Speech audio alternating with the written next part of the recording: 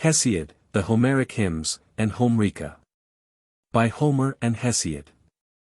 Introduction. General.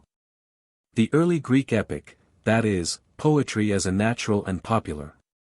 And not, as it became later, an artificial and academic literary form, passed through the usual three phases, of development, of maturity, and of decline. No fragments which can be identified as belonging to the first period survive to give us even a general idea of the history of the earliest epic. And we are therefore thrown back upon the evidence of analogy from other forms of literature and of inference from the two great epics which have come down to us. So reconstructed, the earliest period appears to us as a time of slow development in which the characteristic epic meter, diction, and structure grew up slowly from crude elements and were improved until the verge of maturity was reached. The second period, which produced the Iliad and the Odyssey, needs no description here, but it is very important to observe the effect of these poems on the course of post-Homeric epic. As the supreme perfection and universality of the Iliad and the Odyssey cast into oblivion whatever pre-Homeric poets had essayed, so these same qualities exercised a paralyzing influence over the successors of Homer. If they continued to sing like their great predecessor of romantic themes, they were drawn as by a kind of magnetic attraction into the Homeric style and manner of treatment, and became mere echoes of the Homeric voice. In a word, Homer had so completely exhausted the epic genre, that after him further efforts were doomed to be merely conventional. Only the rare and exceptional genius of Virgil and Milton could use the Homeric medium without loss of individuality, and this quality none of the later epic poets seem to have possessed.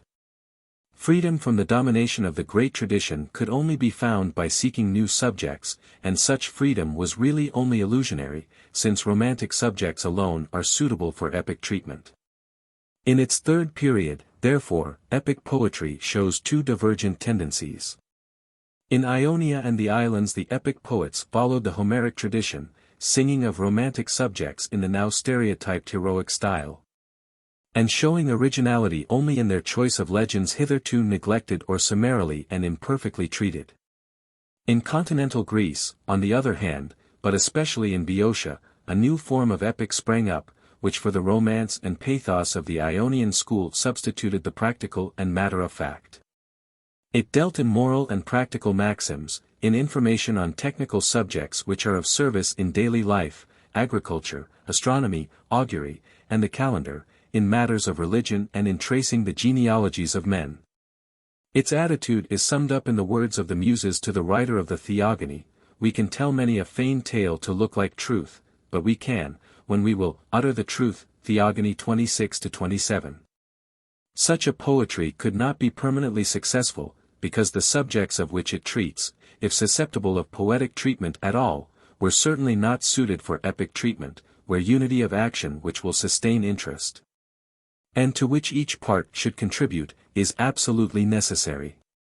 While, therefore, an epic like the Odyssey is an organism and dramatic in structure, a work such as the Theogony is a merely artificial collocation of facts, and, at best, a pageant.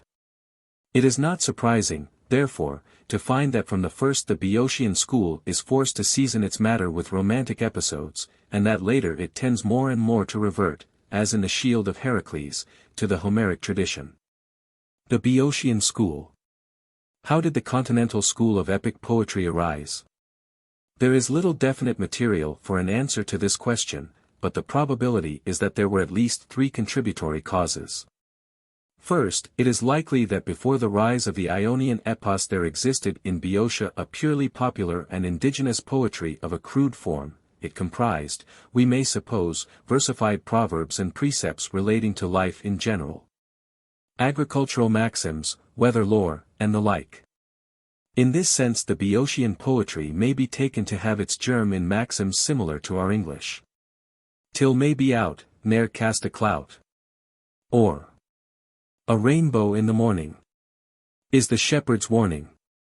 Secondly and thirdly we may ascribe the rise of the new epic to the nature of the Boeotian people and, as already remarked, to a spirit of revolt against the old epic. The Boeotians, people of the class of which Hesiod represents himself to be the type, were essentially unromantic.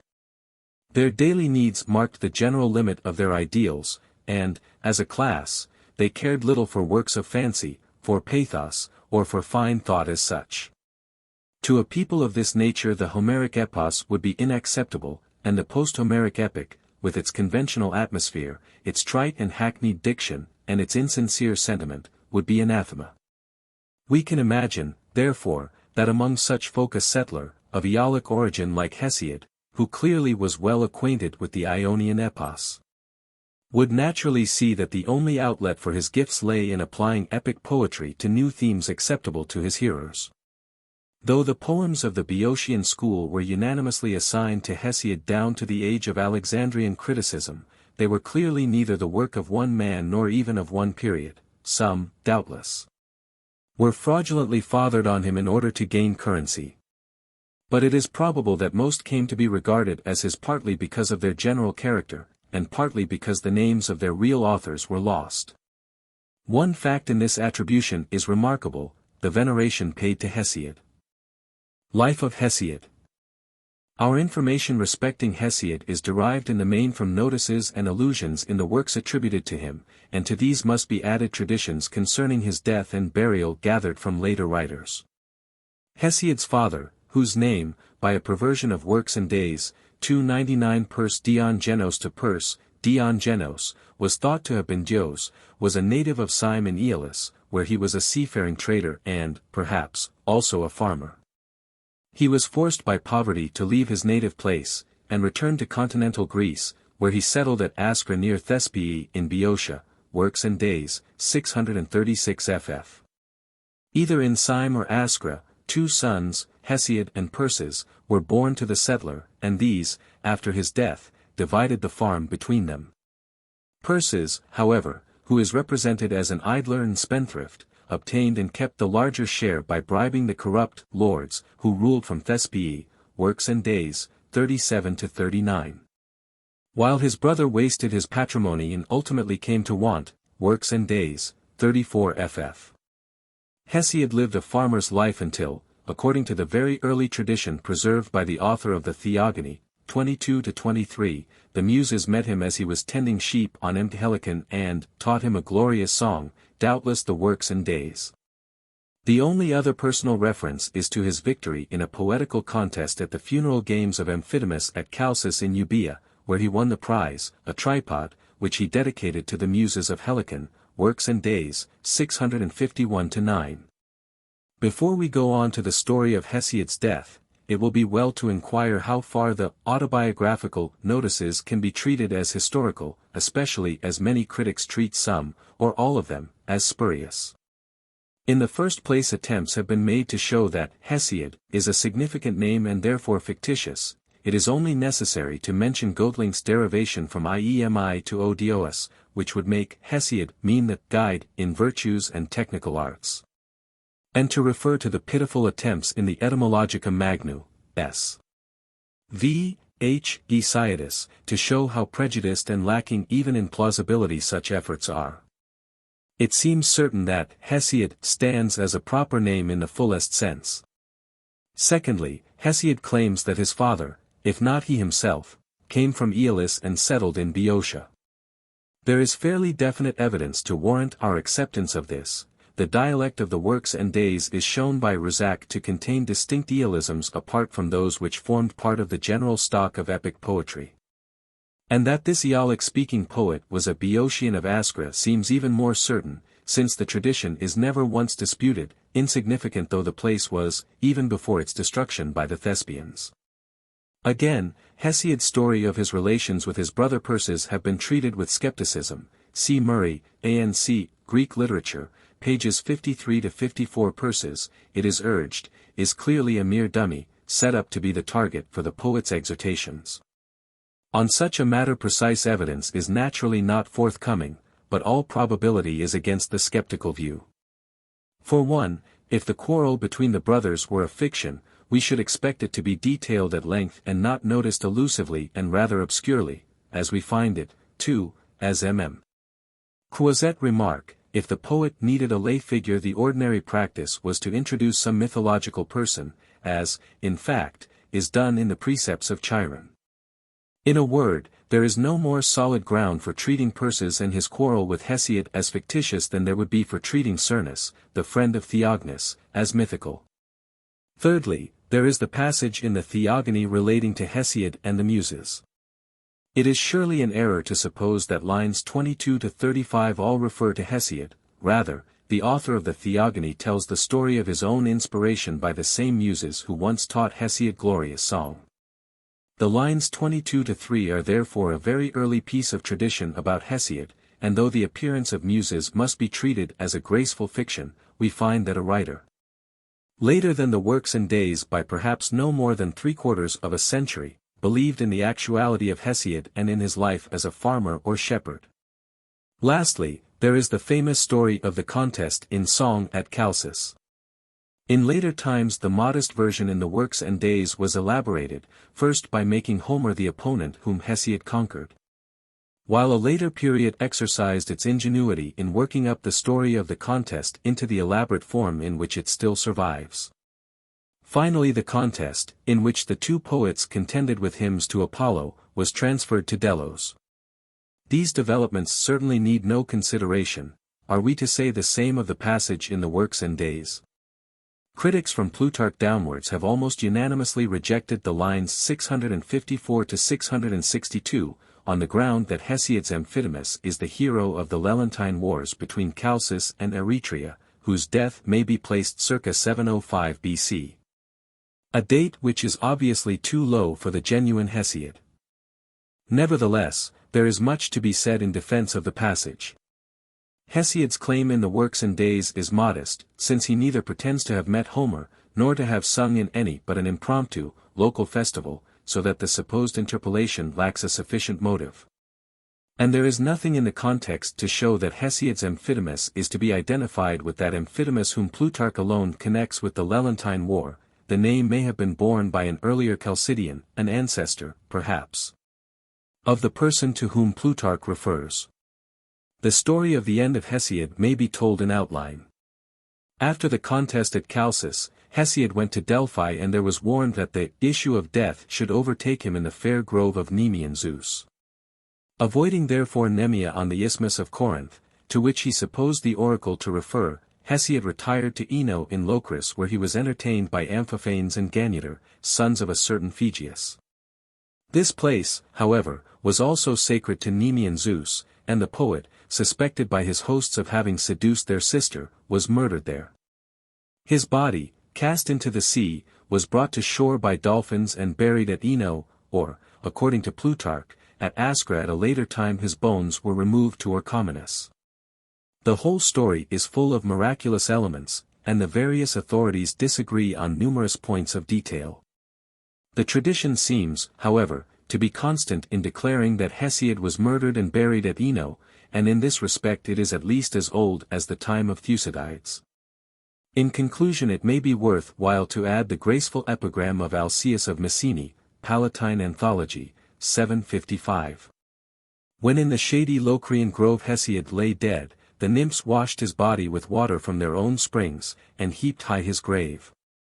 And thereon the goatherd sprinkled offerings of milk mingled with yellow honey. Such was the utterance of the 9 muses that he breathed forth, that old man who had tasted of their pure springs. The Hesiodic Poems. The Hesiodic poems fall into 2 groups according as they are didactic, technical or gnomic, or genealogical. The first group centers round the Works and Days, the second round the Theogony. I. The Works and Days. The poem consists of 4 main sections. A. After the prelude, which Pausanias failed to find in the ancient copy engraved on lead seen by him on Mt. Helicon, comes a general exhortation to industry. It begins with the allegory of the 2 strifes, who stand for wholesome emulation and quarrelsomeness respectively. Then by means of the myth of Pandora the poet shows how evil and the need for work first arose, and goes on to describe the 5 ages of the world, tracing the gradual increase in evil, and emphasizing the present miserable condition of the world. A condition in which struggle is inevitable. Next, after the fable of the hawk and nightingale, which serves as a condemnation of violence and injustice, the poet passes on to contrast the blessing which righteousness brings to a nation. And the punishment which heaven sends down upon the violent, and the section concludes with a series of precepts on industry and prudent conduct generally. b. The second section shows how a man may escape want and misery by industry and care both in agriculture and in trading by sea. Neither subject, it should be carefully noted, is treated in any way comprehensively. c. The third part is occupied with miscellaneous precepts relating mostly to actions of domestic and everyday life and conduct which have little or no connection with one another. d. The final section is taken up with a series of notices on the days of the month which are favorable or unfavorable for agricultural and other operations. It is from the second and fourth sections that the poem takes its name. At first sight such a work seems to be a miscellany of myths, technical advice, moral precepts, and folklore maxims without any unifying principle. And critics have readily taken the view that the whole is a canto of fragments or short poems worked up by a redactor. Very probably Hesiod used much material of a far older date, just as Shakespeare used the Gesta Romanorum, Old Chronicles, and old plays. But close inspection will show that the Works and Days has a real unity and that the picturesque title is somewhat misleading. The poem has properly no technical object at all, but is moral. Its real aim is to show men how best to live in a difficult world. So viewed, the four seemingly independent sections will be found to be linked together in a real bond of unity. Such a connection between the first and second sections is easily seen, but the links between these and the third and fourth are no less real. To make life go tolerably smoothly, it is most important to be just and to know how to win a livelihood. But happiness also largely depends on prudence and care both in social and home life as well, and not least on avoidance of actions which offend supernatural powers and bring ill luck.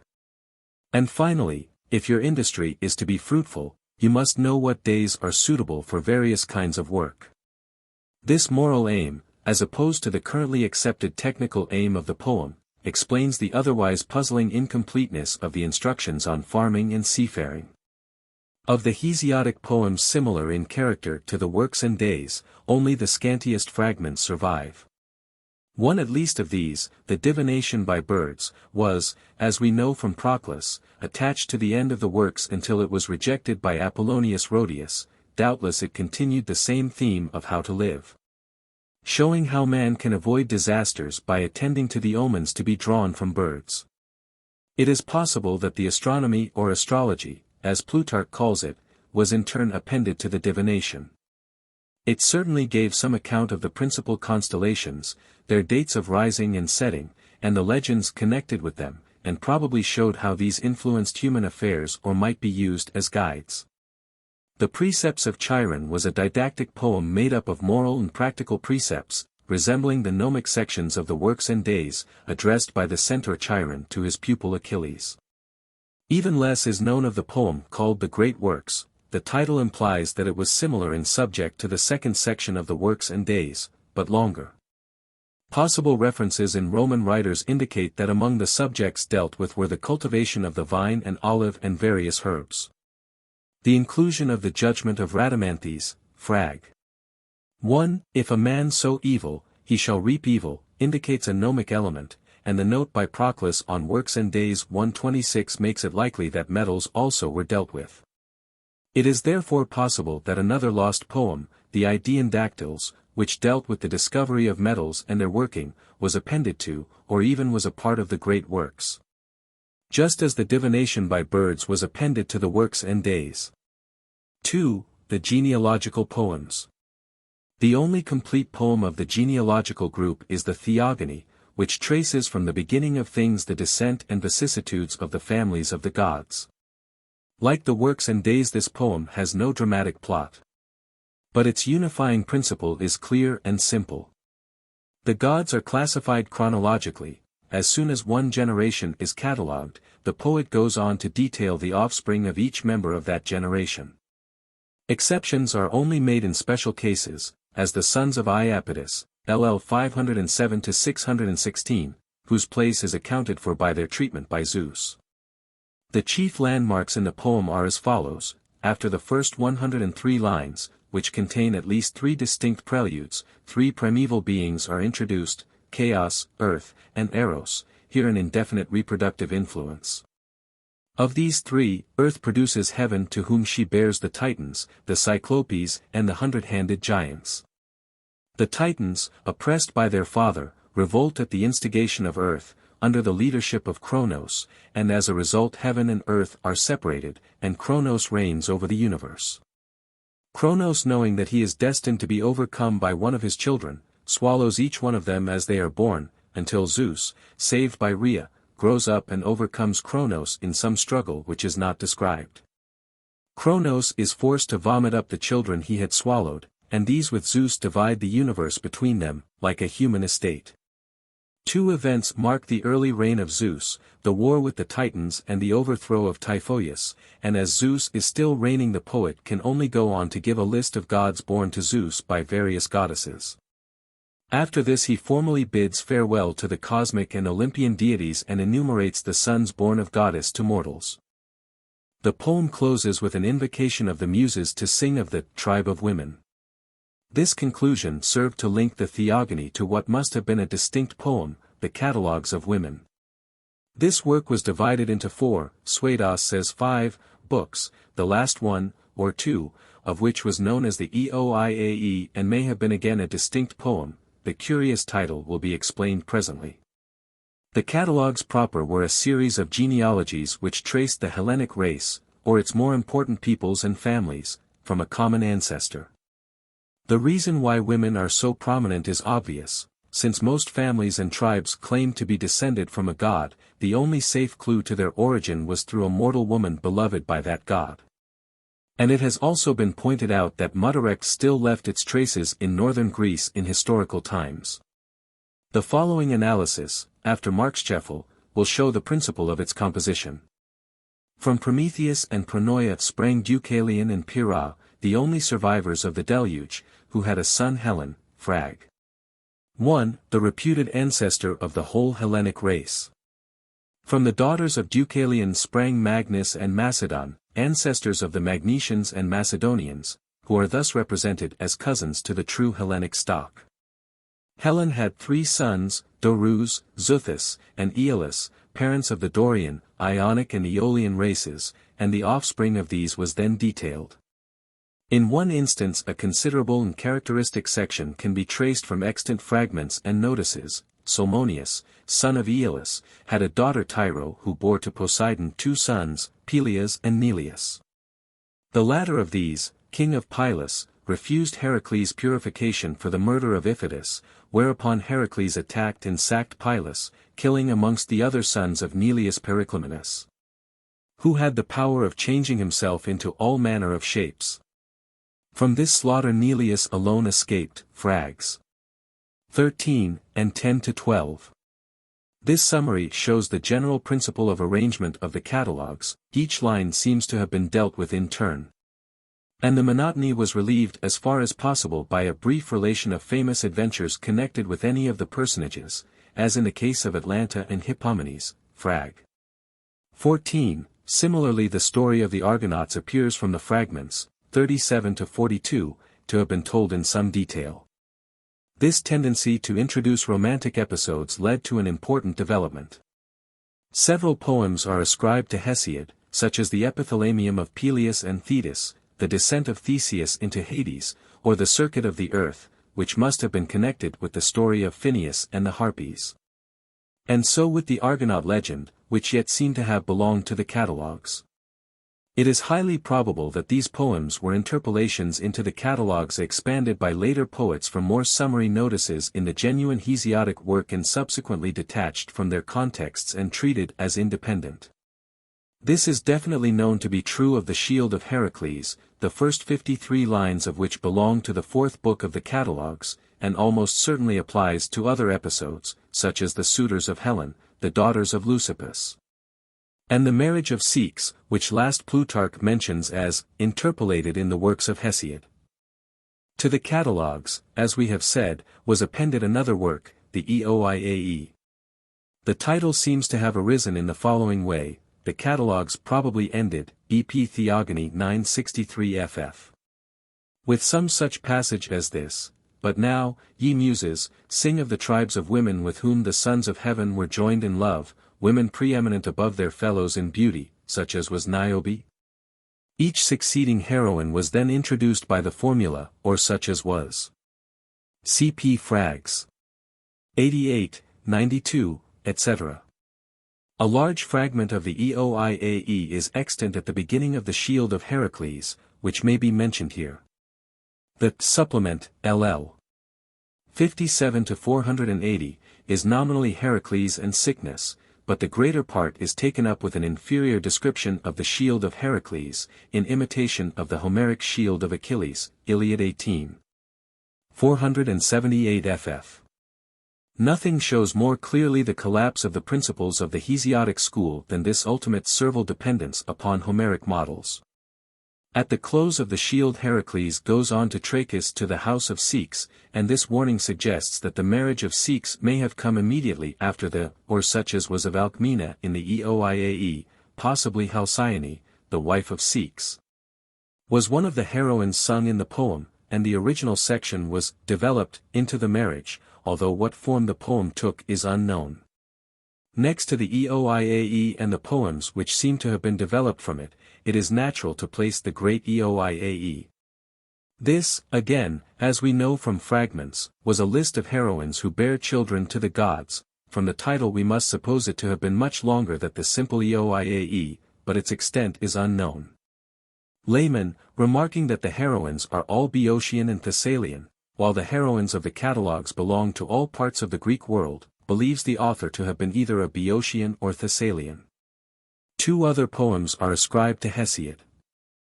Of these the Aegimeus, also ascribed by Athenaeus to Cercops of Miletus, is thought by Vulcanaer to deal with the war of Aegimus against the Lapithae and the aid furnished to him by Heracles, and with the history of Aegimeus and his sons. Otto Müller suggests that the introduction of Thetis and of Phrixus, Frags.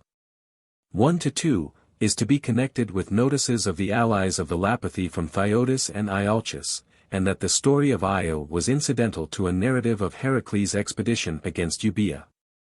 The remaining poem, the Melampodia, was a work in 3 books, whose plan it is impossible to recover. Its subject, however, seems to have been the histories of famous seers like Mopsus, Calchas, and Tiresias, and it probably took its name from Melampus, the most famous of them all. Date of the Hesiodic poems. There is no doubt that the Works and Days is the oldest, as it is the most original, of the Hesiodic poems. It seems to be distinctly earlier than the Theogony, which refers to it, apparently, as a poem already renowned. 2 considerations help us to fix a relative date for the works. 1. In diction, dialect and style it is obviously dependent upon Homer, and is therefore considerably later than the Iliad and Odyssey. Moreover, as we have seen, it is in revolt against the Romantic school, already grown decadent. And while the digamma is still living, it is obviously growing weak, and is by no means uniformly effective. 2. On the other hand, while tradition steadily puts the cyclic poets at various dates from 776 BC downwards, it is equally consistent in regarding Homer and Hesiod as prehistoric. Herodotus indeed puts both poets 400 years before his own time. That is, at about 830 to 820 BC, and the evidence stated above points to the middle of the 9th century as the probable date for the Works and Days. The Theogony might be tentatively placed a century later.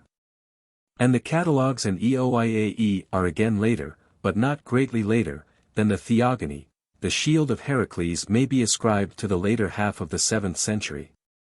But there is not evidence enough to show whether the other, developed, poems are to be regarded as of a date so low as this. Literary value of Homer.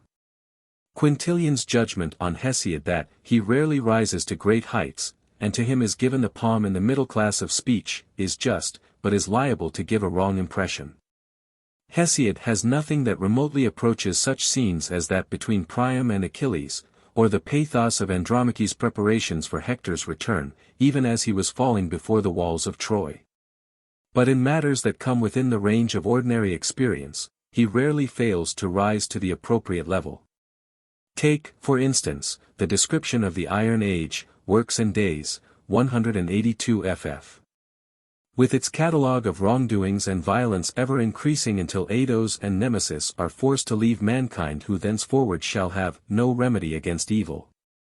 Such occasions, however, rarely occur and are perhaps not characteristic of Hesiod's genius, if we would see Hesiod at his best, in his most natural vein.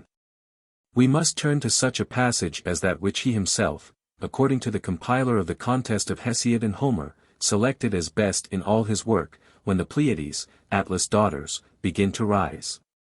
Works and Days, 383 ff. The value of such a passage cannot be analyzed, it can only be said that given such a subject, this alone is the right method of treatment. Hesiod's diction is in the main Homeric, but one of his charms is the use of quaint elusive phrases derived, perhaps, from a pre-Hesiodic peasant poetry. Thus the season when Boreas blows is the time when the boneless one gnaws his foot by his fireless hearth in his cheerless house. To cut one's nails is to sever the withered from the quick upon that which has 5 branches. Similarly the burglar is the day sleeper, and the serpent is the hairless one. Very similar is his reference to seasons through what happens or is done in that season, when the house carrier, fleeing the Pleiades, climbs up the plants from the earth, is the season for harvesting. Or, when the artichoke flowers and the clicking grasshopper, seated in a tree, pours down his shrill song, is the time for rest. Hesiod's charm lies in his childlike and sincere naivete, in his unaffected interest in and picturesque view of nature and all that happens in nature. These qualities, it is true, are those preeminently of the Works and Days. The literary values of the Theogony are of a more technical character, skill in ordering and disposing long lists of names, sure judgment in seasoning a monotonous subject with marvelous incidents or episodes, and no mean imagination in depicting the awful, as is shown in the description of Tartarus, ll. 736 to 745, yet it remains true that Hesiod's distinctive title to a high place in Greek literature lies in the very fact of his freedom from classic form, and his grave, and yet childlike, outlook upon his world. The Ionic School. The Ionic school of epic poetry was, as we have seen, dominated by the Homeric tradition, and while the style and method of treatment are Homeric, it is natural that the Ionic poets refrained from cultivating the ground tilled by Homer, and chose for treatment legends which lay beyond the range of the Iliad and Odyssey.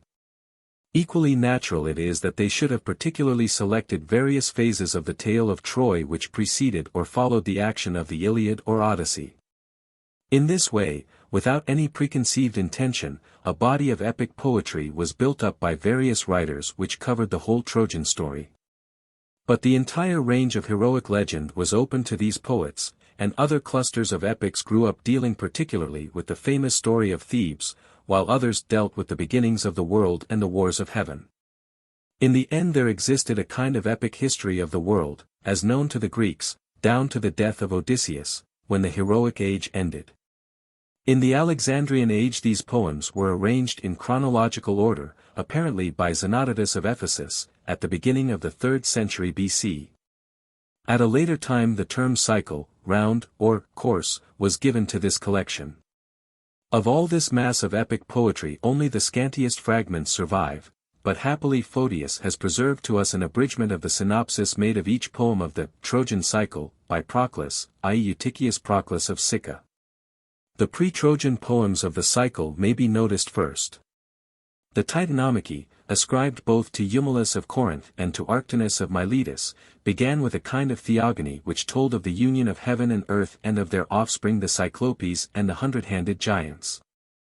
How the poem proceeded we have no means of knowing, but we may suppose that in character it was not unlike the short account of the Titan war found in the Hesiodic Theogony, 617 ff. What links bound the Titanomachy to the Theban cycle is not clear. This latter group was formed of 3 poems, the story of Oedipus, the Thebais, and the Epigoni. Of the Oedipodia practically nothing is known, though on the assurance of Athenaeus, 7. 277 that Sophocles followed the epic cycle closely in the plots of his plays, we may suppose that in outline the story corresponded closely to the history of Oedipus as it is found in the Oedipus Tyrannus. The Thebais seems to have begun with the origin of the fatal quarrel between Idiocles and Polynices in the curse called down upon them by their father in his misery. The story was thence carried down to the end of the expedition under Polynices, Adrastus and Amphiaraus against Thebes. The Epigoni, ascribed to Antimachus of Teos, recounted the expedition of the afterborn against Thebes, and the sack of the city. The Trojan Cycle. 6 epics with the Iliad and the Odyssey made up the Trojan Cycle: the Cyprian Lays, the Iliad, the Aethiopus, the Little Iliad, the Sack of Troy, the Returns, the Odyssey, and the Theogony. It has been assumed in the foregoing pages that the poems of the Trojan Cycle are later than the Homeric poems, but, as the opposite view has been held, the reasons for this assumption must now be given. 1. Tradition puts Homer and the Homeric poems proper back in the ages before chronological history began, and at the same time assigns the purely cyclic poems to definite authors who are dated from the First Olympiad, 776 BC, downwards. This tradition cannot be purely arbitrary. 2. The cyclic poets, as we can see from the abstract of Proclus, were careful not to trespass upon ground already occupied by Homer. Thus, when we find that in the Returns all the prominent Greek heroes except Odysseus are accounted for, we are forced to believe that the author of this poem knew the Odyssey and judged it unnecessary to deal in full with that hero's adventures. In a word, the cyclic poems are written round the Iliad and the Odyssey. 3. The general structure of these epics is clearly imitative. As Croizet remark, the abusive Thersites in the Aethiopus is clearly copied from the Thersites of the Iliad. In the same poem Antilochus, slain by Memnon and avenged by Achilles, is obviously modeled on Patroclus. 4. The geographical knowledge of a poem like the Returns is far wider and more precise than that of the Odyssey. 5. Moreover, in the cyclic poems epic is clearly degenerating morally, if the expression may be used. The chief greatness of the Iliad is in the character of the heroes Achilles and Hector rather than in the actual events which take place. In the cyclic writers facts rather than character are the objects of interest. And events are so packed together as to leave no space for any exhibition of the play of moral forces. All these reasons justify the view that the poems with which we now have to deal were later than the Iliad and Odyssey, and if we must recognize the possibility of some conventionality in the received dating, we may feel confident that it is at least approximately just. The earliest of the post-Homeric epics of Troy are apparently the Aethiopus and the Sack of Ilium, both ascribed to Arctinus of Miletus, who is said to have flourished in the First Olympiad, 776 BC. He set himself to finish the tale of Troy, which, so far as events were concerned, had been left half told by Homer, by tracing the course of events after the close of the Iliad. The Aethiopus thus included the coming of the Amazon Penthesilea to help the Trojans after the fall of Hector and her death, the similar arrival and fall of the Ethiopian Memnon, the death of Achilles under the arrow of Paris, and the dispute between Odysseus and Ajax for the arms of Achilles. The Sack of Ilium as analyzed by Proclus was very similar to Virgil's version in Aeneid 2, comprising the episodes of the wooden horse, of Laocoon, of Sinon, the return of the Achaeans from Tenedos, the actual sack of Troy, the division of spoils and the burning of the city. Lesches or Leschios, as Pausanias calls him, of Pyrrha or Mytilene is dated at about 660 BC. In his Little Iliad he undertook to elaborate the sack as related by Arctinus. His work included the adjudgment of the arms of Achilles to Odysseus, the madness of Ajax, the bringing of Philoctetes from Lemnos and his cure, the coming to the war of Neoptolemus who slays Eurypylus, son of Telephus, the making of the wooden horse, the spying of Odysseus and his theft, along with Diomedes, of the Palladium. The analysis concludes with the admission of the wooden horse into Troy by the Trojans. It is known, however, Aristotle, Poetics, 23, Pausanias, X, 25-27, that the Little Iliad also contained a description of the sack of Troy. It is probable that this and other superfluous incidents disappeared after the Alexandrian arrangement of the poems in the cycle, either as the result of some later recension, or merely through disuse. Or Proclus may have thought it unnecessary to give the accounts by Lesches and Arctinus of the same incident. The Cyprian lays, ascribed to Stasinus of Cyprus, but also to Hegesippus of Salamis, was designed to do for the events preceding the action of the Iliad what Arctinus had done for the later phases of the Trojan War. The Cypria begins with the first causes of the war, the purpose of Zeus to relieve the overburdened earth, the apple of discord, the rape of Helen. Then follow the incidents connected with the gathering of the Achaeans and their ultimate landing in Troy, and the story of the war is detailed up to the quarrel between Achilles and Agamemnon with which the Iliad begins. These 4 poems rounded off the story of the Iliad, and it only remained to connect this enlarged version with the Odyssey. This was done by means of the Returns, a poem in 5 books ascribed to Aegeas or Hegias of Treason, which begins where the sack of Troy ends. It told of the dispute between Agamemnon and Menelaus, the departure from Troy of Menelaus, the fortunes of the lesser heroes, the return and tragic death of Agamemnon, and the vengeance of Orestes on Aegisthus.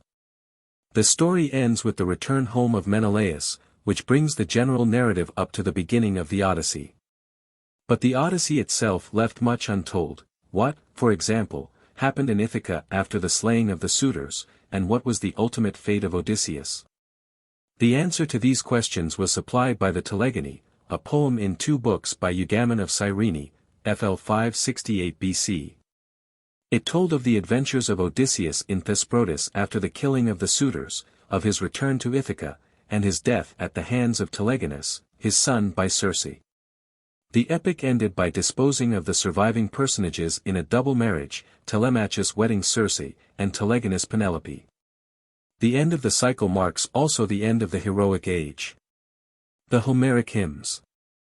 The collection of 33 hymns, ascribed to Homer, is the last considerable work of the epic school, and seems, on the whole, to be later than the cyclic poems. It cannot be definitely assigned either to the Ionian or Continental schools, for while the romantic element is very strong, there is a distinct genealogical interest. And in matters of diction and style the influences of both Hesiod and Homer are well marked. The date of the formation of the collection as such is unknown. Diodorus Siculus, Temp. Augustus, is the first to mention such a body of poetry, and it is likely enough that this is, at least substantially, the one which has come down to us. Thucydides quotes the Delian hymn to Apollo, and it is possible that the Homeric corpus of his day also contained other of the more important hymns. Conceivably the collection was arranged in the Alexandrine period. Thucydides, in quoting the hymn to Apollo, calls it Pyroemaion, which ordinarily means a prelude chanted by a rhapsode before recitation of a lay from Homer, and such hymns as Numbers 6, 31, 32, are clearly preludes in the strict sense, in no.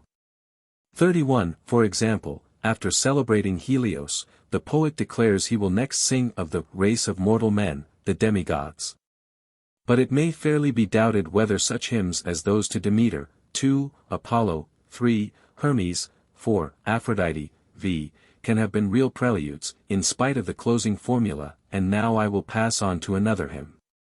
The view taken by Allen and Sykes, amongst other scholars, is doubtless right, that these longer hymns are only technically preludes and show to what disproportionate lengths a simple literacy form can be developed. The hymns to Pan, 19, to Dionysus, 26, to Hestia and Hermes, 29, seem to have been designed for use at definite religious festivals, apart from recitations. With the exception perhaps of the hymn to Ares, 8, no item in the collection can be regarded as either devotional or liturgical. The hymn is doubtless a very ancient form. But if no example of extreme antiquity survive, this must be put down to the fact that until the age of literary consciousness, such things are not preserved. First, apparently, in the collection stood the hymn to Dionysus, of which only 2 fragments now survive. While it appears to have been a hymn of the longer type, we have no evidence to show either its scope or date. The hymn to Demeter, extant only in the MS discovered by Matthei at Moscow, describes the seizure of Persephone by Hades, the grief of Demeter, her stay at Eleusis, and her vengeance on gods and men by causing famine. In the end Zeus is forced to bring Persephone back from the lower world, but the goddess, by the contriving of Hades, still remains partly a deity of the lower world. In memory of her sorrows Demeter establishes the Eleusinian mysteries, which, however, were purely agrarian in origin. This hymn, as a literary work, is one of the finest in the collection. It is surely Attic or Eleusinian in origin. Can we in any way fix its date? Firstly, it is certainly not later than the beginning of the 6th century, for it makes no mention of Iacchus, and the Dionysiac element was introduced at Eleusis at about that period. Further, the insignificance of Triptolemus and Eumolpus point to considerable antiquity, and the digamma is still active. All these considerations point to the 7th century as the probable date of the hymn. The hymn to Apollo consists of 2 parts, which beyond any doubt were originally distinct, a Delian hymn and a Pythian hymn. The Delian hymn describes how Leto, in travail with Apollo, sought out a place in which to bear her son, and how Apollo, born in Delos, at once claimed for himself the lyre, the bow, and prophecy. This part of the existing hymn ends with an encomium of the Delian festival of Apollo and of the Delian choirs. The second part celebrates the founding of Pytho, Delphi, as the oracular seat of Apollo.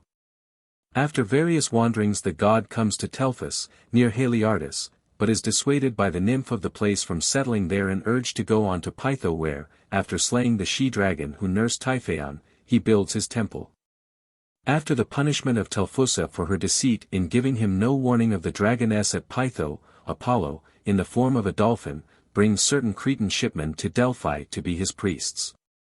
And the hymn ends with a charge to these men to behave orderly and righteously.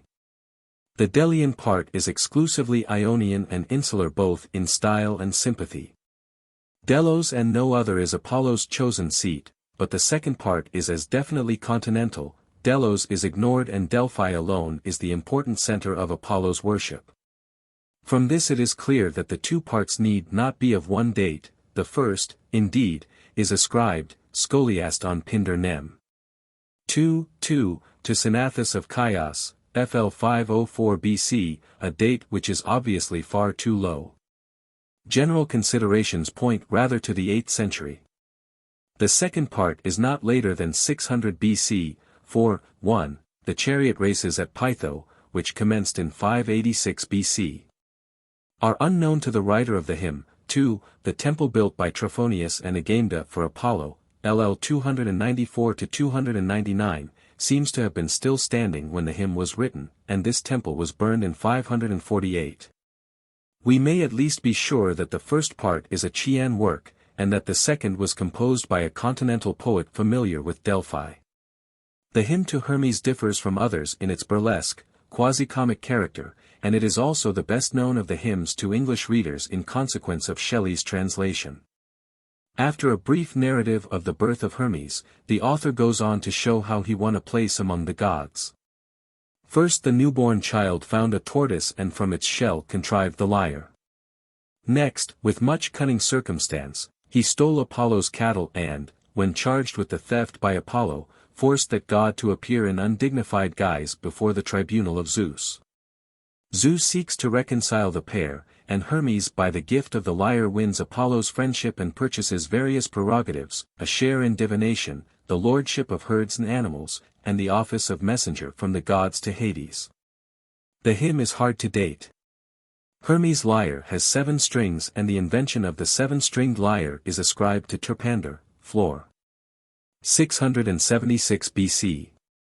The hymn must therefore be later than that date, though Terpander, according to Weir Smith, may have only modified the scale of the lyre. Yet while the burlesque character precludes an early date, this feature is far removed, as Allen and Sykes remark, from the silliness of the battle of the frogs and mice, so that a date in the earlier part of the 6th century is most probable. The hymn to Aphrodite is not the least remarkable, from a literary point of view, of the whole collection, exhibiting as it does in a masterly manner a divine being as the unwilling victim of an irresistible force. It tells how all creatures, and even the gods themselves, are subject to the will of Aphrodite, saving only Artemis, Athena, and Hestia, how Zeus to humble her pride of power caused her to love a mortal, Anchises. And how the goddess visited the hero upon empty Ida. A comparison of this work with the Lay of Demodocus, Odyssey 8, 266 ff. Which is superficially similar, will show how far superior is the former, in which the goddess is but a victim to forces stronger than herself. The lines, 247 to 255, in which Aphrodite tells of her humiliation and grief are specially noteworthy. There are only general indications of date. The influence of Hesiod is clear, and the hymn has almost certainly been used by the author of the hymn to Demeter, so that the date must lie between these two periods, and the 7th century seems to be the latest date possible. The hymn to Dionysus relates how the god was seized by pirates and how with many manifestations of power he avenged himself on them by turning them into dolphins. The date is widely disputed, for while Ludwig believes it to be a work of the 4th or 3rd century, Allen and Sykes consider a 6th or 7th century date to be possible. The story is figured in a different form on the reliefs from the Karagic monument of Lysicrates, now in the British Museum. Very different in character is the hymn to Ares, which is Orphic in character. The writer, after lauding the god by detailing his attributes, prays to be delivered from feebleness and weakness of soul, as also from impulses to wanton and brutal violence.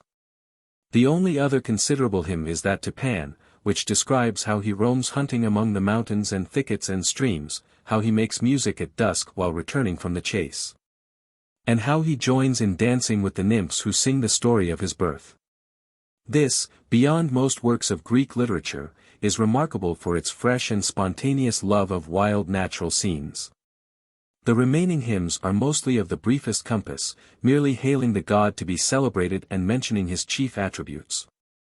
The hymns to Hermes, 18, to the Dioscuri, 17, and to Demeter, 13, are mere abstracts of the longer hymns 4, 33, and 2.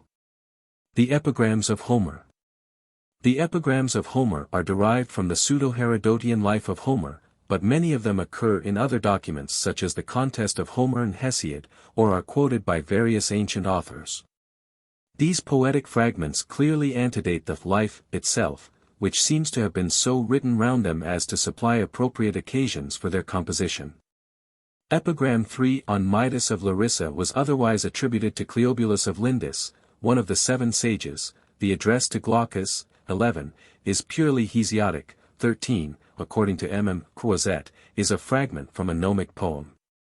Epigram 14 is a curious poem attributed on no very obvious grounds to Hesiod by Julius Pollux. In it the poet invokes Athena to protect certain potters and their craft, if they will, according to promise, give him a reward for his song. If they prove false, malignant gnomes are invoked to wreck the kiln and hurt the potters. The burlesque poems.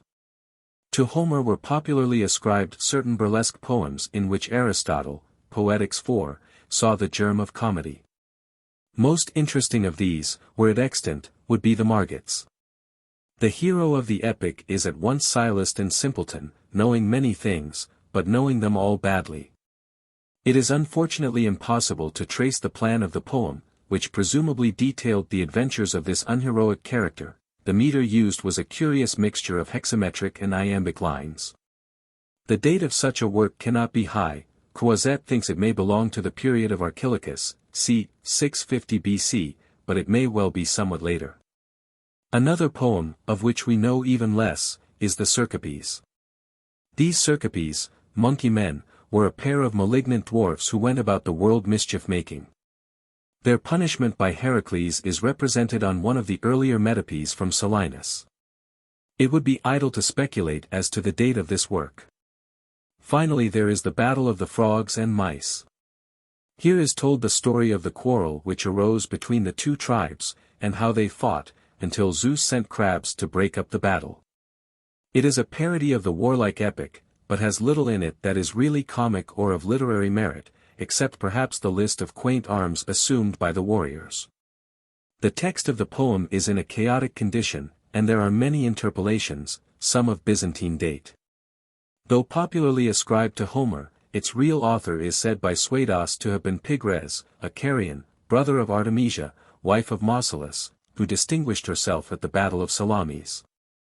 Suedas is confusing the two Artemisias, but he may be right in attributing the poem to about 480 BC. The Contest of Homer and Hesiod. This curious work dates in its present form from the lifetime or shortly after the death of Hadrian, but seems to be based in part on an earlier version by the sophist Alcidamas, c. 400 BC. Plutarch, Conviv. September.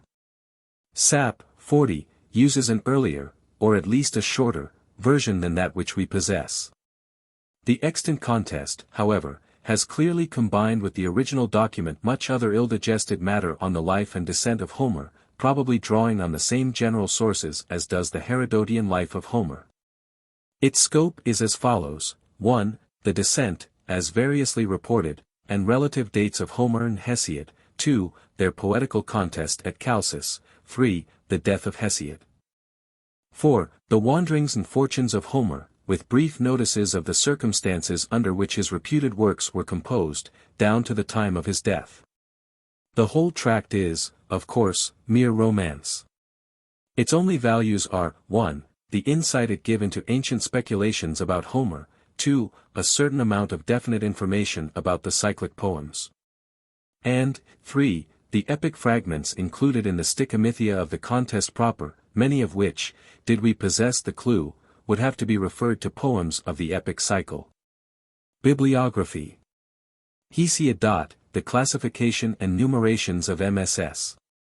Here followed is that of Rzak, 1913.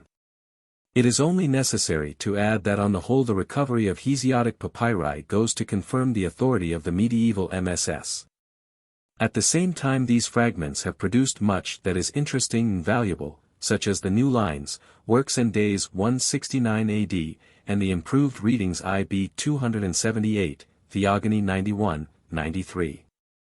Our chief gains from papyri are the numerous and excellent fragments of the catalogues which have been recovered. Works and Days. S. Oxyrhynchus Papyri 1090. A Vienna, Rainer Papyri LP 21-9, 4th Center. B. Geneva, Naville Papyri Pap. 94, 6th Center. C. Paris, BIBL Nat 2771, 11th Center. D. Florence, Lore. 3139, 12th Center. E. Messina, University Lib Preexistens 11, 12th to 13th Center. F. Rome, Vatican 38, 14th Center. G. Venice, Mark. 9-6, 14th Center. H. Florence, Lore. 3137, 14th Center. I. Florence, Lore. 3216, 13th Center. K. Florence, Lore. 32-2, 14th Center. L. Milan, Ambrose. G. 32 Sup. 14th Center. M. Florence, BIBL Ricardiana 71, 15th Center. N. Milan, Ambrose. J. 15 Sup. 15th Center. O. Paris, BIBL Nat 2773, 14th Center.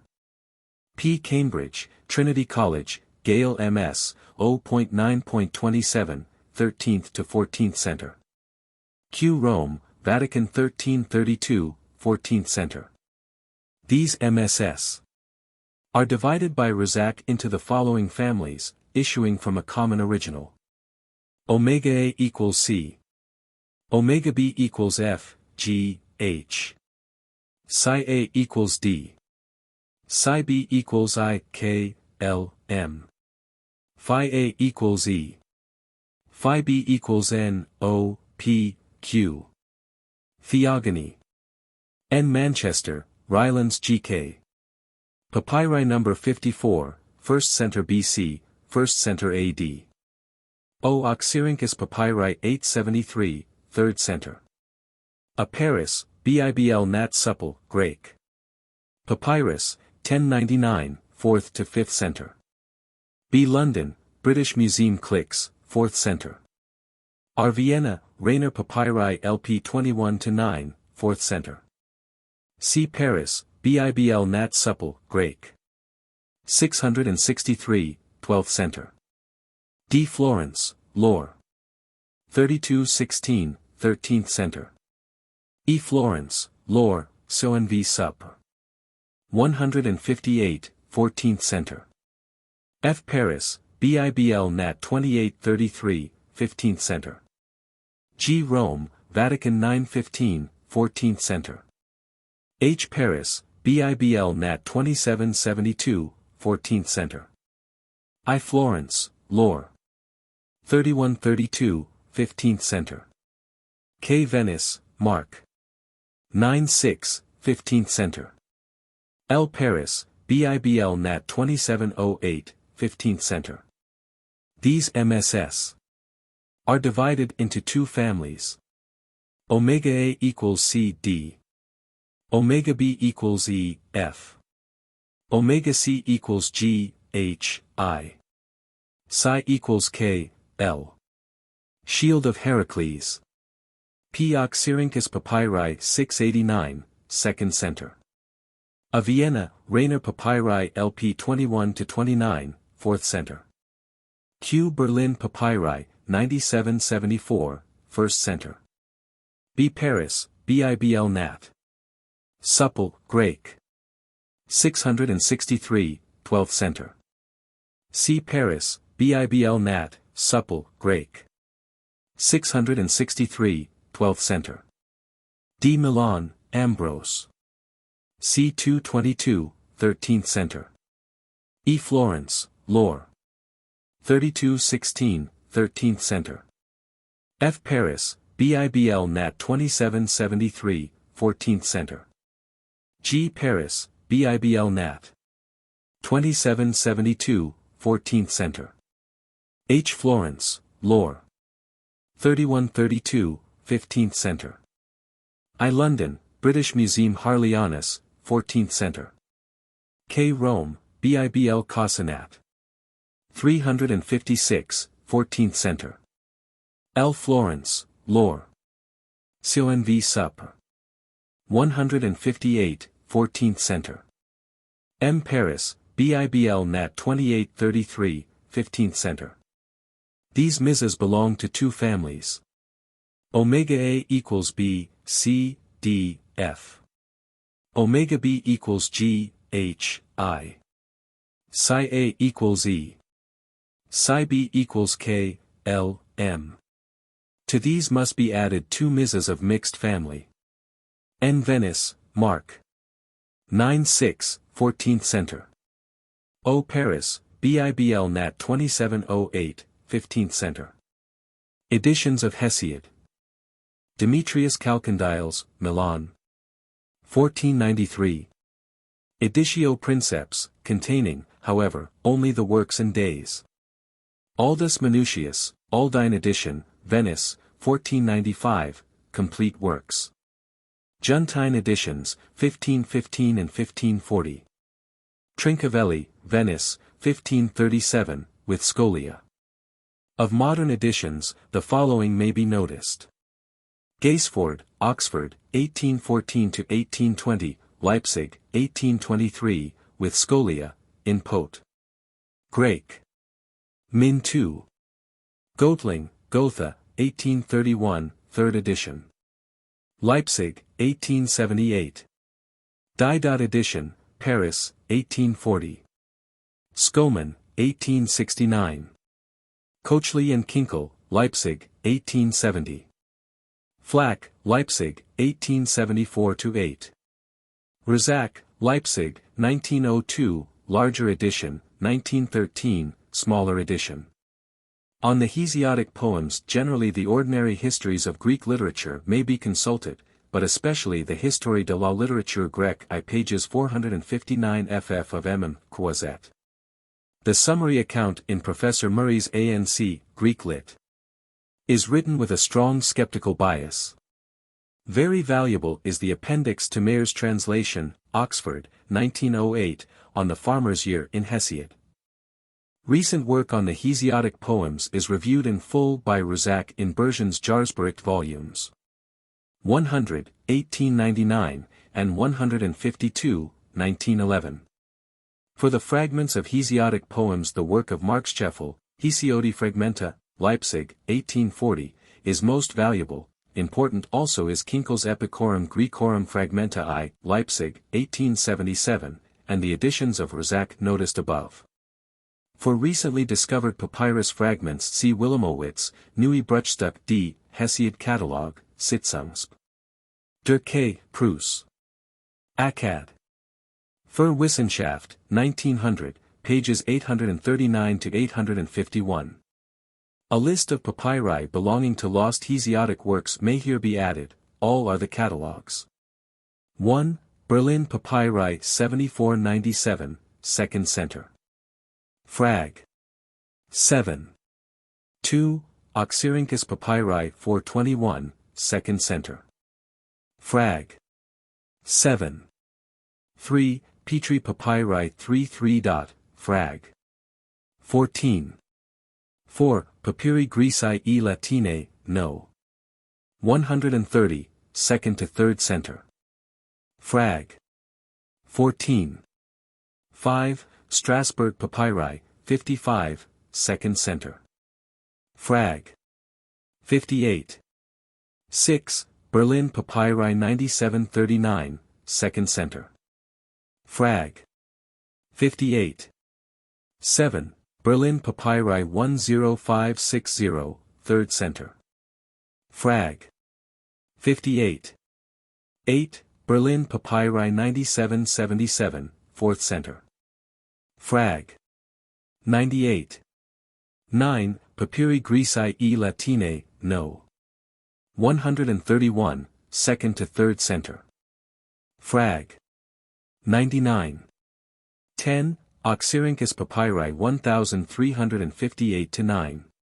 The Homeric Hymns. The text of the Homeric Hymns is distinctly bad in condition, a fact which may be attributed to the general neglect under which they seem to have labored at all periods previously to the revival of learning. Very many defects have been corrected by the various editions of the hymns, but a considerable number still defy all efforts, and especially an abnormal number of undoubted lacunae disfigure the text. Unfortunately, no papyrus fragment of the hymns has yet emerged, though one such fragment, Burl. Klassiker Text v.1. Pages 7 ff, contains a paraphrase of a poem very closely parallel to the hymn to Demeter. The medieval MSS are thus enumerated by Dr. T. W. Allen. A Paris, BIBL Nat 2763. At Athos, Beta PD 587. B. Paris, BIBL Nat 2765. C. Paris, BIBL Nat 2833. Gamma Brussels, BIBL Royale 11377, 11380, 16th Center. D. Milan, Amorbos. B. 98 Sup. E. Medina, Estents 3E11.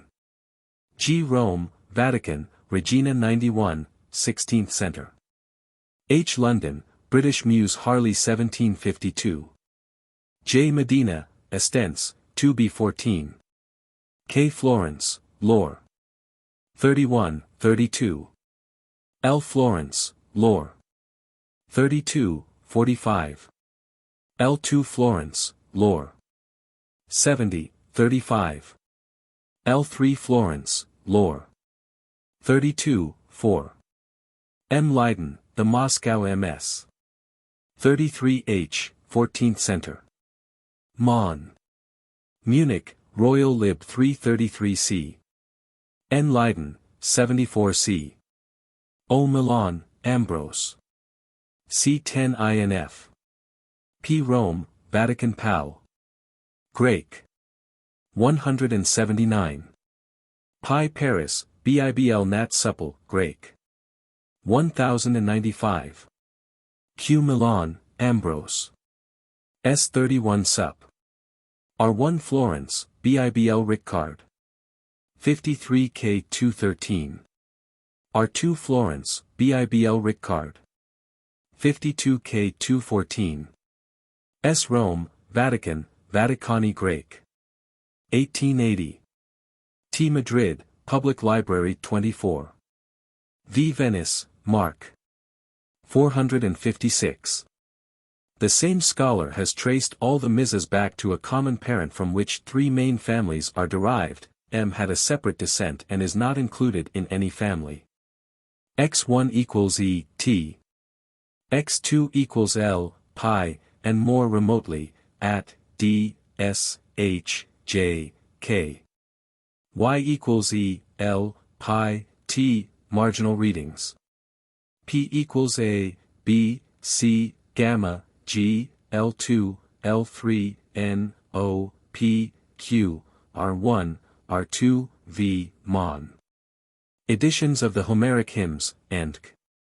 Demetrius Chalcondyles, Florence, 1488, with the epigrams and the Battle of the Frogs and Mice in the edition PR of Homer. Aldine edition, Venice, 1504. Juntine edition, 1537. Stephanus, Paris, 1566 and 1588. More modern editions or critical works of value are Martin, Variarum Lectionum Lib. 4, Paris, 1605. Barnes, Cambridge, 1711. Runken, Leiden, 1782, Epist. Crit. An Hymn to Demeter. Ilgen, Halley, 1796, with epigrams and the Battle of the Frogs and Mice. Matthei, Leipzig, 1806, with the Battle of the Frogs and Mice. Hermann, Berlin, 1806, with epigrams. Frank, Leipzig, 1828, with epigrams and the Battle of the Frogs and Mice. Dindorf, Didot edition, Paris, 1837. Baumeister, Battle of the Frogs and Mice, Göttingen, 1852. Baumeister, Hymns, Leipzig, 1860. Gemal, Leipzig, 1886. Goodwin, Oxford, 1893. Ludwig, Battle of the Frogs and Mice, 1896. Allen and Sykes, London, 1904. Allen, Homeric Opera v. Oxford, 1912. Of these editions that of Messrs. Allen and Sykes is by far the best. Not only is the text purged of the load of conjectures for which the frequent obscurities of the hymns offer a special opening, but the introduction and the notes throughout are of the highest value. For a full discussion of the myths and textual problems, reference must be made to this edition, as also to Dr. T. W. Allen's series of articles in the Journal of Hellenic Studies Volumes 15 ff. Among translations those of J. Edgar, Edinburgh, 1891, and of Andrew Lang, London, 1899, may be mentioned. The Epic Cycle. The fragments of the Epic Cycle, being drawn from a variety of authors, no list of myths can be given. The following collections and editions may be mentioned. Muller, Leipzig, 1829. Dindorf, Didot edition of Homer, Paris, 1837-56. Kinkel, Epicorum Graecorum Fragmenta I, Leipzig, 1877. Allen, Homeric Opera v. Oxford, 1912. The fullest discussion of the problems and fragments of the epic cycle is F. G. Welker's Der Epische Cyklus, Bonn, Volume 1, 1835, Volume 2, 1849, Volume 1, 2nd edition, 1865. The appendix to Monroe's Homer's Odyssey 12-24, pages 340 ff. Deals with the cyclic poets in relation to Homer, and a clear and reasonable discussion of the subject is to be found in Croiset's Histoire de la littérature grecque, Volume 1. On Hesiod, the Hesiodic poems and the problems which these offer see Rizaka's most important article, Hesiodos, in Polywissowa, Real Encyclopédie 15, 1912. A discussion of the evidence for the date of Hesiod is to be found in Journ. Hell. Stud. 35, 85 ff, T. W. Allen. Of translations of Hesiod the following may be noticed: The Georgics of Hesiod, by George Chapman, London, 1618, The Works of Hesiod translated from the Greek, by Thomas Cook, London, 1728.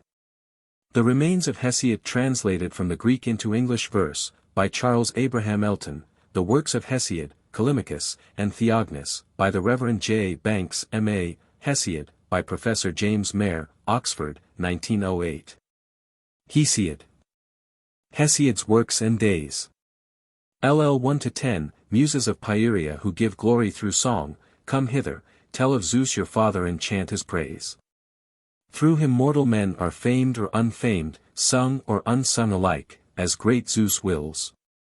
For easily he makes strong, and easily he brings the strong man low, easily he humbles the proud and raises the obscure, and easily he straightens the crooked and blasts the proud, Zeus who thunders aloft and has his dwelling most high. Attend thou with eye and ear, and make judgment straight with righteousness. And I, Perses, would tell of true things. LL 11-24, so, after all, there was not one kind of strife alone, but all over the earth there are two. As for the one, a man would praise her when he came to understand her, but the other is blameworthy, and they are wholly different in nature. For one fosters evil war and battle, being cruel, her no man loves. But perforce, through the will of the deathless gods, men pay harsh strife her honor due. But the other is the elder daughter of dark night, and the son of Cronos who sits above and dwells in the ether, set her in the roots of the earth, and she is far kinder to men. She stirs up even the shiftless to toil. For a man grows eager to work when he considers his neighbor, a rich man who hastens to plow and plant and put his house in good order, and neighbor vies with his neighbor as he hurries after wealth. This strife is wholesome for men. And potter is angry with potter, and craftsman with craftsman, and beggar is jealous of beggar, and minstrel of minstrel. LL 25-41, Perses, lay up these things in your heart, and do not let that strife who delights in mischief hold your heart back from work, while you peep and peer and listen to the wrangles of the courthouse. Little concern has he with quarrels and courts who has not a year's victuals laid up betimes, even that which the earth bears, Demeter's grain. When you have got plenty of that, you can raise disputes and strive to get another's goods. But you shall have no second chance to deal so again, nay, let us settle our dispute here with true judgment divided our inheritance, but you seized the greater share and carried it off. Greatly swelling the glory of our bribe-swallowing lords who love to judge such a cause as this. Fools! They know not how much more the half is than the whole, nor what great advantage there is in mallow and asphodel. LL 42-53, for the gods keep hidden from men the means of life. Else you would easily do work enough in a day to supply you for a full year even without working, soon would you put away your rudder over the smoke, and the fields worked by ox and sturdy mule would run to waste. But Zeus in the anger of his heart hid it, because Prometheus the crafty deceived him, therefore he planned sorrow and mischief against men. He hid fire. But that the noble son of Iapetus stole again for men from Zeus the counselor in a hollow fennel stalk, so that Zeus who delights in thunder did not see it. But afterwards Zeus who gathers the clouds said to him in anger. LL 54-59, son of Iapetus, surpassing all in cunning, you are glad that you have outwitted me in stolen fire, a great plague to you yourself and to men that shall be. But I will give men as the price for fire an evil thing in which they may all be glad of heart while they embrace their own destruction. LL 60-68, so said the father of men and gods, and laughed aloud. And he bade famous Hephaestus make haste and mix earth with water and to put in it the voice and strength of humankind, and fashion a sweet, lovely maiden shape, like to the immortal goddesses in face. And Athene to teach her needlework and the weaving of the varied web, and golden Aphrodite to shed grace upon her head and cruel longing and cares that weary the limbs. And he charged Hermes the guide, the slayer of Argus, to put in her a shameless mind and a deceitful nature. LL 69-82, so he ordered. And they obeyed the Lord Zeus the son of Cronos. Forthwith the famous lame god molded clay in the likeness of a modest maid, as the son of Cronos purposed.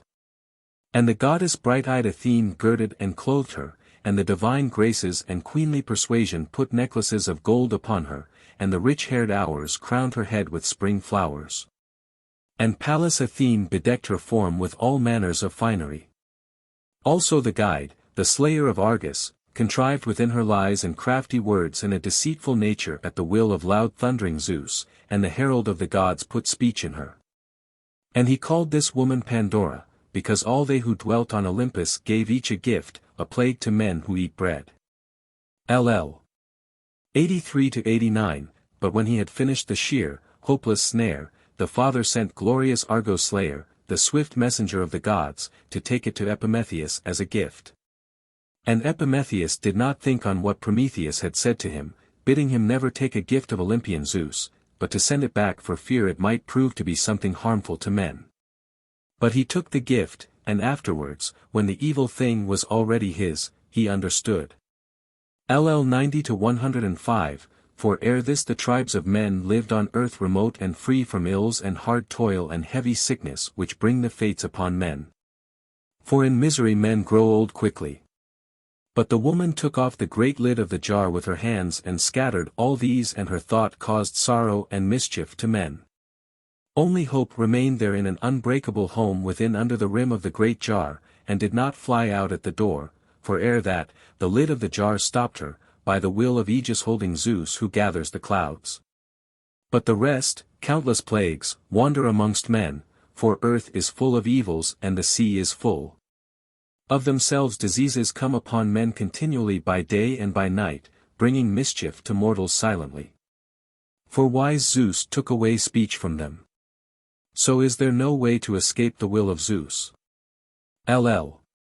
106-108, or if you will, I will sum you up another tale well and skillfully, and do you lay it up in your heart, how the gods and mortal men sprang from one source. LL.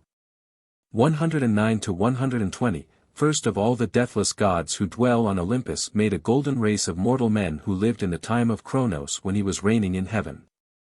And they lived like gods without sorrow of heart, remote and free from toil and grief, miserable age rested not on them, but with legs and arms never failing they made merry with feasting beyond the reach of all evils. When they died, it was as though they were overcome with sleep, and they had all good things, for the fruitful earth unforced bare them fruit abundantly and without stint. They dwelt in ease and peace upon their lands with many good things, rich in flocks and loved by the blessed gods. LL. 121-139, but after earth had covered this generation, they are called pure spirits dwelling on the earth, and are kindly, delivering from harm, and guardians of mortal men. For they roam everywhere over the earth, clothed in mist and keep watch on judgments and cruel deeds, givers of wealth, for this royal right also they received. Then they who dwell on Olympus made a second generation which was of silver and less noble by far. It was like the golden race neither in body nor in spirit. A child was brought up at his good mother's side 100 years, an utter simpleton, playing childishly in his own home. But when they were full grown and were come to the full measure of their prime, they lived only a little time in sorrow because of their foolishness, for they could not keep from sinning and from wronging one another. Nor would they serve the immortals, nor sacrifice on the holy altars of the blessed ones as it is right for men to do wherever they dwell. Then Zeus the son of Kronos was angry and put them away, because they would not give honor to the blessed gods who live on Olympus. LL. 140-155, but when earth had covered this generation also, they are called blessed spirits of the underworld by men, and, though they are of second order, yet honor attends them also. Zeus the father made a third generation of mortal men. A brazen race, sprung from ash trees. And it was in no way equal to the Silver Age, but was terrible and strong. They loved the lamentable works of Ares and deeds of violence, they ate no bread, but were hard of heart like adamant, fearful men. Great was their strength and unconquerable the arms which grew from their shoulders on their strong limbs. Their armor was of bronze, and their houses of bronze, and of bronze were their implements, there was no black iron. These were destroyed by their own hands and passed to the dank house of chill Hades, and left no name, terrible though they were, black death seized them, and they left the bright light of the sun. LL. 156-169b, but when earth had covered this generation also, Zeus the son of Kronos made yet another, the fourth, upon the fruitful earth, which was nobler and more righteous, a godlike race of hero men who are called demigods. The race before our own, throughout the boundless earth.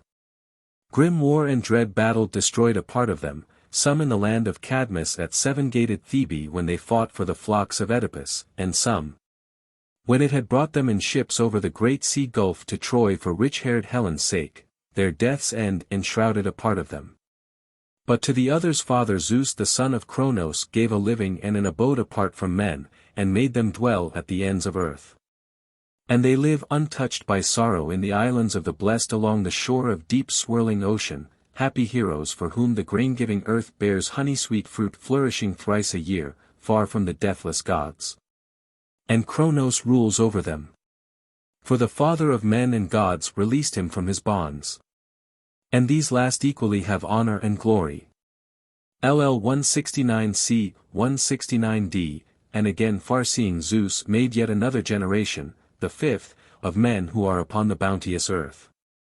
LL 170-201, thereafter, would that I were not among the men of the fifth generation, but either had died before or been born afterwards. For now truly is a race of iron, and men never rest from labor and sorrow by day, and from perishing by night. And the gods shall lay sore trouble upon them. But, notwithstanding, even these shall have some good mingled with their evils. And Zeus will destroy this race of mortal men also when they come to have grey hair on the temples at their birth. The father will not agree with his children, nor the children with their father, nor guest with his host, nor comrade with comrade, nor will brother be dear to brother as aforetime. Men will dishonor their parents as they grow quickly old, and will carp at them, chiding them with bitter words, hard-hearted they, not knowing the fear of the gods. They will not repay their aged parents the cost their nurture, for might shall be their right, and one man will sack another's city. There will be no favor for the man who keeps his oath or for the just or for the good. But rather men will praise the evildoer and his violent dealing. Strength will be right and reverence will cease to be, and the wicked will hurt the worthy man, speaking false words against him, and will swear an oath upon them. Envy, foul-mouthed, delighting in evil, with scowling face, will go along with wretched men one and all. And then Eidos and Nemesis, with their sweet forms wrapped in white robes, will go from the wide-pathed earth and forsake mankind to join the company of the deathless gods, and bitter sorrows will be left for mortal men. And there will be no help against evil. LL 202-211, and now I will tell a fable for princes who themselves understand. Thus said the hawk to the nightingale with speckled neck, while he carried her high up among the clouds, gripped fast in his talons, and she, pierced by his crooked talons, cried pitifully. To her he spoke disdainfully, miserable thing, why do you cry out? One far stronger than you now holds you fast, and you must go wherever I take you, songstress as you are. And if I please I will make my meal of you, or let you go. He is a fool who tries to withstand the stronger, for he does not get the mastery and suffers pain besides his shame.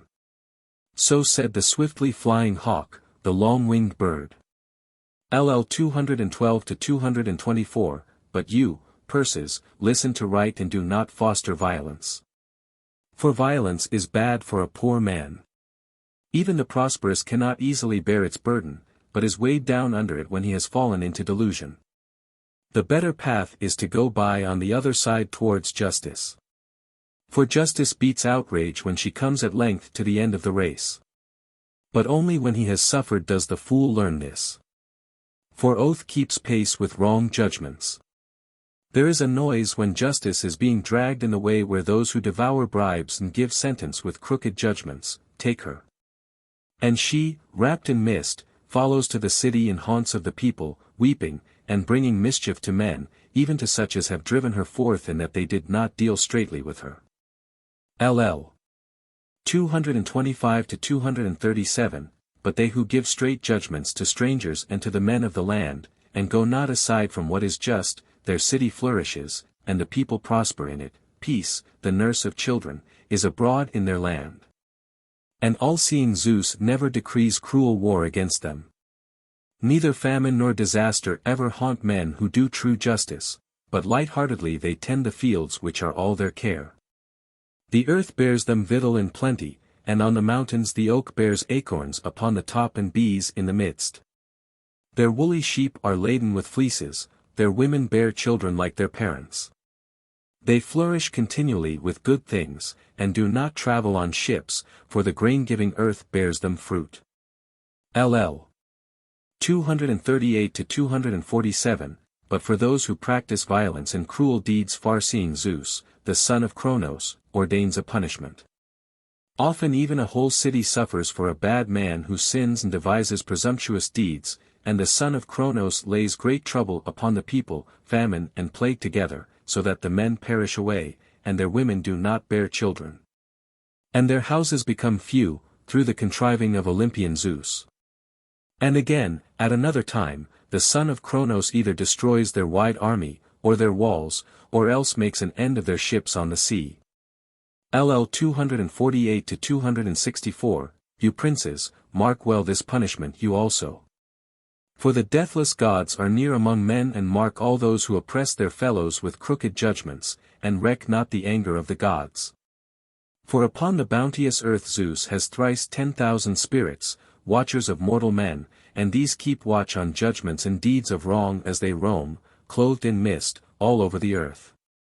And there is Virgin Justice, the daughter of Zeus, who is honored and reverenced among the gods who dwell on Olympus, and whenever anyone hurts her with lying slander, she sits beside her father, Zeus the son of Cronos, and tells him of men's wicked heart, until the people pay for the mad folly of their princes who, evilly minded, pervert judgment and give sentence crookedly.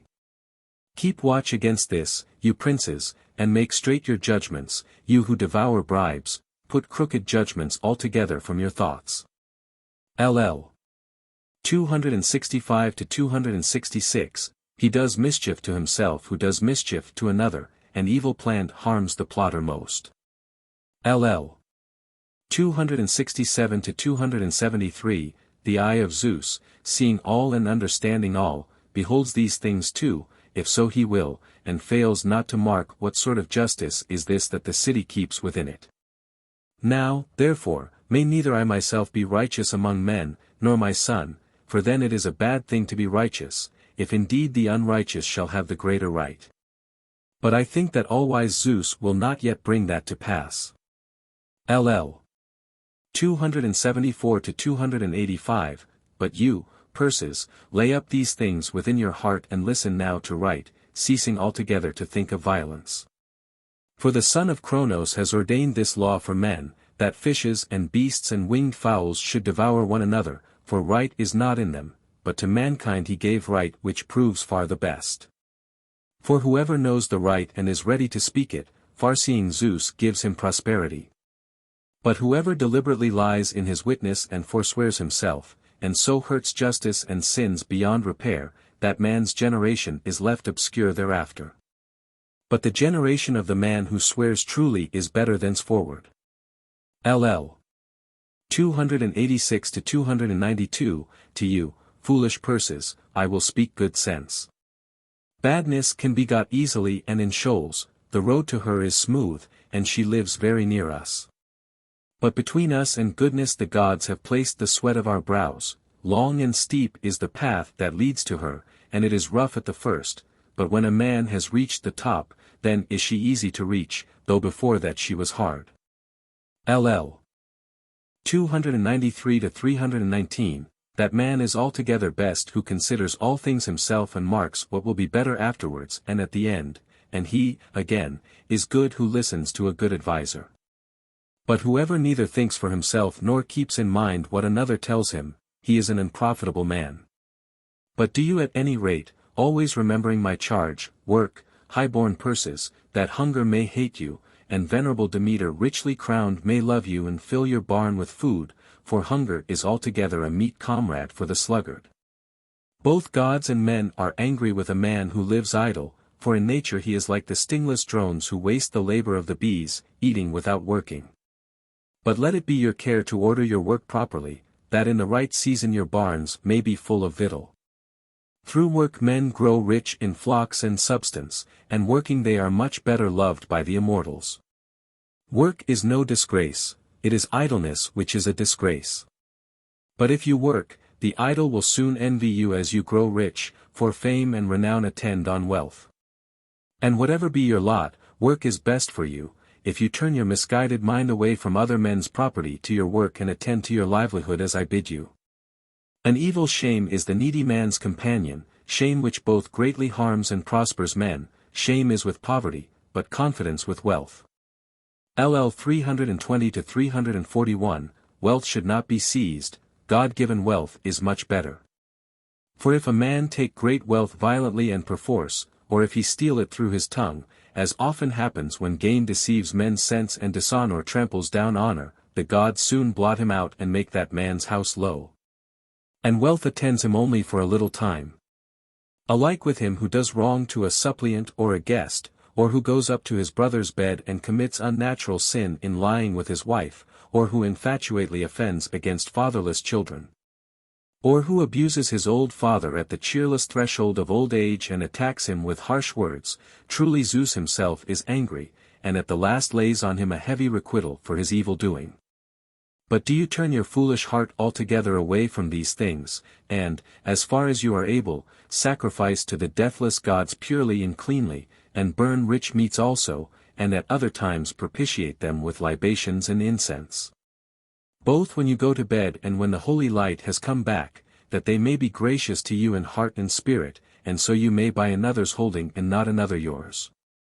LL 342-351, Call your friend to a feast, but leave your enemy alone, and especially call him who lives near you, for if any mischief happen in the place, neighbors come ungirt, but kinsmen stay to gird themselves. A bad neighbor is as great a plague as a good one is a great blessing. He who enjoys a good neighbor has a precious possession. Not even an ox would die but for a bad neighbor. Take fair measure from your neighbor and pay him back fairly with the same measure, or better, if you can, so that if you are in need afterwards, you may find him sure. LL 352-369, Do not get base gain is as bad as ruin. Be friends with the friendly, and visit him who visits you. Give to one who gives, but do not give to one who does not give. A man gives to the free-handed, but no one gives to the close-fisted. Give is a good girl, but take is bad and she brings death. For the man who gives willingly, even though he gives a great thing, rejoices in his gift and is glad in heart. But whoever gives way to shamelessness and takes something himself, even though it be a small thing, it freezes his heart. He who adds to what he has, will keep off bright-eyed hunger. For if you add only a little to a little and do this often, soon that little will become great.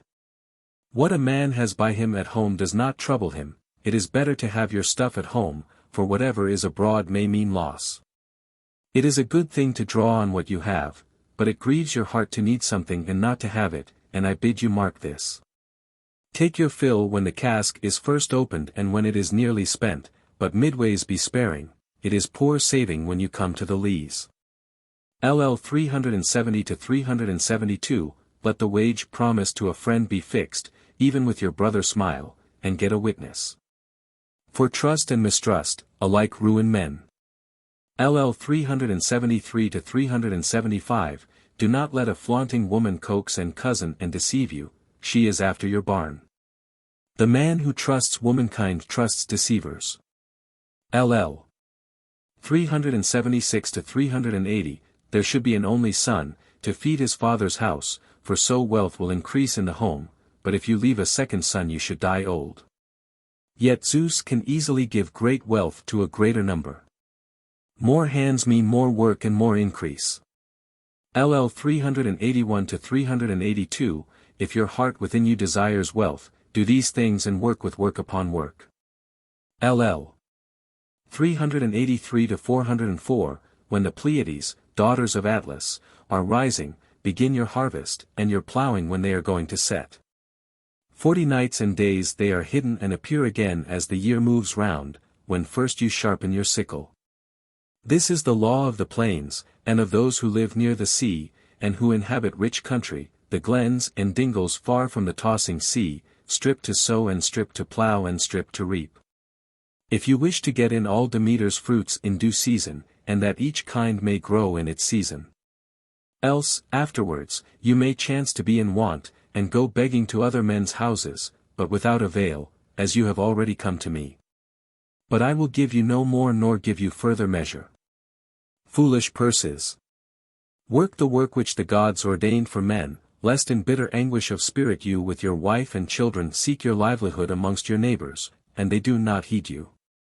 2 or 3 times, may be, you will succeed, but if you trouble them further, it will not avail you, and all your talk will be in vain, and your wordplay unprofitable. Nay, I bid you find a way to pay your debts and avoid hunger. LL. 405 to 413, First of all, get a house, and a woman and an ox for the plough, a slave woman and not a wife, to follow the oxen as well, and make everything ready at home, so that you may not have to ask of another, and he refuses you, and so. Because you are in lack, the season pass by and your work come to nothing. Do not put your work off till tomorrow and the day after, for a sluggish worker does not fill his barn, nor one who puts off his work. Industry makes work go well, but a man who puts off work is always at hand-grips with ruin. LL. 414 to 447, When the piercing power and sultry heat of the sun abate, and Almighty Zeus sends the autumn rains, and men's flesh comes to feel far easier, for then the star Sirius passes over the heads of men, who are born to misery. Only a little while by day and takes greater share of night, then, when it showers its leaves to the ground and stops sprouting, the wood you cut with your axe is least liable to worm. Then remember to hew your timber, it is the season for that work. Cut a mortar 3 feet wide and a pestle 3 cubits long, and an axle of 7 feet, for it will do very well so.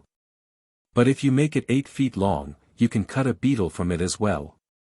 Cut a felloe 3 spans across for a wagon of 10 palms width.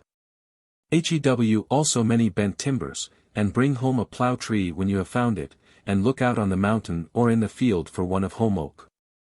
For this is the strongest for oxen to plough with when one of Athena's handmen has fixed in the share beam and fastened it to the pole with dowels. Get 2 ploughs ready, work on them at home, one all of a piece, and the other jointed. It is far better to do this, for if you should break one of them, you can put the oxen to the other. Poles of laurel or elm are most free from worms, and a share beam of oak and a plough tree of home oak. Get 2 oxen, bulls of 9 years. For their strength is unspent and they are in the prime of their age, they are best for work. They will not fight in the furrow and break the plough and then leave the work undone. Let a brisk fellow of 40 years follow them, with a loaf of 4 quarters and 8 slices for his dinner, one who will attend to his work and drive a straight furrow and is past the age for gaping after his fellows, but will keep his mind on his work. No younger man will be better than he at scattering the seed and avoiding double sowing, for a man less staid gets disturbed, hankering after his fellows. LL. 448 to 457, Mark, when you hear the voice of the crane who cries year by year from the clouds above, for she give the signal for ploughing and shows the season of rainy winter, but she vexes the heart of the man who has no oxen. Then is the time to feed up your horned oxen in the byre, for it is easy to say, give me a yoke of oxen and a wagon, and it is easy to refuse, I have work for my oxen. The man who is rich in fancy thinks his wagon as good as built already, the fool. He does not know that there are 100 timbers to a wagon. Take care to lay these up beforehand at home. LL. 458 to 464, So soon as the time for ploughing is proclaimed to men, then make haste, you and your slaves alike, in wet and in dry, to plough in the season for ploughing, and bestir yourself early in the morning so that your fields may be full. Plough in the spring, but fallow broken up in the summer will not belie your hopes. Sow fallow land when the soil is still getting light, fallow land is a defender from harm and a soother of children. LL. 465 to 478, Pray to Zeus of the earth and to pure Demeter to make Demeter's holy grain sound and heavy, when first you begin ploughing. When you hold in your hand the end of the plough-tail and bring down your stick on the backs of the oxen as they draw on the pole-bar by the yoke straps.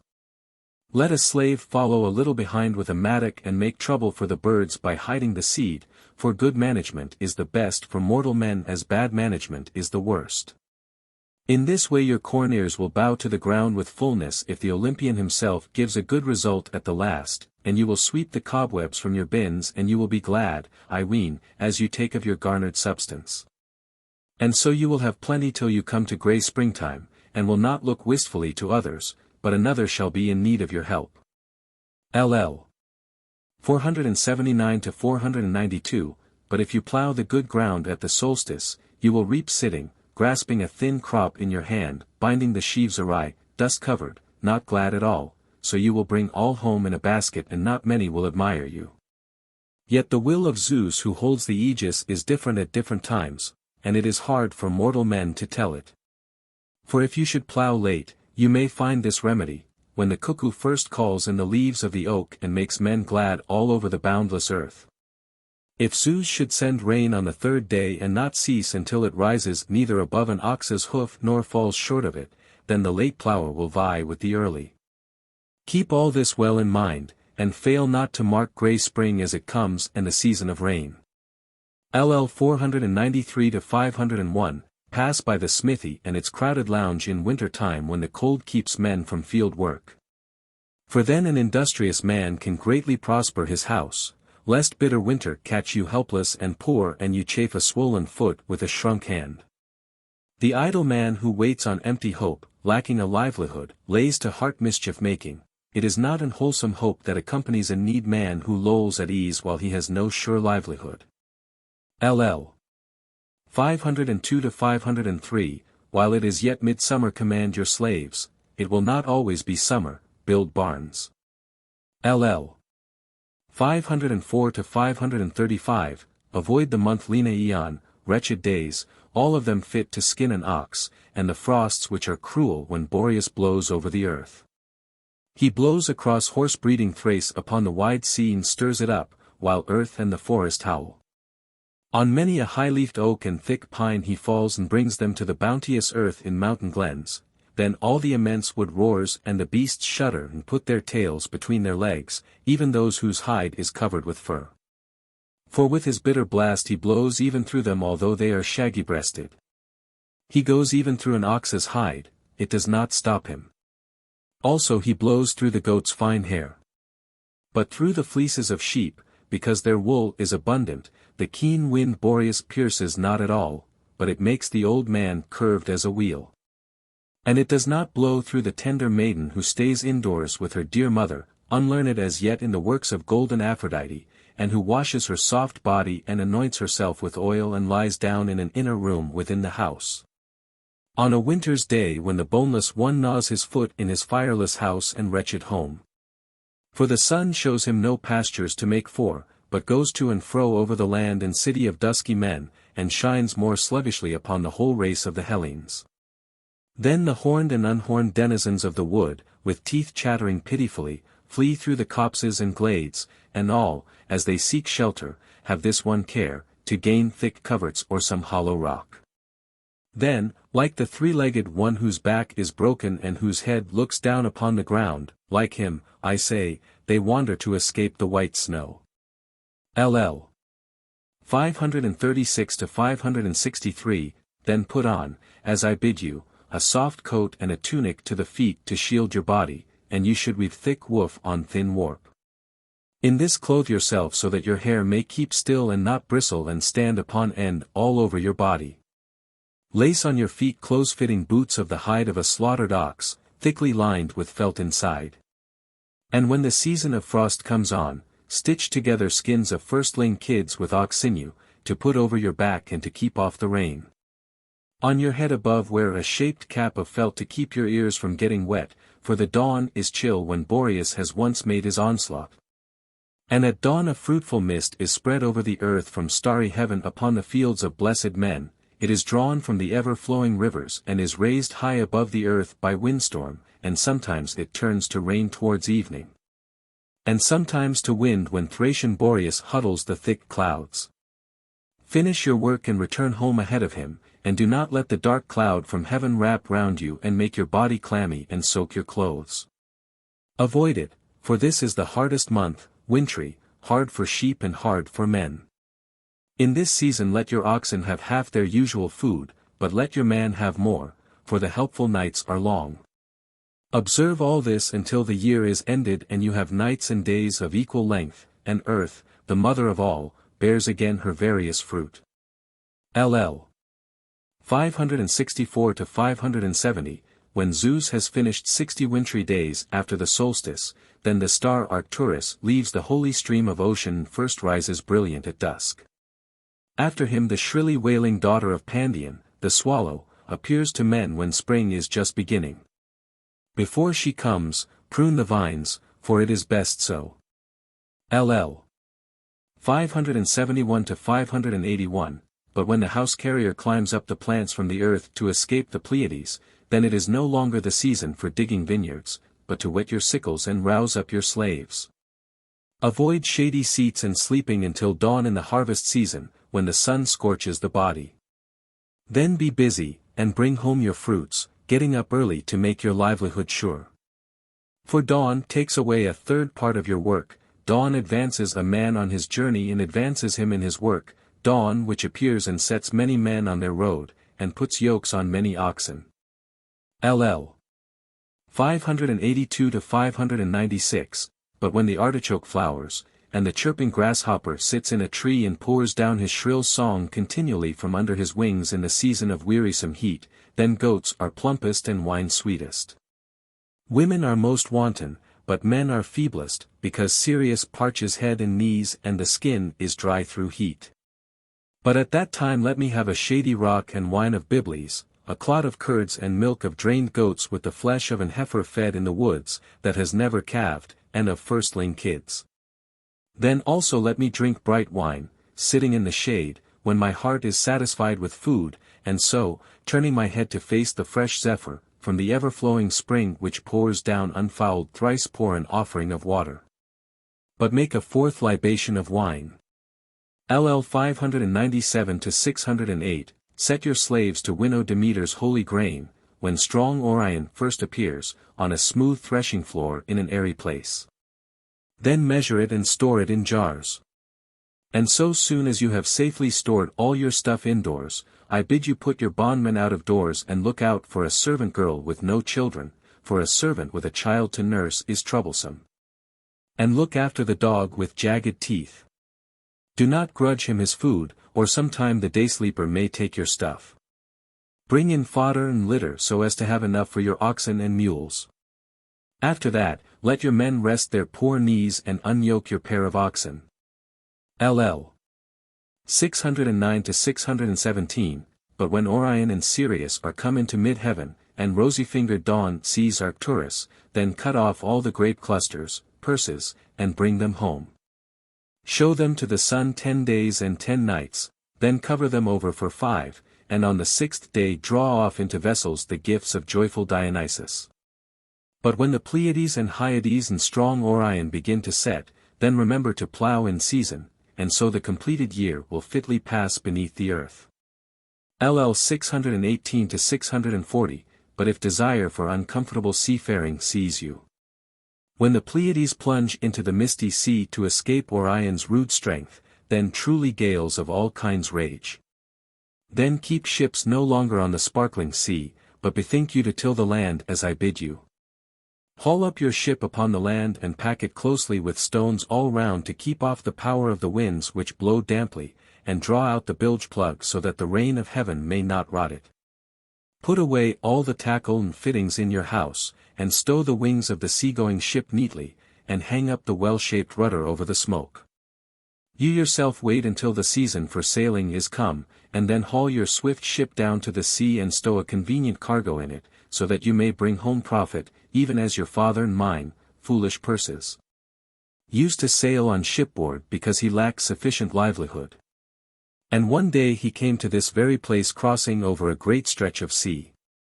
He left Aeolian Cyme and fled, not from riches and substance, but from wretched poverty which Zeus lays upon men, and he settled near Helicon in a miserable hamlet, Ascra, which is bad in winter, sultry in summer, and good at no time.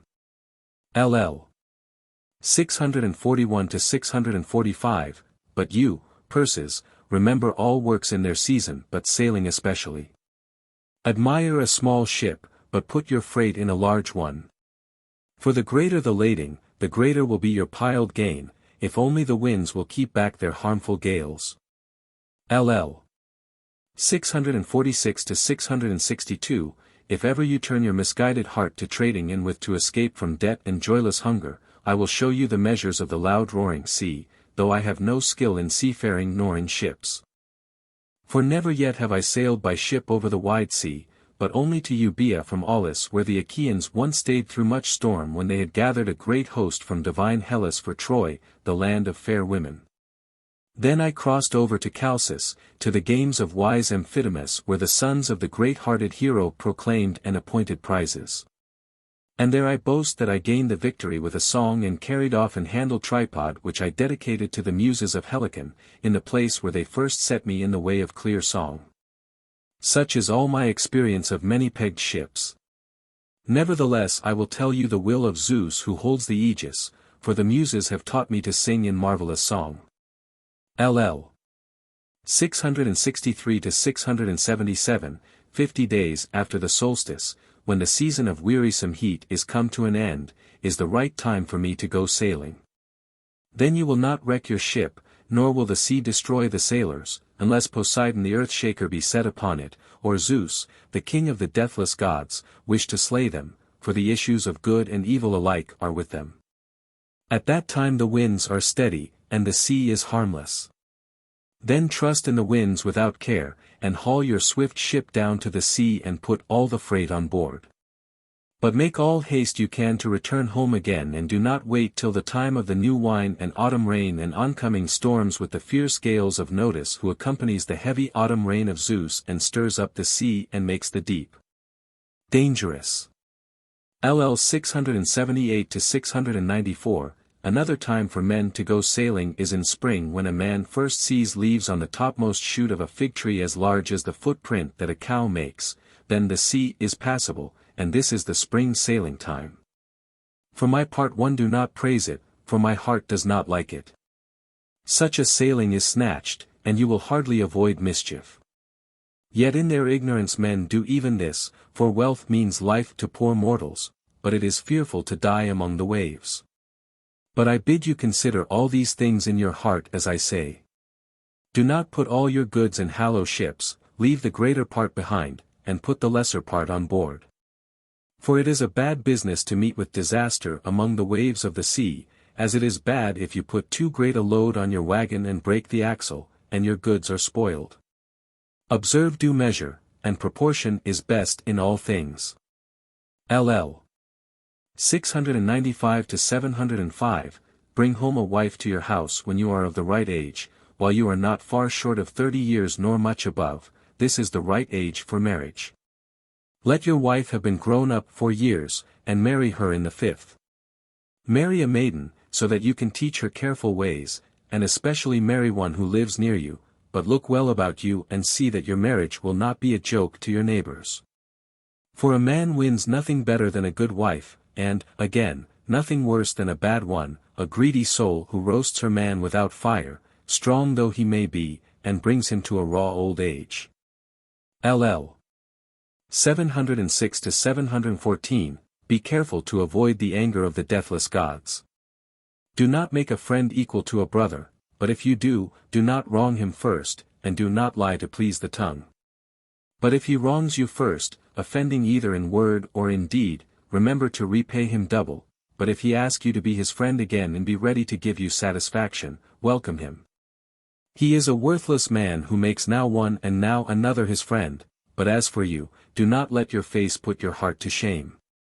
LL 715 to 716, do not get a name either as lavish or as churlish, as a friend of rogues or as a slanderer of good men.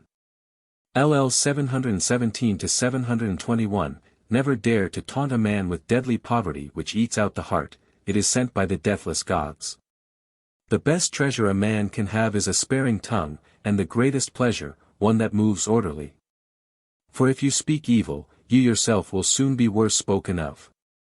LL 722 to 723, do not be boorish at a common feast where there are many guests, the pleasure is greatest and the expense is least. LL 724 to 726, never pour a libation of sparkling wine to Zeus after dawn with unwashen hands, nor to others of the deathless gods, else they do not hear your prayers but spit them back. LL. 727 to 732, do not stand upright facing the sun when you make water, but remember to do this when he has set towards his rising. And do not make water as you go, whether on the road or off the road, and do not uncover yourself, the nights belong to the blessed gods. A scrupulous man who has a wise heart sits down or goes to the wall of an enclosed court. LL.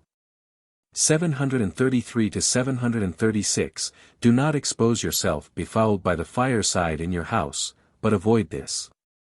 Do not beget children when you are come back from ill-omened burial, but after a festival of the gods. LL. 737 to 741, never cross the sweet flowing water of ever-rolling rivers afoot until you have prayed, gazing into the soft flood, and washed your hands in the clear, lovely water.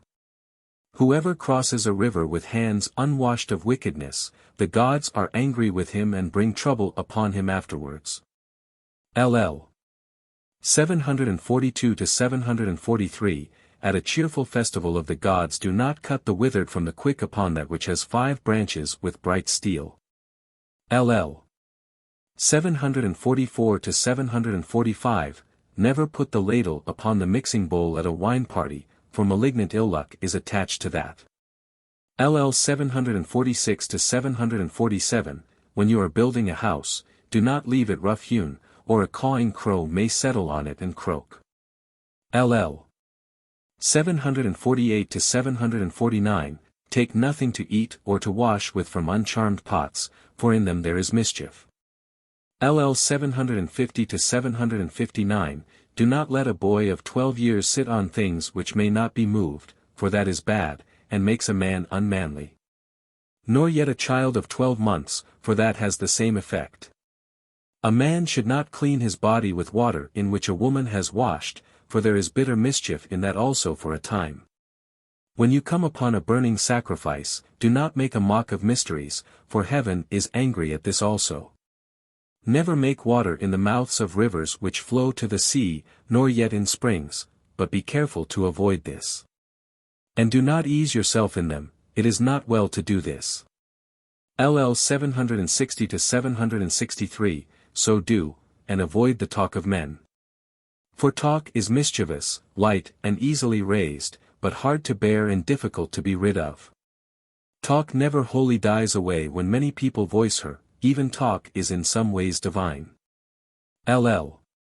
765 to 767, mark the days which come from Zeus, duly telling your slaves of them, and that the 30th day of the month is best for one to look over the work and to deal out supplies. LL. 769 to 768, for these are days which come from Zeus the All-Wise, when men discern aright.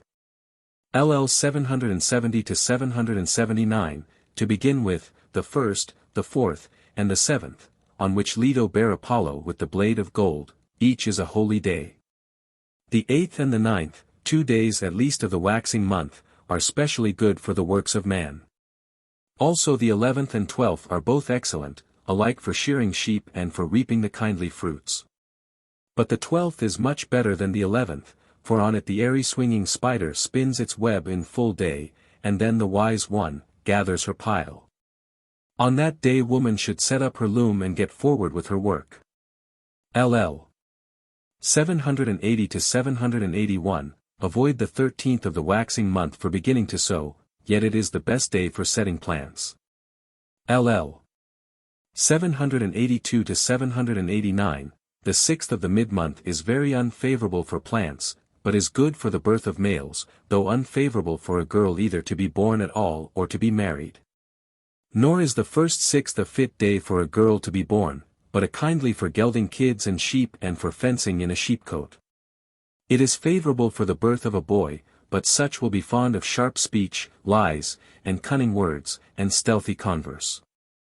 LL. 790 to 791, on the 8th of the month geld the boar and loud bellowing bull, but hard-working mules on the 12th. LL 792 to 799, on the great 20th, in full day, a wise man should be born. Such an one is very sound-witted. The 10th is favorable for a male to be born, but, for a girl, the 4th day of the mid-month. On that day tame sheep and shambling, horned oxen, and the sharp-fanged dog and hardy mules to the touch of the hand. But take care to avoid troubles which eat out the heart on the 4th of the beginning and ending of the month. It is a day very fraught with fate. LL 800 to 801, on the 4th of the month bring home your bride, but choose the omens which are best for this business. LL 802 to 804, avoid 5th days, they are unkindly and terrible. On a 5th day, they say, the Erinyes assisted at the birth of Horcus, oath, Homeris, strife, bear to trouble the forsworn. 0 to 9, LL 805 to 809, look about you very carefully and throw out Demeter's holy grain upon the well-rolled threshing floor on the 7th of the mid-month. Let the woodman cut beams for house building and plenty of ship's timbers, such as are suitable for ships. On the 4th day begin to build narrow ships. LL 810 to 813, the 9th of the mid-month improves towards evening. But the first 9th of all is quite harmless for men.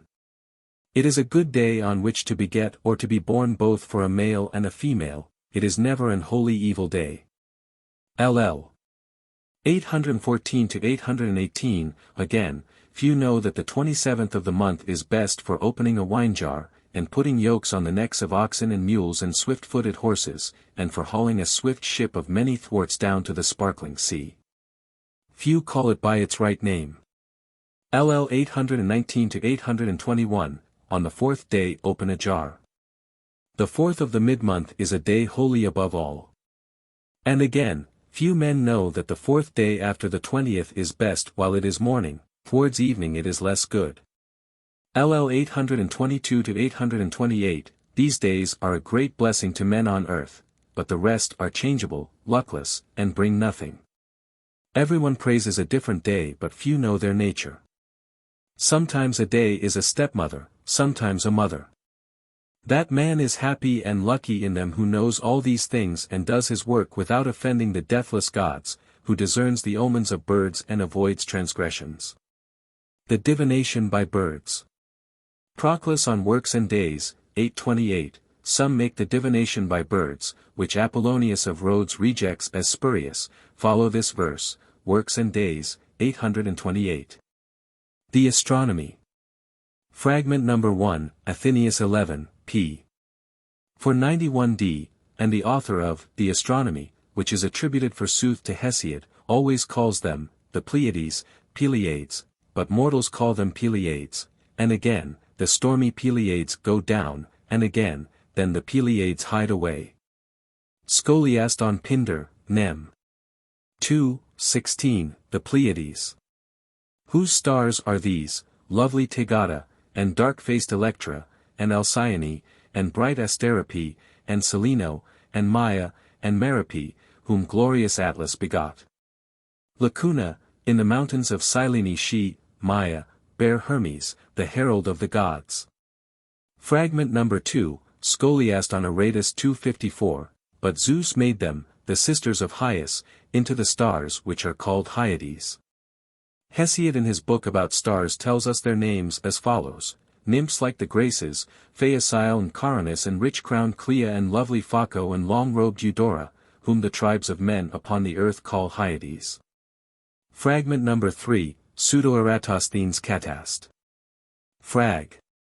1. The Great Bear.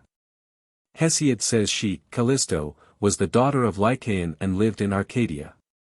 She chose to occupy herself with wild beasts in the mountains together with Artemis, and, when she was seduced by Zeus, continued some time undetected by the goddess, but afterwards, when she was already with child, was seen by her bathing and so discovered. Upon this, the goddess was enraged and changed her into a beast. Thus she became a bear and gave birth to a son called Arcus. But while she was in the mountains, she was hunted by some goat herds and given up with her babe to Lycaon. Some while after, She thought fit to go into the forbidden precinct of Zeus, not knowing the law, and being pursued by her own son and the Arcadians, was about to be killed because of the said law. But Zeus delivered her because of her connection with him and put her among the stars, giving her the name Bear because of the misfortune which had befallen her. Com Supplem. On Narrates, page 547 m. 8, of Boötes, also called the Bear Warden. The story goes that he is Arcas the son of Callisto and Zeus, and he lived in the country about Lycaeum. After Zeus had seduced Callisto, Lycaean, pretending not to know of the matter, entertained Zeus, as Hesiod says, and set before him on the table the babe which he had cut up. Fragment number 4, Pseudo-Eratosthenes, Catast. Fr 32, Orion. Hesiod says that he was the son of Euryale, the daughter of Minos, and of Poseidon, and that there was given him as a gift the power of walking upon the waves as though upon land. When he was come to Chios, he outraged Merope, the daughter of Enopion, being drunken, but Enopion when he learned of it was greatly vexed at the outrage and blinded him and cast him out of the country. Then he came to Lemnos as a beggar and there met Hephaestus who took pity on him and gave him Sedalion his own servant to guide him. So Orion took Sedalion upon his shoulders and used to carry him about while he pointed out the roads. Then he came to the east and appears to have met Helios, the sun, and to have been healed, and so returned back again to Enopion to punish him, but Enopion was hidden away by his people underground. Being disappointed, then, in his search for the king, Orion went away to Crete and spent his time hunting in company with Artemis and Leto. It seems that he threatened to kill every beast there was on earth. Whereupon, in her anger, Earth sent up against him a scorpion of very great size by which he was stung and so perished. After this Zeus, at one prayer of Artemis and Leto, put him among the stars, because of his manliness, and the scorpion also as a memorial of him and of what had occurred. Fragment number 5, Diodorus 4. 85. Some say that great earthquakes occurred, which broke through the neck of land and formed the straits, the sea parting the mainland from the island. But Hesiod, the poet, says just the opposite, that the sea was open, but Orion piled up the promontory by Pelorus, and founded the close of Poseidon which is especially esteemed by the people thereabouts. When he had finished this, he went away to Euboea and settled there, and because of his renown was taken into the number of the stars in heaven, and won undying remembrance. The Precepts of Chiron. Fragment number 1, Scholiast on Pindar, Pyth. 6. 19. And now, pray, mark all these things well in a wise heart. First, whenever you come to your house, offer good sacrifices to the eternal gods. Fragment number 2, Plutarch More 1034e, decide no suit until you have heard both sides speak. Fragment number 3, Plutarch de Orac. Defecta 2. For 15c, a chattering crow lives out 9 generations of aged men, but a stag's life is 4 times a crow's, and a raven's life makes 3 stags old, while the phoenix outlives 9 ravens, but we, the rich-haired nymphs, daughters of Zeus the aegis-holder, outlive 10 phoenixes. Fragment number 4, Quintilian, I. 15. Some consider that children under the age of 7 should not receive a literary education. That Hesiod was of this opinion very many writers affirm who were earlier than the critic Aristophanes. For he was the first to reject the Precepts, in which book this maxim occurs, as a work of that poet. The Great Works. Fragment number 1, Com on Aristotle, Nicomachean Ethics. v. 8. The verse, however, the slaying of Rhadamanthes, is in Hesiod in the Great Works and is as follows: If a man sow evil, he shall reap evil increase, if men do to him as he has done, it will be true justice. Fragment number 2, Proclus on Hesiod, Works and Days, 126. Some believe that the silver race is to be attributed to the earth, declaring that in the Great Works Hesiod makes silver to be of the family of earth. The Idaean dactyls. Fragment number 1, Pliny, Natural History 7. 56, 197. Hesiod says that those who are called the Idaean dactyls taught the smelting and tempering of iron in Crete. Fragment number 2, Clement, Stromatis I, 16. 75, Selmus, again, and Damnomenius, the first of the Idaean dactyls, discovered iron in Cyprus, but bronze smelting was discovered by Delis, another Idaean, though Hesiod calls him Scythes. The Theogony. LL. 1-25, from the Heliconian muses let us begin to sing, who hold the great and holy mount of Helicon, and dance on soft feet about the deep blue spring and the altar of the almighty son of Cronos, and when they have washed their tender bodies in Permessus or in the horses' spring or Almaeus, make their fair, lovely dances upon highest Helicon and move with vigorous feet.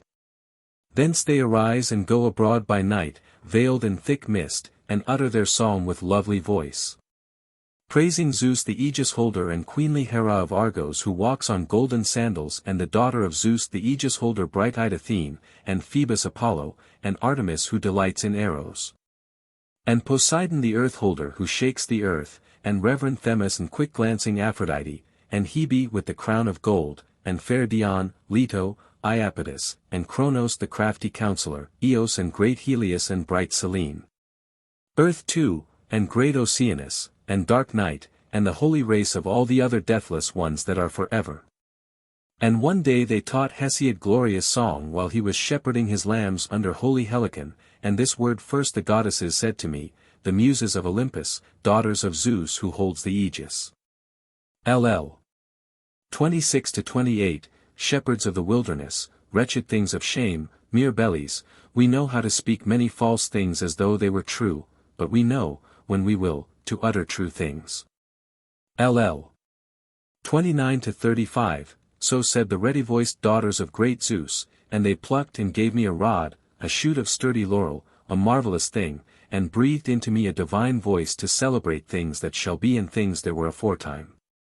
And they bade me sing of the race of the blessed gods that are eternally, but ever to sing of themselves both first and last. But why all this about oak or stone? LL. 36-52, come thou, let us begin with the muses who gladden the great spirit of their father Zeus in Olympus with their songs, telling of things that are and that shall be and that were aforetime with consenting voice. Unwearying flows the sweet sound from their lips, and the house of their father Zeus the loud thunderer is glad at the lily-like voice of the goddesses as it spread abroad, and the peaks of snowy Olympus resound, and the homes of the immortals. And they uttering their immortal voice, celebrate in song first of all the reverend race of the gods from the beginning, those whom earth and wide heaven begot, and the gods sprung of these, givers of good things. Then, next, the goddesses sing of Zeus, the father of gods and men, as they begin and end their strain, how much he is the most excellent among the gods and supreme in power. And again, they chant the race of men and strong giants, and gladden the heart of Zeus within Olympus, the Olympian muses, daughters of Zeus the aegis-holder. LL. 53-74, them in Pieria did Mnemosyne, memory, who reigns over the hills of Eleuthère, bear of union with the father, the son of Cronos, a forgetting of ills and a rest from sorrow. For 9 nights did wise Zeus lie with her, entering her holy bed remote from the immortals. And when a year was past and the seasons came round as the months waned, and many days were accomplished, she bare 9 daughters, all of one mind, whose hearts are set upon song and their spirit free from care. A little way from the topmost peak of snowy Olympus, there are their bright dancing places and beautiful homes, and beside them the Graces and Himmerus, desire, live in delight. And they, uttering through their lips a lovely voice, sing the laws of all and the goodly ways of the immortals, uttering their lovely voice. Then went they to Olympus, delighting in their sweet voice, with heavenly song, and the dark earth resounded about them as they chanted, and a lovely sound rose up beneath their feet as they went to their father. And he was reigning in heaven, himself holding the lightning and glowing thunderbolt, when he had overcome by might his father Cronos, and he distributed fairly to the immortals their portions and declared their privileges. LL. 75-103, these things, then, the muses sang who dwell on Olympus, 9 daughters begotten by great Zeus, Clio and Euterpe, Thalia, Melpomene and Terpsichore, and Erato and Polyhymnia and Urania and Calliope, who is the chiefest of them all. For she attends on worshipful princes, whomsoever of heaven-nourished princes the daughters of great Zeus honor, and behold him at his birth, they pour sweet dew upon his tongue, and from his lips flow gracious words. All the people look towards him while he settles causes with true judgments, and he, speaking surely, would soon make wise end even of a great quarrel. For therefore are their princes wise in heart, because when the people are being misguided in their assembly, they set right the matter again with ease, persuading them with gentle words. And when he passes through a gathering, they greet him as a god with gentle reverence, and he is conspicuous amongst the assembled, such is the holy gift of the Muses to men. For it is through the Muses and far-shooting Apollo that there are singers and harpers upon the earth, but princes are of Zeus, and happy is he whom the Muses love, sweet flows speech from his mouth. For though a man have sorrow and grief in his newly troubled soul and live in dread because his heart is distressed, yet, when a singer, the servant of the Muses, chants the glorious deeds of men of old and the blessed gods who inhabit Olympus, at once he forgets his heaviness and remembers not his sorrows at all. But the gifts of the goddesses soon turn him away from these. LL 104-115, Hail, children of Zeus! Grant lovely song and celebrate the holy race of the deathless gods who are forever, those that were born of earth and starry heaven and gloomy night and them that briny sea did rear. Tell how at the first gods and earth came to be, and rivers, and the boundless sea with its raging swell, and the gleaming stars, and the wide heaven above, and the gods who were born of them, givers of good things. And how they divided their wealth, and how they shared their honors amongst them, and also how at the first they took many-folded Olympus. These things declare to me from the beginning, ye Muses who dwell in the house of Olympus, and tell me which of them first came to be. LL 116-138, Verily at the first chaos came to be, but next wide-bosomed earth, the ever-sure foundations of all the deathless ones who hold the peaks of snowy Olympus, and dim Tartarus in the depth of the wide-pathed earth, and Eros, love. Fairest among the deathless gods, who unnerves the limbs and overcomes the mind and wise counsels of all gods and all men within them. From chaos came forth Erebus and black night, but of night were born Ether and Day, whom she conceived and bare from union in love with Erebus. And earth first bears starry heaven, equal to herself, to cover her on every side, and to be an ever-sure abiding place for the blessed gods. And she brought forth long hills, graceful haunts of the goddess nymphs who dwell amongst the glens of the hills. She bare also the fruitless deep with his raging swell, Pontus, without sweet union of love. But afterwards she lay with heaven and bare deep-swirling Oceanus, Ceus and Crius and Hyperion and Iapetus, Thea and Rhea, Themis and Mnemosyne and gold-crowned Phoebe and lovely Tethys. After them was born Cronos the wily, youngest and most terrible of her children, and he hated his lusty sire. LL 139-146, and again, she bare the Cyclopes, overbearing in spirit, Brontes, and Steropes and stubborn-hearted Argesh, who gave Zeus the thunder and made the thunderbolt, in all else they were like the gods. But one eye only was set in the midst of their foreheads.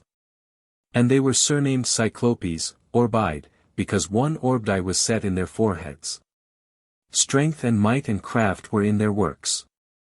LL 147-163, and again, 3 other sons were born of earth and heaven, great and doughty beyond telling, Cottus and Briareos and Guys, presumptuous children. From their shoulders sprang 100 arms, not to be approached, and each had 50 heads upon his shoulders on their strong limbs, and irresistible was the stubborn strength that was in their great forms. For of all the children that were born of earth and heaven, these were the most terrible, and they were hated by their own father from the first. And he used to hide them all away in a secret place of earth so soon as each was born, and would not suffer them to come up into the light, and heaven rejoiced in his evil doing. But vast earth groaned within, being straitened, and she made the element of grey flint and shaped a great sickle, and told her plan to her dear sons. And she spoke, cheering them, while she was vexed in her dear heart. LL 164-166, My children, gotten of a sinful father, if you will obey me, we should punish the vile outrage of your father, for he first thought of doing shameful things. LL 167 to 169, so she said. But fear seized them all, and none of them uttered a word. But great Cronos the wily took courage and answered his dear mother. LL 170 to 172, Mother, I will undertake to do this deed, for I reverence not our father of evil name, for he first thought of doing shameful things.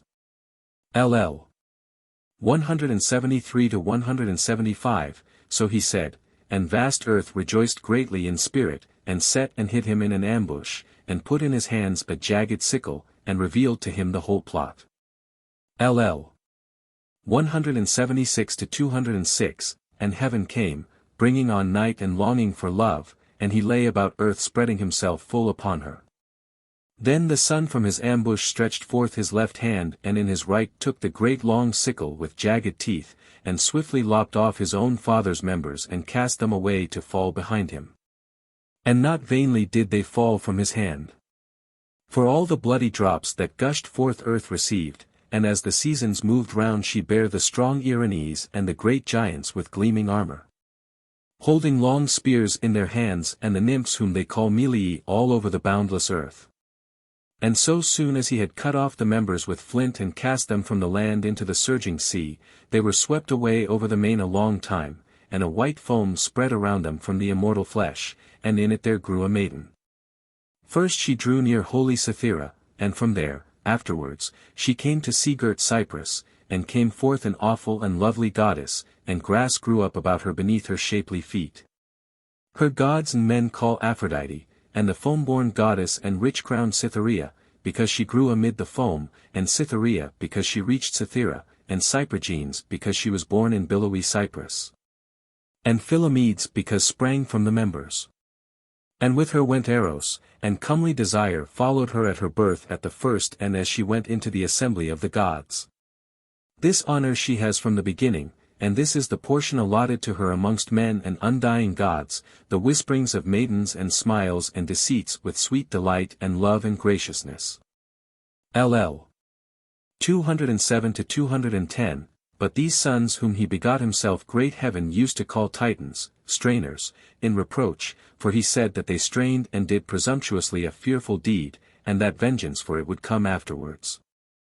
LL 211 to 225, and night bare hateful doom and black fate in death, and she bare sleep and the tribe of dreams. And again the goddess murky night, though she lay with none, bare blame and painful woe, and the Hesperides who guard the rich, golden apples, and the trees bearing fruit beyond glorious ocean. Also she bare the destinies and ruthless avenging fates, Clotho and Lachesis and Atropos, who give men at their birth both evil and good to have. And they pursue the transgressions of men and of gods, and these goddesses never cease from their dread anger until they punish the sinner with a sore penalty. Also deadly night bare Nemesis, indignation, to afflict mortal men, and after her, deceit and friendship and hateful age and hard-hearted strife.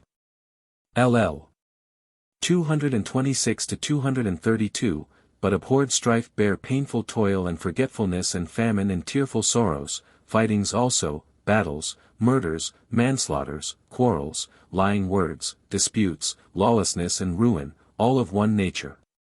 An oath who most troubles men upon earth when anyone willfully swears a false oath. LL 233 to 239, and C begot Nereus, the eldest of his children, who is true and lies not, and men call him the old man because he is trusty and gentle and does not forget the laws of righteousness, but thinks just and kindly thoughts. And yet again he got great Thaumas and proud Phorcys, being mated with earth, and fair-cheeked Ceto and Eurybia who has a heart of flint within her. LL 240 to 264, and of Nereus and rich-haired Doris, daughter of Ocean the perfect river, were born children, passing lovely amongst goddesses, Ploto, Eucrante, Saw, and Amphitrite, and Eudora, and Thetis, Galene and Glossy, Cymotho, Spio. Though and lovely Hale, and Pasithea, and Erato, and rosy-armed Eunice, and gracious Melody, and Eulamine, and Agau, Doto, Proto, Pharusa, and Dynamene, and Nicaea, and Actaea, and Protomedia, Doris, Panopea, and comely Galatea. And lovely Hippotho, and rosy-armed Hippono, and Cymodos who with Cymodolege and Amphitrite easily calms the waves upon the misty sea and the blasts of raging winds, and Cymo, and Ione, and rich-crowned Alamede, and Glauconome, fond of laughter. And Pontoporia, Leogor, Euagor, and Laumidia, and Polyno, and Autono, and Lygianassa, and Euarne, lovely of shape and without blemish of form, and Samathe of charming figure and divine Minope, Niso, Eupomp, Themisto, Pranoi. And Nemertes who has the nature of her deathless father. These 50 daughters sprang from blameless Nereus, skilled in excellent crafts. LL. 265 to 269, and Thaumas wedded Electra the daughter of deep-flowing ocean, and she bare him swift Iris and the long-haired Harpies. ALO, storm-swift, and Osipetes, swift flyer, who on their swift wings keep pace with the blasts of the winds and the birds. For quick as time they dart along. LL 270 to 294, and again, Ceto bare to Phorcys the fair-cheeked Graeae, sisters grey from their birth, and both deathless gods and men who walk on earth call them Graeae, Pamphredo well-clad, and saffron-robed in Io. And the Gorgons who dwell beyond glorious ocean in the frontier land towards night where are the clear-voiced Hesperides, Stheno, and Euryale, and Medusa who suffered a woeful fate, she was mortal, but the two were undying and grew not old. With her lay the dark-haired one in a soft meadow amid spring flowers. And when Perseus cut off her head, there sprang forth great Chrysor and the horse Pegasus who is so called because he was born near the springs, Pegi, of ocean. And that other, because he held a golden blade, Hour, in his hands.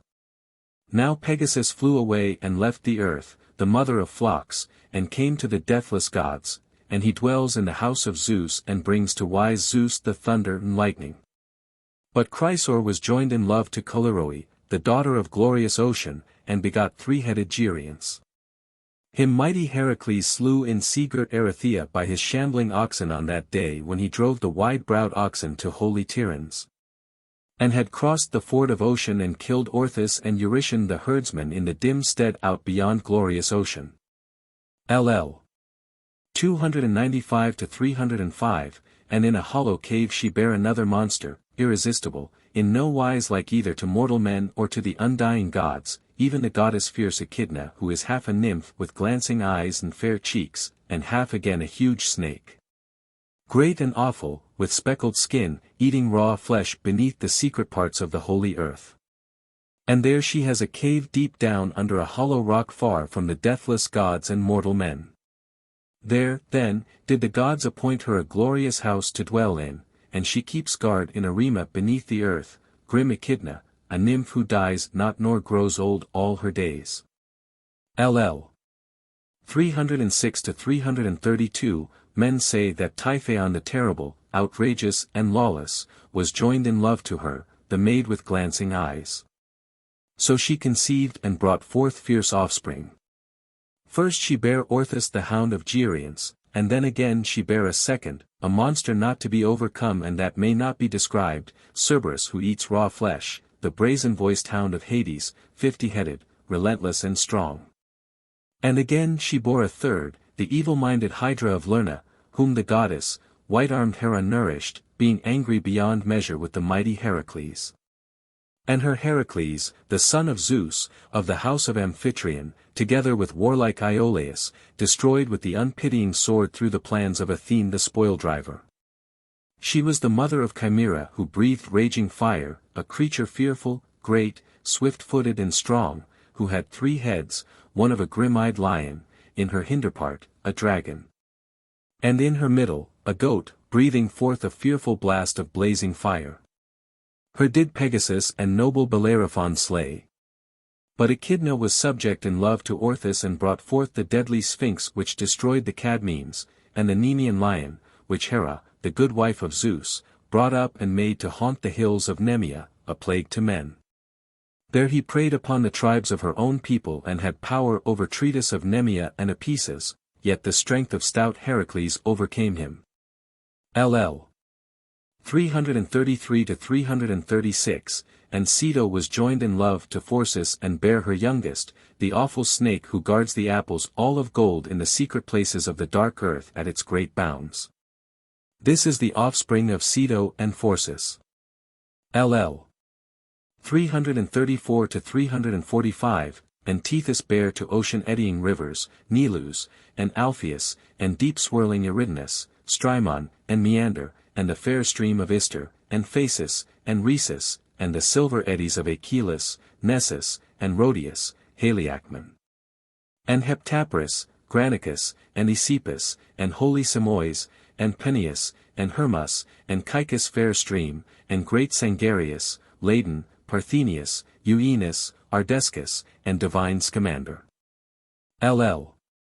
346 to 370, also she brought forth a holy company of daughters who with the Lord Apollo and the rivers have youths in their keeping, to this charge Zeus appointed them, Pytho, and Admete, and Ianthe, and Electra, and Doris, and Primno.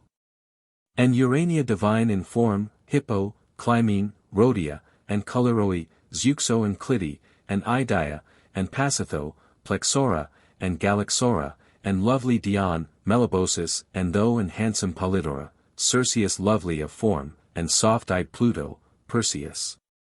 Ionira, Acaste, Xantha, Patria the fair, Menesto, and Europa, Metis, and Eurynome, and Telesto saffron-clad, Chrysis and Asia and charming Calypso, Eudora, and Tyche, Amphiro, and Osiro, and Styx who is the chiefest of them all. These are the eldest daughters that sprang from Ocean and Tethys, but there are many besides. For there are 3,000 neat-ankled daughters of Ocean who are dispersed far and wide, and in every place alike serve the earth and the deep waters, children who are glorious among goddesses. And as many other rivers are there, babbling as they flow, sons of Ocean, whom queenly Tethys bare, but their names it is hard for a mortal man to tell, but people know those by which they severally dwell. LL. 371 to 374, and Thea was subject in love to Hyperion and bare great Helios, sun, and clear Selene, moon, and Eos, dawn, who shines upon all that are on earth and upon the deathless gods who live in the wide heaven. LL. 375 to 377, and Eurybia, bright goddess, was joined in love to Crius and bare great Astraeus, and Pallas, and Perses who also was eminent among all men in wisdom. LL. 378 to 382, and Eos bare to Astraeus the strong-hearted winds, brightening Zephyrus, and Boreas, headlong in his course, and Notus, a goddess mating in love with a god. And after these Erigenia bare the star Eosphorus, dawn-bringer, and the gleaming stars with which heaven is crowned. LL. 383 to 403, and Styx the daughter of Ocean was joined to Pallas and bare Zealous, emulation, and trim-ankled Nike, victory, in the house. Also she brought forth Kratos, strength, and Bia, force, wonderful children. These have no house apart from Zeus, nor any dwelling nor path except that wherein God leads them, but they dwell always with Zeus the loud thunderer.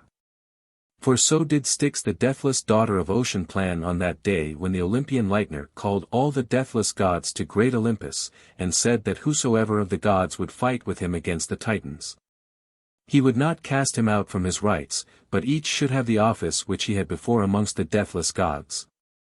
And he declared that he who was without office and rights under Cronos, should be raised to both office and rights as is just. So deathless Styx came first to Olympus with her children through the wit of her dear father. And Zeus honored her, and gave her very great gifts, for her he appointed to be the great oath of the gods, and her children to live with him always. And as he promised, so he performed fully unto them all. But he himself mightily reigns and rules. LL 404 to 452, again, Phoebe came to the desired embrace of Ceus. Then the goddess through the love of the god conceived and brought forth dark-gowned Leto, always mild, kind to men and to the deathless gods, mild from the beginning, gentlest in all Olympus. Also she bare Asteria of happy name, whom Perses once led to his great house to be called his dear wife. And she conceived and bare Hecate, whom Zeus the son of Cronos honored above all. He gave her splendid gifts, to have a share of the earth and the unfruitful sea. She received honor also in starry heaven, and is honored exceedingly by the deathless gods. For to this day, whenever any one of men on earth offers rich sacrifices and prays for favor according to custom, he calls upon Hecate. Great honor comes full easily to him whose prayers the goddess receives favorably, and she bestows wealth upon him, for the power surely is with her. For as many as were born of earth and ocean, amongst all these she has her due portion. The son of Cronos did her no wrong nor took anything away of all that was her portion among the former Titan gods, but she holds, as the division was at the first from the beginning, privilege both in earth, and in heaven, and in sea. Also, because she is an only child, the goddess receives not less honor, but much more still, for Zeus honors her. Whom she greatly aids and advances, she sits by worshipful kings in judgment, and in the assembly whom she is distinguished among the people. And when men arm themselves for the battle that destroys men, then the goddess is at hand to give victory and grant glory readily to whom she will.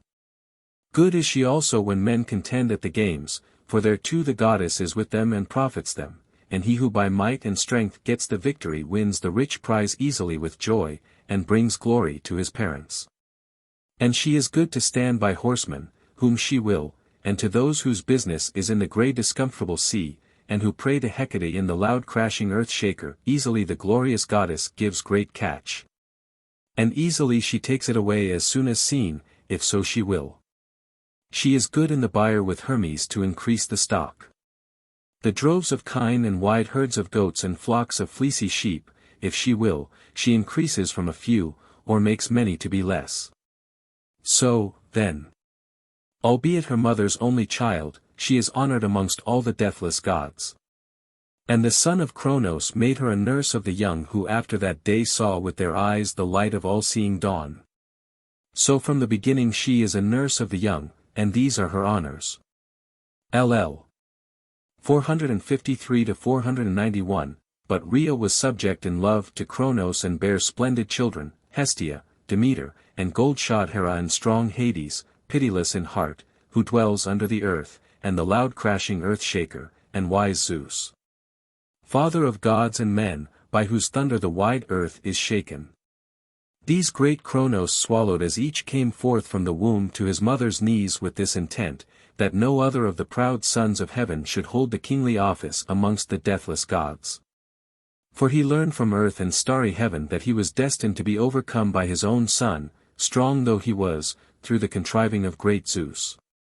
Therefore he kept no blind outlook, but watched and swallowed down his children, and unceasing grief seized Rhea. But when she was about to bear Zeus, the father of gods and men, then she besought her own dear parents, earth and starry heaven, to devise some plan with her that the birth of her dear child might be concealed. And that retribution might overtake great, crafty Cronos for his own father and also for the children whom he had swallowed down. And they readily heard and obeyed their dear daughter, and told her all that was destined to happen touching Cronos the king and his stout-hearted son. So they sent her to Laitis, to the rich land of Crete, when she was ready to bear great Zeus, the youngest of her children. Him did vast earth receive from Rhea in wide Crete to nourish and to bring up. Thither came earth carrying him swiftly through the black night to Lyctus first, and took him in her arms and hid him in a remote cave beneath the secret places of the holy earth on thick-wooded Mount Aegeum. But to the mightily ruling Son of Heaven, the earlier king of the gods, she gave a great stone wrapped in swaddling clothes. Then he took it in his hands and thrust it down into his belly, wretch. He knew not in his heart that in place of the stone his son was left behind, unconquered and untroubled, and that he was soon to overcome him by force and might and drive him from his honors, himself to reign over the deathless gods. LL 492 to 506. After that, the strength and glorious limbs of the prince increased quickly, and as the years rolled on, great Cronos the wily was beguiled by the deep suggestions of earth, and brought up again his offspring. Vanquished by the arts and might of his own son, and he vomited up first the stone which he had swallowed last. And Zeus set it fast in the wide-pathed earth at goodly Pytho under the glens of Parnassus, to be a sign thenceforth and a marvel to mortal men. And he set free from their deadly bonds the brothers of his father, sons of heaven whom his father in his foolishness had bound. And they remembered to be grateful to him for his kindness, and gave him thunder and the glowing thunderbolt and lightning, for before that, huge earth had hidden these. In them he trusts and rules over mortals and immortals. LL 507 to 543. Now Iapetus took to wife the neat-ankled mad Clymene, daughter of Ocean, and went up with her into one bed. And she bare him a stout-hearted son, Atlas. Also she bare very glorious Menoetius and clever Prometheus, full of various wiles, and scatter-brained Epimetheus, who from the first was a mischief to men who eat bread. For it was he who first took of Zeus the woman, the maiden whom he had formed. But Menoetius was outrageous, and far-seeing Zeus struck him with a lurid thunderbolt and sent him down to Erebus because of his mad presumption and exceeding pride. And Atlas through hard constraint upholds the wide heaven with unwearying head and arms, standing at the borders of the earth before the clear-voiced Hesperides, for this lot wise Zeus assigned to him. And ready-witted Prometheus he bound with inextricable bonds, cruel chains, and drove a shaft through his middle, and set on him a long-winged eagle, which used to eat his immortal liver. But by night the liver grew as much again every way as the long-winged bird devoured in the whole day. That bird Heracles, the valiant son of shapely-ankled Alcmene, slew. And delivered the son of Iapetus from the cruel plague, and released him from his affliction, not without the will of Olympian Zeus who reigns on high. That the glory of Heracles the Theban-born might be yet greater than it was before over the plenteous earth. This, then, he regarded, and honored his famous son, though he was angry, he ceased from the wrath which he had before because Prometheus matched himself in wit with the almighty son of Cronos. For when the gods and mortal men had a dispute at Mycone, even then Prometheus was forward to cut up a great ox and set portions before them, trying to befool the mind of Zeus. Before the rest he set flesh and inner parts thick with fat upon the hide, covering them with an ox paunch, but for Zeus he put the white bones dressed up with cunning art and covered with shining fat. Then the father of men and of God said to him, LL 543 to 544, son of Iapetus, most glorious of all lords, good sir, how unfairly you have divided the portions. LL 545 to 547, so said Zeus whose wisdom is everlasting, rebuking him. But wily Prometheus answered him, smiling softly and not forgetting his cunning trick. LL 548 to 558, Zeus, most glorious and greatest of the eternal gods, take whichever of these portions your heart within you bids. So he said, thinking trickery. But Zeus, whose wisdom is everlasting, saw and failed not to perceive the trick, and in his heart he thought mischief against mortal men which also was to be fulfilled. With both hands he took up the white fat and was angry at heart. And wrath came to his spirit when he saw the white ox bones craftily tricked out, and because of this the tribes of men upon earth burn white bones to the deathless gods upon fragrant altars. But Zeus who drives the clouds was greatly vexed and said to him, LL 559 to 560, son of Iapetus, clever above all. So, sir, you have not yet forgotten your cunning arts. LL 561 to 584, so spake Zeus in anger, whose wisdom is everlasting. And from that time he was always mindful of the trick, and would not give the power of unwearying fire to the Melian race of mortal men who live on the earth. But the noble son of Iapetus outwitted him and stole the far-seen gleam of unwearying fire in a hollow fennel stalk. And Zeus who thunders on high was stung in spirit, and his dear heart was angered when he saw amongst men the far-seen ray of fire. Forthwith he made an evil thing for men as the price of fire, for the very famous limping god formed of earth the likeness of a shy maiden as the son of Cronos willed. And the goddess bright-eyed Athene girded and clothed her with silvery raiment, and down from her head she spread with her hands a broidered veil, a wonder to see. And she, Pallas Athene, put about her head lovely garlands, flowers of new-grown herbs. Also she put upon her head a crown of gold which the very famous limping god made himself and worked with his own hands as a favor to Zeus his father. On it was much curious work, wonderful to see, for of the many creatures which the land and sea rear up, he put most upon it, wonderful things, like living beings with voices, and great beauty shone out from it. LL 585 to 589, but when he had made the beautiful evil to be the price for the blessing, he brought her out, delighting in the finery which the bright-eyed daughter of a mighty father had given her, to the place where the other gods and men were. And wonder took hold of the deathless gods and mortal men when they saw that which was sheer guile, not to be withstood by men.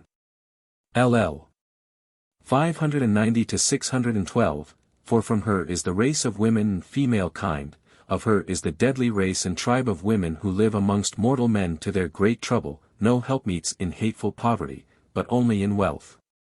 And as in thatched hives bees feed the drones whose nature is to do mischief, by day and throughout the day until the sun goes down the bees are busy and lay the white combs. While the drones stay at home in the covered skeps and reap the toil of others into their own bellies, even so Zeus who thunders on high made women to be an evil to mortal men, with a nature to do evil. And he gave them a second evil to be the price for the good they had, whoever avoids marriage and the sorrows that women cause, and will not wed, reaches deadly old age without anyone to tend his years. And though he at least has no lack of livelihood while he lives, yet, when he is dead, his kinsfolk divide his possessions amongst them. And as for the man who chooses the lot of marriage and takes a good wife suited to his mind, evil continually contends with good, for whoever happens to have mischievous children, lives always with unceasing grief in his spirit and heart within him. And this evil cannot be healed. LL 613 to 616, so it is not possible to deceive or go beyond the will of Zeus. For not even the son of Iapetus, kindly Prometheus, escaped his heavy anger, but of necessity strong bands confined him, although he knew many a while. LL 617 to 643, but when first their father was vexed in his heart with Abriarius and Cottus and Gyes, he bound them in cruel bonds. Because he was jealous of their exceeding manhood and comeliness and great size, and he made them live beneath the wide-pathed earth, where they were afflicted, being set to dwell under the ground, at the end of the earth, at its great borders. In bitter anguish for a long time and with great grief at heart. But the son of Cronos and the other deathless gods whom rich-haired Rhea bare from union with Cronos, brought them up again to the light at earth's advising. For she herself recounted all things to the gods fully, how that with these they would gain victory and a glorious cause to vaunt themselves. For the Titan gods and as many as sprang from Cronos had long been fighting together in stubborn war with heart-grieving toil, the lordly Titans from high Uthers, but the gods, givers of good, whom rich-haired Rhea bare in union with Cronos from Olympus. So they, with bitter wrath, were fighting continually with one another at that time for 10 full years, and the hard strife had no close or end for either side, and the issue of the war hung evenly balanced. But when he had provided those three with all things fitting, nectar and ambrosia which the gods themselves eat, and when their proud spirit revived within them all after they had fed on nectar and delicious ambrosia, then it was that the Father of men and gods spoke amongst them.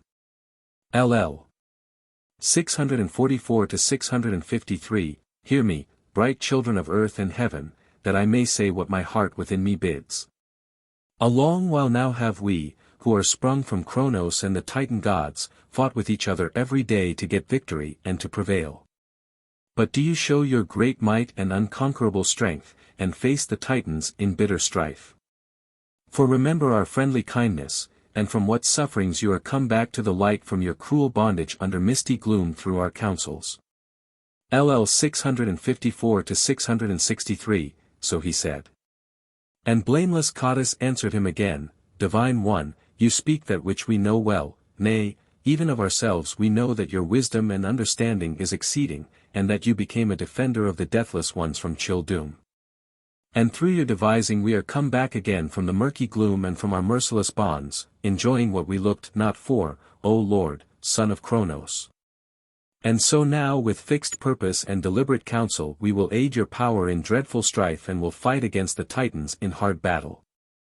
LL 664 to 686, so he said, and the gods, givers of good things, applauded when they heard his word, and their spirit longed for war even more than before, and they all, both male and female, stirred up hated battle that day, the Titan gods. And all that were born of Kronos together with those dread, mighty ones of overwhelming strength whom Zeus brought up to the light from Erebus beneath the earth. 100 arms sprang from the shoulders of all alike, and each had 50 heads growing upon his shoulders upon stout limbs. These, then, stood against the Titans in grim strife, holding huge rocks in their strong hands. And on the other part the Titans eagerly strengthened their ranks, and both sides at one time showed the work of their hands and their might. The boundless sea rang terribly around, and the earth crashed loudly, wide heaven was shaken and groaned, and high Olympus reeled from its foundation under the charge of the undying gods.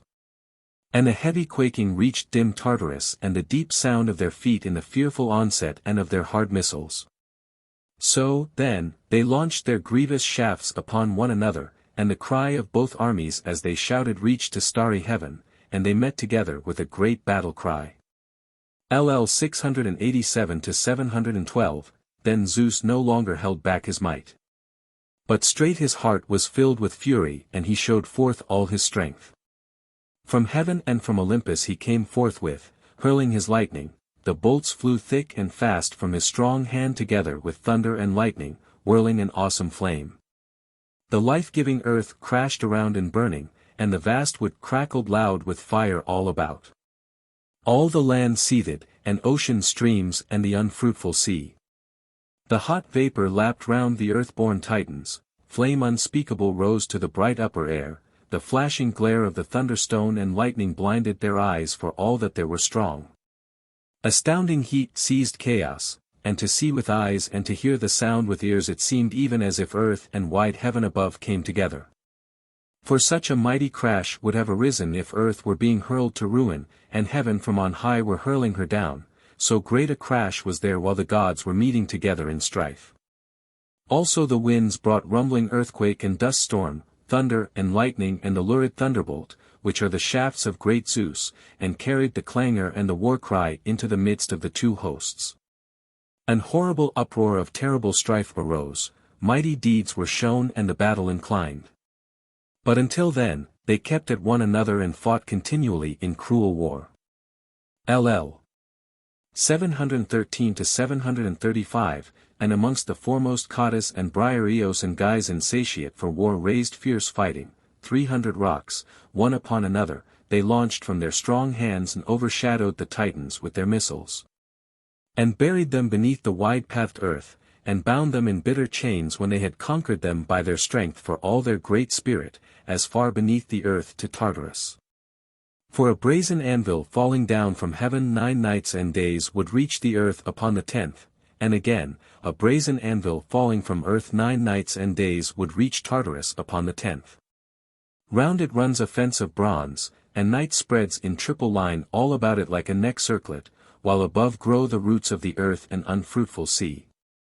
There by the counsel of Zeus who drives the clouds the Titan gods are hidden under misty gloom, in a dank place where are the ends of the huge earth. And they may not go out. For Poseidon fixed gates of bronze upon it, and a wall runs all round it on every side. There Gyes and Cottus and great-souled Briareus live, trusty warders of Zeus who holds the aegis. LL 736 to 744, and there, all in their order, are the sources and ends of gloomy earth and misty Tartarus and the unfruitful sea and starry heaven, loathsome and dank, which even the gods abhor. It is a great gulf, and if once a man were within the gates, he would not reach the floor until a whole year had reached its end, but cruel blast upon blast would carry him this way and that. And this marvel is awful even to the deathless gods. LL 744 to 757, there stands the awful home of murky night wrapped in dark clouds. In front of it the son of Iapetus stands immovably upholding the wide heaven upon his head and unwearying hands. Where night and day draw near and greet one another as they pass the great threshold of bronze, and while the one is about to go down into the house, the other comes out at the door. And the house never holds them both within, but always one is without the house passing over the earth, while the other stays at home and waits until the time for her journeying come. And the one holds all-seeing light for them on earth, but the other holds in her arms sleep the brother of death, even evil night, wrapped in a vaporous cloud. LL. 758 to 766, and there the children of dark night have their dwellings, sleep and death, awful gods. The glowing sun never looks upon them with his beams, neither as he goes up into heaven, nor as he comes down from heaven. And the former of them roams peacefully over the earth and the sea's broad back and is kindly to men. But the other has a heart of iron, and his spirit within him is pitiless as bronze, whomsoever of men he has once seized he holds fast, and he is hateful even to the deathless gods. LL. 767 to 774, there, in front, stand the echoing halls of the god of the lower world, strong Hades, and of awful Persephone. A fearful hound guards the house in front, pitiless, and he has a cruel trick. On those who go in he fawns with his tail and both his ears, but suffers them not to go out back again, but keeps watch and devours whomsoever he catches going out of the gates of strong Hades and awful Persephone. LL. 775 to 806, and there dwells the goddess loathed by the deathless gods, terrible Styx, eldest daughter of backflowing ocean. She lives apart from the gods in her glorious house vaulted over with great rocks and propped up to heaven all round with silver pillars. Rarely does the daughter of Thaumas, swift-footed Iris, come to her with a message over the sea's wide back. But when strife and quarrel arise among the deathless gods, and when any of them who live in the house of Olympus lies, then Zeus sends Iris to bring in a golden jug the great oath of the gods from far away. The famous cold water which trickles down from a high and beetling rock. Far under the wide-pathed earth a branch of Oceanus flows through the dark night out of the holy stream, and 1/10 part of his water is allotted to her. With 9 silver swirling streams he winds about the earth and the sea's wide back, and then falls into the main, but the 10th flows out from a rock, a sore trouble to the gods. For whoever of the deathless gods that hold the peaks of snowy Olympus pours a libation of her water is forsworn, lies breathless until a full year is completed, and never comes near to taste ambrosia and nectar. But lies spiritless and voiceless on a strewn bed, and a heavy trance overshadows him. But when he has spent a long year in his sickness, another penance and an harder follows after the first. For 9 years he is cut off from the eternal gods and never joins their councils of their feasts, 9 full years. But in the 10th year he comes again to join the assemblies of the deathless gods who live in the house of Olympus. Such an oath, then, did the gods appoint the eternal and primeval water of Styx to be, and it spouts through a rugged place. LL.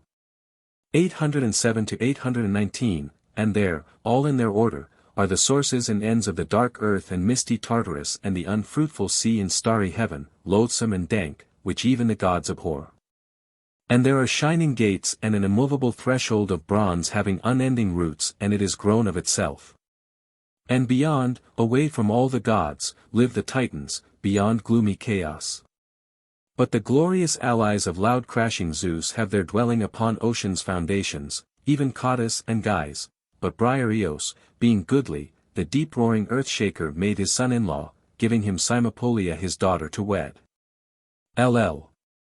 820 to 868, but when Zeus had driven the Titans from heaven, huge earth bare her youngest child Typhoeus of the love of Tartarus, by the aid of golden Aphrodite. Strength was with his hands in all that he did and the feet of the strong god were untiring.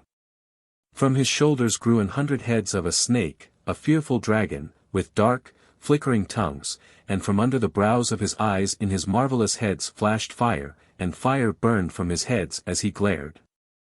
And there were voices in all his dreadful heads which uttered every kind of sound unspeakable, for at one time they made sound such that the gods understood, but at another, the noise of a bull bellowing aloud in proud ungovernable fury. And at another, the sound of a lion, relentless of heart, and at another, sounds like whelps, wonderful to hear, and again, at another, he would hiss, so that the high mountains re-echoed. And truly a thing past help would have happened on that day, and he would have come to reign over mortals and immortals, had not the Father of men and gods been quick to perceive it. But he thundered hard and mightily, and the earth around resounded terribly, and the wide heaven above, and the sea and ocean streams and the nether parts of the earth. Great Olympus reeled beneath the divine feet of the king as he arose, and earth groaned thereat. And through the two of them heat took hold on the dark blue sea, through the thunder and lightning, and through the fire from the monster, and the scorching winds and blazing thunderbolt. The whole earth seethed, and sky and sea, and the long waves raged along the beaches round and about, at the rush of the deathless gods, and there arose an endless shaking. Hades trembled where he rules over the dead below, and the Titans under Tartarus who live with Kronos, because of the unending clamor and the fearful strife. So when Zeus had raised up his might and seized his arms, thunder and lightning and lurid thunderbolt, he leaped from Olympus and struck him, and burned all the marvelous heads of the monster about him. But when Zeus had conquered him and lashed him with strokes, Typhoeus was hurled down, a maimed wreck, so that the huge earth groaned. And flame shot forth from the thunder-stricken lord in the dim rugged glens of the mount, when he was smitten. A great part of huge earth was scorched by the terrible vapor and melted as tin melts when heated by men's art in channeled crucibles. Or as iron, which is hardest of all things, is softened by glowing fire in mountain glens and melts in the divine earth through the strength of Hephaestus. Even so, then, the earth melted in the glow of the blazing fire. And in the bitterness of his anger Zeus cast him into wide Tartarus. LL 869-880, and from Typhoeus come boisterous winds which blow damply, except Notus and Boreas and clear Zephyr. These are a God-sent kind, and a great blessing to men. But the others blow fitfully upon the seas. Some rush upon the misty sea and work great havoc among men with their evil, raging blasts, for varying with the season they blow, scattering ships and destroying sailors. And men who meet these upon the sea have no help against the mischief. Others again over the boundless, flowering earth spoil the fair fields of men who dwell below, filling them with dust and cruel uproar. LL 881-885, but when the blessed gods had finished their toil, and settled by force their struggle for honors with the Titans, they pressed far-seeing Olympian Zeus to reign and to rule over them, by earth's prompting. So he divided their dignities amongst them.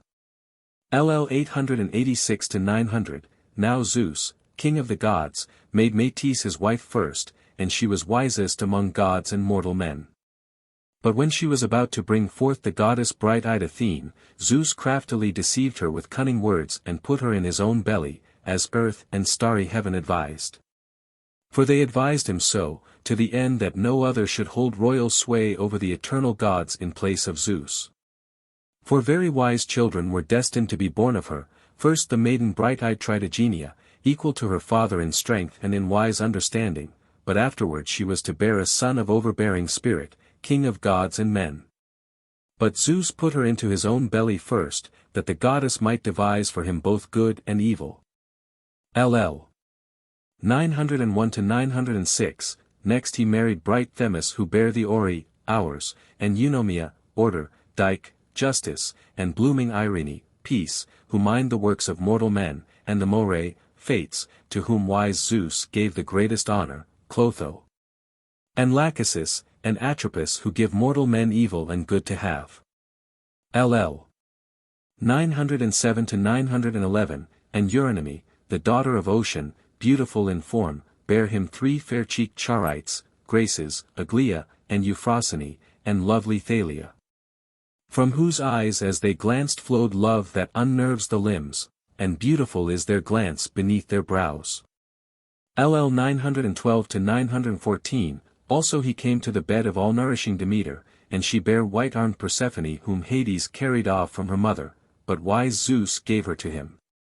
LL 915-917, and again, he loved Mnemosyne with the beautiful hair, and of her the 9 gold-crowned muses were born who delight in feasts and the pleasures of song. LL 918 to 920, and Leto was joined in love with Zeus who holds the aegis, and bare Apollo and Artemis delighting in arrows, children lovely above all the sons of heaven. LL. 921 to 923, lastly, he made Hera his blooming wife, and she was joined in love with the king of gods and men, and brought forth Hebe in Ares and Eileithyia. LL. 924 to 929, but Zeus himself gave birth from his own head to bright-eyed Tritogenia, the awful, the strife-stirring, the host-leader, the unwearying, the queen, who delights in tumults and wars and battles. But Hera without union with Zeus, for she was very angry and quarrelled with her mate, bare famous Hephaestus, who is skilled in crafts more than all the sons of heaven. LL 929a, 929t, but Hera was very angry and quarrelled with her mate. And because of this strife she bare without union with Zeus who holds the aegis a glorious son, Hephaestus, who excelled all the sons of heaven in crafts. But Zeus lay with the fair-cheeked daughter of Ocean and Tethys apart from Hera. Lacuna, deceiving Metis, thought, although she was full wise. But he seized her with his hands and put her in his belly, for fear that she might bring forth something stronger than his thunderbolt, therefore did Zeus, who sits on high and dwells in the ether, swallow her down suddenly.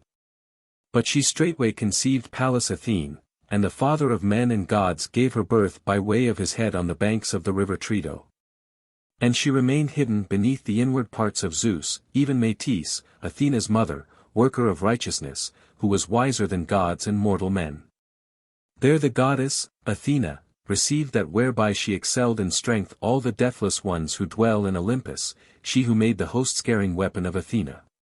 And with it, Zeus, gave her birth, arrayed in arms of war. LL. 930 to 933, and of Amphitrite and the loud-roaring earth-shaker was born great, wide-ruling Triton, and he owns the depths of the sea, living with his dear mother and the Lord his father in their golden house, an awful god. LL. 933 to 937, also Cytherea bare to Ares the shield-piercer panic and fear, terrible gods who drive in disorder the close ranks of men in numbing war, with the help of Ares, sacker of towns, and Harmonia whom high-spirited Cadmus made his wife. LL. 938 to 939, and Maia, the daughter of Atlas, bare to Zeus glorious Hermes, the herald of the deathless gods, for she went up into his holy bed. LL. 940 to 942, and Semele, daughter of Cadmus was joined with him in love and bare him a splendid son, joyous Dionysus, a mortal woman and immortal son. And now they both are gods. LL. 943 to 944, and Alcmena was joined in love with Zeus who drives the clouds and bare mighty Heracles. LL 945 to 946, and Hephaestus, the famous lame one, made Aglaea, youngest of the Graces, his buxom wife. LL. 947 to 949, and golden-haired Dionysus made brown-haired Ariadne, the daughter of Minos, his buxom wife, and the son of Cronos made her deathless and unaging for him. LL. 950 to 955, and mighty Heracles, the valiant son of neat-ankled Alcmena, when he had finished his grievous toils, made Hebe the child of great Zeus and gold-shod Hera his shy wife in snowy Olympus. Happy he! For he has finished his great works and lives amongst the undying gods, untroubled and unaging all his days. LL 956 to 962, and Perseus, the daughter of Ocean, bare to unwearying Helios Circe and Eats the king. And Eats, the son of Helios who shows light to men, took to wife fair-cheeked Idia, daughter of Ocean the perfect stream, by the will of the gods, and she was subject to him in love through golden Aphrodite and bare him neat-ankled Medea. LL.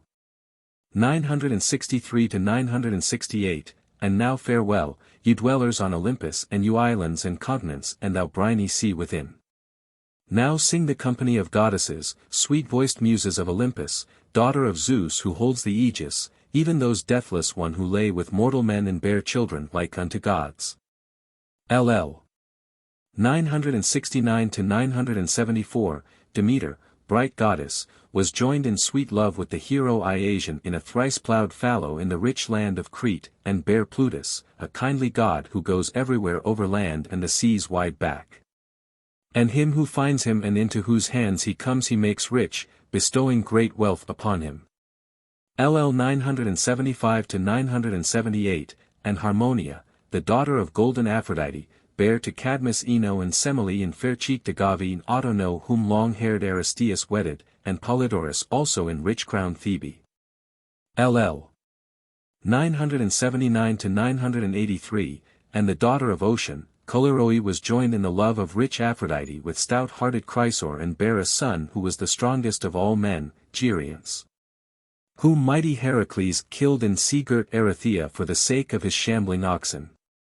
LL 984-991, and Eos bare to Tithonus brazen-crested Memnon, king of the Ethiopians, and the lord Emathion.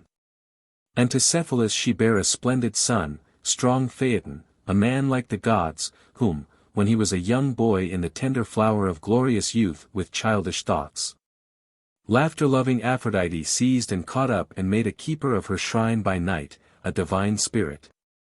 LL 993-1002, and the son of Ezon by the will of the gods led away from Eets the daughter of Eets the heaven-nurtured king, when he had finished the many grievous labors which the great king, overbearing Peleus, that outrageous and presumptuous doer of violence, put upon him.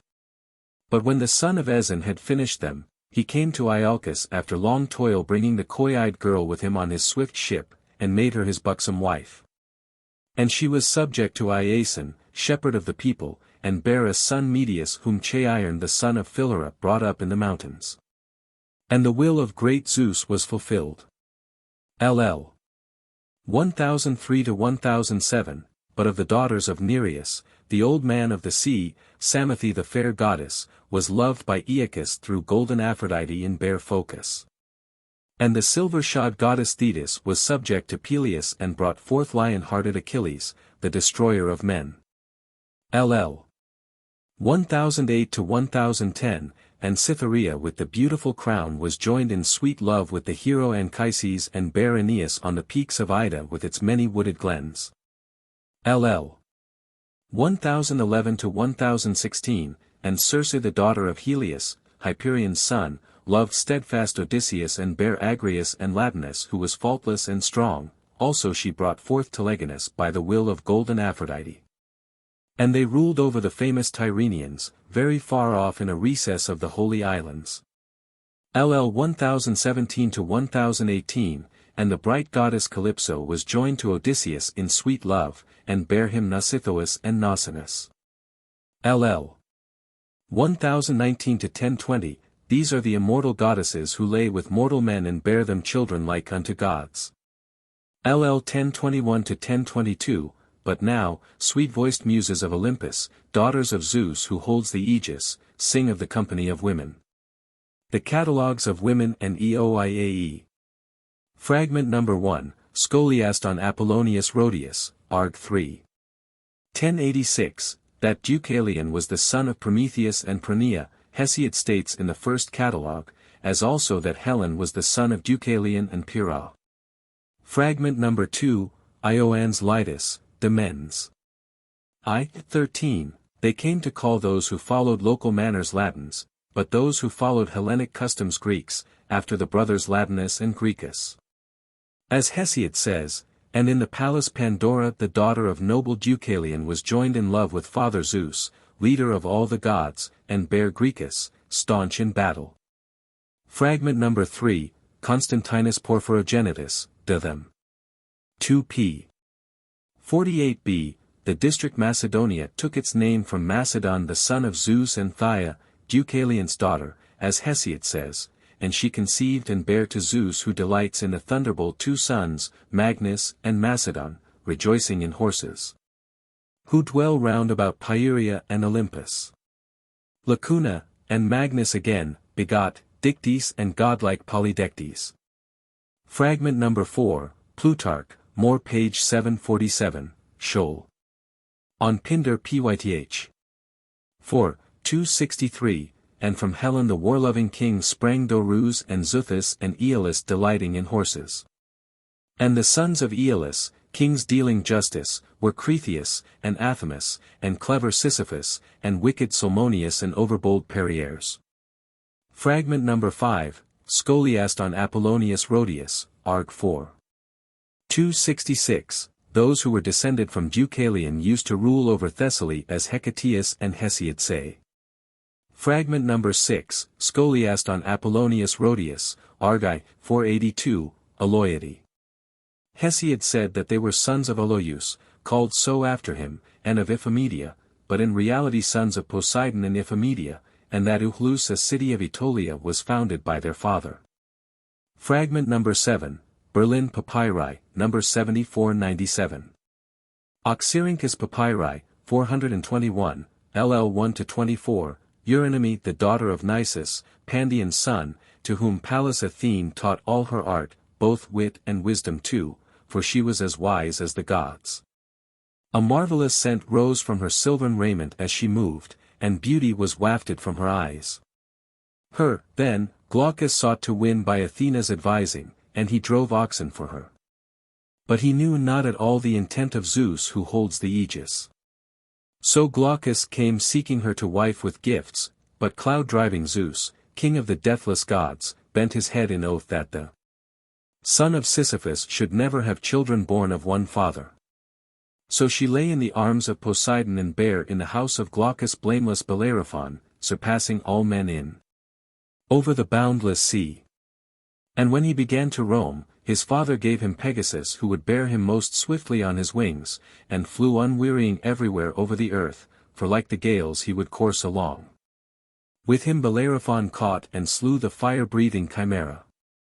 And he wedded the dear child of the great-hearted Iobates, the worshipful king, lord of. And she bare. Fragment number 8, Scholiast on Apollonius Rhodes, Arg. 4. 57, Hesiod says that Endymion was the son of Ethlius the son of Zeus and Callie, and received the gift from Zeus, to be keeper of death for his own self when he was ready to die. Fragment number 9, Scholiast Venerable on Homer, Illinois. 11. 750, the two sons of Actor and Molion. Hesiod has given their descent by calling them after Actor and Molion, but their father was Poseidon. Porphyrius, Quast. Hom. Ad Iliad. Pert. 265, but Aristarchus is informed that they were twins, not such as were the Dioscuri, but, on Hesiod's testimony, double in form and with two bodies and joined to one another. Fragment number 10, Scholiast on Apollonius Rhodius, Argi. 156, but Hesiod says that he changed himself in one of his wonted shapes and perched on the yoke-boss of Heracles' horses, meaning to fight with the hero, but that Heracles, secretly instructed by Athena, wounded him mortally with an arrow. And he says as follows, and lordly Periclymenus. Happy he. For earth-shaking Poseidon gave him all manner of gifts. At one time he would appear among birds, an eagle, and again at another he would be an ant, a marvel to see. And then a shining swarm of bees, and again at another time a dread relentless snake. And he possessed all manner of gifts which cannot be told, and these then ensnared him through the devising of Athene. Fragment number 11, Stephanus of Byzantium, S.V. Heracles slew the noble sons of steadfast Neleus, 11 of them, but the 12th, the horseman Gerenian Nestor chanced to be staying with the horse-taming Gerenians. Lacuna, Nestor alone escaped in flowery Girnon. Fragment number 12, Eustathius, Hom. 1796.39, so well-girded Polycaste, the youngest daughter of Nestor, Neleus' son, was joined in love with Telemachus through golden Aphrodite and bare Persepolis. Fragment number 13, Scholiast on Homer, O.D. 12. 69, Tyro the daughter of Salmoneus, having two sons by Poseidon, Neleus and Peleus, married Cretheus, and had by him 3 sons, Ezon, Pheres and Amatheon. And of Ezon and Polymede, according to Hesiod, Iason was born, Ezon, who begot a son Iason, shepherd of the people, whom Chiron brought up in woody Pelion. Fragment number 14, Petri Papyri, edition Mahaffy, PL 3. 3. Of the glorious Lord. Fair Atlanta, swift of foot, the daughter of Skeneus, who had the beaming eyes of the Graces, though she was ripe for wedlock rejected the company of her equals and sought to avoid marriage with men who eat bread. Scholiast on Homer, Iliad 23. 683, Hesiod is therefore later in date than Homer since he represents Hippomenes as stripped when contending with Atlanta. Papyri Greci e Latini, 2. Number 130, 2nd to 3rd century, LL. 1-7, then straightway there rose up against him the trim-ankled maiden, Atlanta, peerless in beauty, a great throng stood round about her as she gazed fiercely, and wonder held all men as they looked upon her. As she moved, the breath of the west wind stirred the shining garment about her tender bosom, but Hippomenes stood where he was, and much people was gathered together.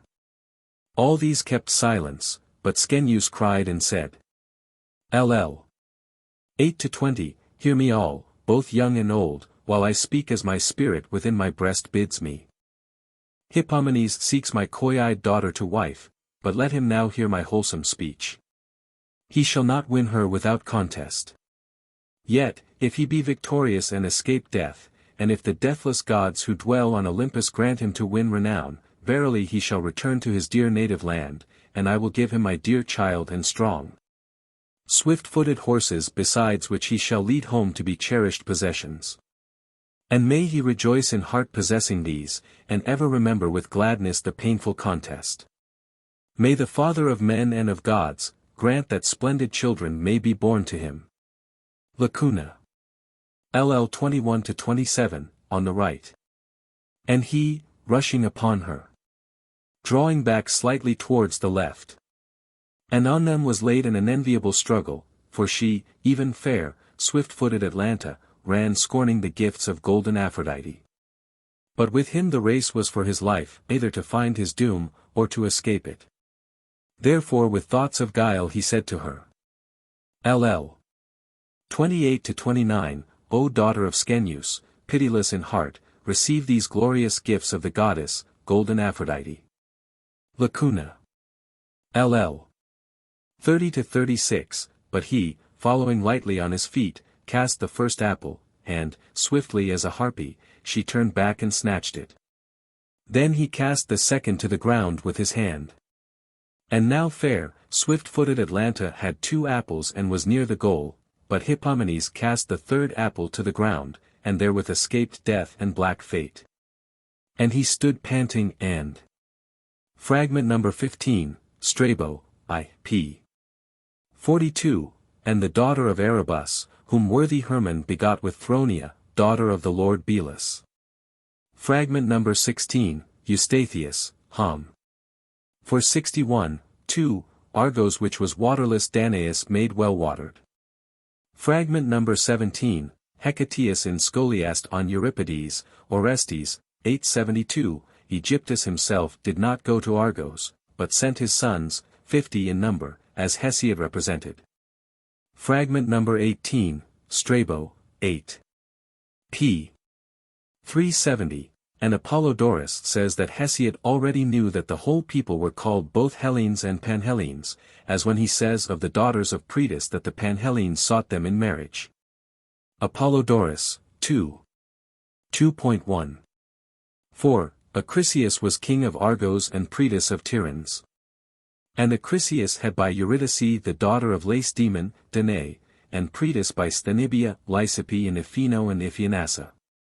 And these fell mad, as Hesiod states, because they would not receive the rites of Dionysus. Probus on Virgil, Eclogue 6.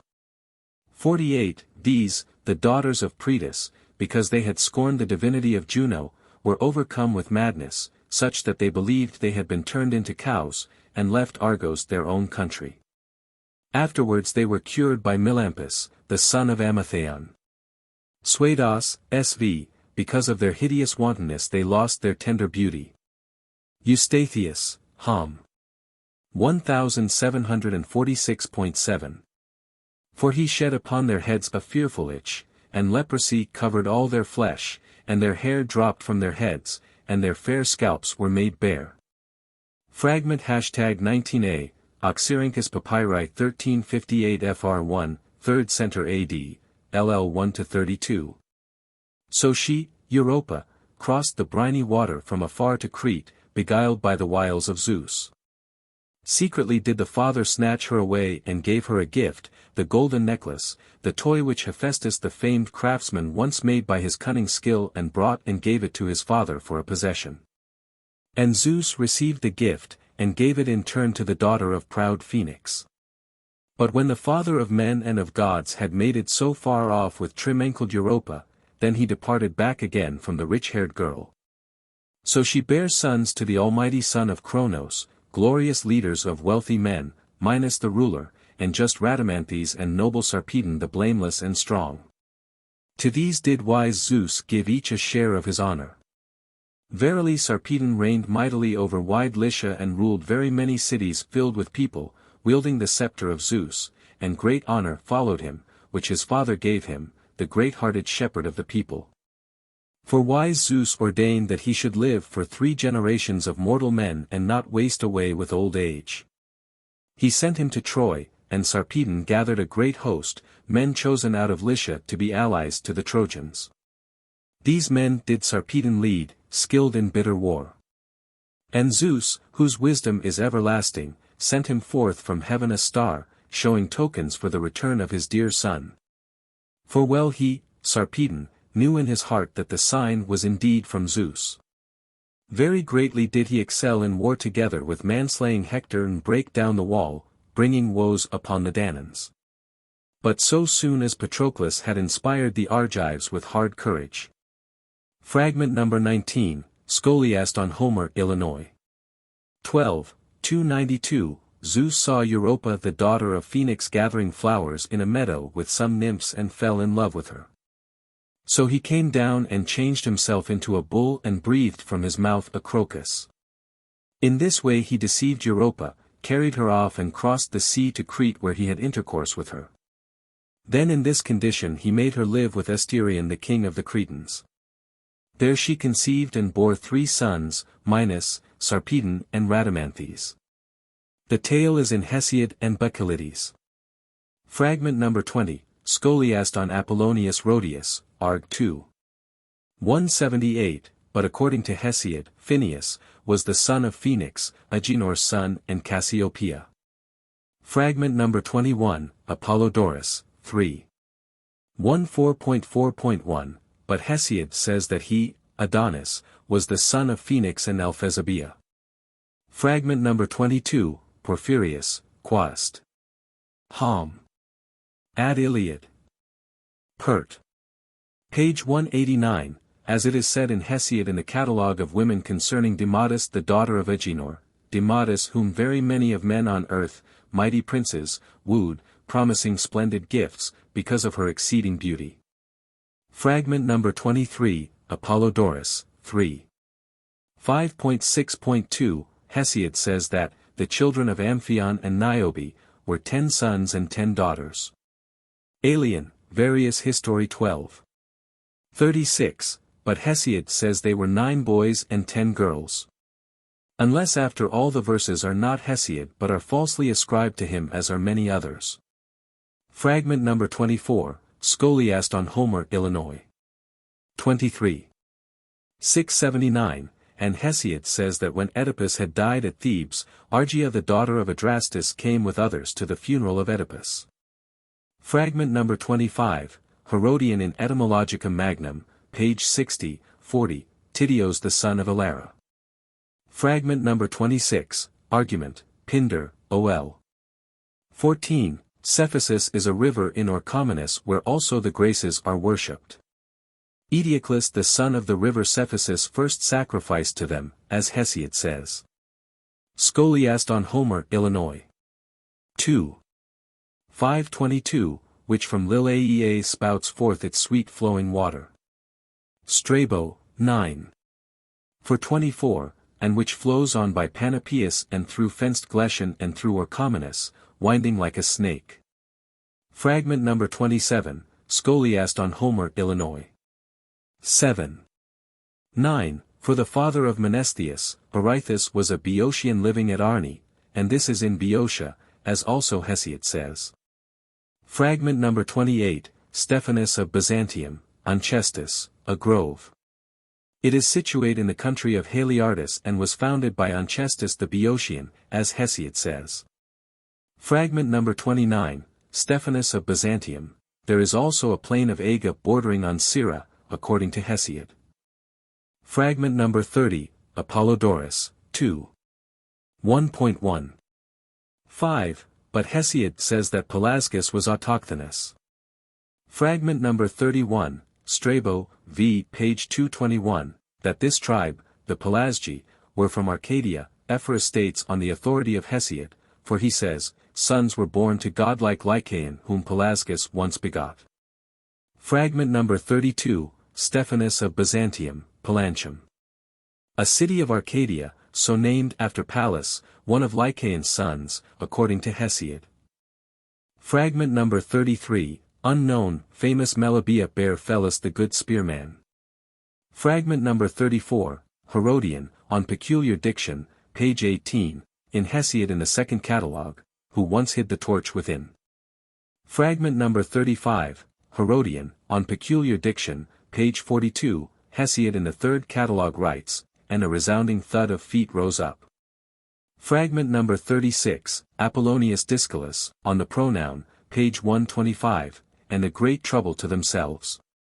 Fragment number 37, Scholiast on Apollonius Rhodius, Argi, 45, neither Homer nor Hesiod speak of Iphiclus as amongst the Argonauts. Fragment number 38, Eratosthenes, Catast. 19, page 124, the ram. This it was that transported Phrixus and Hele. It was immortal and was given them by their mother Nephele, and had a golden fleece, as Hesiod and Pherecide say. Fragment number 39, Scholiast on Apollonius Rhodius, Arg. 2. 181, Hesiod in the great Eoaae says that Phineus was blinded because he revealed to Phrixus the road, but in the third catalogue, because he preferred long life to sight. Hesiod says he had two sons, Thinus and Mariandanus. Ephorus in Strabo, 7. 302, Hesiod, in the so-called Journey Round the Earth, says that Phineus was brought by the Harpies to the land of milk feeders who have wagons for houses. Fragment #48, CP Father 43 and 44, Oxyrhynchus Papyri 1358 FR2, 3rd Center AD, Lacuna, slight remains of 7 lines. LL. 8-35, the sons of Boreas pursued the Harpies, to the lands of the Massagetes and of the proud half-dog men, of the underground folk and of the feeble pygmies, and to the tribes of the boundless black skins and the Libyans. Huge earth bare these to Epophus, soothsaying people, knowing seercraft by the will of Zeus the lord of oracles, but deceivers. To the end that men whose thought passes their utterance might be subject to the gods and suffer harm, Ethiopians and Libyans and mare-milking Scythians. For verily Epophus was the child of the almighty son of Cronos, and from him sprang the dark Libyans, and high-souled Ethiopians, and the underground folk and feeble pygmies. All these are the offspring of the Lord, the loud thunderer. Round about all these, the sons of Boreas, sped in darting flight, of the well-horsed Hyperboreans, whom earth the all-nourishing bare far off by the tumbling streams of deep-flowing Eridanus. Of Amber, feeding her wide-scattered offspring, and about the steep Fawn mountain and rugged Etna to the isle Ortygia and the people sprung from Lestragon who was the son of wide-reigning Poseidon. Twice ranged the sons of Boreas along this coast and wheeled round and about yearning to catch the Harpies, while they strove to escape and avoid them. And they sped to the tribe of the haughty Cephalenians, the people of patient-souled Odysseus whom in aftertime Calypso the queenly nymph detained for Poseidon. Then they came to the land of the Lord the son of Ares, they heard. Yet still, the sons of Boreas, ever pursued them with instant feet. So they, the Harpies, sped over the sea and through the fruitless air. Fragment number 40, Strabo, 7. Page 300, the Ethiopians and Ligurians and mare-milking Scythians. Fragment number 41, Apollodorus, I. 9.21.6, as they were being pursued, one of the Harpies fell into the river Tigris, in Peloponnesus, which is now called Harpies after her. Some call this one Nicotho, and others Aeolipus. The other, who was called Osipete, or as some say Ositho, though Hesiod calls her Osippus, fled down the Propontis and reached as far as to the Echinides Islands, which are now called because of her, Strophades, turning islands. Fragment number 42, Scholiast on Apollonius Rhodius, Arg. 2. 297, Hesiod also says that those with zets turned and prayed to Zeus, there they prayed to the Lord of Enos who reigns on high. Apollonius indeed says it was Iris who made zets and his following turn away, but Hesiod says Hermes. Scholiast on Apollonius Rhodius, Arg. 2. 296, others say, the islands, were called Strophades, because they turned there and prayed Zeus to seize the Harpies. But according to Hesiod, they were not killed. Fragment number 43, Philodemus, on piety, 10, nor let anyone mock at Hesiod who mentions. Or even the troglodytes and the pygmies. Fragment number 44, Strabo, I. p. 43, no one would accuse Hesiod of ignorance though he speaks of the half-dog people and the great-headed people and the pygmies. Fragment number 45, Scholiast on Apollonius Rhodius, Arg. 4.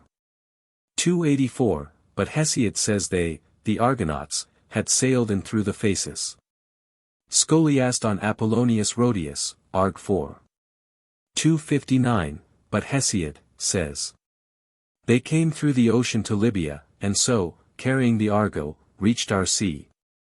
Fragment number 46, Scholiast on Apollonius Rhodius, Arg. 3. 311, Apollonius, following Hesiod, says that Circe came to the island over against Tyrrhenia on the chariot of the sun. And he called it Hesperion, because it lies toward the west. Fragment number 47, Scholiast on Apollonius Rhodius, Arg. 4. 892, he, Apollonius, followed Hesiod who thus names the island of the Sirens, to the island Anthemoessa, flowery, which the son of Cronos gave them. And their names are Thelxiope or Thelxino, Malp and Aglaophanes. Scholiast on Homer, OD. 12, 168, hence Hesiod said that they charmed even the winds. Fragment number 48, Scholiast on Homer, OD. I. 85, Hesiod says that Ogygia is within towards the west, but Ogygia lies over against Crete, the Ogygian Sea and, the island Ogygia. Fragment number 49, Scholiast on Homer, OD. 7, 54, Hesiod regarded Arete as the sister of Alcinous. Fragment number 50, Scholiast on Pindar, OL. X. 46, her Hippostratus, did wed, a scion of Ares, the splendid son of Phaedes, of the line of Amarances, leader of the Epeans. Fragment number 51, Apollodorus, I. 8.4. 1. When Althea was dead, Ennius married Peribia, the daughter of Hipponus. Hesiod says that she was seduced by Hippostratus the son of Amarances and that her father Hipponus sent her from Aulinus in Achaea to Ennius because he was far away from Hellas, bidding him kill her. She used to dwell on the cliff of Aulinus by the banks of wide Pyrrhus. Fragment number 52, Diodorus v. 81, Maker was a son of Crinicus the son of Zeus as Hesiod says, and dwelt in Aulinus in the country then called Ionian, but now Achaean. Fragment number 53, Scholiast on Pindar, Nem. 2, 21, concerning the Myrmidons Hesiod speaks thus, and she conceived and bare Aeacus, delighting in horses. Now when he came to the full measure of desired youth, he chafed at being alone. And the father of men and gods made all the ants that were in the lovely isle into men and wide-girdled women. These were the first who fitted with thwarts ships with curved sides, and the first who used sails, the wings of a sea-going ship. Fragment number 54, Polybius, v. 2, the sons of Aeacus who rejoiced in battle as though a feast. Fragment number 55, Porphyrius, Quast. Hom. Ad Iliad. Pertin. p. 93, he has indicated the shameful deed briefly by the phrase, to lie with her against her will, and not like Hesiod who recounts at length the story of Peleus and the wife of Acastus. Fragment number 56, Scholiast on Pindar, Nem. 4. 95, and this seemed to him, Acastus, in his mind the best plan. To keep back himself, but to hide beyond guessing the beautiful knife which the very famous lame one had made for him, that in seeking it alone over steep Pelion, he, Peleus, might be slain forthwith by the mountain-bred centaurs. Fragment number 57, Volume 50. Herculean. Papyri from Herculaneum, 2nd collection, 8. 105, the author of the Cypria says that Thetis avoided wedlock with Zeus to please Hera, but that Zeus was angry and swore that she should mate with a mortal. Hesiod also has the like account. Fragment number 58, Strasbourg Greek Papyri 55, 2nd century AD, LL 1-13, Peleus the son of Aeacus, dear to the deathless gods, came to Thyia the mother of flocks, bringing great possessions from spacious Iolcus. And all the people envied him in their hearts seeing how he had sacked the well-built city, and accomplished his joyous marriage, and they all spake this word, thrice, yea, for times blessed son of Aeacus, happy Peleus. For far-seeing Olympian Zeus has given you a wife with many gifts and the blessed gods have brought your marriage fully to pass, and in these halls you go up to the holy bed of a daughter of Nereus. Truly the Father, the Son of Cronos, made you very preeminent among heroes and honored above other men who eat bread and consume the fruit of the ground. Fragment number 59, Origen, against Celsus, 4. 79, for in common then were the banquets, and in common the seats of deathless gods and mortal men.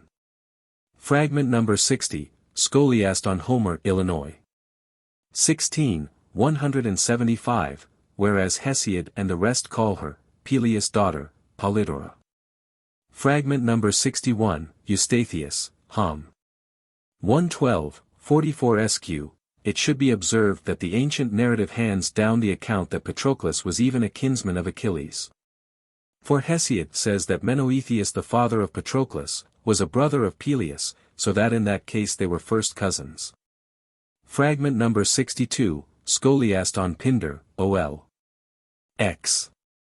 83, some write Cereus the son of Halirotheus, whom Hesiod mentions, he, begot, Cereus and Alazygus, goodly sons.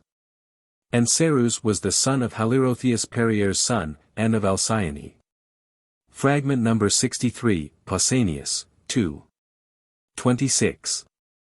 7. This oracle most clearly proves that Asclepius was not the son of Arsinoe, but that Hesiod or one of Hesiod's interpolators composed the verses to please the Messenians. Scholiast on Pindar, Pyth. 3. 14. Some say, Asclepius, was the son of Arsinoe, others of Caronis. But Asclepiades says that Arsinoe was the daughter of Leucippus, Perier's son, and that to her and Apollo Asclepius and a daughter, Areopes, were born. And she bare in the palace Asclepius, leader of men, and Areopes with the lovely hair. Being subject in love to Phoebus. And of Arsinoe likewise. And Arsinoe was joined with the son of Zeus and Leto and bare a son Asclepius, blameless and strong. Fragment number 64, for how does he say that the same persons, the Cyclopes, were like the gods, and yet represent them as being destroyed by Apollo in the catalogue of the daughters of Leucippus? Fragment number 65, Echimus made Timandra his buxom wife. Fragment number 66, Hesiod in giving their descent makes them, Castor and Polydeuces, both sons of Zeus. Hesiod, however, makes Helen the child neither of Leda nor Nemesis, but daughter of Ocean and Zeus. Fragment number 67, Scholiast on Euripides, Orestes 249, Styscorus says that while sacrificing to the gods Tyndareus forgot Aphrodite and that the goddess was angry and made his daughters twice and thrice wed and deserters of their husbands. And Hesiod also says, LL 1-7, and laughter-loving Aphrodite felt jealous when she looked on them and cast them into evil report. Then Timandra deserted Echimus and went and came to Phyleus, dear to the deathless gods. And even so Clytemnestra deserted godlike Agamemnon and lay with Aegisthus and chose a worse mate, and even so Helen dishonored the couch of golden-haired Menelaus. Fragment number 68, Berlin Papyri, number 9739, LL 1-10. Philoctetes sought her, a leader of spearmen. Most famous of all men at shooting from afar and with the sharp spear. And he came to Tyndareus' bright city for the sake of the Argive maid who had the beauty of golden Aphrodite, and the sparkling eyes of the Graces. And the dark-faced daughter of Ocean, very lovely of form, bare her when she had shared the embraces of Zeus and the king Tyndareus in the bright palace. And sought her to wife offering as gifts. Lacuna. LL 11-15. And as many women skilled in blameless arts, each holding a golden bowl in her hands. And truly Castor and strong Polydeuces would have made him their brother perforce, but Agamemnon, being son-in-law to Tyndareus, wooed her for his brother Menelaus. LL 16-19, and the two sons of Amphiaraus the lord, Ecleus' son, sought her to wife from Argos very near at hand, yet fear of the blessed gods and the indignation of men caused them also to fail. Lacuna. L. 20. But there was no deceitful dealing in the sons of Tyndareus. LL 21-27, and from Ithaca the sacred might of Odysseus, Laertes' son, who knew many fashioned wiles, sought her to wife. He never sent gifts for the sake of the neat-ankled maid, for he knew in his heart that golden-haired Menelaus would win. Since he was greatest of the Achaeans in possessions and was ever sending messages to horse-taming Castor and prize-winning Polydeuces. LL 28-30, and, On's son sought her to wife, and brought, bridal gifts, cauldrons. Lacuna. LL 31-33. To horse-taming Castor and prize-winning Polydeuces, desiring to be the husband of rich-haired Helen, though he had never seen her beauty, but because he heard the report of others. LL 34-41, and from Phylace 2 men of exceeding worth sought her to wife, Podarces son of Iphiclus, Phylacus' son, and Actor's noble son, overbearing Protesilaus. Both of them kept sending messages to Lacedaemon, to the house of wise Tyndareus, Oebalus' son, and they offered many bridal gifts, for great was the girl's renown, brazen, golden. Lacuna. L. 42. Desiring to be the husband of rich-haired Helen. LL 43-49, from Athens the son of Peteus, Menestheus, sought her to wife, and offered many bridal gifts. For he possessed very many stored treasures, gold and cauldrons and tripods, fine things which lay hid in the house of the lord Peteus, and with them his heart urged him to win his bride by giving more gifts than any other. For he thought that no one of all the heroes would surpass him in possessions and gifts. LL 50-51, there came also by ship from Crete to the house of the son of Oebalus strong Lycomedes for rich-haired Helen's sake. Berlin Papyri, number 10560, LL 52-54, sought her to wife. And after golden-haired Menelaus he offered the greatest gifts of all the suitors, and very much he desired in his heart to be the husband of Argive Helen with the rich hair. LL 55-62, and from Salamis Ajax, blameless warrior, sought her to wife, and offered fitting gifts, even wonderful deeds. For he said that he would drive together and give the shambling oxen and strong sheep of all those who lived in Treason and Epidaurus near the sea, and in the island of Aegina and in Mazas, sons of the Achaeans. And shadowy Megara and frowning Corinthus, and Hermione and Asine which lie along the sea. For he was famous with the long spear. LL 63-66, but from Euboea Eliphaner, leader of men, the son of Chalcodon, prince of the bold Abantes, sought her to wife. And he offered very many gifts, and greatly he desired in his heart to be the husband of rich-haired Helen. LL 67-74, and from Crete the mighty Idomeneus sought her to wife, Deucalion's son, offspring of renowned Minos. He sent no one to woo her in his place, but came himself in his black ship of many thwarts over the Ogygian sea across the dark wave to the home of wise Tyndareus. To see Argive Helen and that no one else should bring back for him the girl whose renown spread all over the holy earth. L. 75, and at the prompting of Zeus the All-Wise came. Lacuna, 13 lines lost. LL. 89 to 100, but of all who came for the maid's sake, the Lord Tyndareus sent none away, nor yet received the gift of any, but asked of all the suitors sure oaths. And bade them swear and vow with unmixed libations that no one else henceforth should do aught apart from him as touching the marriage of the maid with shapely arms. But if any man should cast off fear and reverence and take her by force, he bade all the others together follow after and make him pay the penalty. And they, each of them hoping to accomplish his marriage, obeyed him without wavering. But warlike Menelaus, the son of Atreus, prevailed against them all together, because he gave the greatest gifts. LL 100 to 106, but Chiron was tending the son of Peleus, swift-footed Achilles, preeminent among men, on woody Pelion. For he was still a boy.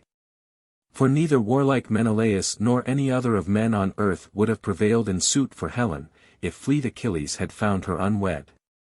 But, as it was, warlike Menelaus won her before. 2. LL.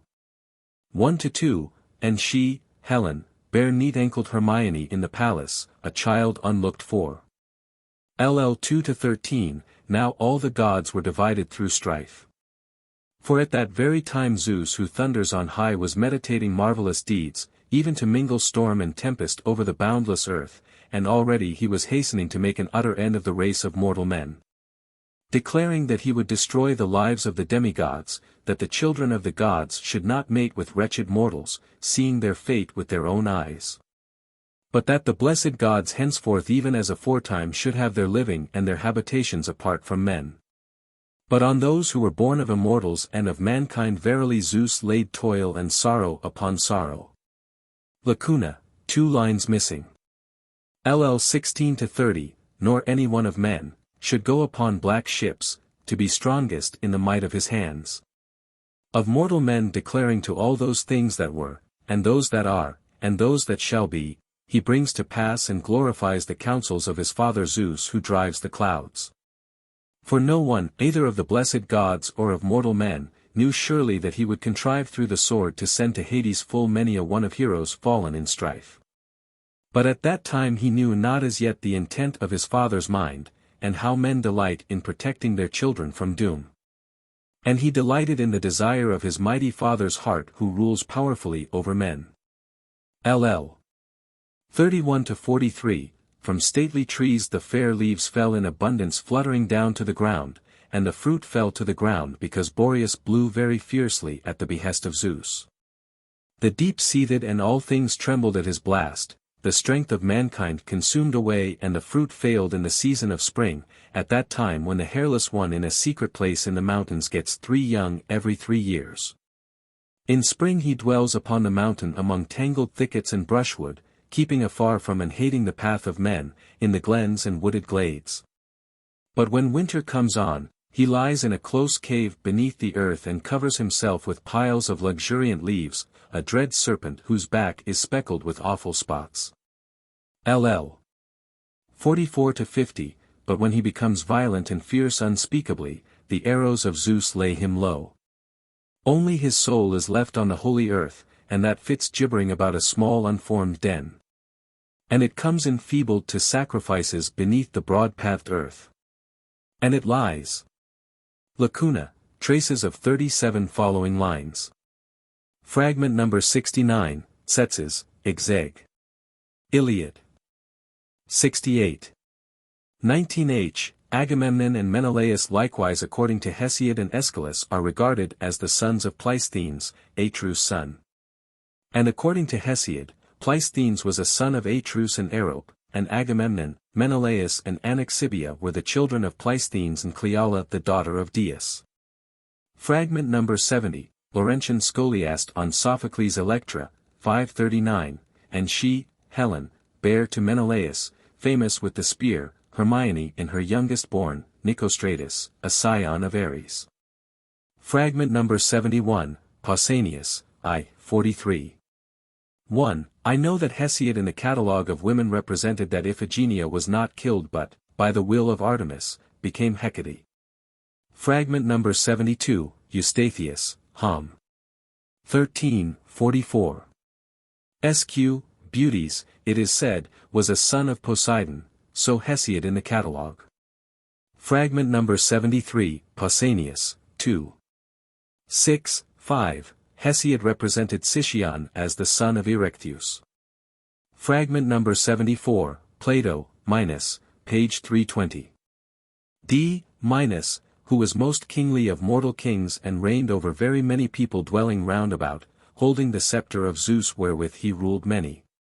Fragment number 75, Hesychius, the athletic contest in memory of Eurygies Melisagoras says that Androgeos the son of Minos was called Eurygies, and that a contest in his honor is held near his tomb at Athens in the Ceramicus. And Hesiod writes, and Eurygies, while yet a lad in holy Athens. Fragment number 76, Plutarch, Theseus 20, there are many tales about Ariadne. How that she was deserted by Thesua for love of another woman, for strong love for Egle the daughter of Panopeus overpowered him. For Hurias of Megara says that Pisistratus removed this verse from the works of Hesiod. Athenaeus, 13. 557a, but Hesiod says that Theseus wedded both Hip and Egle lawfully. Fragment number 77, Strabo, 9. p.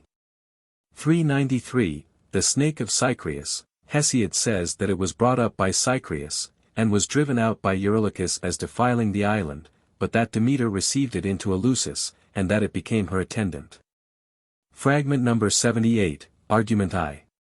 To the shield of Heracles, but Apollonius of Rhodes says that it, the shield of Heracles, is Hesiod's both from the general character of the work and from the fact that in the catalogue we again find Iolaus as charioteer of Heracles. Fragment number 79, Scholiast on sophomore trach, 266, ll 1-6, and fair-girdled Stratonica conceived and bare in the palace Eurytus her well-loved son. Of him sprang sons, Didion and Clitius and godlike Toxius and Iphitus, a scion of Ares. And after these Antiope the queen, daughter of the aged son of Nauboius, bare her youngest child, golden-haired Iolia. Fragment number 80, Herodian in Etymologica Magnum, who bare Autolycus and Philammon, famous in speech. All things that he, Autolycus, took in his hands, he made to disappear. Fragment number 81, Apollonius, Hom. Lexicon, Epitus again, begot Plesanor and Perithus. Fragment number 82, Strabo, 7. p. 322, for Locris truly was leader of the Lelegian people, whom Zeus the son of Cronos, whose wisdom is unfailing, gave to Deucalion, stones gathered out of the earth. So out of stones mortal men were made, and they were called people. Fragment number 83, Tzetzes, Shoal. In Exeg. Iliad. 126, Ilias whom the lord Apollo, son of Zeus, loved. And he named him by his name, because he found a nymph complaisant and was joined with her in sweet love, on that day when Poseidon and Apollo raised high the wall of the well-built city. Fragment number 84, Scholiast on Homer, OD. 11. 326, Clymene the daughter of Mineus the son of Poseidon and of Euryonassa, Hyperpha's daughter, was wedded to Phylacus the son of Dion, and bare Iphiclus, a boy fleet of foot. It is said of him that through his power of running he could race the winds and could move along upon the ears of corn. The tale is in Hesiod, he would run over the fruit of the asphodel and not break it. Nay, he would run with his feet upon wheaten ears and not hurt the fruit. Fragment number 85, Coroboscis, I. 123, 22h, and she bare a son Thoas. Fragment number 86, Eustathius, Hom. 1623. 44, Maro, whose father, it is said, Hesiod relates to have been Euanthes the son of Enopion, the son of Dionysus. Fragment number 87, Athenaeus, x. 428b, c. Such gifts as Dionysus gave to men, a joy and a sorrow both. Whoever drinks to fullness, in him wine becomes violent and binds together his hands and feet, his tongue also and his wits with fetters unspeakable, and soft sleep embraces him. Fragment number 88, Strabo, 9. p. 442, or like her, Caronis, who lived by the holy twin hills in the plain of Dotium over against Amyrus rich in grapes, and washed her feet in the Bebian lake, a maid unwed. Fragment number 89, Scholiast on Pindar, pyth. 3. 48, To him, then, there came a messenger from the sacred feast to goodly Pytho, a crow, and he told unshorn Phoebus of secret deeds, that Ischys son of Elatus had wedded Caronis the daughter of Phlegyas of birth divine. Fragment number 90, Athenagoras, Petition for the Christians, 29, concerning Asclepius Hesiod says, And the father of men and gods was wrath, and from Olympus he smote the son of Leto with a lurid thunderbolt and killed him, arousing the anger of Phoebus. Fragment number 91, Philodemus, on piety, 34, but Hesiod, says that Apollo, would have been cast by Zeus into Tartarus, but Leto interceded for him, and he became bondman to a mortal. Fragment number 92, Scholiast on Pindar, pyth. 9. 6, Or like her, beautiful Cyrene, who dwelt in Phthia by the water of Peneus and had the beauty of the Graces. Fragment number 93, Servius on Virgil, George. I. 14, He invoked Aristeus, that is, the son of Apollo and Cyrene, whom Hesiod calls the shepherd Apollo.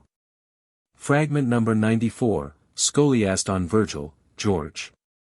4. 361, But the water stood all round him, bowed into the semblance of a mountain. This verse he has taken over from Hesiod's catalogue of women.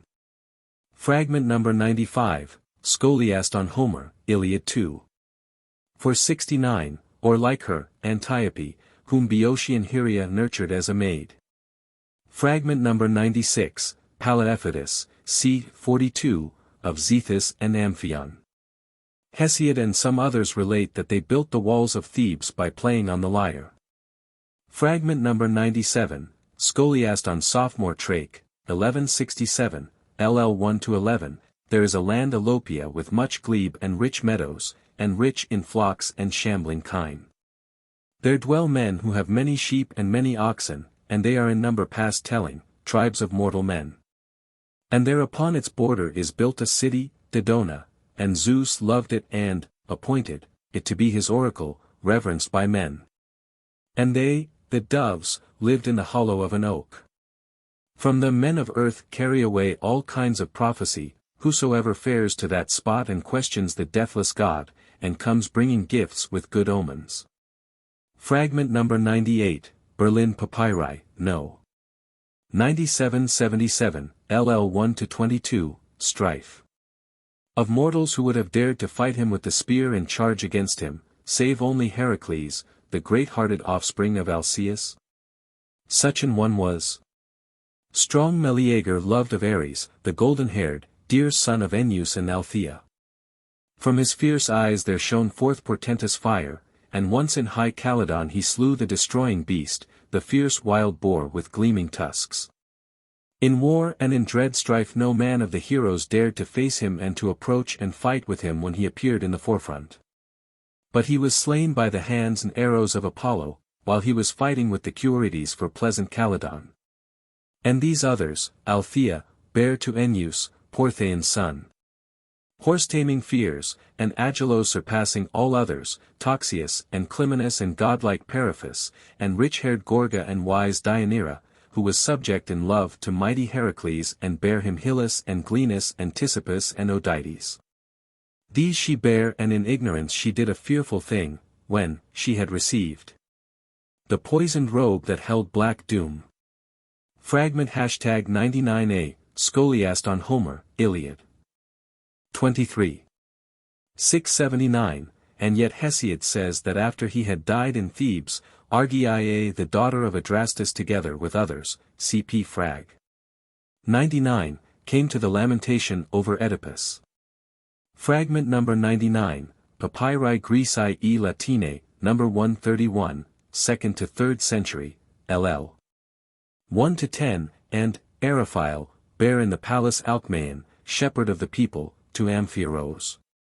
Him, Amphiorus, did the Cadmean, Theban, women with trailing robes admire when they saw face to face his eyes and well-grown frame, as he was busied about the burying of Oedipus, the man of many woes. Once the Danai, servants of Ares, followed him to Thebes, to win renown, for Polynices. But, though well he knew from Zeus all things ordained, the earth yawned and swallowed him up with his horses and jointed chariot, far from deep-eddying Alpheus. LL. 11 to 20, but Electron married the all-beauteous daughter of Pelops and, going up into one bed with her, the son of Perses begot, and Philonomus and Celaneus and Amphimachus and Eurybius and Famous.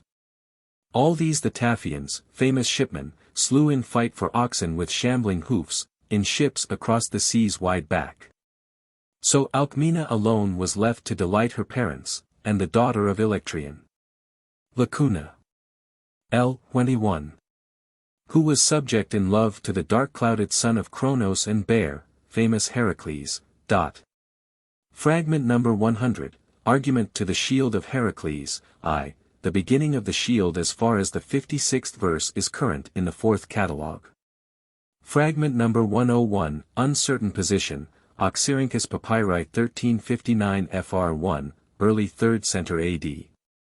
Lacuna, slight remains of 3 lines. LL 4 to 17, if indeed he, Tuthras, delayed, and if he feared to obey the word of the immortals who then appeared plainly to them. But her, Og, he received and brought up well, and cherished in the palace, honoring her even as his own daughters. And Og bare Telephus of the stock of Ares, king of the Mysians, being joined in love with the mighty Heracles when he was journeying in quest of the horses of proud Laomedon, horses the fleetest of foot that the Asian land nourished. And destroyed in battle the tribe of the dauntless Amazons and drove them forth from all that land. But Telephus routed the spearmen of the bronze-clad Achaeans and made them embark upon their black ships. Yet when he had brought down many to the ground which nourishes men, his own might and deadliness were brought low. Fragment number 102, Uncertain Position, Oxyrhynchus Papyri 1359 Fr2, early 3rd century AD, Lacuna, remains of 4 lines. LL 5 to 16, Electra. Was subject to the dark-clouded son of Cronos and bare Dardanus. And Aetion. Who once greatly loved rich-haired Demeter. And cloud-gathering Zeus was wroth and smote him, Aetion, and laid him low with a flaming thunderbolt, because he sought to lay hands upon rich-haired Demeter. But Dardanus came to the coast of the mainland, from Himerichthonius and thereafter Tros were sprung, and Elos, and Assaracus, and godlike Ganymede, when he had left holy Samothrace in his many-benched ship. Lacuna. Oxyrhynchus Papyri 1359 Fr. 3, early 3rd century AD, LL 17 to 24, Cleopatra, the daughter of, but an eagle caught up Ganymede for Zeus because he vied with the immortals in beauty, rich-tressed Diomede. And she bare Hyacinthus, the blameless one and strong, whom, on a time Phoebus himself slew unwittingly with a ruthless disk. The Shield of Heracles. LL. 1 to 27, or like her who left home and country and came to Thebes, following warlike Amphitryon, even Alcmena, the daughter of Electron, gatherer of the people. She surpassed the tribe of womankind in beauty and in height. And in wisdom none vied with her of those whom mortal women bear of union with mortal men. Her face and her dark eyes wafted such charm as comes from golden Aphrodite. And she so honored her husband in her heart as none of womankind did before her. Verily he had slain her noble father violently when he was angry about oxen, so he left his own country and came to Thebes and was suppliant to the shield-carrying men of Cadmus. There he dwelt with his modest wife without the joys of love. Nor might he go in unto the neat-ankled daughter of Electron until he had avenged the death of his wife's great-hearted brothers and utterly burned with blazing fire the villages of the heroes, the Taphians and Teleboans. For this thing was laid upon him, and the gods were witnesses to it. And he feared their anger, and hastened to perform the great task to which Zeus had bound him. With him went the horse-driving Boeotians, breathing above their shields, and the Locrians who fight hand to hand, and the gallant Phocians eager for war and battle. And the noble son of Alcaeus led them, rejoicing in his host. LL 27-55, but the father of men and gods was forming another scheme in his heart, to beget one to defend against destruction gods and men who eat bread. So he arose from Olympus by night pondering guile in the deep of his heart, and yearned for the love of the well-girded woman. Quickly he came to Typhonium, and from there again wise Zeus went on and trod the highest peak of Phtium, there he sat and planned marvelous things in his heart. So in one night Zeus shared the bed and love of the neat-ankled daughter of Electron and fulfilled his desire, and in the same night Amphitryon, gatherer of the people, the glorious hero, came to his house when he had ended his great task. He hastened not to go to his bondmen and shepherds afield, but first went in unto his wife. Such desire took hold on the shepherd of the people. And as a man who has escaped joyfully from misery, whether of sore disease or cruel bondage, so then did Amphitryon, when he had wound up all his heavy task, come glad and welcome to his home. And all night long he lay with his modest wife, delighting in the gifts of golden Aphrodite. And she, being subject in love to a god and to a man exceeding goodly, brought forth twin sons in seven-gated Thebe. Though they were brothers, these were not of one spirit, for one was weaker but the other a far better man, one terrible and strong, the mighty Heracles. Him she bare through the embrace of the son of Cronos lord of dark clouds and the other, Iphiclus, of Amphitryon the spear-wielder, offspring distinct, this one of union with a mortal man, but that other of union with Zeus, leader of all the gods. LL 57-77, and he slew Sickness, the gallant son of Ares. For he found him in the close of far-shooting Apollo, him and his father Ares, never sated with war. Their armor shone like a flame of blazing fire as they two stood in their car, their swift horses struck the earth and pawed it with their hoofs, and the dust rose like smoke about them, pounded by the chariot wheels and the horses' hoofs. While the well-made chariot and its rails rattled around them as the horses plunged. And blameless Sickness was glad, for he looked to slay the warlike son of Zeus and his charioteer with the sword, and to strip off their splendid armor. But Phoebus Apollo would not listen to his vaunts, for he himself had stirred up mighty Heracles against him. And all the grove and altar of Pagasean Apollo flamed because of the dread god and because of his arms, for his eyes flashed as with fire. What mortal men would have dared to meet him face to face save Heracles and glorious Iolaus?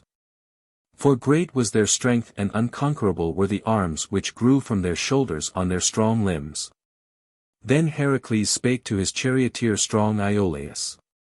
LL 78-94, O hero Iolaus, best beloved of all men, truly Amphitryon sinned deeply against the blessed gods who dwell on Olympus when he came to sweet-crowned Thebe and left Tiryns, the well-built citadel.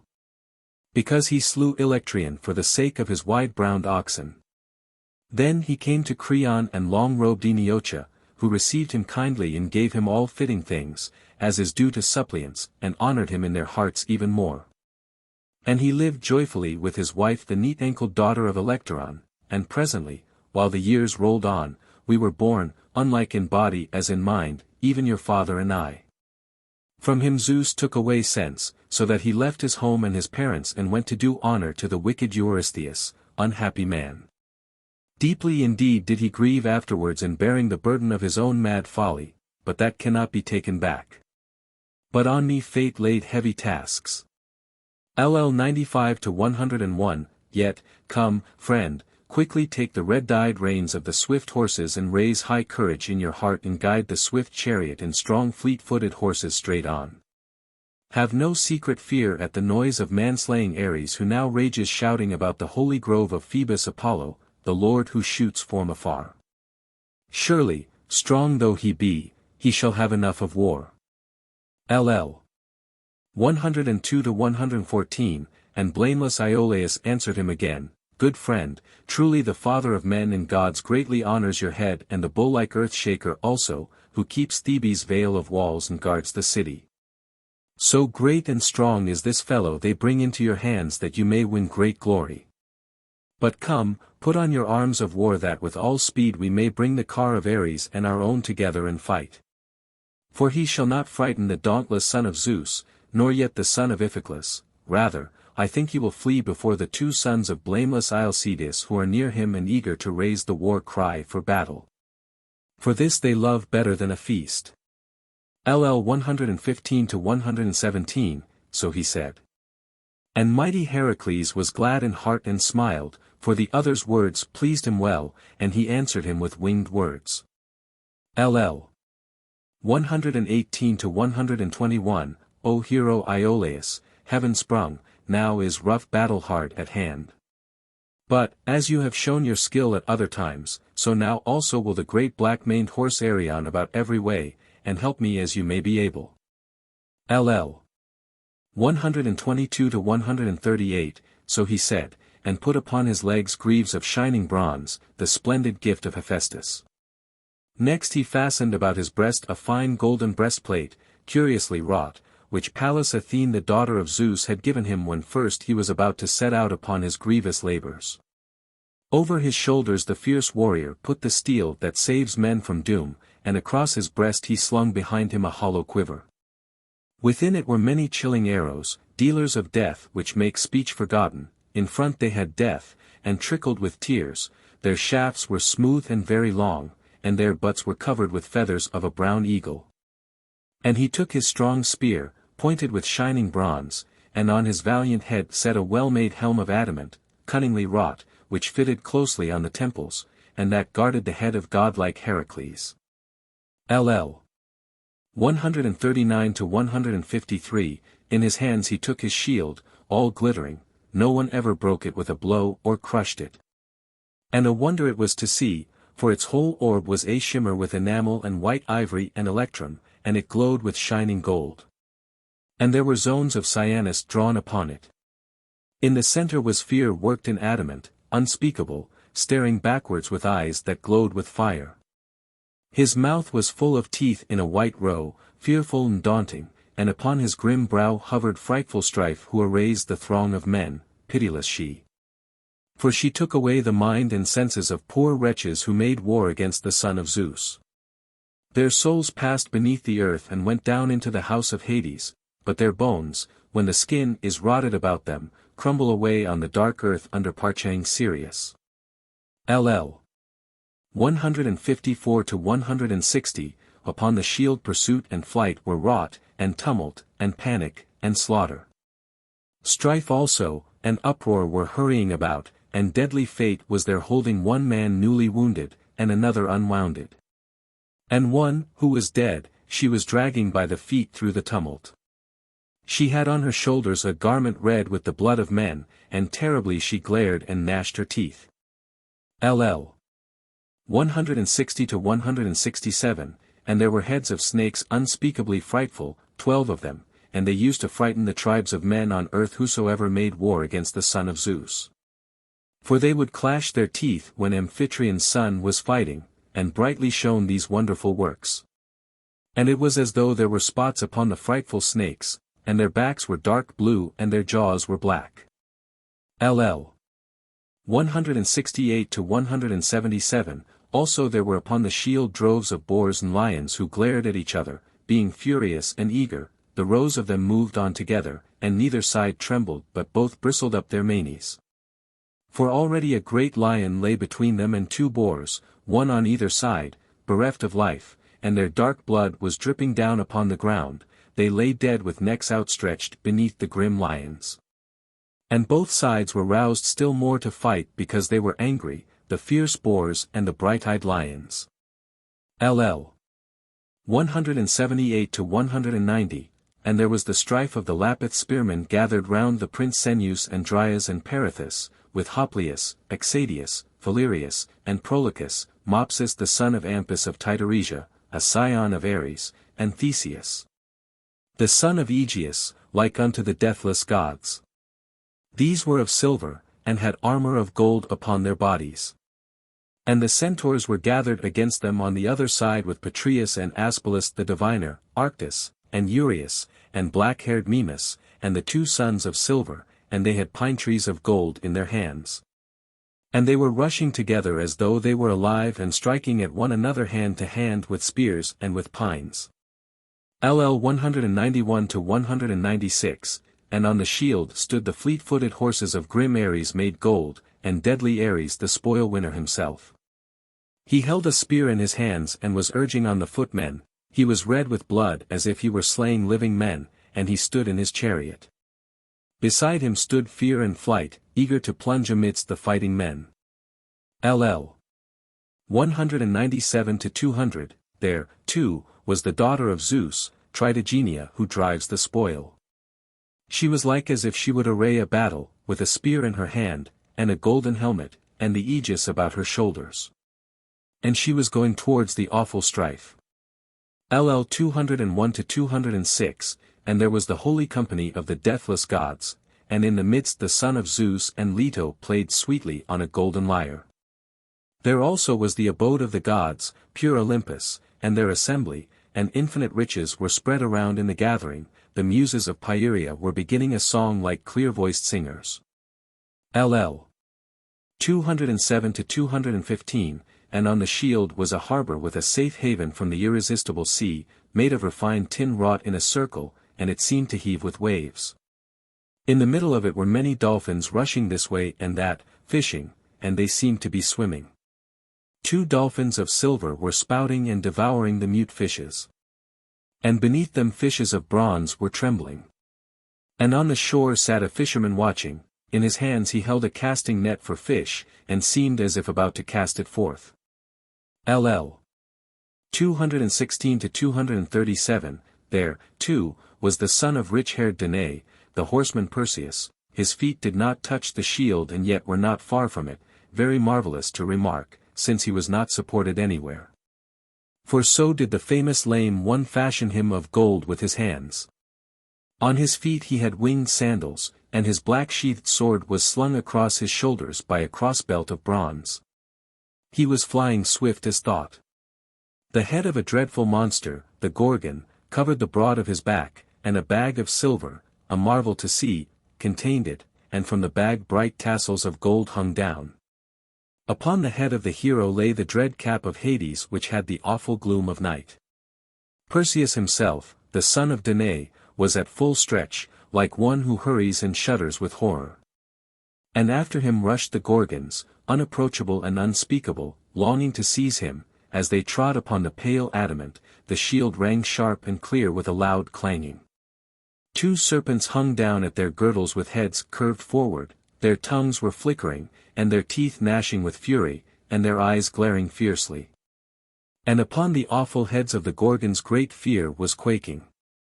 LL 237 to 270, and beyond these there were men fighting in warlike harness, some defending their own town and parents from destruction, and others eager to sack it, many lay dead, but the greater number still strove and fought.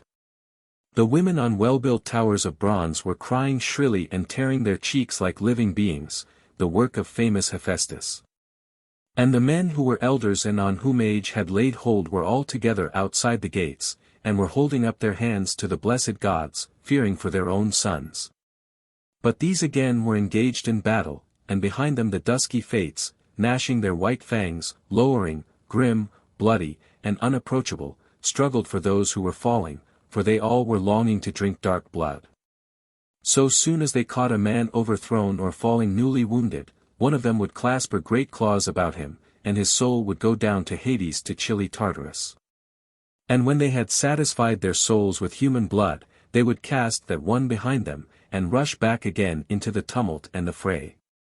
Clotho and Lachesis were over them and Atropos less tall than they, a goddess of no great frame, yet superior to the others and the eldest of them. And they all made a fierce fight over one poor wretch, glaring evilly at one another with furious eyes and fighting equally with claws and hands. By them stood darkness of death, mournful and fearful, pale, shriveled, shrunk with hunger, swollen need. Long nails tipped her hands, and she dribbled at the nose, and from her cheeks blood dripped down to the ground. She stood leering hideously, and much dust sodden with tears lay upon her shoulders. LL 270 to 285, next, there was a city of men with goodly towers, and 7 gates of gold, fitted to the lintels, guarded it. The men were making merry with festivities and dances, some were bringing home a bride to her husband on a well-wheeled car, while the bridal song swelled high, and the glow of blazing torches held by handmaidens rolled in waves afar. And these maidens went before, delighting in the festival. And after them came frolicsome choirs, the youths singing soft-mouthed to the sound of shrill pipes, while the echo was shivered around them, and the girls led on the lovely dance to the sound of lyres. Then again on the other side was a rout of young men revelling, with flutes playing, some frolicking with dance and song, and others were going forward in time with a flute player and laughing. The whole town was filled with mirth and dance and festivity. LL 285 to 304, others again were mounted on horseback and galloping before the town. And there were ploughmen breaking up the good soil, clothed in tunics girt up. Also there was a wide cornland, and some men were reaping with sharp hooks the stalks which bended with the weight of the cars, as if they were reaping Demeter's grain, others were binding the sheaves with bands and were spreading the threshing floor. And some held reaping hooks and were gathering the vintage, while others were taking from the reapers into baskets white and black clusters from the long rows of vines which were heavy with leaves and tendrils of silver. Others again were gathering them into baskets. Beside them was a row of vines in gold, the splendid work of cunning Hephaestus. It had shivering leaves and stakes of silver and was laden with grapes which turned black. And there were men treading out the grapes and others drawing off liquor. Also there were men boxing and wrestling, and huntsmen chasing swift hares with a leash of sharp-toothed dogs before them, they eager to catch the hares, and the hares eager to escape. LL 305 to 313, next to them were horsemen hard set, and they contended and labored for a prize. The charioteers standing on their well-woven cars, urged on their swift horses with loose rein. The jointed cars flew along clattering and the naves of the wheels shrieked loudly. So they were engaged in an unending toil, and the end with victory came never to them, and the contest was ever unwon. And there was set out for them within the course a great tripod of gold, the splendid work of cunning Hephaestus. LL 314 to 317, and round the rim ocean was flowing, with a full stream as it seemed, and enclosed all the cunning work of the shield. Over it swans were soaring and calling loudly, and many others were swimming upon the surface of the water, and near them were shoals of fish. LL 318 to 326, a wonderful thing the great strong shield was to see, even for Zeus the loud thunderer, by whose will Hephaestus made it and fitted it with his hands. This shield the valiant son of Zeus wielded masterly, and leaped upon his horse chariot like the lightning of his father Zeus who holds the aegis, moving lively. And his charioteer, strong Iolaus, standing upon the car, guided the curved chariot. LL 327 to 337, then the goddess grey-eyed Athene came near them and spoke winged words, encouraging them, "Hail, offspring of far-famed Lynceus. Even now Zeus who reigns over the blessed gods gives you power to slay sickness and to strip off his splendid armor. Yet I will tell you something besides, mightiest of the people. When you have robbed sickness of sweet life, then leave him there in his armor also, and you yourself watch manslaying Ares narrowly as he attacks, and wherever you shall see him uncovered below his cunningly wrought shield, there wound him with your sharp spear. Then draw back, for it is not ordained that you should take his horses or his splendid armor."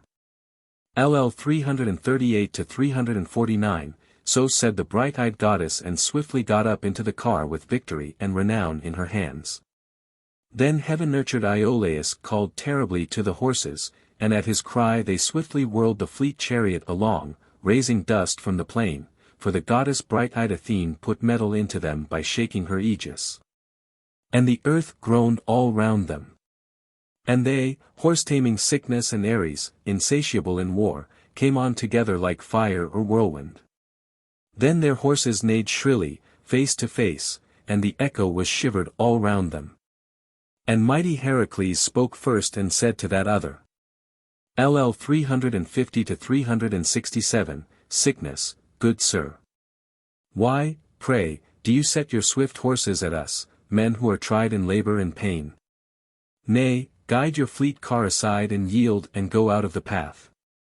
It is to Trachis I am driving on, to seeks the king, who is the first in Trachis for power and for honor, and that you yourself know well, for you have his daughter dark-eyed Themistino to wife. Fool! For Ares shall not deliver you from the end of death, if we two meet together in battle. Another time ere this I declare he has made trial of my spear, when he defended sandy Pylus and stood against me, fiercely longing for fight. Thrice was he stricken by my spear and dashed to earth, and his shield was pierced, but the fourth time I struck his thigh, laying on with all my strength, and tear deep into his flesh. And he fell headlong in the dust upon the ground through the force of my spear thrust. Then truly he would have been disgraced among the deathless gods, if by my hands he had left behind his bloody spoils. LL 368-385, so said he. But Sickness the stout spearman cared not to obey him and to pull up the horses that drew his chariot. Then it was that from their well-woven cars they both leaped straight to the ground, the son of Zeus and the son of the Lord of War. The charioteers drove near by their horses with beautiful manes, and the wide earth rang with the beat of their hoofs as they rushed along. As when rocks leap forth from the high peak of a great mountain, and fall on one another, and many towering oaks and pines and long-rooted poplars are broken by them as they whirl swiftly down until they reach the plain. So did they fall on one another with a great shout, and all the town of the Myrmidons, and famous Iolcus, and Arne, and Hellas, and grassy Anthea echoed loudly at the voice of the two. With an awful cry they closed, and wise Zeus thundered loudly and rained down drops of blood, giving the signal for battle to his dauntless son. LL 386-401, as a tusked boar, that is fearful for a man to see before him in the glens of a mountain, resolves to fight with the huntsman and white tusks, turning sideways, while foam flows all round his mouth as he gnashes. And his eyes are like glowing fire, and he bristles the hair on his mane and around his neck, like him the son of Zeus leaped from his horse chariot. And when the dark-winged whirring grasshopper, perched on a green shoot, begins to sing of summer to men, his food and drink is the dainty dew, and all day long from dawn pours forth his voice in the deadliest heat.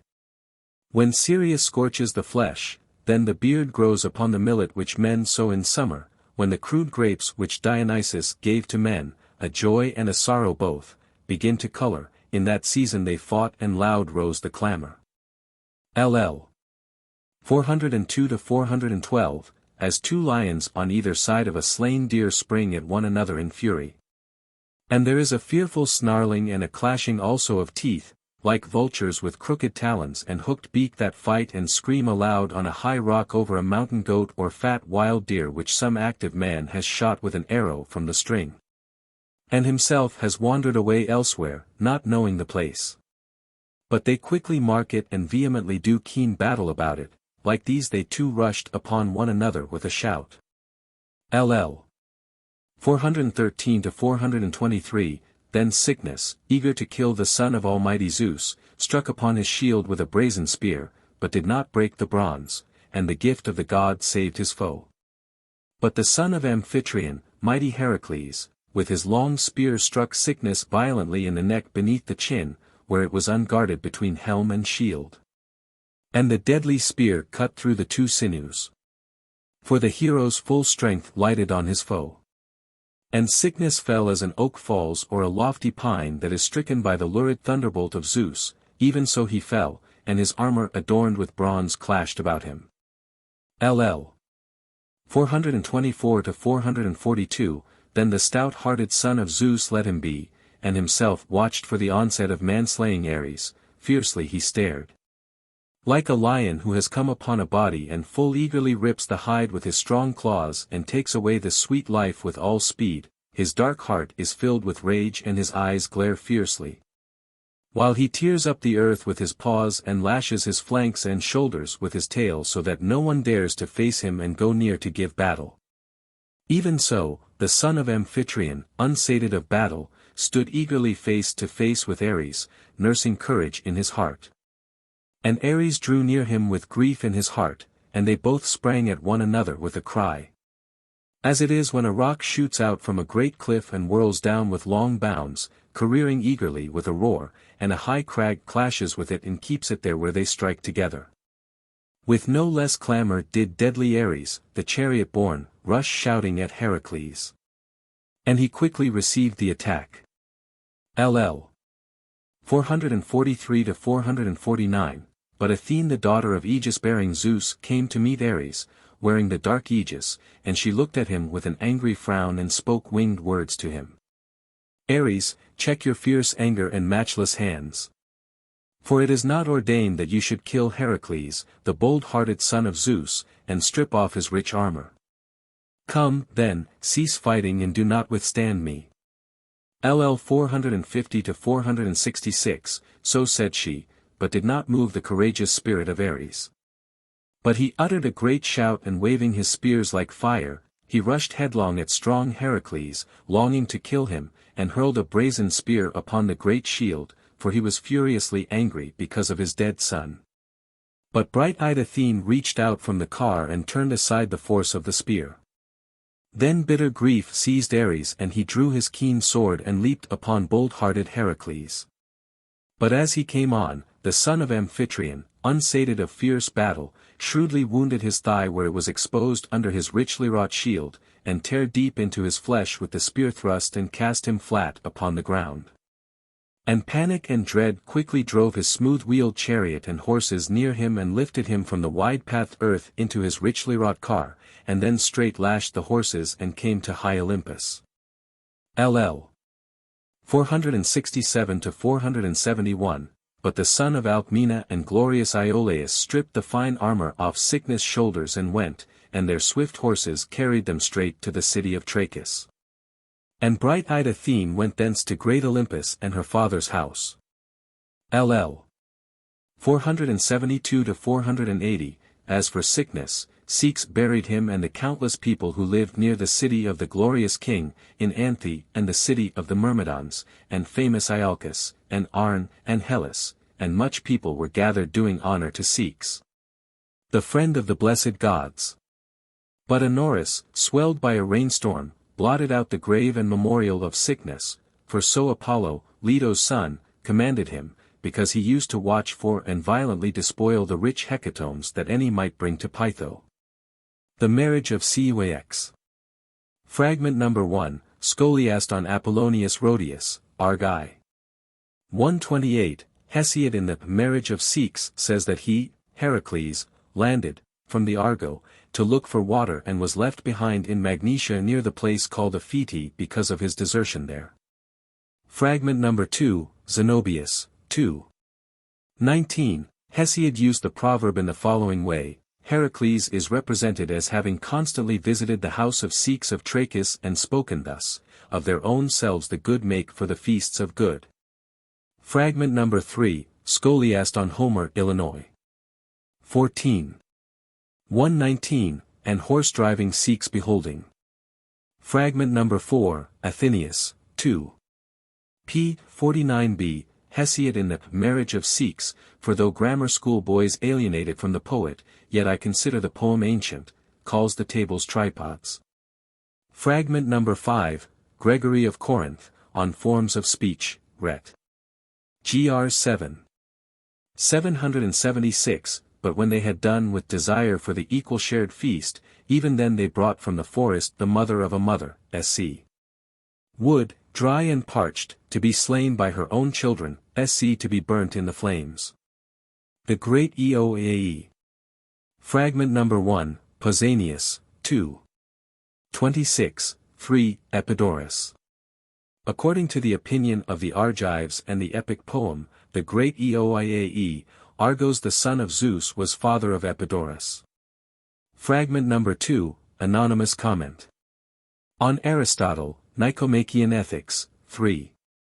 7, and, they say, Hesiod is sufficient to prove that the word paneros, bad, has the same sense as laborious or ill-fated. For in the great Eoiae he represents Alcmene as saying to Heracles, My son, truly Zeus your father begot you to be the most toilful as the most excellent. And again, the Fates, made, you the most toilful and the most excellent. Fragment number 3, Scholiast on Pindar, Ism. v. 53, the story has been taken from the great Oiae. For there we find Heracles entertained by Telamon, standing dressed in his lion skin and praying, and there also we find the eagle sent by Zeus, from which Ajax took his name. Fragment number 4, Pausanias, 4. 2. 1. But I know that the so-called great Oiae say that Polychaeon the son of Beauties married Euiacum, daughter of Hylas, Heracles' son. Fragment number 5, Pausanias, 9. 40. 6. And Phylas wedded Leipphile the daughter of famous Iolaus, and she was like the Olympians in beauty. She bare him a son Hippotades in the palace, and comely Thero who was like the beams of the moon. And Thero lay in the embrace of Apollo and bare horse-taming Chiron of hardy strength. Fragment number 6, Scholiast on Pindar, Pyth. 4. 35, or like her in Hyria, careful-minded Mæcenas, who was joined in the love of golden Aphrodite with the earth-holder and earth-shaker, and bare Euphemus. Fragment number 7, Pausanias, 9. 36. 7. And Hyettus killed Malurus the dear son of Aristus in his house because he lay with his wife. Then he left his home and fled from horse-rearing Argos and came to Minion or Comenus. And the hero received him and gave him a portion of his goods, as was fitting. Fragment number 8, Pausanias, 2. 2, 3, but in the great Oiae Perine is represented to be the daughter of Ebalius. Fragment number 9, Pausanias, 2. 16. 4. The epic poem, which the Greek called the great Oiae, says that she, Mycene, was the daughter of Inachus and wife of Aristor. From her, then, it is said, the city received its name. Fragment number 10, Pausanias, 6. 21. 10. According to the poem The Great Oiae, these were killed by Oenomaus, Alcathous the son of Porthaon next after Marmax, and after Alcathous, Euryalus, Eurymachus and Crotalus. The man killed next after them, Areas, we should judge to have been a Lacedaemonian and founder of Area. And after Acreas, they say, Capitus was done to death by Oenomaus, and Lycurgus, Lasius, Chalcedon and Tricolonus. And after Tricolonus fate overtook Aristomachus and Prias on the course, as also Pelagon and Aeolus and Cronius. Fragment number 11, Scholiast on Apollonius Rhodius, Arg. 4. 57. In the great Oiae it is said that Endymion was transported by Zeus into heaven, but when he fell in love with Hera, was befooled with a shape of cloud, and was cast out and went down into Hades.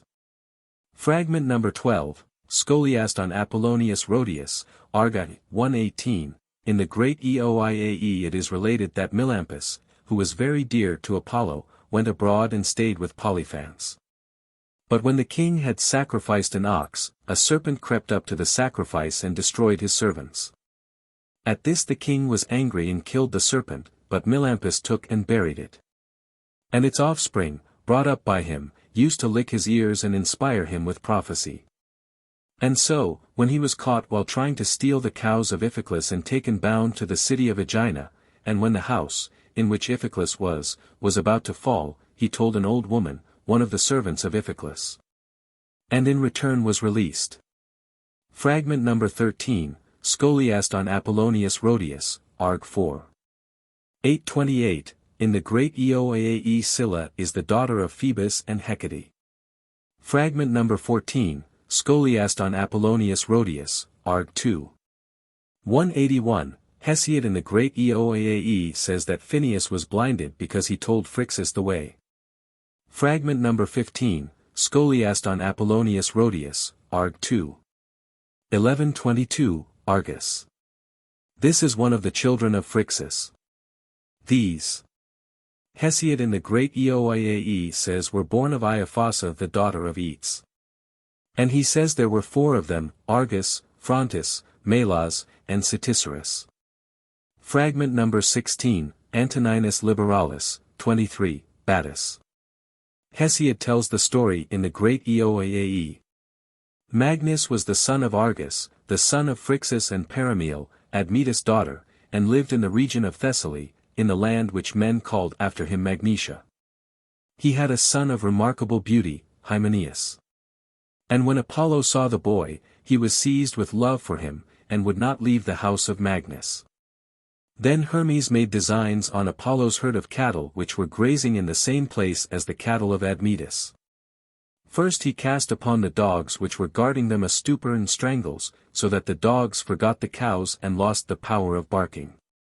Then he drove away 12 heifers and 100 cows never yoked, and the bull who mounted the cows, fastening to the tail of each one brushwood to wipe out the footmarks of the cows. He drove them through the country of the Pelasgi, and Achaea in the land of Phthia, and through Locris, and Boeotia and Megaris, and thence into Peloponnesus by way of Corinth and Larissa, until he brought them to Tegea. From there he went on by the Lycaean mountains, and past Maenalus and what are called the watchposts of Battus. Now this Battus used to live on the top of the rock, and when he heard the voice of the heifers as they were being driven past, he came out from his own place, and knew that the cattle were stolen. So he asked for a reward to tell no one about them. Hermes promised to give it him on these terms, and Battus swore to say nothing to anyone about the cattle. But when Hermes had hidden them in the cliff by Coryphagium, and had driven them into a cave facing towards Italy and Sicily, he changed himself and came again to Battus and tried whether he would be true to him as he had vowed. So, offering him a robe as a reward, he asked of him whether he had noticed stolen cattle being driven past. And Battus took the robe and told him about the cattle. But Hermes was angry because he was double-tongued, and struck him with his staff and changed him into a rock. And either frost or heat never leaves him. The Melampodia. Fragment number 1, Strabo, 14. p. 642, it is said that Calchas the seer returned from Troy with Amphilochus the son of Amphiaraus and came on foot to this place. But happening to find near Clarus a seer greater than himself, Mopsus, the son of Manto, Tiresias' daughter, he died of vexation. Hesiod, indeed, works up the story in some form as this: Calchas set Mopsus the following problem. I am filled with wonder at the quantity of figs this wild fig tree bears, though it is so small. Can you tell their number? And Mopsus answered, 10,000 is their number, and their measure is a bushel, 1 fig is left over, which you would not be able to put into the measure. So said he, and they found the reckoning of the measure true. Then did the end of death shroud Calchas. Fragment number 2, Tzetzes on Lycophron, 682, but now he is speaking of Tiresias, since it is said that he lived 7 generations, though others say 9. He lived from the times of Cadmus down to those of Eteocles and Polynices, as the author of Melampodia also says, for he introduces Tiresias speaking thus. Father Zeus, would that you had given me a shorter span of life to be mine and wisdom of heart like that of mortal men. But now you have honored me not even a little, though you ordained me to have a long span of life, and to live through 7 generations of mortal kind. Fragment number 3, Scholiast on Homer, Odyssey, X. For 94, they say that Tiresias saw 2 snakes mating on Cytheron and that, when he killed the female, he was changed into a woman, and again, when he killed the male, took again his own nature. This same Tiresias was chosen by Zeus and Hera to decide the question whether the male or the female has most pleasure in intercourse. And he said, of 10 parts a man enjoys only 1, but a woman's sense enjoys all 10 in full.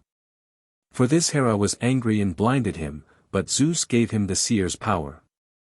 Fragment number 4, Athenaeus, 2. Page 40. For pleasant it is at a feast and rich banquet to tell delightful tales, when men have had enough of feasting. Clement of Alexandria, Stromatise 6. 226, and pleasant also it is to know a clear token of ill or good amid all the signs that the deathless ones have given to mortal men. Fragment number 5, Athenaeus, 11. 498. And Mares, swift messenger, came to him through the house and brought a silver goblet which he had filled, and gave it to the Lord. Fragment number 6, Athenaeus, 11. 498. And then Mantes took in his hands the ox's halter and Iphiclus lashed him upon the back. And behind him, with a cup in one hand and a raised scepter in the other, walked Phylacus and spake amongst the bondmen.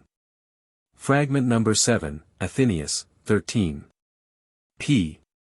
609e, Hesiod in the third book of the Melampodia, called Chalcis in Euboea, the land of fair women. Fragment number 8, Strabo, 14. Page 676, but Hesiod says that Amphilochus was killed by Apollo at Soli. Fragment number 9, Clement of Alexandria, Stromatis, v. Page 259, and now there is no seer among mortal men such as would know the mind of Zeus who holds the aegis. Aegimius. Fragment number 1, Scholiast on Apollonius Rhodius, Arg 3. 587, but the author of the Aegimius says that he, Phrixus, was received without intermediary because of the fleece. He says that after the sacrifice he purified the fleece and so, holding the fleece he walked into the halls of eats. Fragment number 2, Scholiast on Apollonius Rhodius, Arg 4.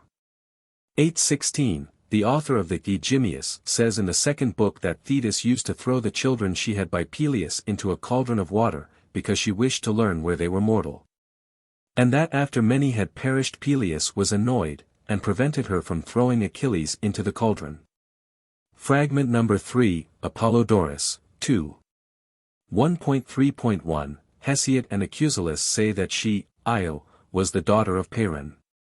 While she was holding the office of priestess of Hera, Zeus seduced her, and being discovered by Hera, touched the girl and changed her into a white cow, while he swore that he had no intercourse with her. And so Hesiod says that oaths touching the matter of love do not draw down anger from the gods, and thereafter he ordained that an oath concerning the secret deeds of the Cyprian should be without penalty for men. Fragment number 4, Herodian in Stephanus of Byzantium, Zeus changed Io, in the fair island Abantus, which the gods, who are eternally, used to call Abantus aforetime, but Zeus then called it Euboea after the cow. Fragment number 5, Scholiast on Euripides, Phene. 1116, and, Hera, set a watcher upon her, Io, great and strong Argus, who with 4 eyes looks every way. And the goddess stirred in him unwearying strength, sleep never fell upon his eyes. But he kept sure watch always. Fragment number 6, Scholiast on Homer, Illinois. 24, Slayer of Argus. According to Hesiod's tale he, Hermes, slew, Argus, the herdsman of Io. Fragment number 7, Athenaeus, 11. p. 503, and the author of the Aegimius, whether he is Hesiod or Cercops of Miletus, says, there, some day, shall be my place of refreshment, O leader of the people. Fragment number 8, Edom, Gen. Hesiod, says there were so called, because they settled in 3 groups, and they all were called the threefold people, because they divided in 3 the land far from their country. For, he says, that 3 Hellenic tribes settled in Crete, the Pelasgi, Achaeans and Dorians. And these have been called threefold people. Fragments of unknown position. Fragment number 1, Diogenes Laertius, 8. 1. 26, so Urania bare Linus, a very lovely son, and him all men who are singers and harpers do bewail at feasts and dances, and as they begin and as they end they call on Linus. Clement of Alexandria, Strom. Page 121. Who was skilled in all manner of wisdom. Fragment number 2, Scholiast on Homer, Odyssey, 4. 232, unless Phoebus Apollo should save him from death, or Paeon himself who knows the remedies for all things. Fragment number 3, Clement of Alexandria, Protrept, c. 7, page 21, for he alone is king and lord of all the undying gods, and no other vies with him in power. Fragment number 4, Anect. Oxon, Kramer, page 148, to cause the gifts of the blessed gods to come near to earth. Fragment number 5, Clement of Alexandria, Strom. Page 123, of the muses who make a man very wise, marvelous in utterance. Fragment number 6, Strabo, page 471, but of them, sc. The daughters of Hecatyrus, were born the divine mountain nymphs and the tribe of worthless, helpless satyrs, and the divine Curetes, sportive dancers. Fragment number 7, Scholiast on Apollonius Rhodius, Argai. 824, beseeching the offspring of glorious Cleodeus. Fragment number 8, Suedos, sv, for the Olympian gave might to the sons of Aeacus, and wisdom to the sons of Amathaon, and wealth to the sons of Atreus. Fragment number 9, Scholiast on Homer, Iliad, 13. 155, for through his lack of wood the timber of the ships rotted. Fragment number 10, Etymologicum Magnum, no longer do they walk with delicate feet. Fragment number 11, Scholiast on Homer, Iliad, 24. 624, first of all they roasted pieces of meat, and drew them carefully off the spits. Fragment number 12, Chrysippus, Frag. 2, 254, 11, for his spirit increased in his dear breast. Fragment number 13, Chrysippus, Frag. 2, 254. 15, with such heart-grieving anger in her breast. Fragment number 14, Strabo, 7. Page 327, he went to Dodona and the oak grove, the dwelling place of the Pelasgi. Fragment number 15, Anect. Oxon, Kramer, 3. Page 318, Not. With the pitiless smoke of black pitch and of cedar. Fragment number 16, Scholiast on Apollonius Rhodius, Argai, 757, but he himself in the swelling tide of the rain-swollen river. Fragment number 17, Stephanus of Byzantium, the river, Parthenius, flowing as softly as a dainty maiden goes. Fragment number 18, Scholiast on Theocritus, 11. 75, foolish the man who leaves what he has, and follows after what he has not. Fragment number 19, Harpocration, the deeds of the young, the counsels of the middle-aged, and the prayers of the aged. Fragment number 20, Porphyr, on abstinence, 2. 18, page 134, howsoever the city does sacrifice, the ancient custom is best. Fragment number 21, Scholiast on Nicander, Thoraica, 452, but you should be gentle towards your father. Fragment number 22, Plato, Epist 11. 358, and if I said this, it would seem a poor thing and hard to understand. Fragment number 23, Bacchylides, v. 191-3, thus spake the Boeotian, even Hesiod, servant of the sweet Muses, whomsoever the immortals honor, the good report of mortals also followeth him. Doubtful fragments. Fragment number 1, Galen, de Plaque. Hip. E. de Plat. I. 266, and then it was Zeus took away sense from the heart of Athamas. Fragment number 2, Scholiast on Homer, OD. 7, 104, they grind the yellow grain at the mill. Fragment number 3, Scholiast on Pindar, Nem. 2. 1, then first in Delos did I and Homer, singers both, raise our strain, stitching song in new hymns, Phoebus Apollo with the golden sword, whom Leto bare. Fragment number 4, Julian, Mesopogon, page 369, but starvation on a handful is a cruel thing. Fragment number 5, Servius on Virgil, Ain. 4, 484, Hesiod says that these Hesperides, daughters of night, guarded the golden apples beyond ocean, Egli in Erythea and ox-eyed Hesperethesa. Fragment number 6, Plato, Republic, 3. 390e, gifts move the gods, gifts move worshipful princes. Fragment number 7, Clement of Alexandria, Strom. V. page 256, on the seventh day again the bright light of the sun. Fragment number 8, Apollonius, Lex. Hom. He brought pure water and mixed it with ocean streams. Fragment number 9, Stephanus of Byzantium, Aspaldon and Clymenus and godlike Amphidicus. Sons of Orchomenus. Fragment number 10, Scholiast on Pindar, Nem. 3. 64, Telamon never sated with battle first brought light to our comrades by slaying blameless Melanippe, destroyer of men, own sister of the golden-girdled queen. The Homeric Hymns. I, to Dionysus. LL. 1-9, for some say, at Draconum, and some, on windy Icarus, and some, in Naxos, O heaven-born, in Sown, and others by the deep-eddying river Alpheus that pregnant Semele bare you to Zeus the thunder-lover. And others yet, Lord, say you were born in Thebes, but all these lie. The father of men and gods gave you birth remote from men and secretly from white-armed Hera. There is a certain Nyssa, a mountain most high and richly grown with woods, far off in Phoenix, near the streams of Aegyptus. LL 10-12, and men will lay up for her many offerings in her shrines. And as these things are three, so shall mortals ever sacrifice perfect hecatombs to you at your feasts each 3 years.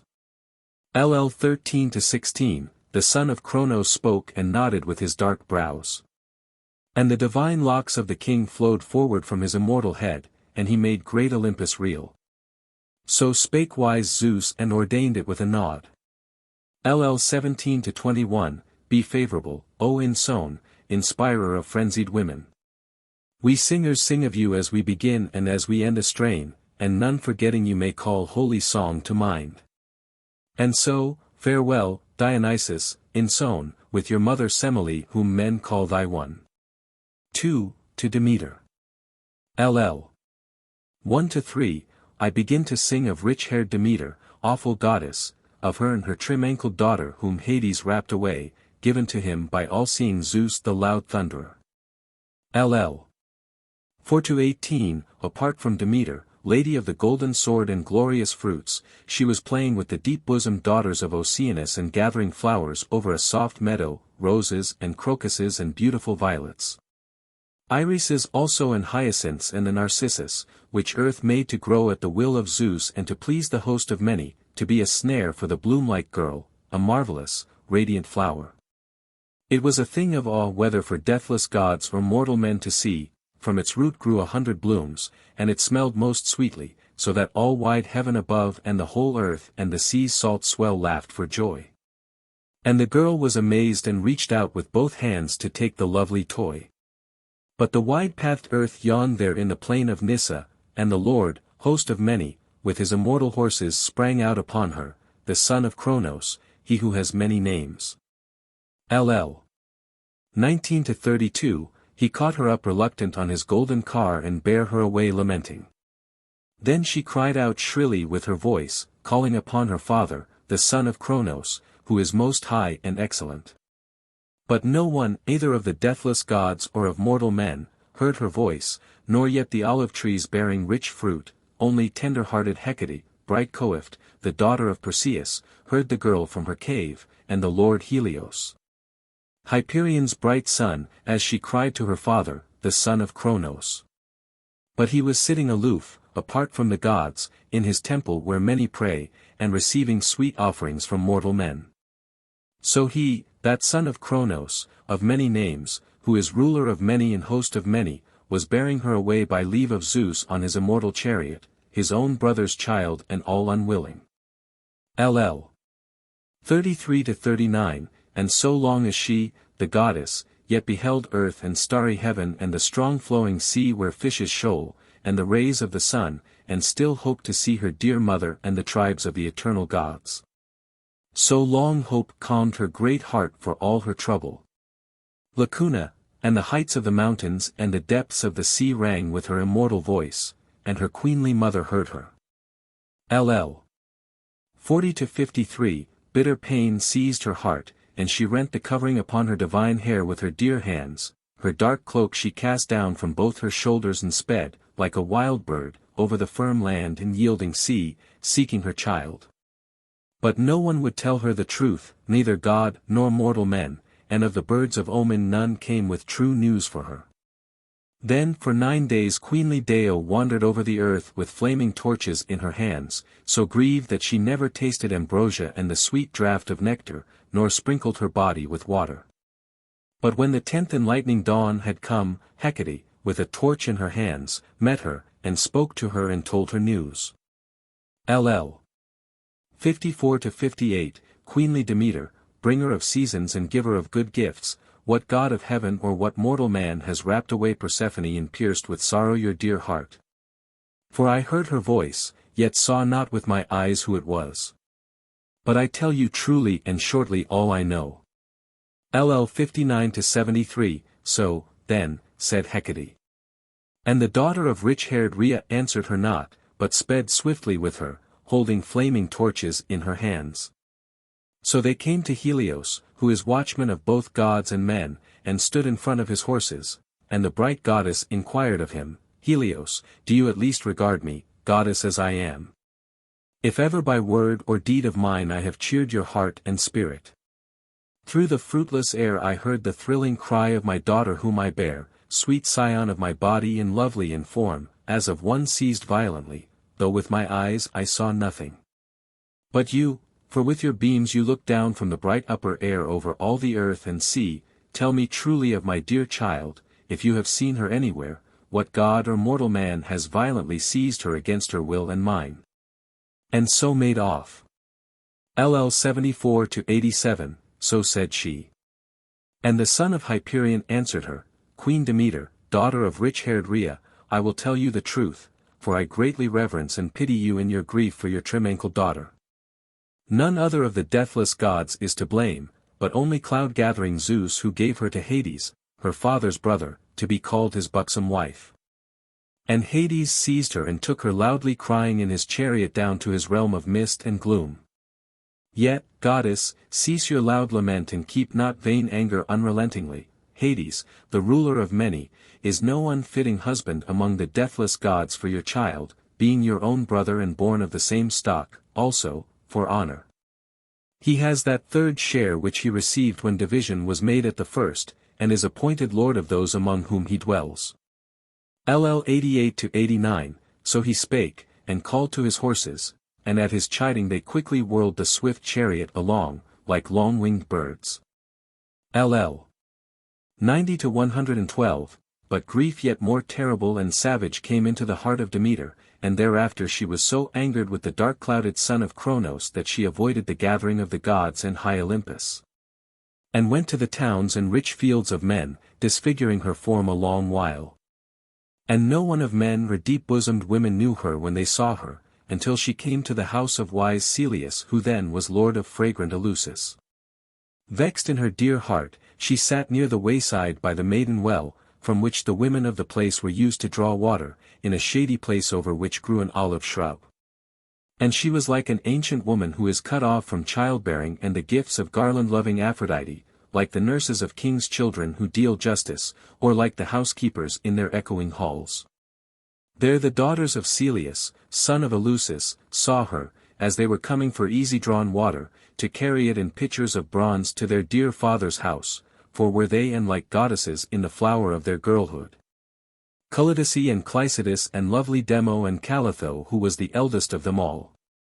They knew her not, for the gods are not easily discerned by mortals, but standing near by her spoke winged words. LL 113-117, Old Mother, whence and who are you of folk born long ago? Why are you gone away from the city and do not draw near the houses? For there in the shady halls are women of just such age as you, and others younger, and they would welcome you both by word and by deed. LL 118-144, thus they said. And she, that queen among goddesses answered them saying, Hail, dear children, whosoever you are of womankind. I will tell you my story, for it is not unseemly that I should tell you truly what you ask. Doso is my name, for my stately mother gave it me. And now I am come from Crete over the sea's wide back, not willingly, but pirates brought me thence by force of strength against my liking. Afterwards they put in with their swift craft to Thoricus, and there the women landed on the shore in full throng and the men likewise, and they began to make ready a meal by the stern cables of the ship. But my heart craved not pleasant food, and I fled secretly across the dark country and escaped my masters, that they should not take me unpurchased across the sea, there to win a price for me. And so I wandered and am come here, and I know not at all what land this is or what people are in it. But may all those who dwell on Olympus give you husbands and birth of children as parents desire, so you take pity on me, maidens, and show me this clearly that I may learn, dear children, to the house of what man and woman I may go. To work for them cheerfully at such tasks as belong to a woman of my age. Well could I nurse a newborn child, holding him in my arms, or keep house, or spread my master's bed in a recess of the well-built chamber, or teach the women their work. LL 145-146, so said the goddess. And straightway the unwed maiden Callidice, goodliest in form of the daughters of Celeus, answered her and said. LL 147-168, Mother, what the gods send us, we mortals bear perforce, although we suffer, for they are much stronger than we. But now I will teach you clearly, telling you the names of men who have great power and honor here and are chief among the people. Guarding our city's coif of towers by their wisdom and true judgments, there is wise Triptolemus and Dioclus and Polyxenus and blameless Eumolpus and Dolichus and our own brave father. All these have wives who manage in the house, and no one of them, so soon as she has seen you, would dishonor you and turn you from the house, but they will welcome you, for indeed you are godlike.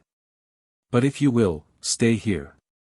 And we will go to our father's house and tell Metaneira, our deep-bosomed mother, all this matter fully, that she may bid you rather come to our home than search after the houses of others. She has an only son, late born, who is being nursed in our well-built house, a child of many prayers and welcome, if you could bring him up until he reached the full measure of youth. Any one of womankind who should see you would straightway envy you, such gifts would our mother give for his upbringing. LL 169-183, so she spake, and the goddess bowed her head in assent. And they filled their shining vessels with water and carried them off rejoicing. Quickly they came to their father's great house and straightway told their mother according as they had heard and seen. Then she bade them go with all speed and invite the stranger to come for a measureless hire. As hinds or heifers in spring-time, when sated with pasture, bound about a meadow, so they, holding up the folds of their lovely garments, darted down the hollow path, and their hair like a crocus flower streamed about their shoulders. And they found the good goddess near the wayside where they had left her before, and led her to the house of their dear father. And she walked behind, distressed in her dear heart, with her head veiled and wearing a dark cloak which waved about the slender feet of the goddess. LL 184-211, soon they came to the house of heaven-nurtured Celeus and went through the portico to where their queenly mother sat by a pillar of the close-fitted roof, holding her son, a tender scion, in her bosom. And the girls ran to her. But the goddess walked to the threshold, and her head reached the roof and she filled the doorway with a heavenly radiance. Then awe and reverence and pale fear took hold of Metaneira, and she rose up from her couch before Demeter, and bade her be seated. But Demeter, bringer of seasons and giver of perfect gifts, would not sit upon the bright couch, but stayed silent with lovely eyes cast down until careful Iambe placed a jointed seat for her and threw over it a silvery fleece. Then she sat down and held her veil in her hands before her face. A long time she sat upon the stool without speaking because of her sorrow, and greeted no one by word or by sign, but rested, never smiling, and tasting neither food nor drink, because she pined with longing for her deep-bosomed daughter. Until careful Iambe, who pleased her moods in aftertime also, moved the holy lady with many a quip and jest to smile and laugh and cheer her heart. Then Metaneira filled a cup with sweet wine and offered it to her, but she refused it, for she said it was not lawful for her to drink red wine, but bade them mix meal and water with soft mint and give her to drink. And Metaneira mixed the draught and gave it to the goddess as she bade. So the great Queen Deo received it to observe the sacrament. Lacuna. LL 212-223, and of them all, well-girded Metaneira first began to speak, Hail, Lady! For I think you are not meanly but nobly born, truly dignity and grace are conspicuous upon your eyes as in the eyes of kings that deal justice. Yet we mortals bear perforce what the gods send us, though we be grieved. For a yoke is set upon our necks. But now, since you are come here, ye shall have what I can bestow, and nurse me this child whom the gods gave me in my old age and beyond my hope, a son much prayed for. If you should bring him up until he reach the full measure of youth, any one of womankind that sees you will straightway envy you, so great reward would I give for his upbringing. LL 224-230. Then rich-haired Demeter answered her, and to you, also, lady, all hail, and may the gods give you good. Gladly will I take the boy to my breast, as you bid me, and will nurse him. Never, I ween, through any heedlessness of his nurse shall witchcraft hurt him nor yet the undercutter, for I know a charm far stronger than the woodcutter, and I know an excellent safeguard against woeful witchcraft. LL 231-247. When she had so spoken, she took the child in her fragrant bosom with her divine hands, and his mother was glad in her heart. So the goddess nursed in the palace Demophoon, wise Celeus' goodly son whom well-girded Metanera bare. And the child grew like some immortal being. Not fed with food nor nourished at the breast, for by day rich-crowned Demeter would anoint him with ambrosia as if he were the offspring of a god and breathe sweetly upon him as she held him in her bosom. But at night she would hide him like a brand in the heart of the fire, unknown to his dear parents. And it wrought great wonder in these that he grew beyond his age, for he was like the gods face to face. And she would have made him deathless and unaging, had not well-girded Metanera in her heedlessness kept watch by night from her sweet-smelling chamber and spied. But she wailed and smote her 2 hips, because she feared for her son and was greatly distraught in her heart, so she lamented and uttered winged words. LL 248-249. Demophoon, my son, the strange woman buries you deep in fire and works grief and bitter sorrow for me. LL 250-255. Thus she spoke, mourning. And the bright goddess, lovely crowned Demeter, heard her, and was wroth with her. So with her divine hands she snatched from the fire the dear son whom Metanera had borne unhoped for in the palace, and cast him from her to the ground, for she was terribly angry in her heart. Forthwith she said to well-girded Metanera. LL 256-274. Witless are you mortals and dull to foresee your lot, whether of good or evil, that comes upon you. For now in your heedlessness you have wrought folly past healing. For, be witness the oath of the gods, the relentless water of Styx, I would have made your dear son deathless and unaging all his days and would have bestowed on him everlasting honor, but now he can in no way escape death and the fates. Yet shall unfailing honor always rest upon him, because he lay upon my knees and slept in my arms. But, as the years move round and when he is in his prime, the sons of the Eleusinians shall ever wage war and dread strife with one another continually. Lo! I am that Demeter who has share of honor and is the greatest help and cause of joy to the undying gods and mortal men. But now, let all the people build me a great temple and an altar below it and beneath the city and its sheer wall upon a rising hillock above Callichorus.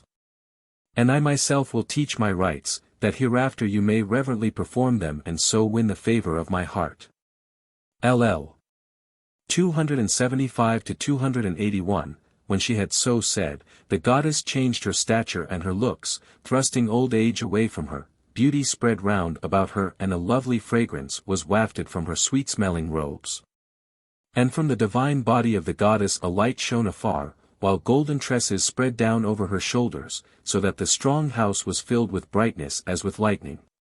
And so she went out from the palace. LL 281-291.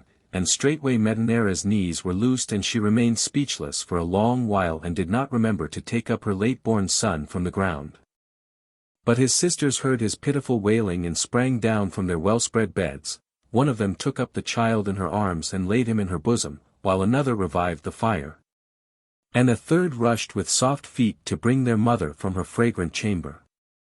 And they gathered about the struggling child and washed him, embracing him lovingly, but he was not comforted, because nurses and handmaids much less skillful were holding him now. LL 292-300. All night long they sought to appease the glorious goddess, quaking with fear. But, as soon as dawn began to show, they told powerful Celeus all things without fail, as the lovely crowned goddess Demeter charged them. So Celeus called the countless people to an assembly and bade them make a goodly temple for rich-haired Demeter and an altar upon the rising hillock. And they obeyed him right speedily and hearkened to his voice, doing as he commanded. As for the child, he grew like an immortal being. LL 301-320. Now when they had finished building and had drawn back from their toil, they went every man to his house. But golden-haired Demeter sat there apart from all the blessed gods and stayed, wasting with yearning for her deep-bosomed daughter. Then she caused a most dreadful and cruel year for mankind over the all-nourishing earth. The ground would not make the seed sprout, for rich-crowned Demeter kept it hid. In the fields the oxen drew many a curved plough in vain, and much white barley was cast upon the land without avail. So she would have destroyed the whole race of man with cruel famine and have robbed them who dwell on Olympus of their glorious right of gifts and sacrifices, had not Zeus perceived and marked this in his heart. First he sent golden-winged Iris to call rich-haired Demeter, lovely in form. So he commanded. And she obeyed the dark-clouded son of Cronos, and sped with swift feet across the space between. She came to the stronghold of fragrant Eleusis, and there finding dark-cloaked Demeter in her temple, spake to her and uttered winged words.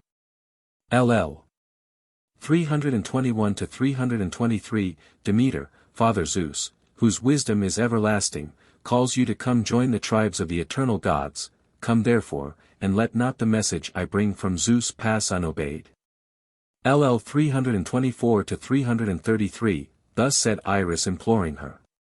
But Demeter's heart was not moved.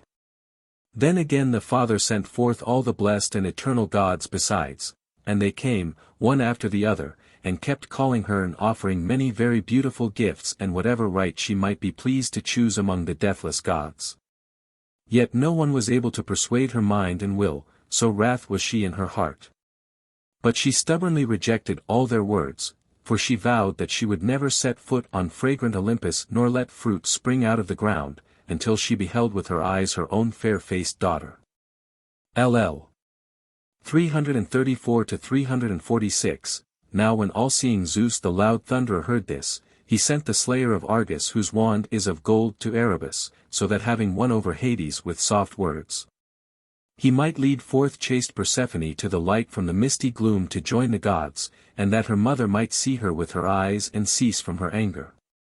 And Hermes obeyed, and leaving the house of Olympus, straightway sprang down with speed to the hidden places of the earth. And he found the lord Hades in his house seated upon a couch, and his shy mate with him, much reluctant, because she yearned for her mother. But she was afar off, brooding on her fell design because of the deeds of the blessed gods. And the strong slayer of Argus drew near and said. LL 347-356. Dark-haired Hades, ruler over the departed, Father Zeus bids me bring noble Persephone forth from Erebus unto the gods, that her mother may see her with her eyes and cease from her dread anger with the immortals. For now she plans an awful deed, to destroy the weakly tribes of earth-born men by keeping seed hidden beneath the earth, and so she makes an end of the honors of the undying gods. For she keeps fearful anger and does not consort with the gods, but sits aloof in her fragrant temple, dwelling in the rocky hold of Eleusis. LL 357-359, so he said. And Hades, ruler over the dead, smiled grimly and obeyed the behest of Zeus the king. For he straightway urged wise Persephone, saying. LL 360-369, Go now, Persephone, to your dark-robed mother, go, and feel kindly in your heart towards me, be not so exceedingly cast down, for I shall be no unfitting husband for you among the deathless gods, that am own brother to Father Zeus. And while you are here, you shall rule all that lives and moves and shall have the greatest rights among the deathless gods, those who defraud you and do not appease your power with offerings, reverently performing rites and paying fit gifts, shall be punished for evermore. LL 370-383, when he said this, wise Persephone was filled with joy and hastily sprang up for gladness. But he on his part secretly gave her sweet pomegranate seed to eat, taking care for himself that she might not remain continually with grave, dark-robed Demeter. Then Hades the ruler of many openly got ready his deathless horses beneath the golden chariot. And she mounted on the chariot, and the strong slayer of Argos took reins and whip in his dear hands and drove forth from the hall, the horses speeding readily. Swiftly they traversed their long course, and neither the sea nor river waters or grassy glens nor mountain peaks checked the career of the immortal horses, but they clave the deep air above them as they went. And Hermes brought them to the place where rich-crowned Demeter was staying and checked them before her fragrant temple. LL 384-404, and when Demeter saw them, she rushed forth as does a Maenad down some thick-wooded mountain, while Persephone on the other side, when she saw her mother's sweet eyes, left the chariot and horses, and leaped down to run to her. And falling upon her neck, embraced her. But while Demeter was still holding her dear child in her arms, her heart suddenly misgave her for some snare, so that she feared greatly and ceased fondling her daughter and asked of her at once, "My child, tell me. Surely you have not tasted any food while you were below?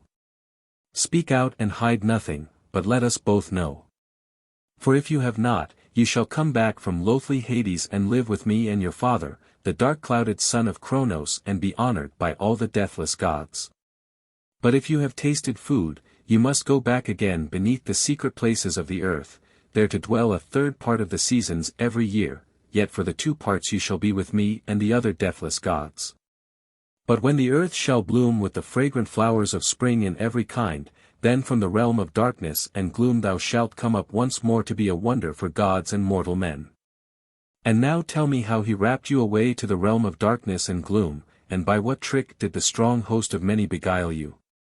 LL 405-433, Then beautiful Persephone answered her thus, "Mother, I will tell you all without error. When luck-bringing Hermes came, swift messenger from my father the son of Cronos and the other sons of heaven, bidding me come back from Erebus that you might see me with your eyes and so cease from your anger and fearful wrath against the gods. I sprang up at once for joy. But he secretly put in my mouth sweet food, a pomegranate seed, and forced me to taste against my will. Also I will tell how he rapt me away by the deep plan of my father the son of Cronos and carried me off beneath the depths of the earth, and will relate the whole matter as you ask. All we were playing in a lovely meadow, Leucippe and Phino and Electra and Ianthe, Melita also and Iach with Rhodia and Calero and Melibosus and Tyche and Oceroi, fair as a flower, Chrysis, Ionira. Acaste and Admete and Rhodope and Pluto and charming Calypso. Styx too was there and Urania and lovely Galaxora with Pallas who rouses battles and Artemis delighting in arrows. We were playing and gathering sweet flowers in our hands, soft crocuses mingled with irises and hyacinths. And rose blooms and lilies, marvelous to see, and the narcissus which the wide earth caused to grow yellow as a crocus. That I plucked in my joy, but the earth parted beneath, and there the strong lord, the host of many, sprang forth and in his golden chariot he bore me away, all unwilling, beneath the earth. Then I cried with a shrill cry. All this is true, sore though it grieves me to tell the tale. LL 434-437, So did they turn, with hearts at one, greatly cheer each the other's soul and spirit with many an embrace, their heart had relief from their griefs while each took and gave back joyousness. LL 438-440, Then bright coiffed Hecate came near to them, and often did she embrace the daughter of holy Demeter, and from that time the lady Hecate was minister and companion to Persephone. LL 441-459, And all-seeing Zeus sent a messenger to them, rich-haired Rhea, to bring dark-cloaked Demeter to join the families of the gods, and he promised to give her what right she should choose among the deathless gods and agreed that her daughter should go down for the third part of the circling year to darkness and gloom. But for the 2 parts should live with her mother and the other deathless gods. Thus he commanded. And the goddess did not disobey the message of Zeus. Swiftly she rushed down from the peaks of Olympus and came to the plain of Raris, rich, fertile cornland once, but then in no wise fruitful, for it lay idle and utterly leafless, because the white grain was hidden by design of trim-ankled Demeter. But afterwards, as springtime waxed, it was soon to be waving with long ears of corn, and its rich furrows to be loaded with grain upon the ground, while others would already be bound in sheaves. There first she landed from the fruitless upper air, and glad were the goddesses to see each other and cheered in heart. Then bright coiffed Rhea said to Demeter, LL 460-469, Come, my daughter. For far-seeing Zeus the loud thunderer calls you to join the families of the gods, and has promised to give you what rights you please among the deathless gods. And has agreed that for a third part of the circling year your daughter shall go down to darkness and gloom, but for the 2 parts shall be with you and the other deathless gods, so has he declared it shall be and has bowed his head in token. But come, my child, obey, and be not too angry unrelentingly with the dark-clouded son of Cronos, but rather increase forthwith for men the fruit that gives them life. LL 470-482, so spake Rhea. And rich-crowned Demeter did not refuse but straightway made fruit to spring up from the rich lands, so that the whole wide earth was laden with leaves and flowers. Then she went, and to the kings who deal justice, Triptolemus and Diocles, the horse-driver, and to doughty Eumolpus and Celius, leader of the people, she showed the conduct of her rites and taught them all her mysteries. To Triptolemus and Polyxenus and Diocles also, awful mysteries which no one may in any way transgress or pry into or utter, for deep awe of the gods checks the voice. Happy is he among men upon earth who has seen these mysteries, but he who is uninitiate and who has no part in them, never has lot of like good things once he is dead, down in the darkness and gloom. LL 483-489, But when the bright goddess had taught them all, they went to Olympus to the gathering of the other gods. And there they dwell beside Zeus who delights in thunder, awful and reverent goddesses. Right blessed is he among men on earth whom they freely love, soon they do send Plutus as guest to his great house, Plutus who gives wealth to mortal men. LL 490-495, And now, queen of the land of sweet Eleusis and sea-girt Paros and rocky Antron, lady, giver of good gifts, bringer of seasons, Queen Deo, be gracious, you and your daughter all beauteous Persephone. And for my song grant me heart-cheering substance. And now I will remember you and another song also. 3. To Delian Apollo. LL 1-18, I will remember and not be unmindful of Apollo who shoots afar. As he goes through the house of Zeus, the gods tremble before him and all spring up from their seats when he draws near, as he bends his bright bow. But Leto alone stays by the side of Zeus who delights in thunder. And then she unstrings his bow, and closes his quiver, and takes his archery from his strong shoulders in her hands and hangs them on a golden peg against a pillar of his father's house. Then she leads him to a seat and makes him sit, and the father gives him nectar in a golden cup welcoming his dear son, while the other gods make him sit down there, and queenly Leto rejoices because she bare a mighty son and an archer. Rejoice, blessed Leto, for you bear glorious children, the Lord Apollo and Artemis who delights in arrows. Her in Ortygia, and him in rocky Delos, as you rested against the great mass of the Cynthian hill hard by a palm tree by the streams of Inopus. LL 19-29, How, then, shall I sing of you who in all ways are a worthy theme of song? For everywhere, O Phoebus, the whole range of song is fallen to you, both over the mainland that rears heifers and over the isles. All mountain peaks and high headlands of lofty hills and rivers flowing out to the deep and beaches sloping seawards and havens of the sea are your delight. Shall I sing how at the first Leto bare you to be the joy of men, as she rested against Mount Cynthus in that rocky isle? In sea-girt Delos, while on either hand a dark wave rolled on landwards driven by shrill winds, whence arising you rule over all mortal men.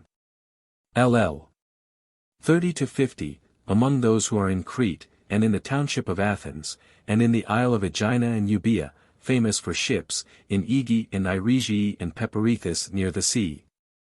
In Thracian Athos and Pelion's towering heights and Thracian Samos and the shady hills of Ida, in Syros and Phocea and the high hill of Autocane and fair-lying Imbris and smouldering Lemnos and rich Lesbos, home of Maker, the son of Aeolus.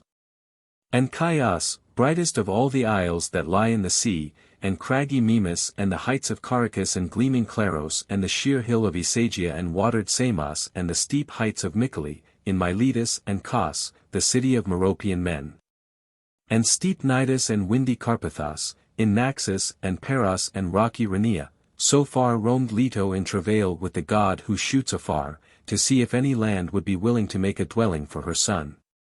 But they greatly trembled and feared, and none, not even the richest of them, dared receive Phoebus, until queenly Leto set foot on Delos and uttered winged words and asked her. LL 51-61, Delos, if you would be willing to be the abode of my son Phoebus Apollo and make him a rich temple. For no other will touch you, as you will find, and I think you will never be rich in oxen and sheep, nor bear vintage nor yet produce plants abundantly. But if you have the temple of far-shooting Apollo, all men will bring you hecatombs and gather here, an incessant savor of rich sacrifice will always arise, and you will feed those who dwell in you from the hand of strangers. For truly your own soil is not rich. LL 62-82, so spake Leto. And Delos rejoiced and answered and said, Leto, most glorious daughter of great Ceus, joyfully would I receive your child the far-shooting lord. For it is all too true that I am ill-spoken of among men, whereas thus I should become very greatly honored. But this saying I fear, and I will not hide it from you, Leto. They say that Apollo will be one that is very haughty and will greatly lord it among gods and men all over the fruitful earth. Therefore, I greatly fear in heart and spirit that as soon as he sets the light of the sun, he will scorn this island, for truly I have but a hard, rocky soil, and overturn me and thrust me down with his feet in the depths of the sea. Then will the great ocean wash deep above my head forever, and he will go to another land such as will please him, there to make his temple and wooded groves. So, many-footed creatures of the sea will make their lairs in me and black seals their dwellings undisturbed, because I lack people. Yet if you will but dare to swear a great oath, goddess, that here first he will build a glorious temple to be an oracle for men, then let him afterwards make temples and wooded groves amongst all men, for surely he will be greatly renowned. LL 83-88, so said Delos.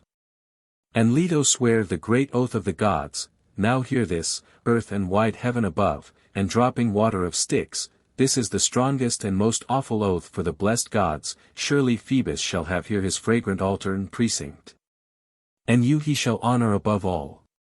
LL 89-101, now when Leto had sworn and ended her oath, Delos was very glad at the birth of the far-shooting lord. But Leto was racked 9 days and 9 nights with pangs beyond wont. And there were with her all the chiefest of the goddesses, Dione and Rhea and Ichnia and Themis and loud-moaning Amphitrite and the other deathless goddesses save white-armed Hera, who sat in the halls of cloud-gathering Zeus.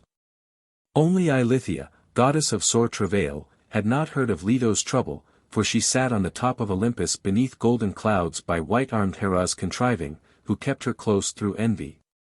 Because Leto with the lovely tresses was soon to bear a son faultless and strong. LL 102-114, but the goddesses sent out Iris from the well-set isle to bring Eilithyia, promising her a great necklace strung with golden threads, 9 cubits long.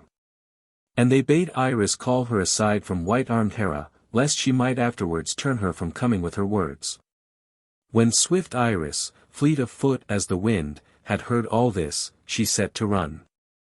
And quickly finishing all the distance she came to the home of the gods, sheer Olympus, and forthwith called Eilithyia out from the hall to the door and spoke winged words to her, telling her all as the goddesses who dwell on Olympus had bidden her. So she moved the heart of Eilithyia in her dear breast, and they went their way, like shy wild doves in their going.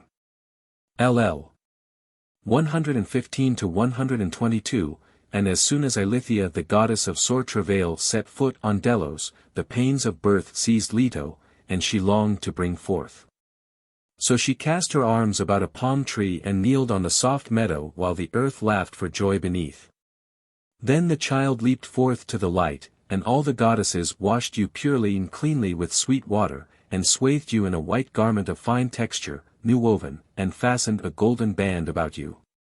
LL 123-130, Now Leto did not give Apollo, bearer of the golden blade, her breast, but Themis duly poured nectar and ambrosia with her divine hands, and Leto was glad because she had borne a strong son and an archer. But as soon as you had tasted that divine heavenly food, O Phoebus, you could no longer then be held by golden cords nor confined with bands, but all their ends were undone. Forthwith Phoebus Apollo spoke out among the deathless goddesses. LL 131-132, the lyre and the curved bow shall ever be dear to me, and I will declare to men the unfailing will of Zeus.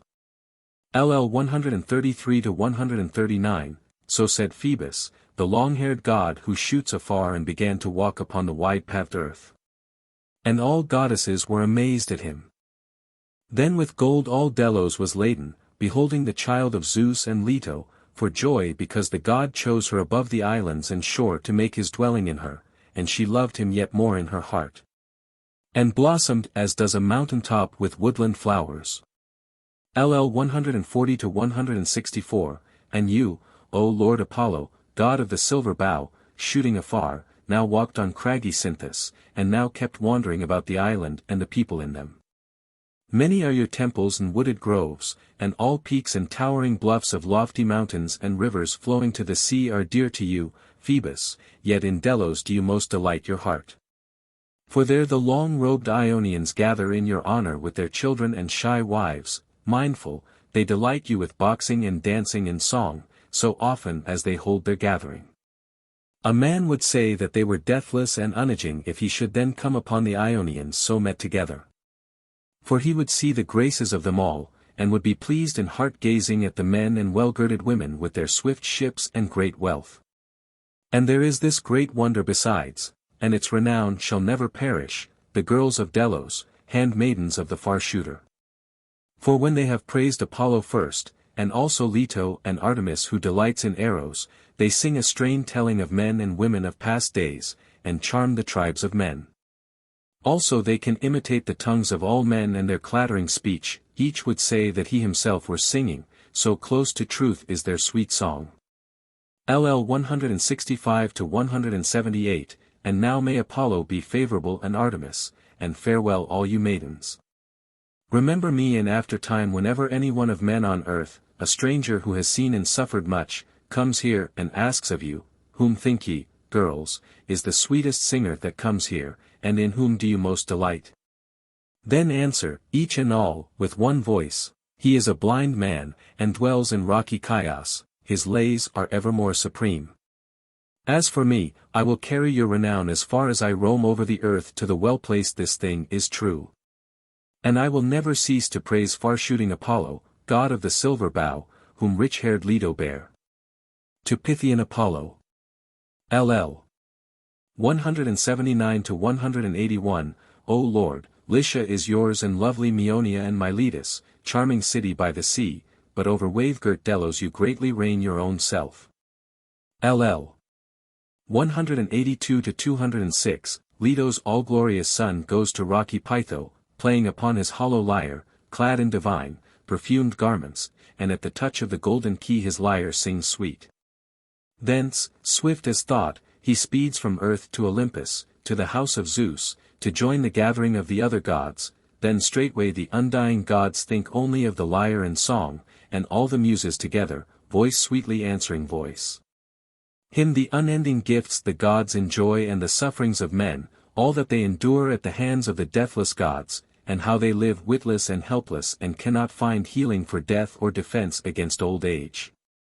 Meanwhile the rich-tressed Graces and cheerful Seasons dance with Harmonia and Hebe and Aphrodite, daughter of Zeus, holding each other by the wrist.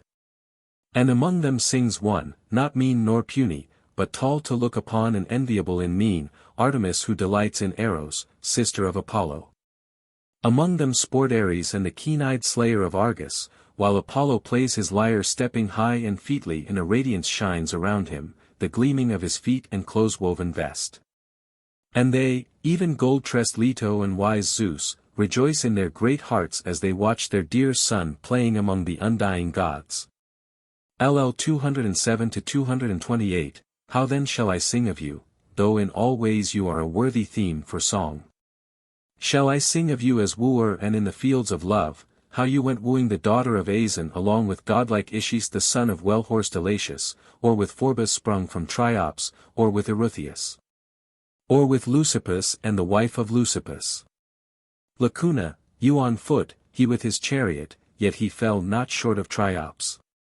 Or shall I sing how at the first you went about the earth seeking a place of oracle for men, O far-shooting Apollo? To Pieria first you went down from Olympus and passed by sandy Lectus and Eniene and through the land of the Peribi. Soon you came to Iolcus and set foot on Sinium in Euboea, famed for ships. You stood in the Lelantine plain, but it pleased not your heart to make a temple there in wooded groves. From there you crossed the Euripus, far-shooting Apollo, and went up the green, holy hills, going on to Mycalessus and grassy-bedded Timessus, and so came to the wood-clad abode of Thebe. For as yet no man lived in holy Thebe, nor were there tracks or ways about Thebe's wheat-bearing plain as yet. LL. 229-238, and further still you went, O far-shooting Apollo, and came to Onchestus, Poseidon's bright grove. There the new broken colt distressed with drawing the trim chariot gets spirit again. And the skilled driver springs from his car and goes on his way. Then the horses for a while rattle the empty car, being rid of guidance, and if they break the chariot in the woody grove, men look after the horses, but tilt the chariot and leave it there, for this was the right from the very first. And the drivers pray to the Lord of the shrine, but the chariot falls to the lot of the god. LL. 239-243, further yet you went, O far-shooting Apollo, and reached next Cephissus' sweet stream which pours forth its sweet-flowing water from Lilaea, and crossing over it, O worker from afar. You passed many towered Ocalia and reached grassy Haliartus. LL 244-253, then you went towards Telphusa, and there the pleasant place seemed fit for making a temple and wooded grove.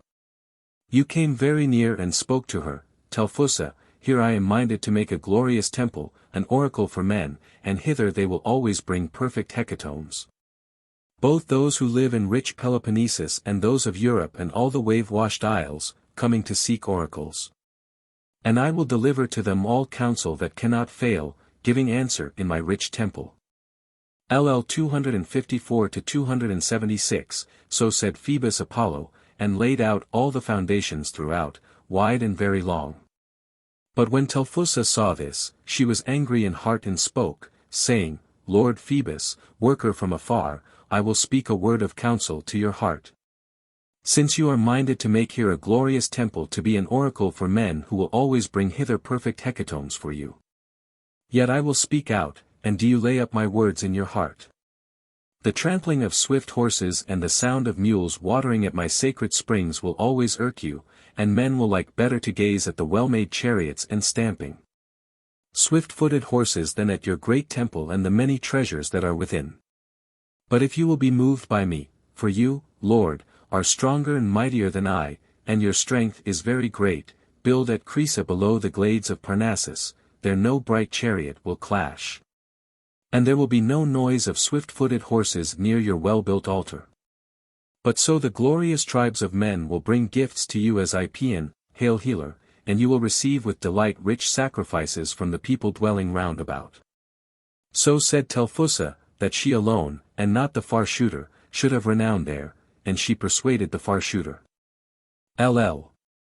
277-286, further yet you went, far shooting Apollo, until you came to the town of the presumptuous Phlegi who dwell on this earth in a lovely glade near the Cephisian lake, caring not for Zeus.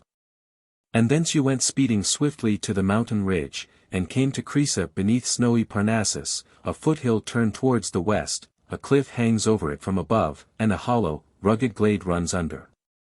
There the Lord Phoebus Apollo resolved to make his lovely temple, and thus he said. LL. 287-293, in this place I am minded to build a glorious temple to be an oracle for men, and here they will always bring perfect hecatombs, both they who dwell in rich Peloponnesus and the men of Europe and from all the wave-washed isles, coming to question me. And I will deliver to them all counsel that cannot fail, answering them in my rich temple. LL 294 to 299, when he had said this, Phoebus Apollo laid out all the foundations throughout, wide and very long. And upon these the sons of Erginus, Trophonius and Agamemnon, dear to the deathless gods, laid a footing of stone. And the countless tribes of men built the whole temple of wrought stones, to be sung of forever. LL 300 to 310, but near by was a sweet flowing spring, and there with his strong bow the Lord, the son of Zeus, killed the bloated, great she-dragon, a fierce monster wont to do great mischief to men upon earth. To men themselves and to their thin-shanked sheep. For she was a very bloody plague. She it was who once received from gold-throned Hera and brought up fell, cruel Typhaon to be a plague to men. Once on a time Hera bare him because she was angry with father Zeus, when the son of Cronos bare all-glorious Athena in his head. Thereupon queenly Hera was angry and spoke thus among the assembled gods. LL 311 to 330, hear from me, all gods and goddesses, how cloud-gathering Zeus begins to dishonor me wantonly, when he has made me his true-hearted wife. See now, apart from me he has given birth to bright-eyed Athena who is foremost among all the blessed gods. But my son Hephaestus whom I bare was weakly among all the blessed gods and shriveled of foot, a shame and disgrace to me in heaven, whom I myself took in my hands and cast out so that he fell in the great sea. But silver-shod Thetis the daughter of Nereus took and cared for him with her sisters, would that she had done other service to the blessed gods. O wicked one and crafty! What else will you now devise? How dared you by yourself give birth to bright-eyed Athena? Would not I have borne you a child, I, who was at least called your wife among the undying gods who hold wide heaven? Beware now lest I devise some evil thing for you hereafter. Yes, now I will contrive that a son be born me to be foremost among the undying gods, and that without casting shame on the holy bond of wedlock between you and me. And I will not come to your bed, but will consort with the blessed gods far off from you.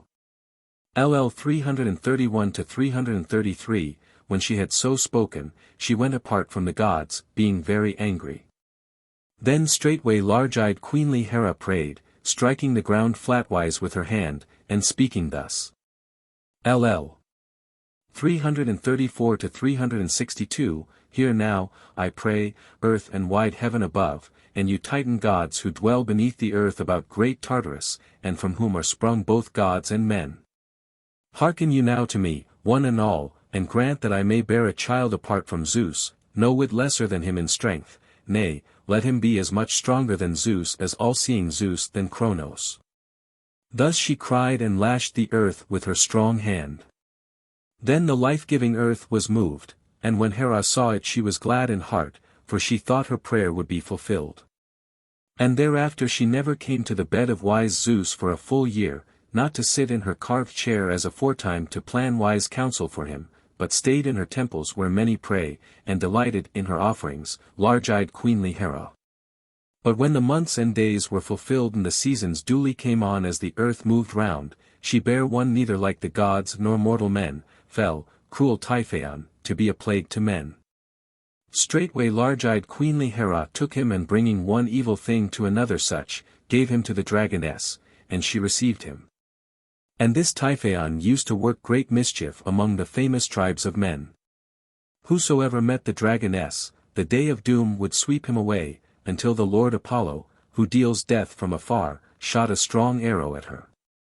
Then she, rent with bitter pangs, lay drawing great gasps for breath and rolling about that place. An awful noise swelled up unspeakable as she writhed continually this way and that amid the wood, and so she left her life, breathing it forth in blood. Then Phoebus Apollo boasted over her. LL 363 to 369, now rot here upon the soil that feeds man. You at least shall live no more to be a fell bane to men who eat the fruit of the all-nourishing earth, and who will bring hither perfect hecatombs. Against cruel death neither Typhoeus shall avail you nor ill-famed Chimera, but here shall the earth and shining Hyperion make you rot. LL 370 to 374, thus said Phoebus, exulting over her, and darkness covered her eyes. And the holy strength of Helios made her rot away there, wherefore the place is now called Pytho, and men call the lord Apollo by another name, Pythian, because on that spot the power of piercing Helios made the monster rot away. LL 375 to 378. Then Phoebus Apollo saw that the sweet flowing spring had beguiled him, and he started out in anger against Telphusa, and soon coming to her, he stood close by and spoke to her.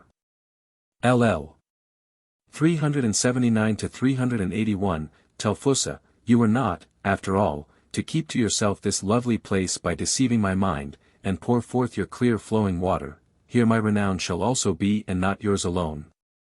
LL 382 to 387. Thus spoke the Lord, far-working Apollo, and pushed over upon her a crag with a shower of rocks, hiding her streams, and he made himself an altar in a wooded grove very near the clear-flowing stream.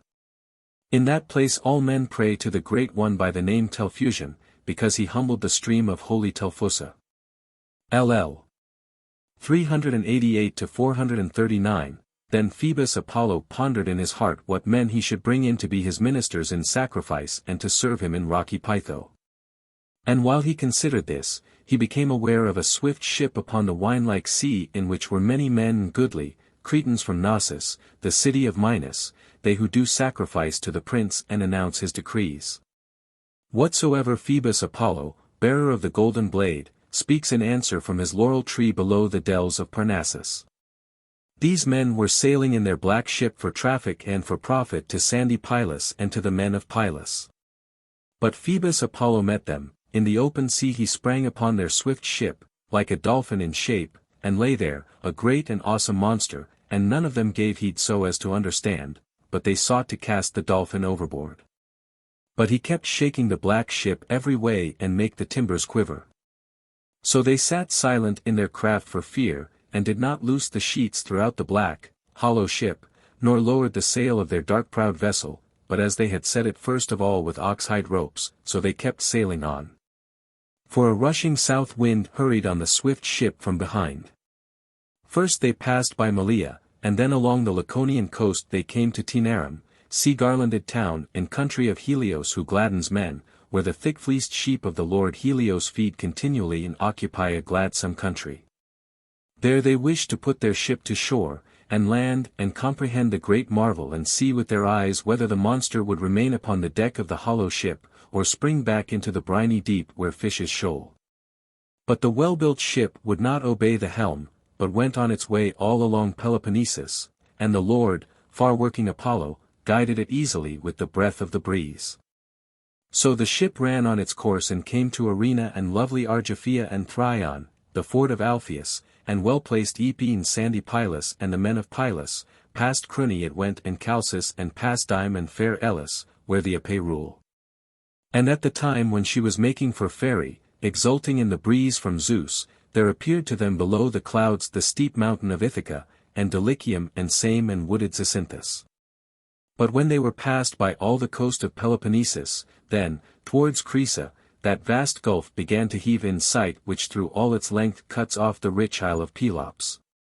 There came on them a strong, clear west wind by ordinance of Zeus and blew from heaven vehemently, that with all speed the ship might finish coursing over the briny water of the sea. So they began again to voyage back towards the dawn and the sun, and the Lord Apollo, son of Zeus, led them on until they reached far-seen Crisa, land of vines, and into haven. There the sea-coursing ship grounded on the sands.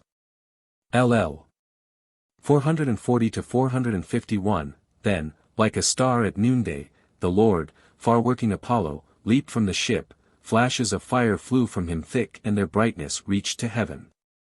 He entered into his shrine between priceless tripods, and there made a flame to flare up bright, showing forth the splendor of his shafts, so that their radiance filled all Crisa. And the wives and well-girded daughters of the Chryseans raised a cry at that outburst of Phoebus. For he cast great fear upon them all. From his shrine he sprang forth again, swift as a thought, to speed again to the ship, bearing the form of a man, brisk and sturdy, in the prime of his youth, while his broad shoulders were covered with his hair, and he spoke to the Cretans, uttering winged words. LL 452 to 461. strangers, who are you? Whence come you sailing along the paths of the sea? Are you for traffic, or do you wander at random over the sea as pirates do who put their own lives to hazard and bring mischief to men of foreign parts as they roam? Why rest you so and are afraid, and do not go ashore nor stow the gear of your black ship? For that is the custom of men who live by bread, whenever they come to land in their dark ships from the main, spent with toil. At once desire for sweet food catches them about the heart. LL. 462 to 473, so speaking, he put courage in their hearts, and the master of the Cretans answered him and said, Stranger, though you are nothing like mortal men in shape or stature, but are as the deathless gods, hail and all happiness to you. And may the gods give you good. Now tell me truly that I may surely know it, what country is this, and what land, and what men live herein? As for us, with thoughts set otherwards, we were sailing over the great sea to Pylos from Crete, for from there we declare that we are sprung. But now are come on shipboard to this place by no means willingly, another way and other paths, and gladly would we return. But one of the deathless gods brought us here against our will. LL. 474 to 501, then far-working Apollo answered then and said, Strangers who once dwelt about wooded Knossos but now shall return no more each to his loved city and fair house and dear wife. Here shall you keep my rich temple that is honored by many men. I am the son of Zeus, Apollo is my name, but you I brought here over the wide gulf of the sea, meaning you no hurt.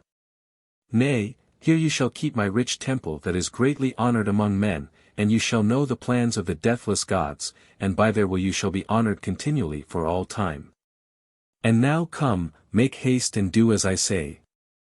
First loose the sheets and lower the sail, and then draw the swift ship up upon the land. Take out your goods and the gear of the straight ship, and make an altar upon the beach of the sea, light fire upon it and make an offering of white meal. Next, stand side by side around the altar and pray, and inasmuch as at the first on the hazy sea I sprang upon the swift ship in the form of a dolphin, pray to me as Apollo Delphinius. Also the altar itself shall be called Delphinius and overlooking forever. Afterwards, sup beside your dark ship and pour an offering to the blessed gods who dwell on Olympus. But when you have put away craving for sweet food, come with me singing the hymn Iepian, Hail, Healer, until you come to the place where you shall keep my rich temple. LL 502 to 523, so said Apollo. And they readily hearkened to him and obeyed him. First they unfastened the sheets and let down the sail and lowered the mast by the forestays upon the mastrest. Then, landing upon the beach of the sea, they hauled up the ship from the water to dry land and fixed long stays under it. Also they made an altar upon the beach of the sea, and when they had lit a fire, made an offering of white meal, and prayed standing around the altar as Apollo had bidden them. Then they took their meal by the swift, black ship, and poured an offering to the blessed gods who dwell on Olympus. And when they had put away craving for drink and food, they started out with the Lord Apollo, the son of Zeus, to lead them, holding a lyre in his hands, and playing sweetly as he stepped high and featly. So the Cretans followed him to Pytho, marching in time as they chanted the Iepian after the manner of the Cretan paean singers and of those in whose hearts the heavenly muse has put sweet-voiced song. With tireless feet they approached the ridge and straightway came to Parnassus and the lovely place where they were to dwell honored by many men. There Apollo brought them and showed them his most holy sanctuary and rich temple. LL. 524 to 525, but their spirit was stirred in their dear breasts, and the master of the Cretans asked him, saying, LL. 526 to 530, Lord, since you have brought us here far from our dear ones and our fatherland, for so it seemed good to your heart, tell us now how we shall live. That we would know of you. This land is not to be desired either for vineyards or for pastures so that we can live well thereon and also minister to men. LL. 531 to 544, then Apollo, the son of Zeus, smiled upon them and said, Foolish mortals and poor drudges are you, that you seek cares and hard toils and straits. Easily will I tell you a word and set it in your hearts. Though each one of you with knife in hand should slaughter sheep continually, yet would you always have abundant store, even all that the glorious tribes of men bring here for me. But guard you my temple and receive the tribes of men that gather to this place, and especially show mortal men my will, and do you keep righteousness in your heart. But if any shall be disobedient and pay no heed to my warning, or if there shall be any idle word or deed and outrage as is common among mortal men, then other men shall be your masters and with a strong hand shall make you subject forever. All has been told you, do you keep it in your heart? LL 545 to 546, and so, farewell, son of Zeus and Leto, but I will remember you and another hymn also. 4. To Hermes.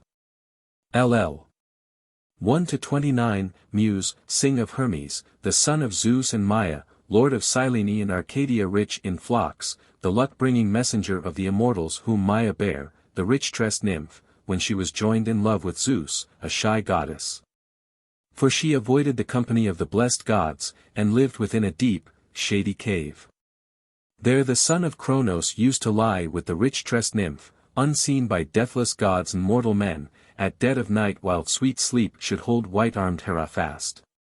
And when the purpose of great Zeus was fixed in heaven, she was delivered and a notable thing was come to pass. For then she bare a son, of many shifts, blandly cunning, a robber, a cattle driver, a bringer of dreams, a watcher by night, a thief at the gates, one who was soon to show forth wonderful deeds among the deathless gods. Born with the dawning, at midday he played on the lyre, and in the evening he stole the cattle of far-shooting Apollo on the 4th day of the month, for on that day queenly Maia bare him. So soon as he had leaped from his mother's heavenly womb, he lay not long waiting in his holy cradle, but he sprang up and sought the oxen of Apollo. But as he stepped over the threshold of the high-roofed cave, he found a tortoise there and gained endless delight. For it was Hermes who first made the tortoise a singer. The creature fell in his way at the courtyard gate, where it was feeding on the rich grass before the dwelling, waddling along. When he saw it, the luck-bringing son of Zeus laughed and said, LL 30 to 38, an omen of great luck for me so soon. I do not slight it. Hail, comrade of the feast, lovely in shape, sounding at the dance. With joy I meet you. Where got you that rich gaud for covering, that spangled shell, a tortoise living in the mountains? But I will take and carry you within, you shall help me and I will do you no disgrace, though first of all you must profit me. It is better to be at home, harm may come out of doors. Living, you shall be a spell against mischievous witchcraft. But if you die, then you shall make sweetest song. LL 39 to 61, thus speaking, he took up the tortoise in both hands and went back into the house carrying his charming toy. Then he cut off its limbs and scooped out the marrow of the mountain tortoise with a scoop of grey iron. As a swift thought darts through the heart of a man when thronging cares haunt him, or as bright glances flash from the eye, so glorious Hermes planned both thought and deed at once. He cut stalks of reed to measure and fixed them, fastening their ends across the back and through the shell of the tortoise, and then stretched ox hide all over it by his skill. Also he put in the horns and fitted a crosspiece upon the two of them, and stretched 7 strings of sheepgut. But when he had made it he proved each string in turn with the key, as he held the lovely thing. At the touch of his hand it sounded marvelously, and, as he tried it, the god sang sweet random snatches, even as youths bandy taunts at festivals. He sang of Zeus the son of Cronos and neat-shod Maia, the converse which they had before in the comradeship of love, telling all the glorious tale of his own begetting. He celebrated, too, the handmaids of the nymph, and her bright home, and the tripods all about the house, and the abundant cauldrons. LL 62 to 67, but while he was singing of all these, his heart was bent on other matters. And he took the hollow lyre and laid it in his sacred cradle, and sprang from the sweet-smelling hall to a watch-place, pondering sheer trickery in his heart, deeds such as knavish folk pursue in the dark night-time, for he longed to taste flesh. LL 68 to 86, the sun was going down beneath the earth towards ocean with his horses and chariot when Hermes came hurrying to the shadowy mountains of Pieria, where the divine cattle of the blessed gods had their steads and grazed the pleasant Unmown meadows. Of these the son of Maia, the sharp-eyed slayer of Argus, then cut off from the herd 50 loud lowing kine, and drove them straggling wise across a sandy place, turning their hoofprints aside. Also, he bethought him of a crafty ruse and reversed the marks of their hoofs, making the front behind and the hind before, while he himself walked the other way. Then he wove sandals with wickerwork by the sand of the sea, wonderful things, unthought of, unimagined. For he mixed together tamarisk and myrtle twigs, fastening together an armful of their fresh, young wood, and tied them, leaves and all securely under his feet as light sandals. The brushwood the glorious slayer of Argus plucked in Pieria as he was preparing for his journey, making shift as one making haste for a long journey. LL.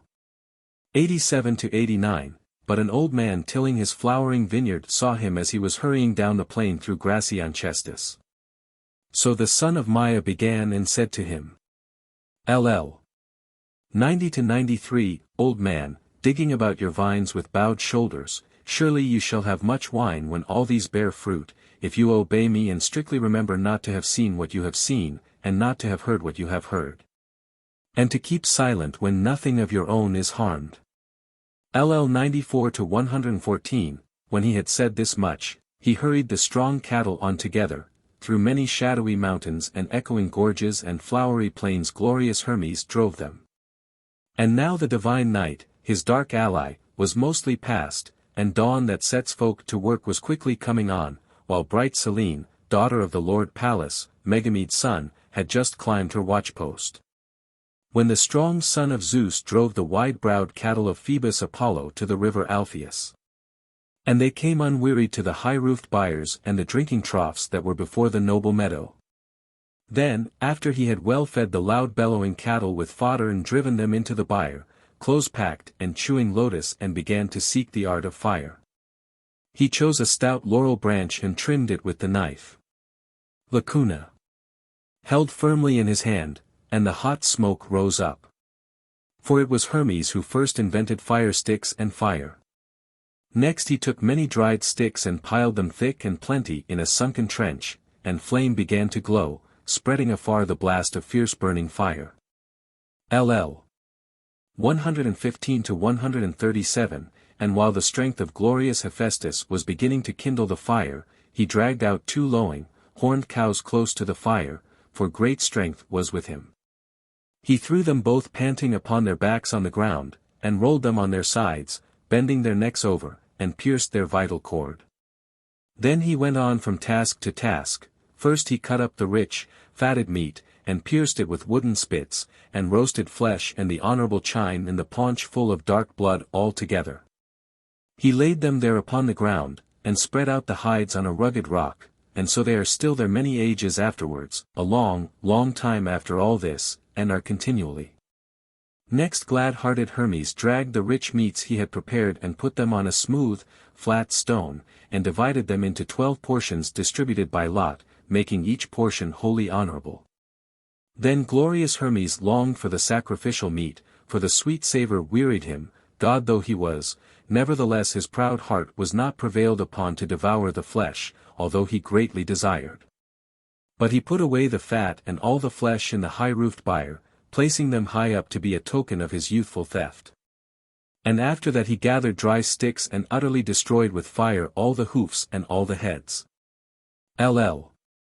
138-154, and when the god had duly finished all, he threw his sandals into deep-eddying Alpheus, and quenched the embers, covering the black ashes with sand, and so spent the night while Selene's soft light shone down. Then the god went straight back again at dawn to the bright crests of Cyllene, and no one met him on the long journey either of the blessed gods or mortal men, nor did any dog bark. And luck-bringing Hermes, the son of Zeus, passed edgeways through the keyhole of the hall like the autumn breeze, even as mist, straight through the cave he went and came to the rich inner chamber, walking softly, and making no noise as one might upon the floor. Then glorious Hermes went hurriedly to his cradle, wrapping his swaddling clothes about his shoulders as though he were a feeble babe, and lay playing with the covering about his knees, but at his left hand he kept close his sweet lyre. LL. 155-161, but the god did not pass unseen by the goddess his mother, but she said to him, "How now, you rogue? Whence come you back so at night time, you that wear shamelessness as a garment? And now I surely believe the son of Leto will soon have you forth out of doors with unbreakable cords about your ribs, or you will live a rogue's life in the glens robbing by wiles. Go to, then. Your father got you to be a great worry to mortal men and deathless gods." LL 162-181. Then Hermes answered her with crafty words, "Mother, why do you seek to frighten me like a feeble child whose heart knows few words of blame, a fearful babe that fears its mother's scolding? Nay, but I will try whatever plan is best, and so feed myself and you continually.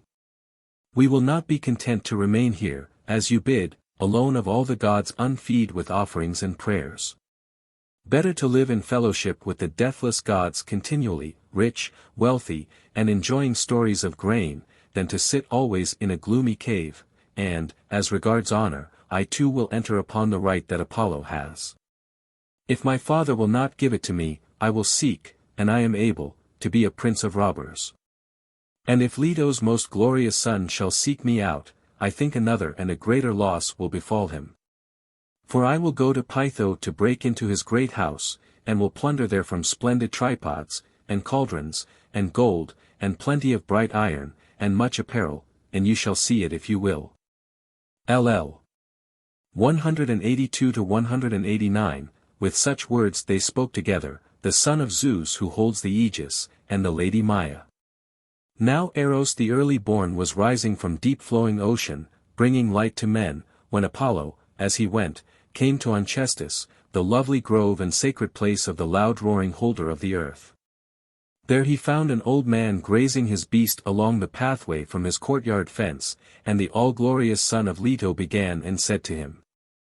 LL 190-200, Old man, weeder of grassy Onchestus, I am come here from Pieria seeking cattle, cows all of them, all with curving horns, from my herd. The black bull was grazing alone away from the rest, but fierce-eyed hounds followed the cows, 4 of them, all of one mind, like men. These were left behind, the dogs and the bull, which is great marvel. But the cows strayed out of the soft meadow, away from the pasture when the sun was just going down.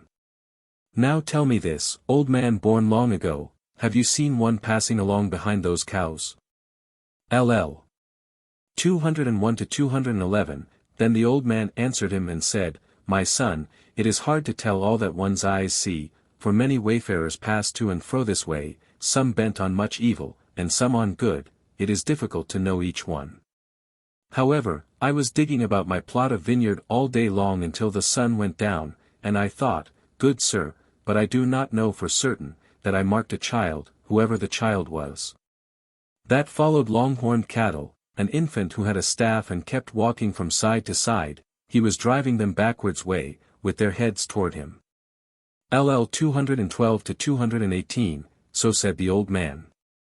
And when Apollo heard this report, he went yet more quickly on his way, and presently, seeing a long-winged bird, he knew at once by that omen that thief was the child of Zeus the son of Cronos.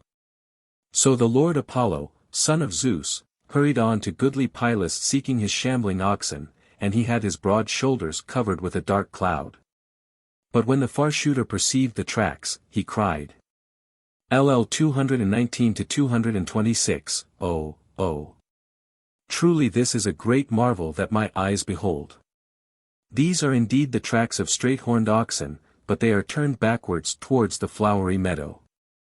But these others are not the footprints of man or woman or grey wolves or bears or lions, nor do I think they are the tracks of a rough-maned centaur, whoever it be that with swift feet makes such monstrous footprints. Wonderful are the tracks on this side of the way, but yet more wonderfully are those on that.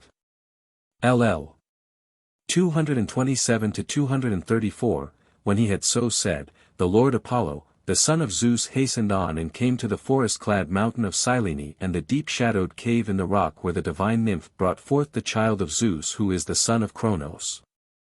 A sweet odor spread over the lovely hill, and many thin-shanked sheep were grazing on the grass. Then far-shooting Apollo himself stepped down in haste over the stone threshold into the dusky cave. LL 235–253. Now when the son of Zeus and Maia saw Apollo in a rage about his cattle, he snuggled down in his fragrant swaddling clothes. And as wood ash covers over the deep embers of tree stumps, so Hermes cuddled himself up when he saw the far-shooter. He squeezed head and hands and feet together in a small space, like a newborn child seeking sweet sleep, though in truth he was wide awake, and he kept his lyre under his armpit. But the son of Leto was aware and failed not to perceive the beautiful mountain nymph and her dear son, albeit a little child and swathed so craftily.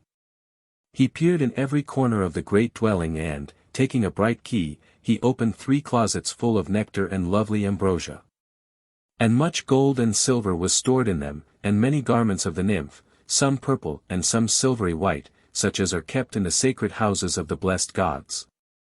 Then, after the son of Leto had searched out the recesses of the great house, he spake to glorious Hermes. LL 254–259, Child, lying in the cradle, make haste and tell me of my cattle, or we too will soon fall out angrily. For I will take and cast you into dusty Tartarus and awful hopeless darkness, and neither your mother or your father shall free you or bring you up again to the light, but you will wander under the earth and be the leader amongst little folk. LL 260–277. Then Hermes answered him with crafty words, Son of Leto, what harsh words are these you have spoken? And is it cattle of the field you are come here to seek? I have not seen them, I have not heard of them, no one has told me of them. I cannot give news of them, nor win the reward for news. Am I like a cattle lifter, a stalwart person? This is no task for me, rather I care for other things, I care for sleep, and milk of my mother's breast, and wrappings round my shoulders, and warm baths. Let no one hear the cause of this dispute. For this would be a great marvel indeed among the deathless gods, that a child newly born should pass in through the forepart of the house with cattle of the field, herein you speak extravagantly. I was born yesterday, and my feet are soft and the ground beneath is rough. Nevertheless, if you will have it so, I will swear a great oath by my father's head and vow that neither am I guilty myself, neither have I seen any other who stole your cows, whatever cows may be, for I know them only by hearsay. LL 278–280. So, then, said Hermes, shooting quick glances from his eyes, and he kept raising his brows and looking this way and that, whistling long and listening to Apollo's story as to an idle tale. LL 281–292. But far-working Apollo laughed softly and said to him, O rogue, deceiver, crafty in heart. You talk so innocently that I most surely believe that you have broken into many a well-built house and stripped more than one poor wretch bare this night, gathering his goods together all over the house without noise. You will plague many a lonely herdsman in mountain glades, when you come on herds and thick-fleeced sheep, and have a hankering after flesh. But come now, if you would not sleep your last and latest sleep, get out of your cradle, you comrade of dark night. Surely hereafter this shall be your title amongst the deathless gods, to be called the prince of robbers continually. LL 293–300. So said Phoebus Apollo, and took the child and began to carry him. But at that moment the strong slayer of Argus had his plan, and, while Apollo held him in his hands, sent forth an omen, a hard-worked belly serf, a rude messenger, and sneezed directly after. And when Apollo heard it, he dropped glorious Hermes out of his hands on the ground, then sitting down before him, though he was eager to go on his way, he spoke mockingly to Hermes. LL 301–303. Fear not, little swaddling baby, son of Zeus and Maia. I shall find the strong cattle presently by these omens, and you shall lead the way. LL 304–306. When Apollo had so said, Selenian Hermes sprang up quickly, starting in haste. With both hands he pushed up to his ears the covering that he had wrapped about his shoulders, and said, LL 307–312. Where are you carrying me, far worker, hastiest of all the gods? Is it because of your cattle that you are so angry and harass me? Oh dear, would that all the sort of oxen might perish, for it is not I who stole your cows, nor did I see another steal them, whatever cows may be, and of that I have only heard report. Nay, give right and take it before Zeus, the son of Cronos. LL 313-326, so Hermes the shepherd and Leto's glorious son kept stubbornly disputing each article of their quarrel, Apollo, speaking truly. Lacuna. Not fairly sought to seize glorious Hermes because of the cows, but he, the Selenian, tried to deceive the god of the silver bow with tricks and cunning words. But when, though he had many wiles, he found the other had as many shifts, he began to walk across the sand, himself in front, while the son of Zeus and Leto came behind. Soon they came, these lovely children of Zeus, to the top of fragrant Olympus, to their father, the son of Cronos, for there were the scales of judgment set for them both. There was an assembly on snowy Olympus, and the immortals who perish not were gathering after the hour of gold-throned dawn. LL 327-329, Then Hermes and Apollo of the silver bow stood at the knees of Zeus, and Zeus who thunders on high spoke to his glorious son and asked him. LL 330-332, Phoebus, whence come you driving this great spoil, a child new born that has the look of a herald? This is a weighty matter that is come before the council of the gods. LL 333-364, Then the Lord, far-working Apollo, answered him, O my father, you shall soon hear no trifling tale though you reproach me that I alone am fond of spoil. Here is a child, a burgling robber, whom I found after a long journey in the hills of Cyllene. For my part one have never seen one so pert either among the gods or all men that catch folk unawares throughout the world. He stole away my cows from their meadow and drove them off in the evening along the shore of the loud roaring sea, making straight for Pylos. There were double tracks, and wonderful they were, such as one might marvel at, the doing of a clever sprite, for as for the cows, the dark dust kept and showed their footprints leading towards the flowery meadow. But he himself, bewildering creature, crossed the sandy ground outside the path, not on his feet nor yet on his hands, but, furnished with some other means he trudged his way, wonder of wonders, as though one walked on slender oak trees. Now while he followed the cattle across sandy ground, all the tracks showed quite clearly in the dust, but when he had finished the long way across the sand, presently the cow's track and his own could not be traced over the hard ground. But a mortal man noticed him as he drove the wide-browed kine straight towards Pylos. And as soon as he had shut them up quietly, and had gone home by crafty turns and twists, he lay down in his cradle in the gloom of a dim cave, as still as dark night, so that not even an eagle keenly gazing would have spied him. Much he rubbed his eyes with his hands as he prepared falsehood, and himself straightway said roundly, I have not seen them, I have not heard of them, no man has told me of them. I could not tell you of them, nor win the reward of telling. LL 365-367, When he had so spoken, Phoebus Apollo sat down. But Hermes on his part answered and said, pointing at the son of Cronos, the lord of all the gods. LL 368-386, Zeus, my father, indeed I will speak truth to you. For I am truthful and I cannot tell a lie.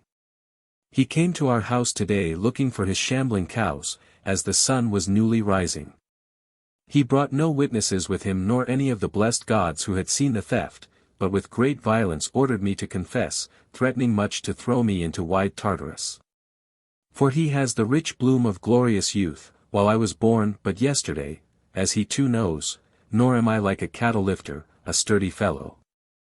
Believe my tale, for you claim to be my own father, that I did not drive his cows to my house, so may I prosper, nor cross the threshold, this I say truly.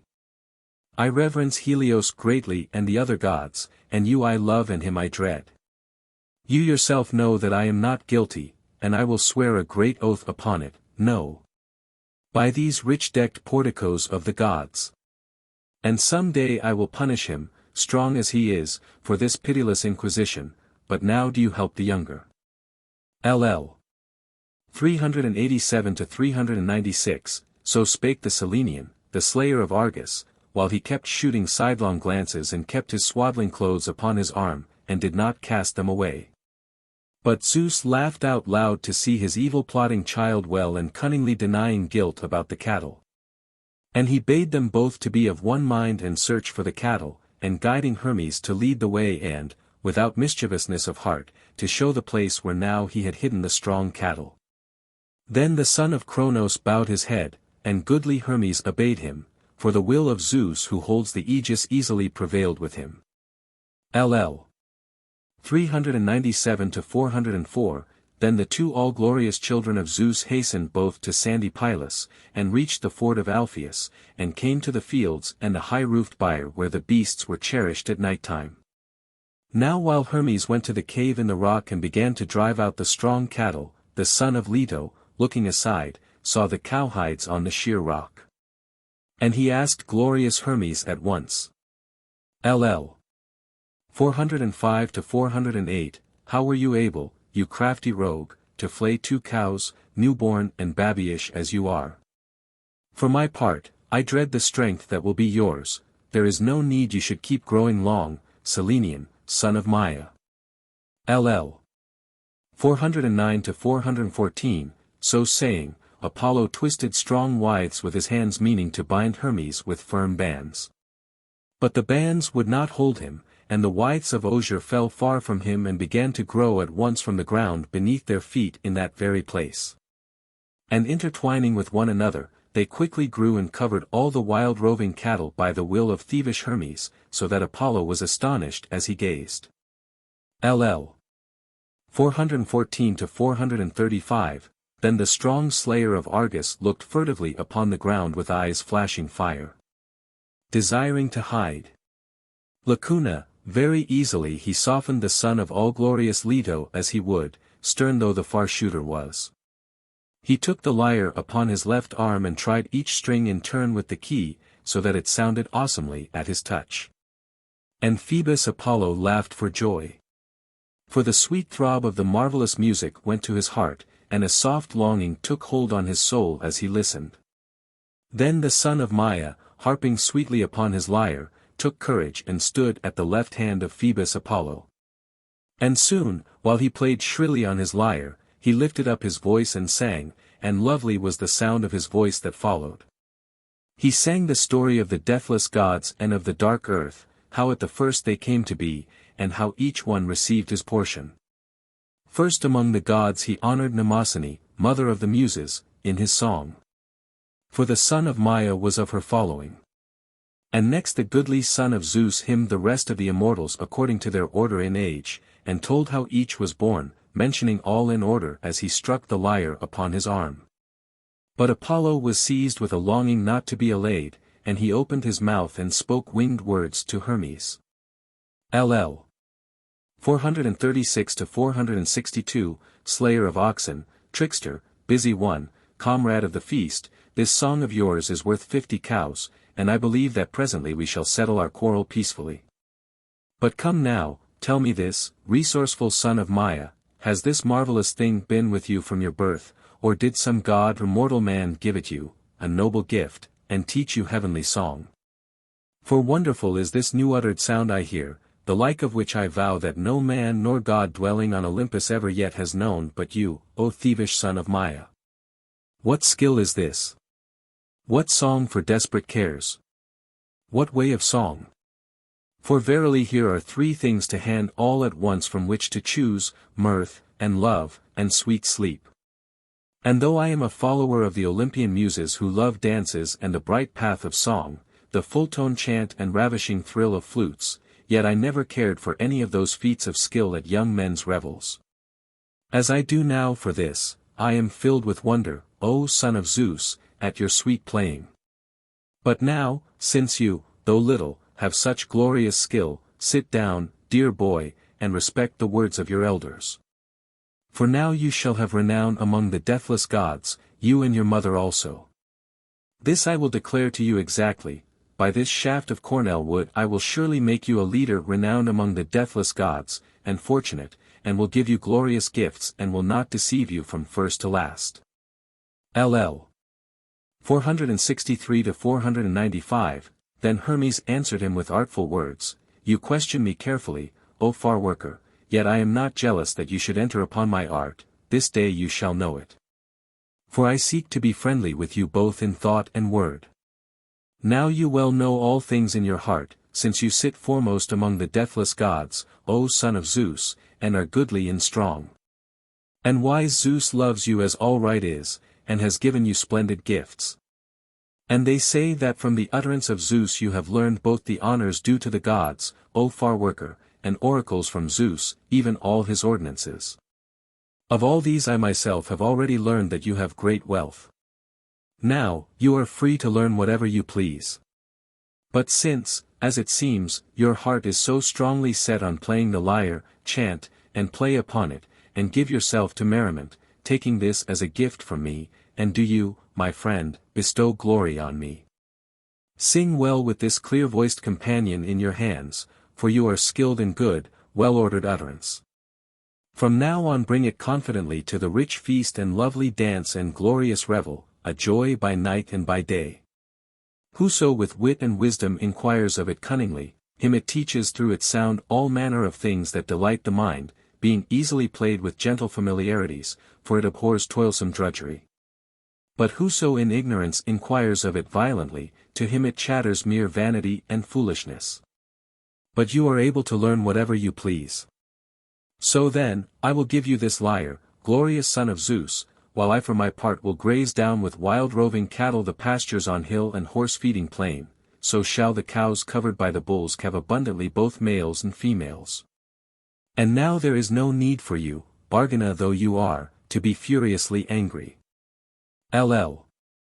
496-502, when Hermes had said this, he held out the lyre, and Phoebus Apollo took it, and readily put his shining whip in Hermes' hand, and ordained him keeper of herds. The son of Maia received it joyfully, while the glorious son of Leto, the lord far-working Apollo, took the lyre upon his left arm and tried each string with the key. Awesomely it sounded at the touch of the god, while he sang sweetly to its note. LL 503-512, afterwards they two, the all-glorious sons of Zeus turned the cows back towards the sacred meadow, but themselves hastened back to snowy Olympus, delighting in the lyre. Then wise Zeus was glad and made them both friends. And Hermes loved the son of Leto continually, even as he does now, when he had given the lyre as token to the far shooter, who played it skillfully, holding it upon his arm. But for himself Hermes found out another cunning art and made himself the pipes whose sound is heard afar. LL. 513-520, Then the son of Leto said to Hermes, Son of Maia, guide and cunning one, I fear you may steal for me the lyre and my curved bow together. For you have an office from Zeus, to establish deeds of barter amongst men throughout the fruitful earth. Now if you would only swear me the great oath of the gods, either by nodding your head, or by the potent water of Styx, you would do all that can please and ease my heart. LL. 521-549, Then Maia's son nodded his head and promised that he would never steal anything of all the far shooter possessed, and would never go near his strong house. But Apollo, son of Leto, swore to be fellow and friend to Hermes, vowing that he would love no other among the immortals, neither god nor man sprung from Zeus, better than Hermes, and the father sent forth an eagle in confirmation. And Apollo sware also, Verily I will make you only to be an omen for the immortals and all alike, trusted and honored by my heart.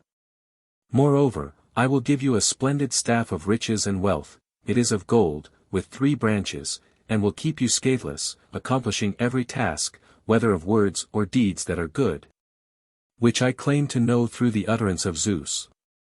But as for soothsaying, noble, heaven-born child, of which you ask, it is not lawful for you to learn it, nor for any other of the deathless gods, only the mind of Zeus knows that.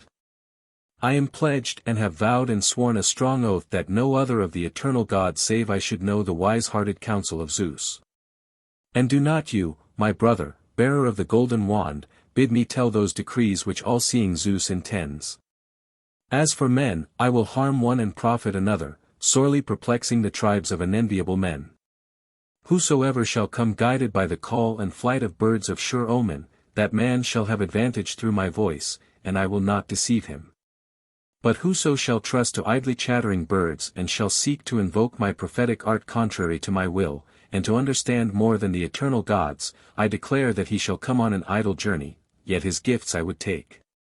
LL 550 to 568, but I will tell you another thing, son of all glorious Maya and Zeus who holds the aegis, luck-bringing genius of the gods. There are certain holy ones, sisters born, 3 virgins gifted with wings, their heads are besprinkled with white meal, and they dwell under a ridge of Parnassus. These are teachers of divination apart from me, the art which I practiced while yet a boy following herds, though my father paid no heed to it. From their home they fly now here, now there, feeding on honeycomb and bringing all things to pass. And when they are inspired through eating yellow honey, they are willing to speak truth, but if they be deprived of the gods' sweet food, then they speak falsely, as they swarm in and out together. These, then, I give you. Inquire of them strictly and delight your heart, and if you should teach any mortal so to do, often will he hear your response, if he have good fortune.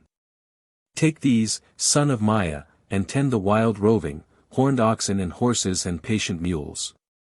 LL 568a, 573, so he spake. And from heaven Father Zeus himself gave confirmation to his words, and commanded that glorious Hermes should be lord over all birds of omen and grim-eyed lions, and boars with gleaming tusks. And over dogs and all flocks that the wide earth nourishes, and over all sheep. Also that he only should be the appointed messenger to Hades, who, though he takes no gift, shall give him no mean prize. LL 574 to 578, thus the Lord Apollo showed his kindness for the son of Maia by all manner of friendship, and the son of Cronos gave him grace besides. He consorts with all mortals and immortals, a little he profits, but continually throughout the dark night he cousins the tribes of mortal men. LL 579 to 580, and so, farewell, son of Zeus and Maia, but I will remember you in another song also. V. To Aphrodite. LL 1 to 6, Muse, tell me the deeds of golden Aphrodite the Cyprian, who stirs up sweet passion in the gods and subdues the tribes of mortal men and birds that fly in air and all the many creatures that the dry land rears. And all the sea, all these love the deeds of rich-crowned Cytherea. LL 7 to 32, yet there are 3 hearts that she cannot bend nor yet ensnare. First is the daughter of Zeus who holds the aegis, bright-eyed Athene. For she has no pleasure in the deeds of golden Aphrodite, but delights in wars and in the work of Ares, in strifes and battles and in preparing famous crafts. She first taught earthly craftsmen to make chariots of war and cars variously wrought with bronze, and she, too, teaches tender maidens in the house and puts knowledge of goodly arts in each one's mind. Nor does laughter-loving Aphrodite ever tame in love Artemis, the huntress with shafts of gold. For she loves archery and the slaying of wild beasts in the mountains, the lyre also and dancing and thrilling cries and shady woods and the cities of upright men. Nor yet does the pure maiden Hestia love Aphrodite's works. She was the firstborn child of wily Cronos and youngest too, by will of Zeus who holds the aegis, a queenly maid whom both Poseidon and Apollo sought to wed. But she was wholly unwilling, nay, stubbornly refused. And touching the head of Father Zeus who holds the aegis, she, that fair goddess, sware a great oath which has in truth been fulfilled, that she would be a maiden all her days. So Zeus the Father gave her in high honor instead of marriage, and she has her place in the midst of the house and has the richest portion. In all the temples of the god she has a share of honor, and among all mortal men she is chief of the goddesses. LL 33 to 44, of these 3 Aphrodite cannot bend or ensnare the hearts. But of all others there is nothing among the blessed gods or among mortal men that has escaped Aphrodite. Even the heart of Zeus, who delights in thunder, is led astray by her. Though he is greatest of all and has the lot of highest majesty, she beguiles even his wise heart whensoever she pleases, and mates him with mortal women, unknown to Hera, his sister and his wife. The grandest far in beauty among the deathless goddesses, most glorious is she whom wily Cronos with her mother Rhea did beget, and Zeus, whose wisdom is everlasting, made her his chaste and careful wife.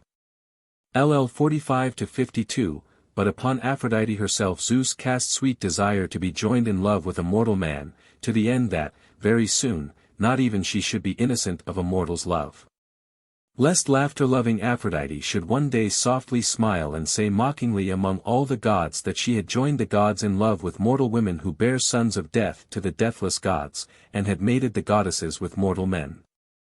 LL 53-74, and so he put in her heart sweet desire for Anchises who was tending cattle at that time among the steep hills of many-fountained Ida, and in shape was like the immortal gods. Therefore, when laughter-loving Aphrodite saw him, she loved him, and terribly desire seized her in her heart. She went to Cyprus, to Paphos, where her precinct is and fragrant altar, and passed into her sweet-smelling temple. There she went in and put to the glittering doors, and there the Graces bathed her with heavenly oil such as blooms upon the bodies of the eternal gods, oil divinely sweet, which she had by her, filled with fragrance. And laughter-loving Aphrodite put on all her rich clothes, and when she had decked herself with gold, she left sweet-smelling Cyprus and went in haste towards Troy, swiftly traveling high up among the clouds. So she came to many-fountained Ida, the mother of wild creatures, and went straight to the homestead across the mountains. After her came grey wolves, fawning on her, and grim-eyed lions, and bears, and fleet leopards, ravenous for deer, and she was glad in heart to see them, and put desire in their breasts, so that they all mated, two together. About the shadowy combs. LL 75-88, but she herself came to the neat-built shelters, and him she found left quite alone in the homestead, the hero Anchises who was comely as the gods. All the others were following the herds over the grassy pastures, and he, left quite alone in the homestead, was roaming hither and thither and playing thrillingly upon the lyre. And Aphrodite, the daughter of Zeus, stood before him, being like a pure maiden in height and mien, that he should not be frightened when he took heed of her with his eyes. Now when Anchises saw her, he marked her well and wondered at her mien and height and shining garments. For she was clad in a robe outshining the brightness of fire, a splendid robe of gold, enriched with all manner of needlework, which shimmered like the moon over her tender breasts, a marvel to see. Also she wore twisted brooches and shining earrings in the form of flowers, and round her soft throat were lovely necklaces. LL 91-105, and Anchises was seized with love, and said to her, Hail, lady, whoever of the blessed ones you are that are come to this house, whether Artemis, or Leto, or golden Aphrodite, or high-born Themis, or bright-eyed Athene. Or, maybe, you are one of the Graces come hither, who bear the gods company and are called immortal, or else one of those who inhabit this lovely mountain and the springs of rivers and grassy meads. I will make you an altar upon a high peak in a far-seen place, and will sacrifice rich offerings to you at all seasons.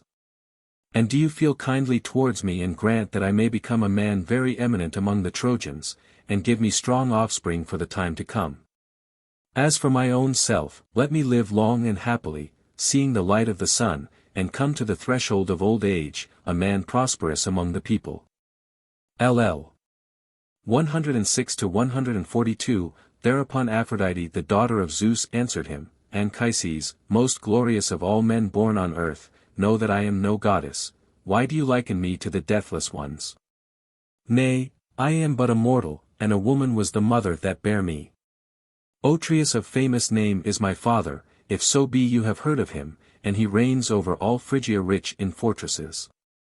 But I know your speech well beside my own, for a Trojan nurse brought me up at home, she took me from my dear mother and reared me thenceforth when I was a little child. So comes it, then, that I well know your tongue also. And now the slayer of Argus with the golden wand has caught me up from the dance of huntress Artemis, her with the golden arrows. For there were many of us, nymphs and marriageable maidens, playing together. And an innumerable company encircled us, from these the slayer of Argus with the golden wand rapt me away. He carried me over many fields of mortal men and over much land until then unpossessed, where savage wild beasts roam through shady combes, until I thought never again to touch the life-giving earth with my feet. And he said that I should be called the wedded wife of Anchises, and should bear you goodly children. But when he had told and advised me, he, the strong slayer of Argos, went back to the families of the deathless gods, while I am now come to you, for unbending necessity is upon me. But I beseech you by Zeus and by your noble parents, for no base folk could get such a son as you, take me now, stainless and unproved in love, and show me to your father and careful mother and to your brothers sprung from the same stock. I shall be no ill-liking daughter for them, but a likely. Moreover, send a messenger quickly to the swift-horsed Phrygians, to tell my father and my sorrowing mother, and they will send you gold in plenty and woven stuffs, many splendid gifts. Take these as bride piece. So do, and then prepare the sweet marriage that is honorable in the eyes of men and deathless gods. LL 143-144, when she had so spoken, the goddess put sweet desire in his heart. And Anchises was seized with love, so that he opened his mouth and said. LL 145-154, if you are a mortal and a woman was the mother who bare you, and Otreus of famous name is your father as you say, and if you are come here by the will of Hermes the immortal guide, and are to be called my wife always, then neither god nor mortal man shall here restrain me till I have lain with you in love right now. No, not even if far-shooting Apollo himself should launch grievous shafts from his silver bow. Willingly would I go down into the house of Hades, O lady, beautiful as the goddesses, once I had gone up to your bed. LL 155-167, so speaking, he caught her by the hand. And laughter-loving Aphrodite, with face turned away and lovely eyes downcast, crept to the well-spread couch which was already laid with soft coverings for the hero. And upon it lay skins of bears and deep-roaring lions which he himself had slain in the high mountains. And when they had gone up upon the well-fitted bed, first Anchises took off her bright jewelry of pins and twisted brooches and earrings and necklaces. And loosed her girdle and stripped off her bright garments and laid them down upon a silver-studded seat. Then by the will of the gods and destiny he lay with her, a mortal man with an immortal goddess, not clearly knowing what he did. LL 168-176, but at the time when the herdsmen drive their oxen and hardy sheep back to the fold from the flowery pastures, even then Aphrodite poured soft sleep upon Anchises, but herself put on her rich raiment. And when the bright goddess had fully clothed herself, she stood by the couch, and her head reached to the well-hewn roof-tree, from her cheeks shone unearthly beauty such as belongs to rich-crowned Cytherea. Then she aroused him from sleep and opened her mouth and said. LL 177-179, Up, son of Dardanus, why sleep you so heavily, and consider whether I look as I did when first you saw me with your eyes. LL 180-184, so she spake. And he awoke in a moment and obeyed her. But when he saw the neck and lovely eyes of Aphrodite, he was afraid and turned his eyes aside another way, hiding his comely face with his cloak. Then he uttered winged words and entreated her. LL 185-190, so soon as ever I saw you with my eyes, goddess, I knew that you were divine, but you did not tell me truly. Yet by Zeus who holds the aegis I beseech you, leave me not to lead a palsied life among men, but have pity on me. For he who lies with a deathless goddess is no hale man afterwards. LL 191-201, then Aphrodite the daughter of Zeus answered him, Anchises, most glorious of mortal men, take courage and be not too fearful in your heart. You need fear no harm from me nor from the other blessed ones, for you are dear to the gods, and you shall have a dear son who shall reign among the Trojans, and children's children after him, springing up continually. His name shall be Aeneas, because I felt awful grief in that I laid me in the bed of mortal man, yet are those of your race always the most like to gods of all mortal men in beauty and in stature. LL 202-217, verily wise Zeus carried off golden-haired Ganymedes because of his beauty. To be amongst the deathless ones and pour drink for the gods in the house of Zeus, a wonder to see, honored by all the immortals as he draws the red nectar from the golden bowl. But grief that could not be soothed filled the heart of Tros. For he knew not whither the heaven-sent whirlwind had caught up his dear son, so that he mourned him always, unceasingly, until Zeus pitied him and gave him high-stepping horses such as carry the immortals as recompense for his son. These he gave him as a gift. And at the command of Zeus, the guide, the slayer of Argus, told him all, and how his son would be deathless and unaging, even as the gods. So when Tros heard these tidings from Zeus, he no longer kept mourning but rejoiced in his heart and rode joyfully with his storm-footed horses. LL 218-238, so also golden-throned Eos rapt away to Thanos, who was of your race and like the deathless gods. And she went to ask the dark-clouded son of Cronos that he should be deathless and live eternally. And Zeus bowed his head to her prayer and fulfilled her desire. Too simply was queenly Eos, she thought not in her heart to ask youth for him and to strip him of the slough of deadly age. So while he enjoyed the sweet flower of life he lived rapturously with golden-throned Eos, the early-born, by the streams of ocean, at the ends of the earth. But when the first grey hairs began to ripple from his comely head and noble chin, queenly Eos kept away from his bed, though she cherished him in her house and nourished him with food and ambrosia and gave him rich clothing. But when loathsome old age pressed full upon him, and he could not move nor lift his limbs, this seemed to her in her heart the best counsel, she laid him in a room and put to the shining doors. There he babbles endlessly, and no more has strength at all, such as once he had in his supple limbs. LL 239-246, I would not have you be deathless among the deathless gods and live continually after such sort. Yet if you could live on such as now you are in look and in form, and be called my husband, sorrow would not then enfold my careful heart. But, as it is, harsh old age will soon enshroud you, ruthless age which stands someday at the side of every man, deadly, wearying, dreaded even by the gods. LL 247-290, and now because of you I shall have great shame among the deathless gods henceforth, continually.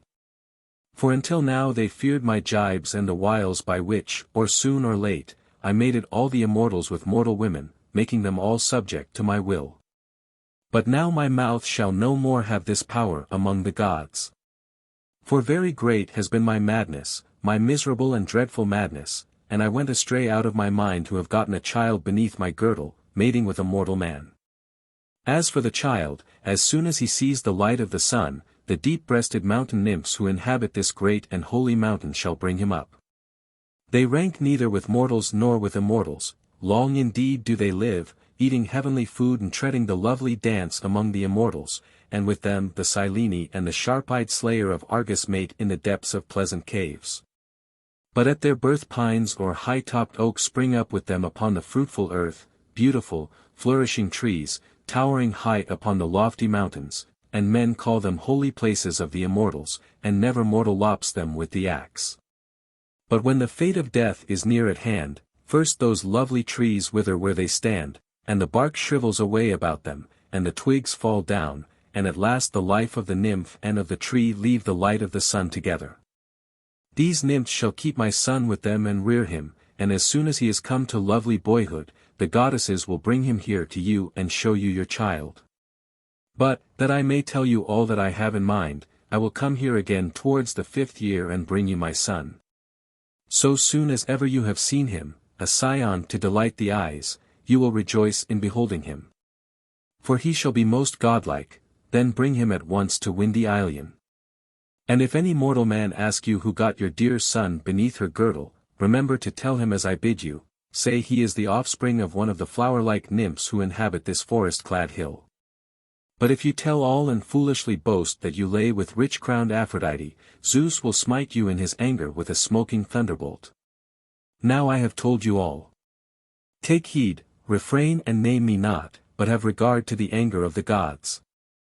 L. 291, when the goddess had so spoken, she soared up to windy heaven.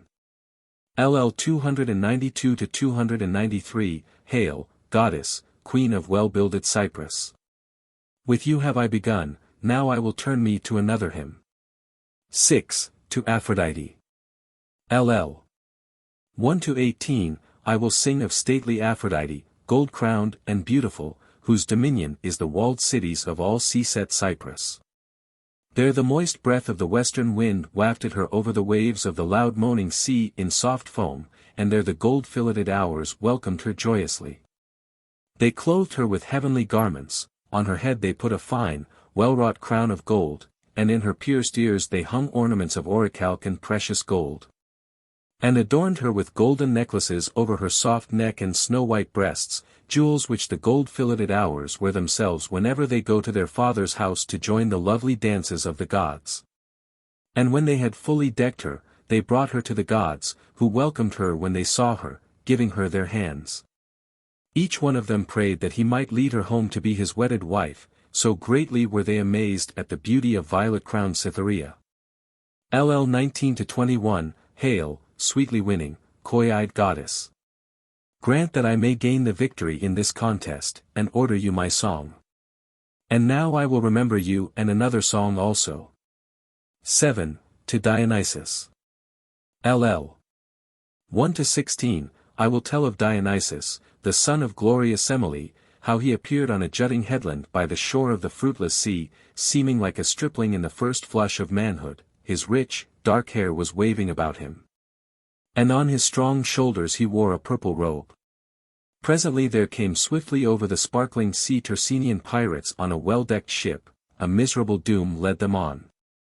When they saw him they made signs to one another and sprang out quickly, and seizing him straightway, put him on board their ship exultingly, for they thought him the son of heaven-nurtured kings. They sought to bind him with rude bonds, but the bonds would not hold him, and the withes fell far away from his hands and feet, and he sat with a smile in his dark eyes. Then the helmsman understood all and cried out at once to his fellows and said, LL 17-24, Madmen. What god is this whom you have taken and bind, strong that he is? Not even the well-built ship can carry him. Surely this is either Zeus or Apollo who has the silver bow, or Poseidon, for he looks not like mortal men but like the gods who dwell on Olympus. Come, then, let us set him free upon the dark shore at once, do not lay hands on him, lest he grow angry and stir up dangerous winds and heavy squalls. LL 25-31, so said he, but the master chid him with taunting words, Madman, mark the wind and help hoist sail on the ship, catch all the sheets.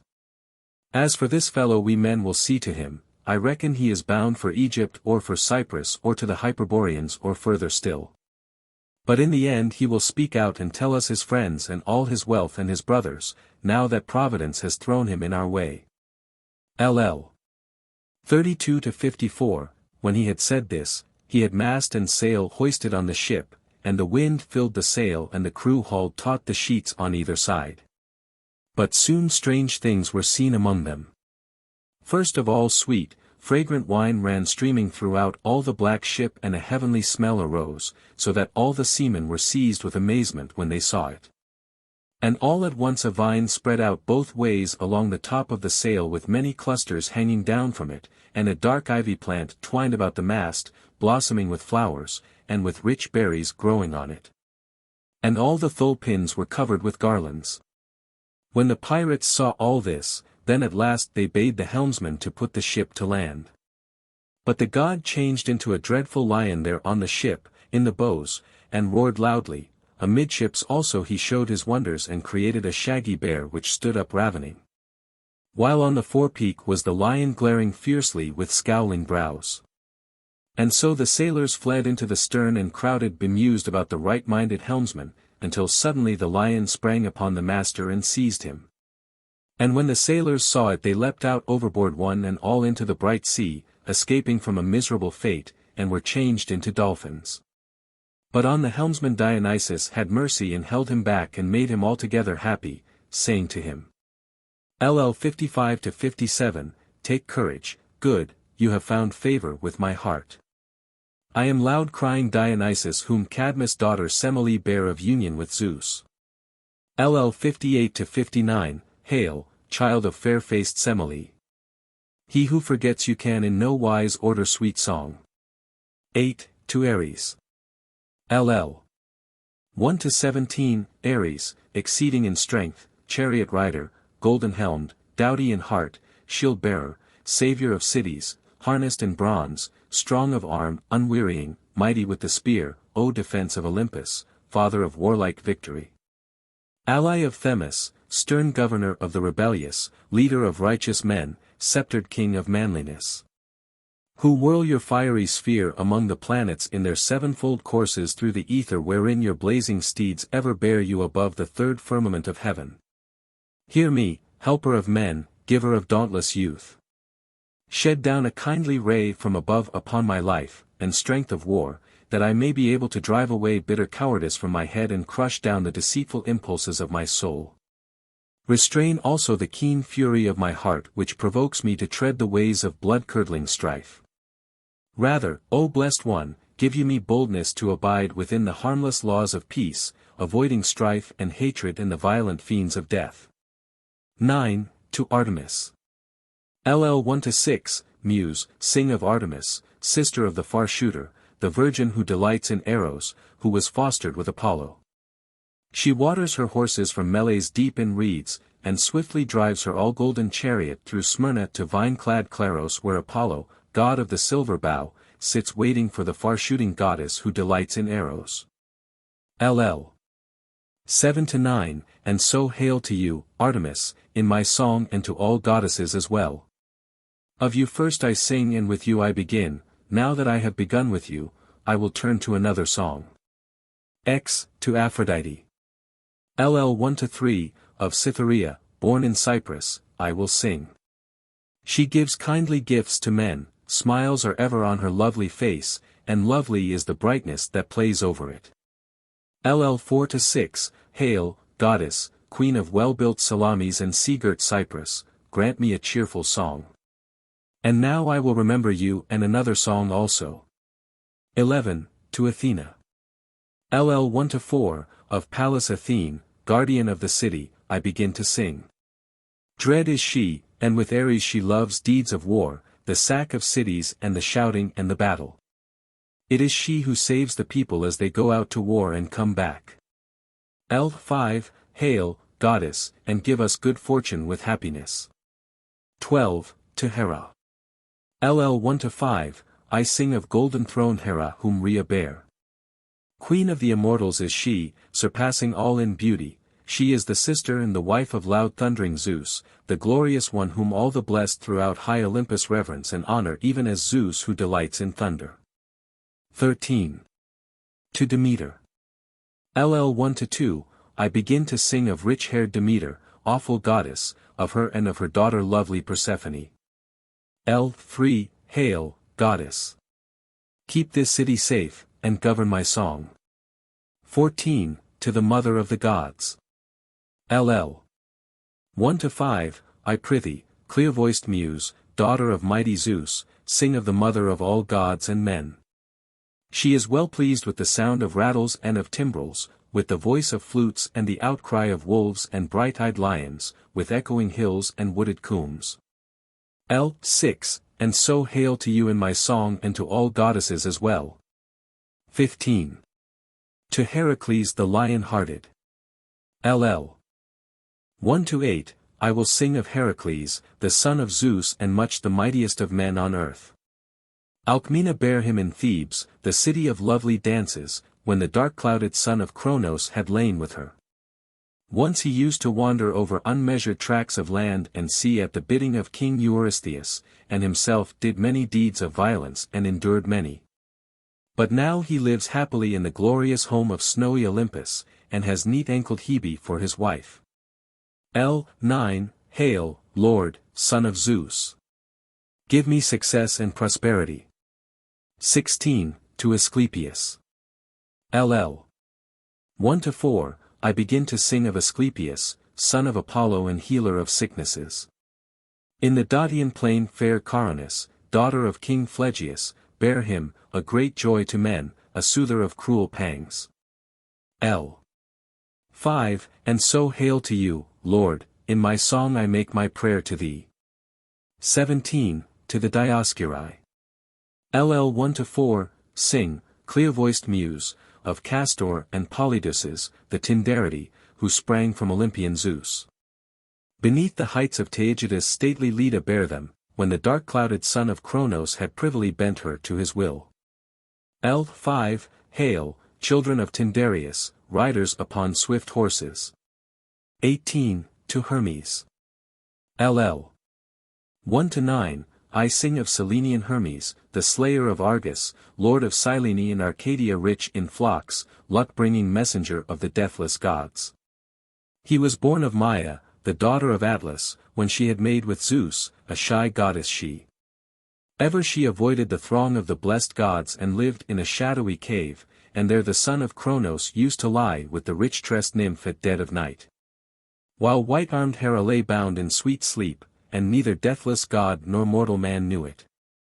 LL 10-11, and so hail to you, son of Zeus and Maia, with you I have begun, now I will turn to another song. L 12, Hail, Hermes, giver of grace, guide, and giver of good things. 19, to Pan. LL. 1-26, Muse, tell me about Pan, the dear son of Hermes, with his goat's feet and 2 horns, a lover of merry noise. Through wooded glades he wanders with dancing nymphs who footed on some sheer cliff's edge, calling upon Pan, the shepherd god, long-haired, unkempt. He has every snowy crest and the mountain peaks and rocky crests for his domain. Hither and thither he goes through the close thickets, now lured by soft streams, and now he presses on amongst towering crags and climbs up to the highest peak that overlooks the flocks.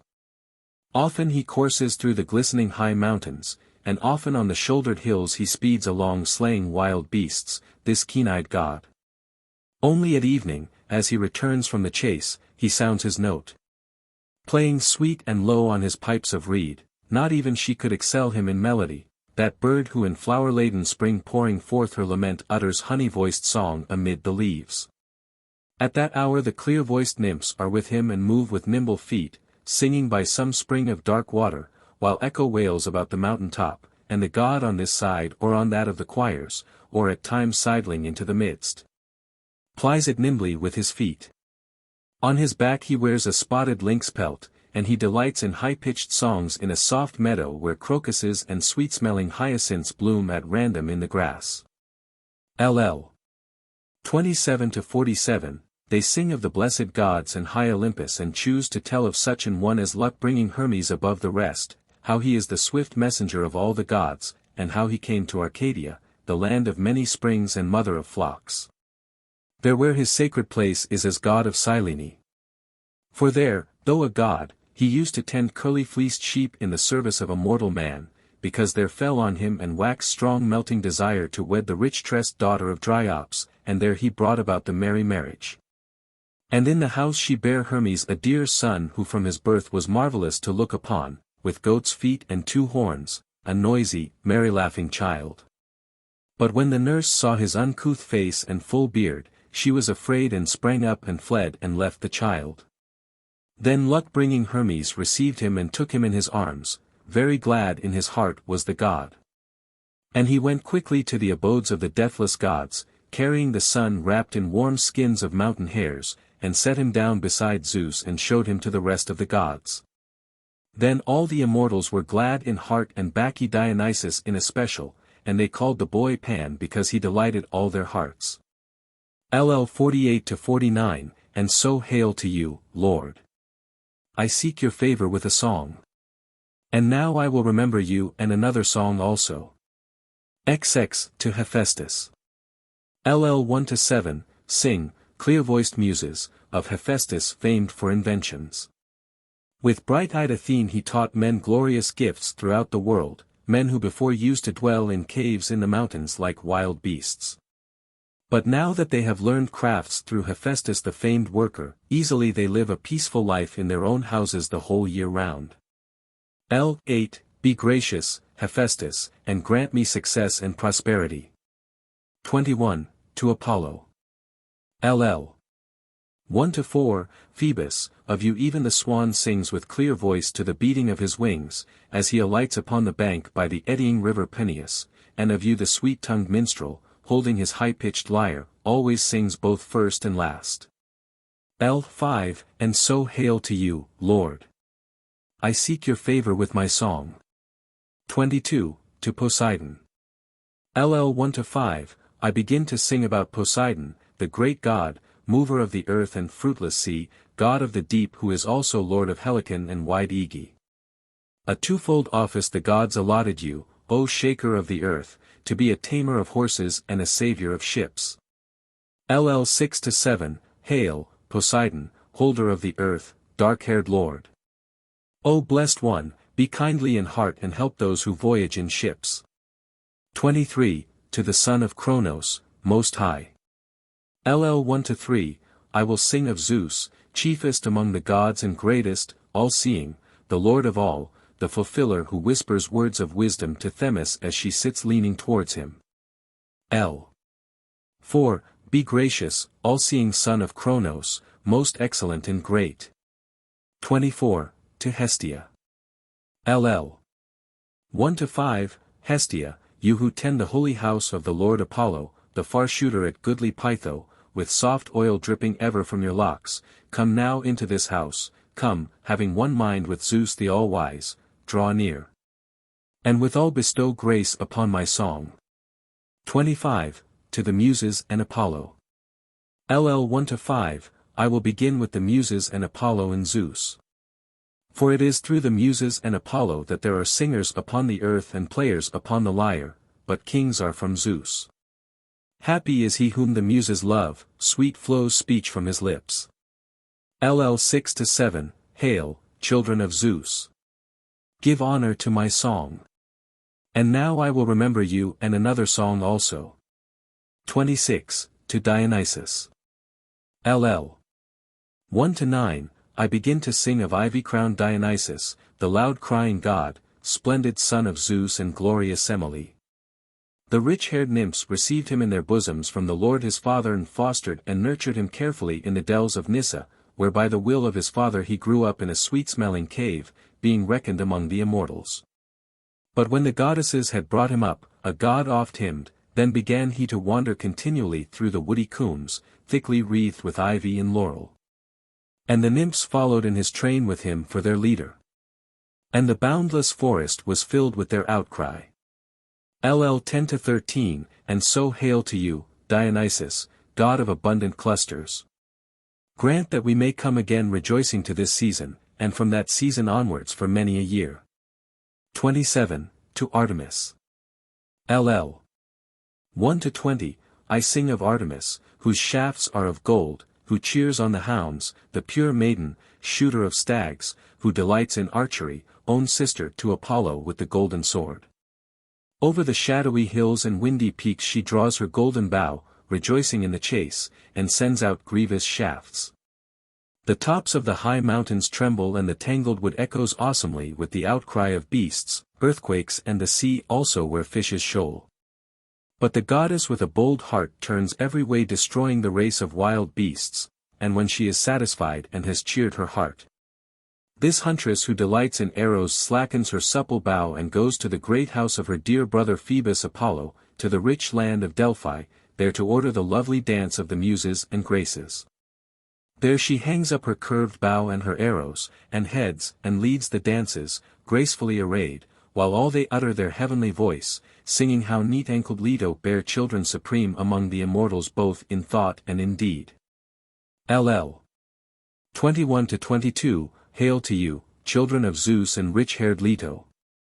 And now I will remember you and another song also. 28, to Athena.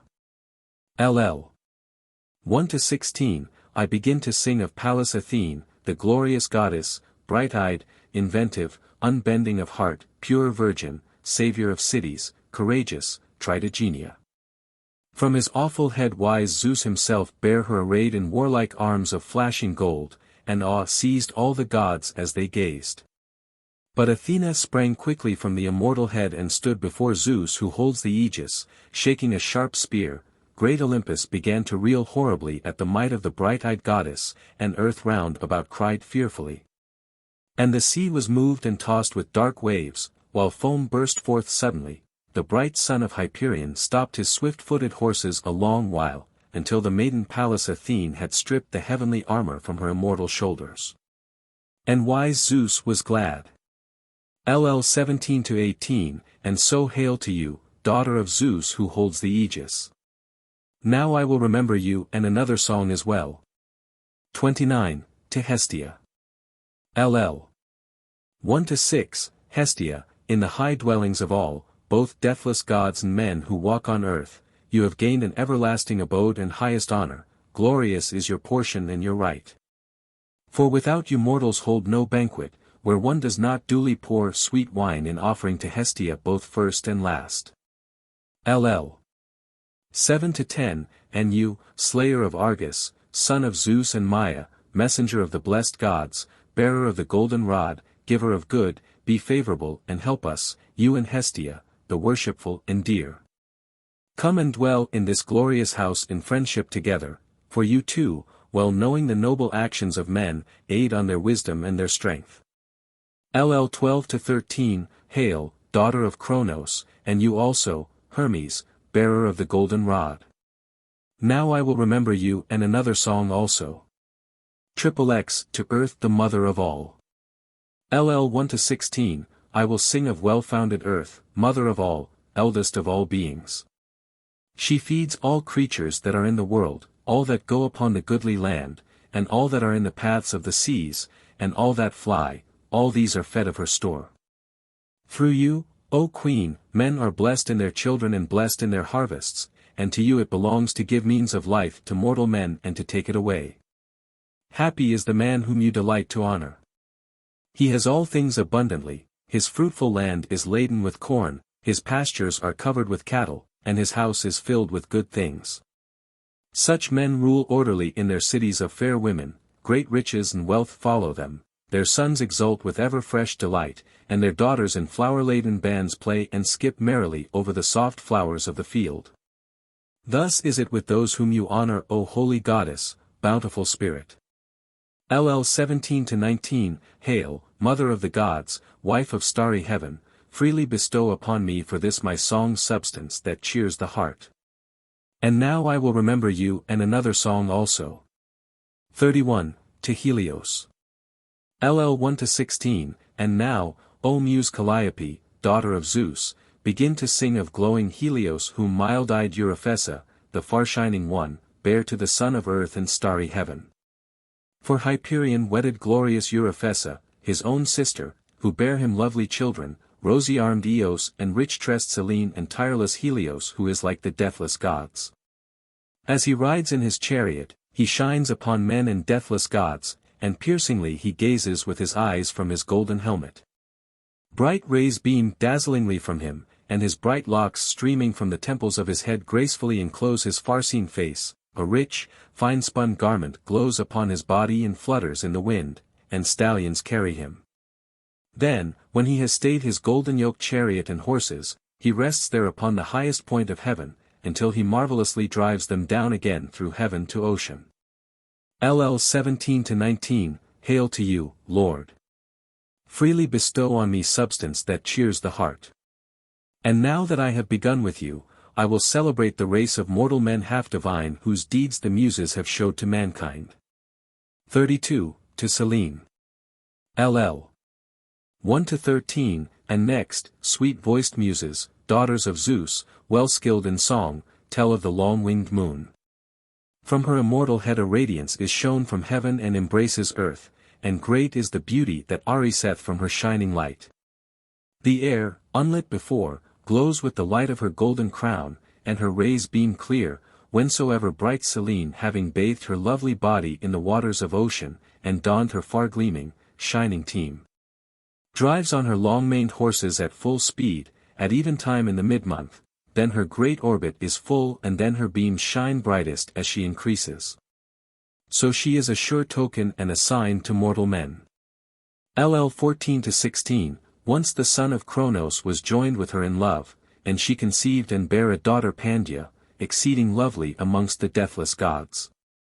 LL 17-20, hail, white-armed goddess, bright Selene, mild, bright-tressed queen. And now I will leave you and sing the glories of men half divine, whose deeds minstrels, the servants of the muses, celebrate with lovely lips. 33. To the Dioscuri. LL 1-17, bright-eyed muses, tell of the Tyndareti, the sons of Zeus, glorious children of neat-ankled Leda, Castor the tamer of horses, and blameless Polydeuces. When Leda had lain with the dark-clouded son of Cronos, she bare them beneath the peak of the great hill Taygetus, children who are delivers of men on earth and of swift-going ships when stormy gales rage over the ruthless sea. Then the shipmen call upon the sons of great Zeus with vows of white lambs, going to the forepart of the prow. But the strong wind and the waves of the sea lay the ship under water, until suddenly these two are seen darting through the air on tawny wings. Forthwith they allay the blasts of the cruel winds and still the waves upon the surface of the white sea, fair signs are they and deliverance from toil. And when the shipmen see them they are glad and have rest from their pain and labor. LL 18-19, Hail, Tyndareti, riders upon swift horses. Now I will remember you and another song also. Homer's Epigrams.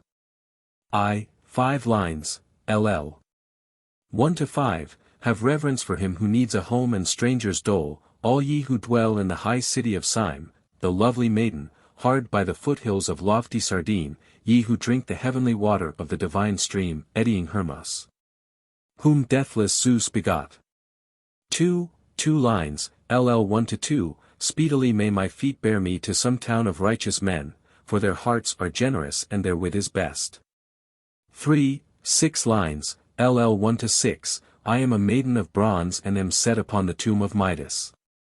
While the waters flow and tall trees flourish, and the sun rises and shines and the bright moon also, while rivers run and the sea breaks on the shore, ever remaining on this mournful tomb, I tell the passerby that Midas here lies buried. 17 lines, LL 1-17, To what a fate did Zeus the Father give me a prey even while he made me to grow, a babe at my mother's knee. By the will of Zeus who holds the aegis the people of Phrycon, riders on wanton horses, more active than raging fire in the test of war, once built the towers of Aeolian Smyrna, wave-shaken neighbor to the sea, through which glides the pleasant stream of sacred Meles. Thence arose the daughters of Zeus, glorious children, and would fain have made famous that fair country in the city of its people. But in their folly those men scorned the divine voice and renown of song, and in trouble shall one of them remember this hereafter, he who with scornful words to them contrived my fate. Yet I will endure the lot which heaven gave me even at my birth, bearing my disappointment with a patient heart. My dear limbs yearn not to stay in the sacred streets of Cyme, but rather my great heart urges me to go unto another country, small though I am. 2 lines, LL 1-2, Thesterides, full many things there are that mortals cannot sound. But there is nothing more unfathomable than the heart of man. 8 lines, LL 1-8, Hear me, Poseidon, strong shaker of the earth, ruler of widespread, tawny Helicon. Give a fair wind and sight of safe return to the shipmen who speed and govern this ship. And grant that when I come to the nether slopes of towering Mimas I may find honorable, God-fearing men. Also may I avenge me on the wretch who deceived me and grieved Zeus the lord of guests and his own guest table. 3 lines, LL 1-3, Queen Earth, all bounteous giver of honey-hearted wealth, how kindly, it seems, you are to some, and how intractable and rough for those with whom you are angry. 4 lines, LL 1-4, Sailors, who rove the seas and whom a hateful fate has made as the shy seafowl, living an unenviable life, observe the reverence due to Zeus who rules on high, the god of strangers. For terrible is the vengeance of this god afterwards for whosoever has sinned. 2 lines, LL 1-2, Strangers, a contrary wind has caught you, but even now take me aboard and you shall make your voyage. 4 lines, LL 1-4, Another sort of pine shall bear a better fruit than you upon the heights of furrowed, windy Ida. For there shall mortal men get the iron that Ares loves so soon as the Cebrenians shall hold the land. 4 lines, LL 1-4, Glaucus, watchman of flocks, a word will I put in your heart. First give the dogs their dinner at the courtyard gate, for this is well. The dog first hears a man approaching and the wild beast coming to the fence. 12, 4 lines, LL. 1-4, Goddess nurse of the young, give ear to my prayer, and grant that this woman may reject the love embraces of youth and dote on gray-haired old men whose powers are dulled, but whose hearts still desire. 13, 6 lines, LL. 1-6, children are a man's crown, towers of a city, horses are the glory of a plain, and so are ships of the sea, wealth will make a house great, and reverend princes seated in assembly are a goodly sight for the folk to see. But a blazing fire makes a house look more comely upon a winter's day, when the son of Cronos sends down snow.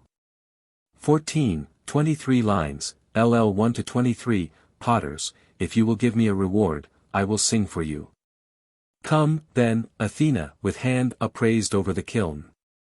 Let the pots and all the dishes turn out well and be well fired, let them fetch good prices and be sold in plenty in the market, and plenty in the streets. Grant that the potters may get great gain and grant me so to sing to them. But if you turn shameless and make false promises, then I call together the destroyers of kills, shatter and smash and char and crash and crude bake who can work this craft much mischief. Come all of you and sack the kiln yard and the buildings, let the whole kiln be shaken up to the potter's loud lament. As a horse's jaw grinds, so let the kiln grind to powder all the pots inside. And you, too, daughter of the sun, Circe the witch, come and cast cruel spells, hurt both these men and their handiwork. Let Chiron also come and bring many centaurs, all that escaped the hands of Heracles and all that were destroyed, let them make sad havoc of the pots and overthrow the kiln, and let the potters see the mischief and be grieved. But I will gloat as I behold their luckless craft. And if any one of them stoops to peer in, let all his face be burned up, that all men may learn to deal honestly. 15, 13 lines, LL. 1-7, let us betake us to the house of some man of great power, one who bears great power and is greatly prosperous always.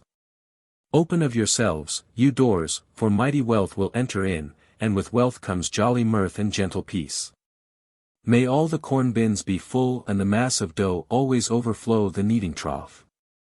Now, set before us, cheerful barley pottage, full of sesame. Lacuna. LL. 8-10, your son's wife, driving to this house with strong-hoofed mules, shall dismount from her carriage to greet you, may she be shod with golden shoes as she stands weaving at the loom. LL. 11-13, I come, and I come yearly, like the swallow that perches light-footed in the forepart of your house. But quickly bring. 16, 2 lines, LL. 1-2, if you will give us anything, well. But if not, we will not wait, for we are not come here to dwell with you. 17, Homer, hunters of deep-sea prey, have we caught anything? Fishermen, all that we caught we left behind, and all that we did not catch we carry home. Homer, I, for of such fathers you are sprung as neither hold rich lands nor tend countless sheep. Fragments of the epic cycle. The War of the Titans. Fragment number 1, Photius, epitome of the Chrestomathy of Proclus. The epic cycle begins with the fabled union of heaven and earth, by which they make 300-handed sons and 3 Cyclopes to be born to him. Fragment number 2, Anecdota Oxon, Kramer, I, 75, according to the writer of the War of the Titans, heaven was the son of Ether. Fragment number 3, Scholiast on Apollonius Rhodius, Argai. 1165, Eumelus says that Aegeon was the son of earth and sea and, having his dwelling in the sea, was an ally of the Titans. Fragment number 4, Athenaeus, 7. 277d, the poet of the War of the Titans, whether Eumelus of Corinth or Arctinus, writes thus in his second book, upon the shield were dumb fish afloat, with golden faces, swimming and sporting through the heavenly water. Fragment number 5, Athenaeus, I. 22c, Eumelus somewhere introduces Zeus dancing, he says, in the midst of them danced the father of men and gods. Fragment number 6, Scholiast on Apollonius Rhodius, Argai. 554, the author of the War of the Giants says that Cronos took the shape of a horse and lay with Philyra, the daughter of Ocean. Through this cause Cheiron was born a centaur, his wife was Curiclo. Fragment number 7, Athenaeus, 11. 470b, Theodotus says that he, Heracles, sailed across the sea in a cauldron, but the first to give this story is the author of the War of the Titans. Fragment number 8, Philodemus, on piety, the author of the War of the Titans says that the apples, of the Hesperides, were guarded. The story of Oedipus. Fragment number 1, Cig Italy Sic 1292. 2, 11.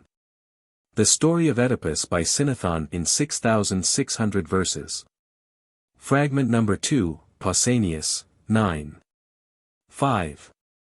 10. Judging by Homer, I do not believe that Oedipus had children by Iacasta. His sons were born of Eurygania, as the writer of the epic called the story of Oedipus clearly shows. Fragment number 3, Scholiast on Euripides' Phene. 1750, the authors of the story of Oedipus, say, of the Sphinx, but furthermore, she killed, noble Haman, the dear son of blameless Creon, the comeliest and loveliest of boys. The Thebaid. Fragment number 1, Contest of Homer and Hesiod. Homer traveled about reciting his epics, first the Thebaid, in 7,000 verses, which begins, Sing, goddess, of parched Argos, whence lords. Fragment number 2, Athenaeus, 11. 465e, then the heaven-born hero, golden-haired Polynices, first set beside Oedipus a rich table of silver which once belonged to Cadmus the divinely wise, next he filled a fine golden cup with sweet wine. But when Oedipus perceived these treasures of his father, great misery fell on his heart, and he straightway called down bitter curses there in the presence of both his sons. And the avenging fury of the gods failed not to hear him as he prayed that they might never divide their father's goods in loving brotherhood, but that war and fighting might be ever the portion of them both.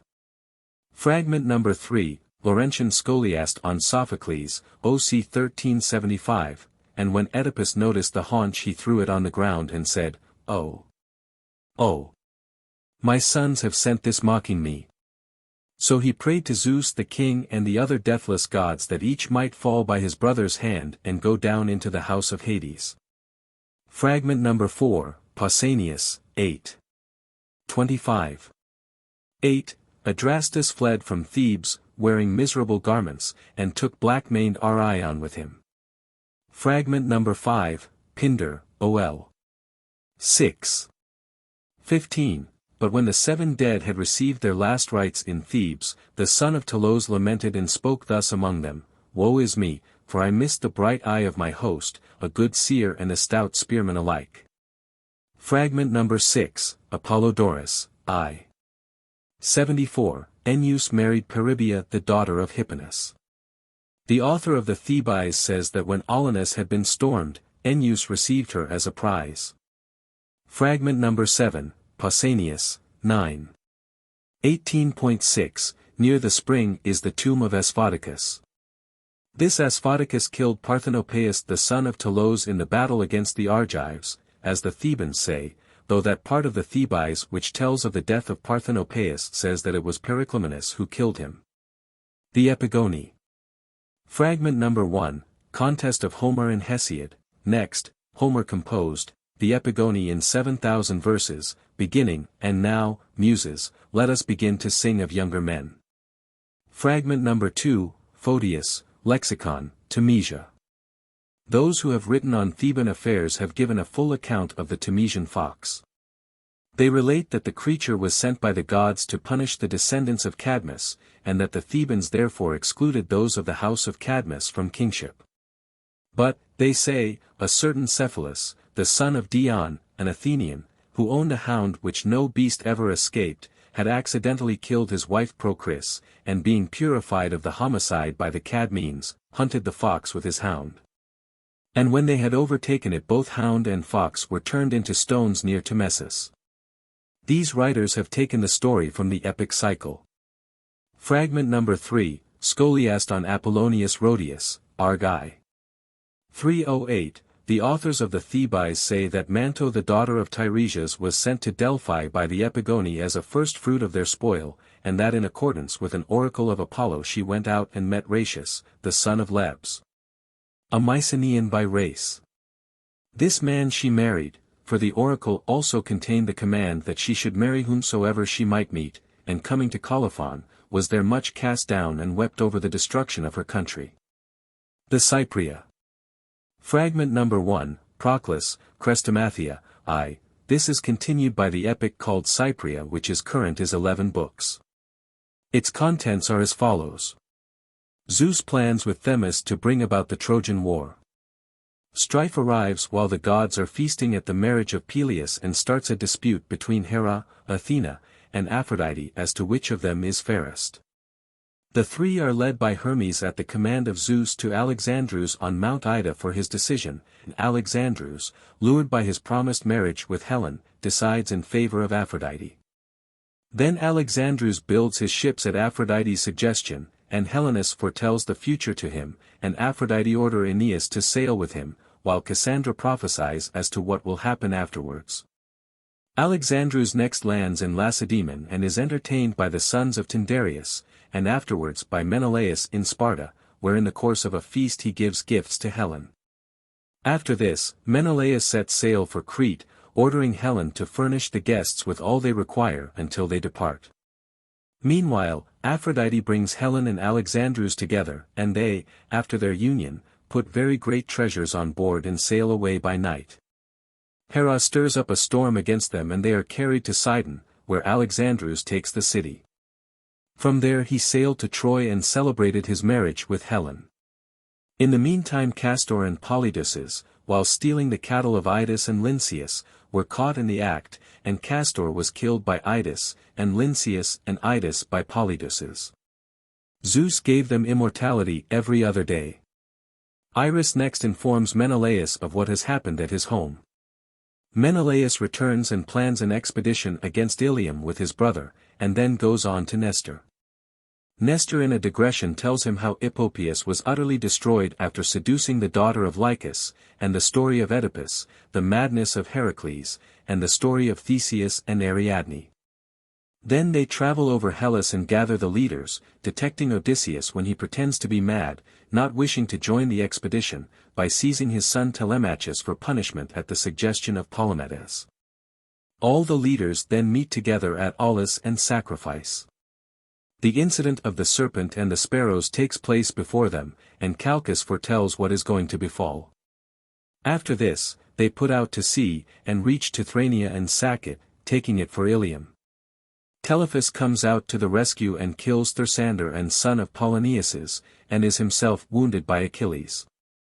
As they put out from Mysia a storm comes on them and scatters them, and Achilles first puts in at Scyros and married Didymaea, the daughter of Lycomedes, and then heals Telephus, who had been led by an oracle to go to Argos, so that he might be their guide on the voyage to Ilium.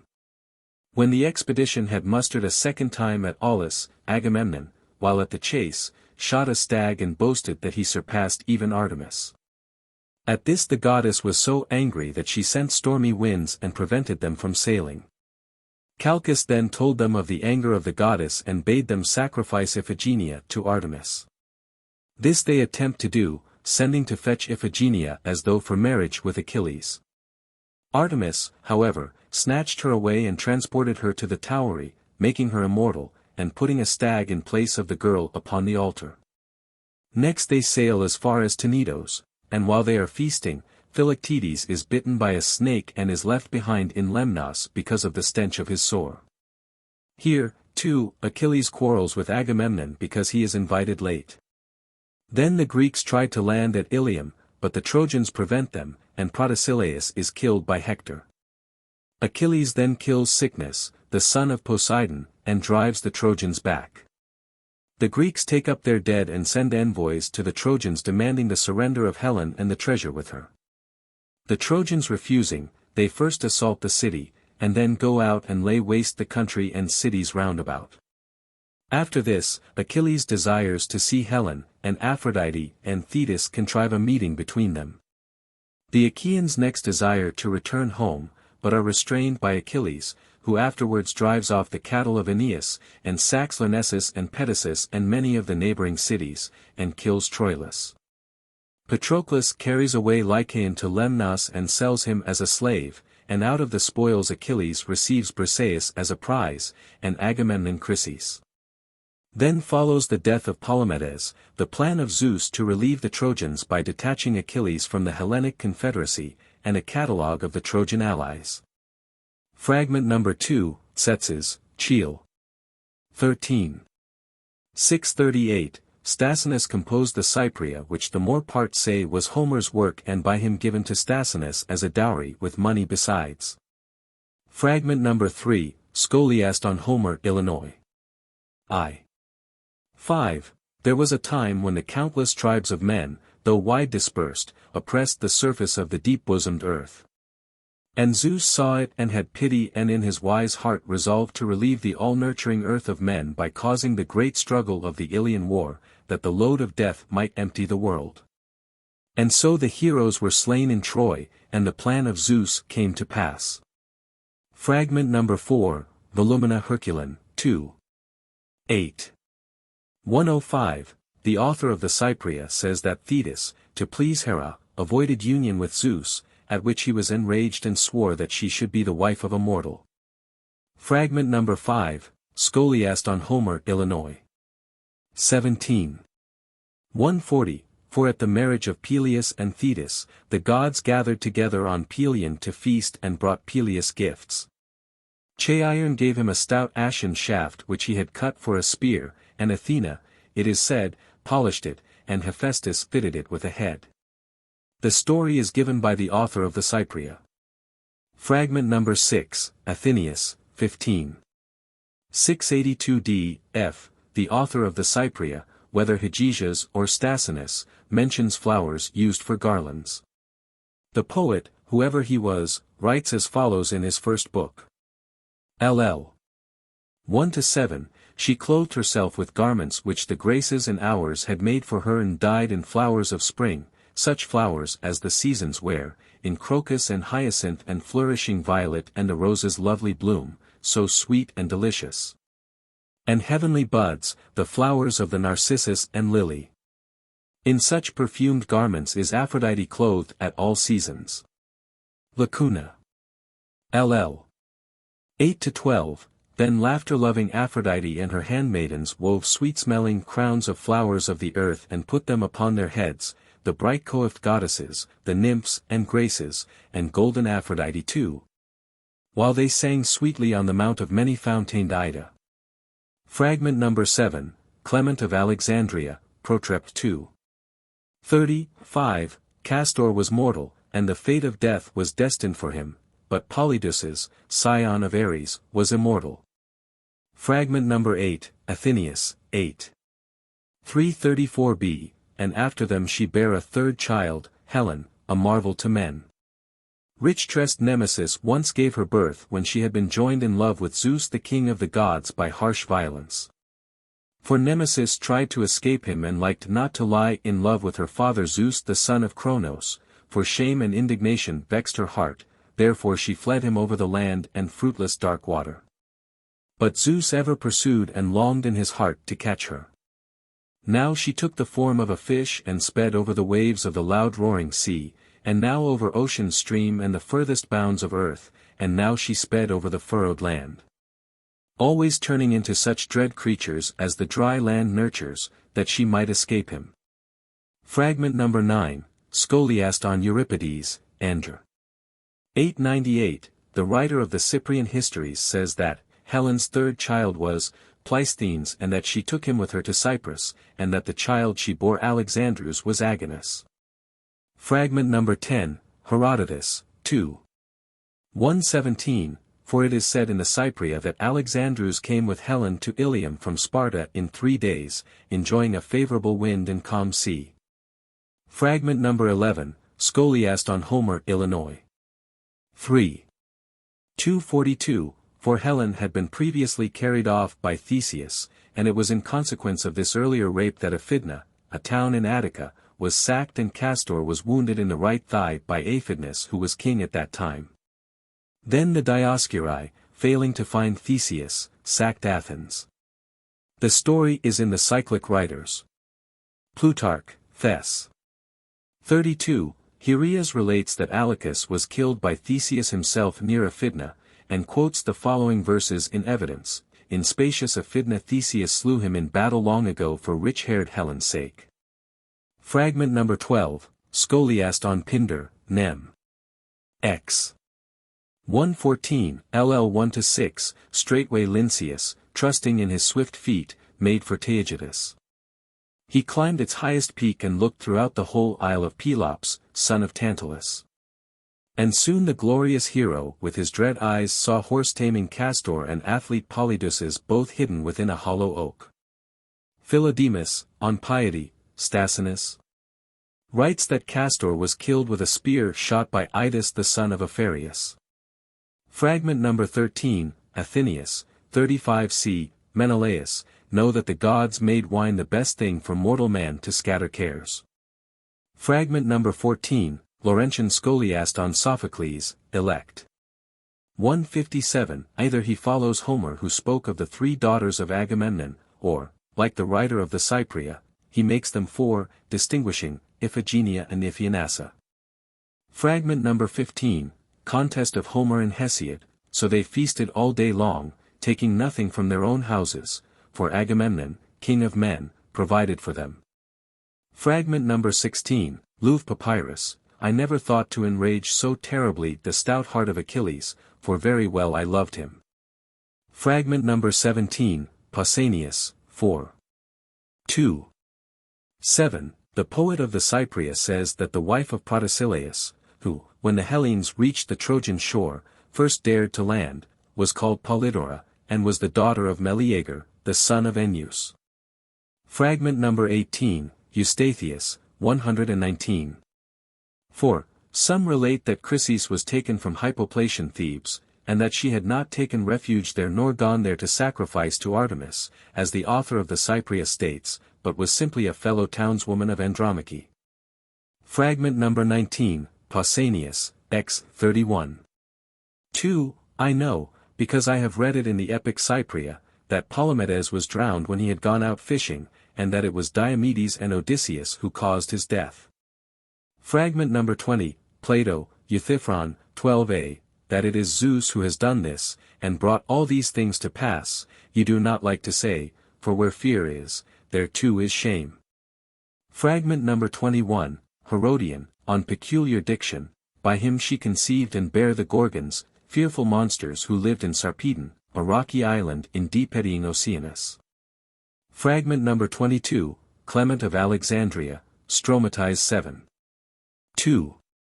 19, again, Stasinus says, he is a simple man who kills the father and lets the children live.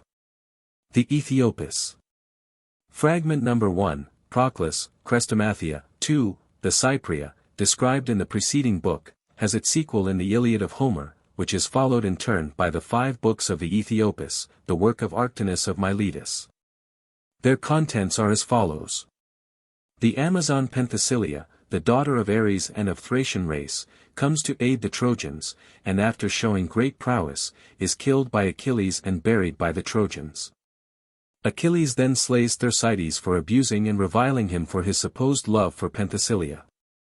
As a result, a dispute arises amongst the Achaeans over the killing of Thersites, and Achilles sails to Lesbos and after sacrificing to Apollo, Artemis, and Leto, is purified by Odysseus from bloodshed. Then Memnon, the son of Eos, wearing armor made by Hephaestus, comes to help the Trojans, and Thetis tells her son about Memnon. A battle takes place in which Antilochus is slain by Memnon and Memnon by Achilles. Eos then obtains of Zeus and bestows upon her son immortality, but Achilles routs the Trojans, and, rushing into the city with them, is killed by Paris and Apollo. A great struggle for the body then follows, Ajax taking up the body and carrying it to the ships, while Odysseus drives off the Trojans behind. The Achaeans then bury Antilochus and lay out the body of Achilles, while Thetis, arriving with the Muses and her sisters, bewails her son, whom she afterwards catches away from the pyre and transports to the White Island. After this, the Achaeans pile him a cairn and hold games in his honor. Lastly, a dispute arises between Odysseus and Ajax over the arms of Achilles. Fragment number 2, Scholiast on Homer, Illinois. 24, 804, some read, thus they performed the burial of Hector. Then came the Amazon, the daughter of great-souled Ares the slayer of men. Fragment number 3, Scholiast on Pindar, Ist. 3. 53, the author of the Aethiopus says that Ajax killed himself about dawn. The Little Iliad.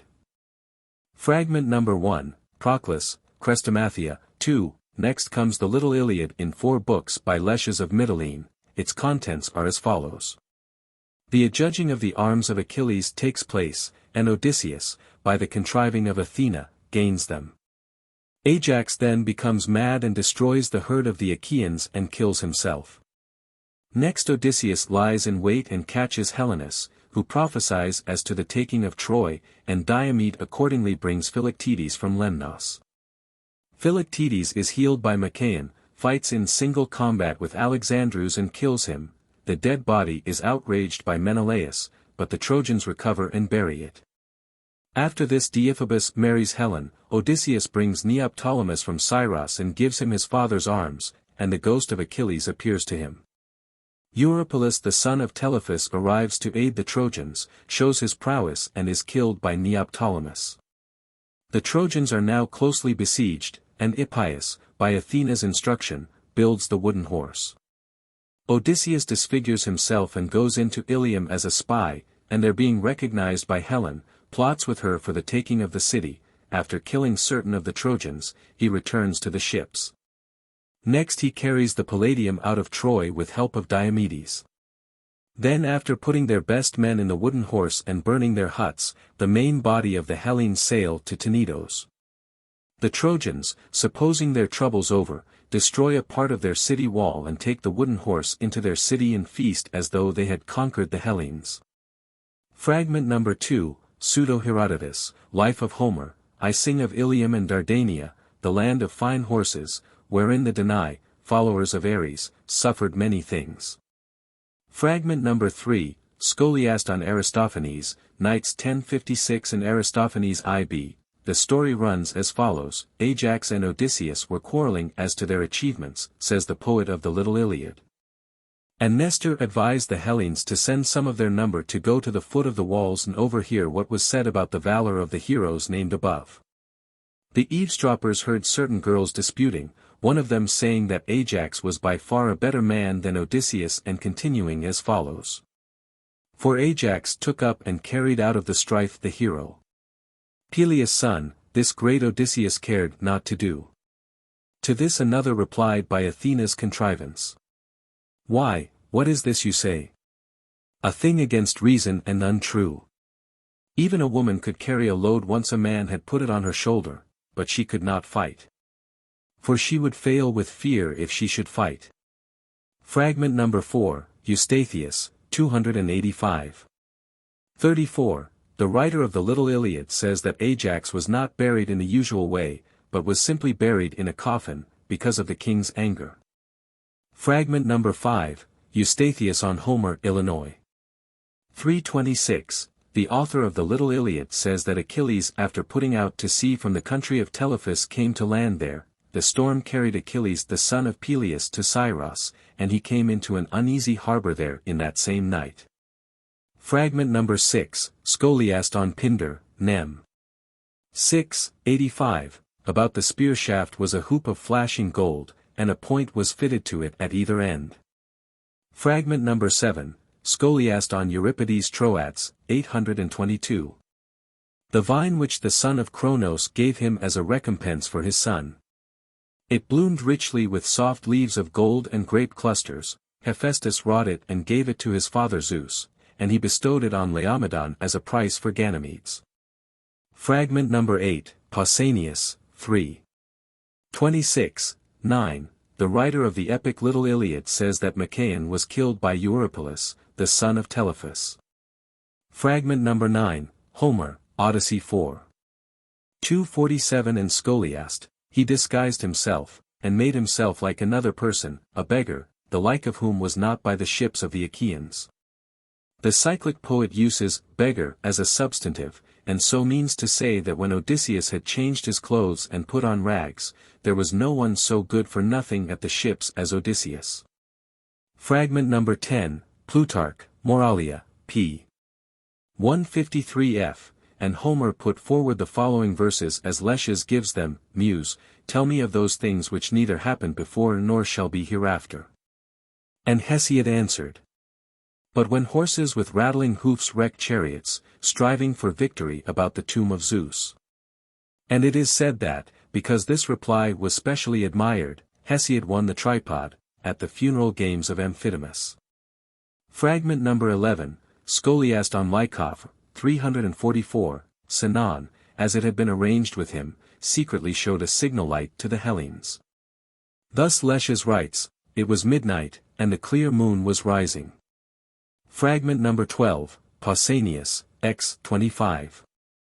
5. Meges is represented wounded in the arm just as Leschios the son of Aeschylanus of Pyrrha describes in his sack of Ilium, where it is said that he was wounded in the battle which the Trojans fought in the night by Admetus, son of Augeas. Lycomedes too is in the picture with a wound in the wrist, and Leschios says he was so wounded by Agenor. Pausanias, x. 26. 4. Leschios also mentions Astinus, and here he is, fallen on one knee, while Neoptolemus strikes him with his sword. Pausanias, x. 26. 8. The same writer says that Helicon was wounded in the night battle, but was recognized by Odysseus and by him conducted alive out of the fight. Pausanias, x. 27. 1. Of them, Leschios says that Ion was killed by Neoptolemus, and Admetus by Philoctetes. He also says that Priam was not killed at the heart of Zeus Hirceus, but was dragged away from the altar and destroyed offhand by Neoptolemus at the doors of the house. Leschios says that Axion was the son of Priam and was slain by Eurypylus, the son of Euaemon. Agenor, according to the same poet, was butchered by Neoptolemus. Fragment number 13, Aristophanes, Lysistrata 155 and Scholiast, Menelaus at least, when he caught a glimpse somehow of the breasts of Helen unclad, cast away his sword, methinks. Lesches the Pyrrhean also has the same account in his Little Iliad. Pausanias, x. 25. 8. Concerning Aethra Lesches relates that when Ilium was taken she stole out of the city and came to the Hellenic camp, where she was recognized by the sons of Theseus, and that Demophon asked her of Agamemnon. Agamemnon wished to grant him this favor, but he would not do so until Helen consented. And when he sent a herald, Helen granted his request. Fragment number 14, Scholiast on Lycophor. Alex. 1268, Then the bright son of bold Achilles led the wife of Hector to the hollow ships, but her son he snatched from the bosom of his rich-haired nurse and seized him by the foot and cast him from a tower. So when he had fallen bloody death and hard fate seized on Astyanax. And Neoptolemus chose out Andromache, Hector's well-girded wife, and the chiefs of all the Achaeans gave her to him to hold requiting him with a welcome prize. And he put Aeneas, the famous son of horse-taming Anchises, on board his seafaring ships, a prize surpassing those of all the Danaans. The sack of Ilium. Fragment number 1, Proclus, Chrestomathia, 2, Next come 2 books of the sack of Ilium, by Arctinus of Miletus with the following contents. The Trojans were suspicious of the wooden horse and standing round it debated what they ought to do. Some thought they ought to hurl it down from the rocks, others to burn it up, while others said they ought to dedicate it to Athena. At last this third opinion prevailed. Then they turned to mirth and feasting, believing the war was at an end. But at this very time 2 serpents appeared and destroyed Laocoon and one of his 2 sons, a portent which so alarmed the followers of Aeneas that they withdrew to Ida. Sinon then raised the fire signal to the Achaeans, having previously got into the city by pretense. The Greeks then sailed in from Tenedos, and those in the wooden horse came out and fell upon their enemies, killing many in storming the city.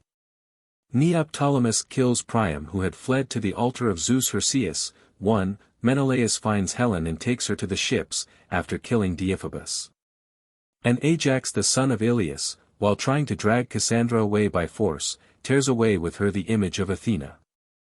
At this the Greeks are so enraged that they determine to stone Ajax, who only escapes from the danger threatening him by taking refuge at the altar of Athena. The Greeks, after burning the city, sacrifice Polyxena at the tomb of Achilles. Odysseus murders Astyanax, Neoptolemus takes Andromache as his prize, and the remaining spoils are divided. Demophon and Acamas find Aethra and take her with them. Lastly the Greeks sail away and Athena plans to destroy them on the high seas. Fragment number 2, Dionysius Halicarn, Rom Antique, I. 68, according to Arctinus, 1 palladium was given to Dardanus by Zeus, and this was in Ilium until the city was taken. It was hidden in a secret place, and a copy was made resembling the original in all points and set up for all to see, in order to deceive those who might have designs against it. This copy the Achaeans took as a result of their plots. Fragment number 3, Scholiast on Euripides, Andromache 10, the cyclic poet who composed the sack says that Astyanax was also hurled from the city wall. Fragment number 4, Scholiast on Euripides, Troads 31, for the followers of Acamas and Demophon took no share, it is said, of the spoils, but only Aethra, for whose sake, indeed, they came to Ilium with Menestheus to lead them. Lysimachus, however, says that the author of the sack writes as follows: the Lord Agamemnon gave gifts to the sons of Theseus and to bold Menestheus, shepherd of hosts. Fragment number 5, Eustathius on Iliad, 13. 515, some say that such praise as this does not apply to physicians generally, but only to Machaon, and some say that he only practiced surgery, while Podalirius treated sicknesses. Arctinus in the sack of Ilium seems to be of this opinion when he says, LL 1-8, for their father the famous earth-shaker gave both of them gifts, making each more glorious than the other. To the one he gave hands more light to draw or cut out missiles from the flesh and to heal all kinds of wounds, but in the heart of the other he put full and perfect knowledge to tell hidden diseases and cure desperate sicknesses. It was he who first noticed Aia's flashing eyes and clouded mind when he was enraged. Fragment number 6, Diomedes in Gram, Lat. I. 477, Iambus stood a little while astride with foot advanced, that so his strained limbs might get power and have a show of ready strength. The returns. Fragment number 1, Proclus, Chrestomathia, 2, after the sack of Ilium follow the returns in 5 books by Aegeas of Treason. Their contents are as follows. Athena causes a quarrel between Agamemnon and Menelaus about the voyage from Troy. Agamemnon then stays on to appease the anger of Athena. Diomedes and Nestor put out to sea and get safely home. After them Menelaus sets out and reaches Egypt with 5 ships, the rest having been destroyed on the high seas. Those with Calchas, Leontes, and Polypides go by land to Colophon and bury Tiresias who died there. When Agamemnon and his followers were sailing away, the ghost of Achilles appeared and tried to prevent them by foretelling what should befall them. The storm at the rocks called Capheredes is then described, with the end of Locrian Ajax. Neoptolemus, warned by Thetis, journeys overland and, coming into Thrace, meets Odysseus at Maronia, and then finishes the rest of his journey after burying Phoenix who dies on the way. He himself is recognized by Peleus on reaching the Molossi. Then comes the murder of Agamemnon by Aegisthus and Clytemnestra, followed by the vengeance of Orestes and Pylades. Finally, Menelaus returns home. Fragment number 2, Argument to Euripides Medea. Forthwith Medea made Aeson a sweet young boy and stripped his old age from him by her cunning skill, when she had made a brew of many herbs in her golden cauldrons. Fragment number 3, Pausanias, I. 2, the story goes that Heracles was besieging Themyscira on the Thermodon and could not take it, but Antiope, being in love with Theseus who was with Heracles on this expedition, betrayed the place. Hesiod gives this account in his poem. Fragment number 4, Eustathius, 1796. 45, the Colophonian author of the Returns says that Telemachus afterwards married Circe, while Telegonus the son of Circe correspondingly married Penelope. Fragment number 5, Clement of Alex. Strom, 6. 2, 12. 8. For gifts beguile men's minds and their deeds as well. Fragment number 6, Pausanias, X. 28. 7. The poetry of Homer and the returns, for here too there is an account of Hades and the terrors there, know of no spirit named Eurynomus. Athenaeus, 281b, the writer of the Return of the Atridae, says that Tantalus came and lived with the gods, and was permitted to ask for whatever he desired. But the man was so immoderately given to pleasures that he asked for these and for a life like that of the gods. At this Zeus was annoyed, but fulfilled his prayer because of his own promise. But to prevent him from enjoying any of the pleasures provided, and to keep him continually harassed, he hung a stone over his head which prevents him from ever reaching any of the pleasant things nearby. The Telegony. Fragment number 1, Proclus, Chrestomathia, 2, after the returns comes the Odyssey of Homer, and then the Telegony in 2 books by Eugamon of Cyrene, which contain the following matters. The suitors of Penelope are buried by their kinsmen, and Odysseus, after sacrificing to the nymphs, sails to Elis to inspect his herds. He is entertained there by Polyxenus and receives a mixing bowl as a gift. The story of Trophonius and Agamemnon and Augeas then follows. He next sails back to Ithaca and performs the sacrifices ordered by Tiresias, and then goes to Thesprotis where he marries Callidice, queen of the Thesprotians. A war then breaks out between the Thesprotians, led by Odysseus, and the Brygi. Ares routs the army of Odysseus and Athena engages with Ares, until Apollo separates them. After the death of Callidice, Polypides, the son of Odysseus, succeeds to the kingdom, while Odysseus himself returns to Ithaca. In the meantime Telegonus, while traveling in search of his father, lands on Ithaca and ravages the island. Odysseus comes out to defend his country, but is killed by his son unwittingly. Telegonus, on learning his mistake, transports his father's body with Penelope and Telemachus to his mother's island, where Circe makes them immortal, and Telegonus marries Penelope, and Telemachus Circe. Fragment number 2, Eustathius, 1796. 35. The author of the Telegony, a Cyrenian, relates that Odysseus had by Calypso a son Telegonus or Teledamus, and by Penelope Telemachus and Acusilus. Homerica. The expedition of Amphiaraus. Fragment number 1, Pseudo-Herodotus, Life of Homer. Sitting there in the tanner's yard, Homer recited his poetry to them, the expedition of Amphiaraus to Thebes and the hymns to the gods composed by him. The taking of Oechalia. Fragment number 1, Eustathius, 330. 41. An account has there been given of Eurytus and his daughter Iole, for whose sake Heracles sacked Oechalia. Homer also seems to have written on this subject, as that historian shows who relates that Creophilus of Samos once had Homer for his guest and for a reward received the attribution of the poem which they call the taking of Oechalia.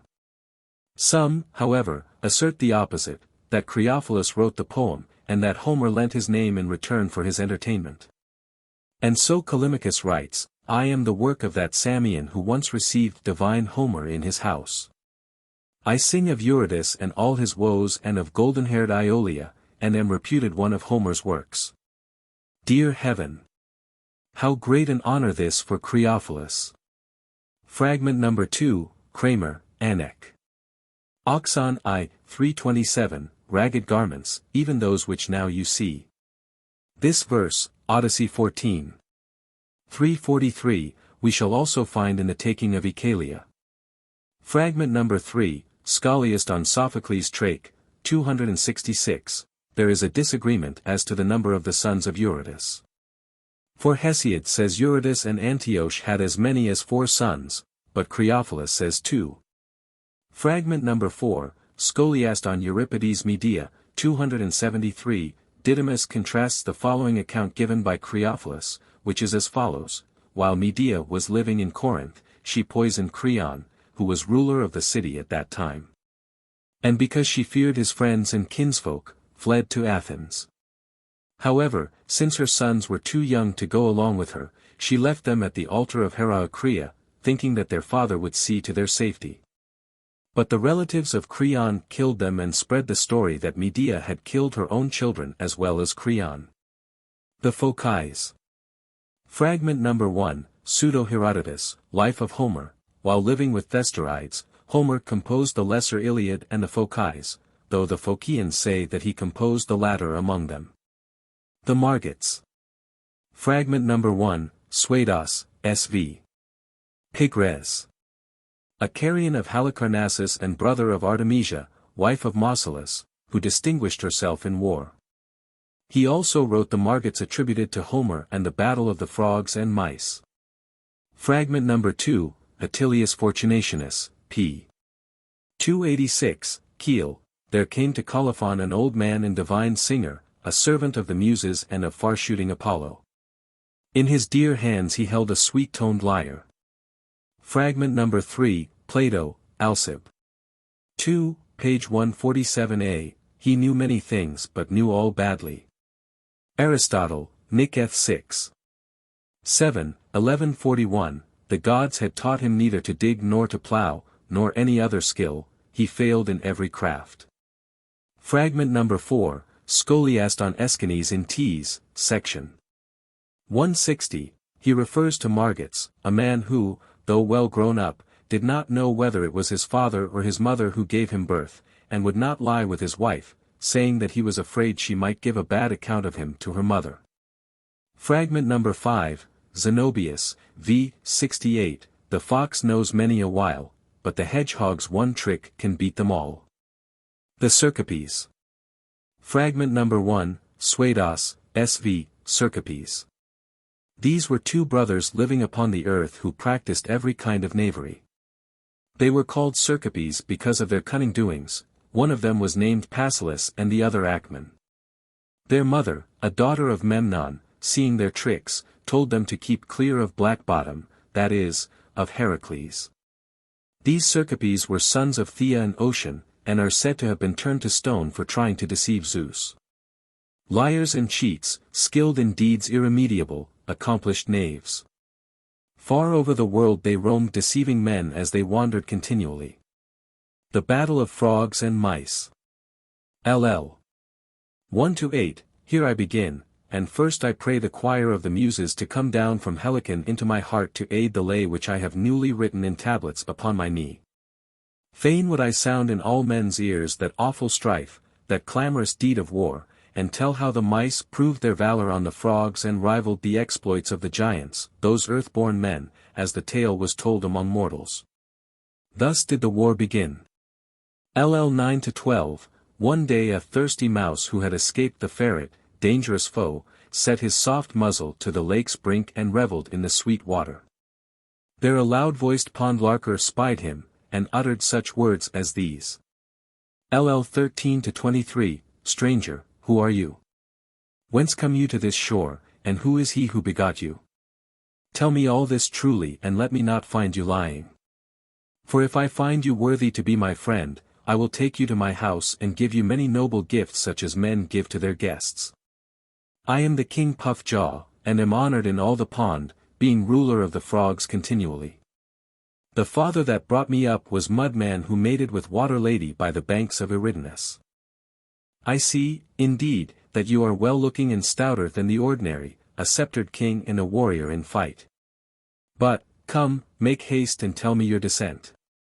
LL 24-55, then Crumb-Snatcher answered him and said, Why do you ask my race, which is well known amongst all, both men and gods and the birds of heaven?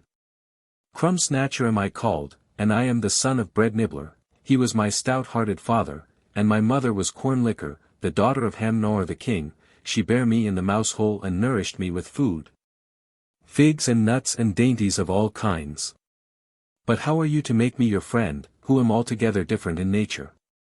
For you get your living in the water, but I am used to each such foods as men have, I never miss the thrice-kneaded loaf in its neat, round basket, or the thin-wrapped cake full of sesame and cheese, or the slice of ham. Or liver vested in white fat, or cheese just curdled from sweet milk, or delicious honey cake which even the blessed gods long for, or any of all those cates which cooks make for the feasts of mortal men. Larding their pots and pans with spices of all kinds. In battle I have never flinched from the cruel onset, but plunged straight into the fray and fought among the foremost. I fear not man though he has a big body, but run along his bed and bite the tip of his toe and nibble at his heel. And the man feels no hurt and his sweet sleep is not broken by my biting. But there are two things I fear above all else the whole world over, the hawk and the ferret, for these bring great grief on me, and the piteous trap wherein is treacherous death. Most of all I fear the ferret of the keener sort which follows you still even when you dive down your hole. I gnaw no radishes and cabbages and pumpkins, nor feed on green leeks and parsley, for these are food for you who live in the lake. LL. 56-64, Then Puffjaw answered him with a smile, Stranger, you boast too much of belly matters, we too have many marvels to be seen both in the lake and on the shore. For the son of Cronos has given us frogs the power to lead a double life, dwelling at will in two separate elements, and so we both leap on land and plunge beneath the water. If you would learn of all these things, 'tis easy done, just mount upon my back and hold me tight lest you be lost, and so you shall come rejoicing to my house. LL 65-81, so said he, and offered his back. And the mouse mounted at once, putting his paws upon the other's sleek neck and vaulting nimbly. Now at first, while he still saw the land near by, he was pleased, and was delighted with Puffjaw's swimming. But when dark waves began to wash over him, he wept loudly and blamed his unlucky change of mind, he tore his fur and tucked his paws in against his belly, while within him his heart quaked by reason of the strangeness, and he longed to get to land. Groaning terribly through the stress of chilling fear, he put out his tail upon the water and worked it like a steering oar, and prayed to heaven that he might get to land. But when the dark waves washed over him he cried aloud and said, Not in such wise did the bull bear on his back the beloved load, when he brought Europa across the sea to Crete, as this frog carries me over the water to his house. Raising his yellow back in the pale water. LL 82-92, Then suddenly a water snake appeared, a horrid sight for both alike, and held his neck upright above the water. And when he saw it, Puffjaw dived at once, and never thought how helpless a friend he would leave perishing. But down to the bottom of the lake he went, and escaped black death. But the mouse, so deserted, at once fell on his back, in the water. He wrung his paws and squeaked in agony of death, many times he sank beneath the water and many times he rose up again kicking. But he could not escape his doom, for his wet fur weighed him down heavily. Then at the last, as he was dying, he uttered these words. LL 93-98, Ah, Puffjaw, you shall not go unpunished for this treachery. You threw me, a castaway, off your body as from a rock. Vile coward! On land you would not have been the better man, boxing, or wrestling, or running, but now you have tricked me and cast me in the water. Heaven has an avenging eye, and surely the host of mice will punish you and not let you escape. LL 99-109, with these words he breathed out his soul upon the water. But Lick Platter as he sat upon the soft bank saw him die and, raising a dreadful cry, ran and told the mice. And when they heard of his fate, all the mice were seized with fierce anger, and bade their heralds summon the people to assemble towards dawn at the house of Bread Nibbler. The father of hapless Crumb Snatcher who lay outstretched on the water face up, a lifeless corpse, and no longer near the bank, poor wretch, but floating in the midst of the deep. And when the mice came in haste at dawn, Bread Nibbler stood up first, enraged at his son's death, and thus he spoke. LL 110-121, Friends, even if I alone had suffered great wrong from the frogs, assuredly this is a first essay at mischief for you all. And now I am pitiable, for I have lost 3 sons. First the abhorred ferret seized and killed one of them, catching him outside the hole, then ruthless men dragged another to his doom when by unheard of arts they had contrived a wooden snare, a destroyer of mice, which they call a trap. There was a third whom I and his dear mother loved well, and him Puffjaw has carried out into the deep and drowned. Come, then, and let us arm ourselves and go out against them when we have arrayed ourselves in rich-wrought arms. LL 122-131, with such words he persuaded them all to gird themselves. And Ares who has charge of war equipped them. First they fastened on greaves and covered their shins with green bean pods broken into 2 parts which they had gnawed out, standing over them all night. Their breastplates were of skin stretched on reeds, skillfully made from a ferret they had flayed. For shields each had the centerpiece of a lamp, and their spears were long needles all of bronze, the work of Ares, and the helmets upon their temples were peanut shells. LL 132-138, so the mice armed themselves. But when the frogs were aware of it, they rose up out of the water and coming together to one place gathered a council of grievous war. And while they were asking whence the quarrel arose, and what the cause of this anger, a herald drew near bearing a wand in his paws, Pot Visitor the son of great-hearted cheese-carver. He brought the grim message of war, speaking thus. LL 139-143, Frogs, the mice have sent me with their threats against you, and bid you arm yourselves for war and battle, for they have seen Crumb-snatcher in the water whom your king Puffjaw slew. Fight, then, as many of you as are warriors among the frogs. LL 144-146, with these words he explained the matter. So when this blameless speech came to their ears, the proud frogs were disturbed in their hearts and began to blame Puffjaw. But he rose up and said. LL 147-159, Friends, I killed no mouse, nor did I see one perishing. Surely he was drowned while playing by the lake and imitating the swimming of the frogs, and now these wretches blame me who am guiltless. Come then. Let us take counsel how we may utterly destroy the wily mice. Moreover, I will tell you what I think to be the best. Let us all gird on our armor and take our stand on the very brink of the lake, where the ground breaks down sheer, then when they come out and charge upon us, let each seize by the crest the mouse who attacks him. And cast them with their helmets into the lake. For so we shall drown these dry hobs in the water, and merrily set up here a trophy of victory over the slaughtered mice. LL 160-167, by this speech he persuaded them to arm themselves. They covered their shins with leaves of mallows, and had breastplates made of fine green beet leaves, and cabbage leaves, skillfully fashioned, for shields. Each one was equipped with a long, pointed rush for a spear, and smooth snail shells to cover their heads. Then they stood in close-locked ranks upon the high bank, waving their spears, and were filled, each of them, with courage. LL 168-173, Now Zeus called the gods to starry heaven and showed them the martial throng and the stout warriors so many and so great, all bearing long spears, for they were as the host of the centaurs and the giants. Then he asked with a sly smile. Who of the deathless gods will help the frogs and who the mice? And he said to Athena. LL 174-176, My daughter, will you go aid the mice? For they all frolic about your temple continually, delighting in the fat of sacrifice and in all kinds of food. LL 177-196, So then said the son of Cronos. But Athena answered him, I would never go to help the mice when they are hard pressed, for they have done me much mischief, spoiling my garlands and my lamps too, to get the oil. And this thing that they have done vexes my heart exceedingly, they have eaten holes in my sacred robe, which I wove painfully spinning a fine woof on a fine warp, and made it full of holes. And now the money-lender is at me and charges me interest, which is a bitter thing for immortals.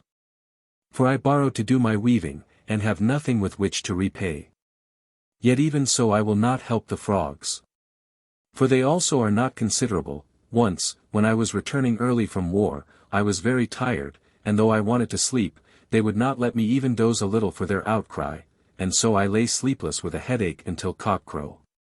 No, gods, let us refrain from helping these hosts, or one of us may get wounded with a sharp spear, for they fight hand to hand, even if a god comes against them. Let us rather all amuse ourselves watching the fight from heaven. LL 197-198, So said Athena. And the other gods agreed with her, and all went in a body to one place. LL 199-201, then gnats with great trumpets sounded the fell note of war, and Zeus the son of Cronos thundered from heaven, a sign of grievous battle. LL 202-223, first loud croaker wounded Lickman in the belly, right through the midriff. Down fell he on his face and soiled his soft fur in the dust, he fell with a thud and his armor clashed about him. Next Troglodyte shot at the son of Mudman, and drove the strong spear deep into his breast, so he fell, and black death seized him and his spirit flitted forth from his mouth. Then Beatty struck Pot Visitor to the heart and killed him, and Bread Nibbler hit Loud Crier in the belly, so that he fell on his face and his spirit flitted forth from his limbs.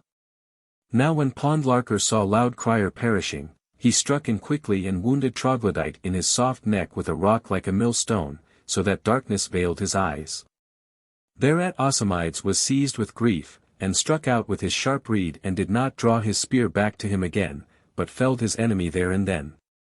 And Lickman shot at him with a bright spear and hit him unerringly in the midriff. And as he marked Cabbage Eater running away, he fell on the steep bank, yet even so did not cease fighting but smote that other so that he fell and did not rise again.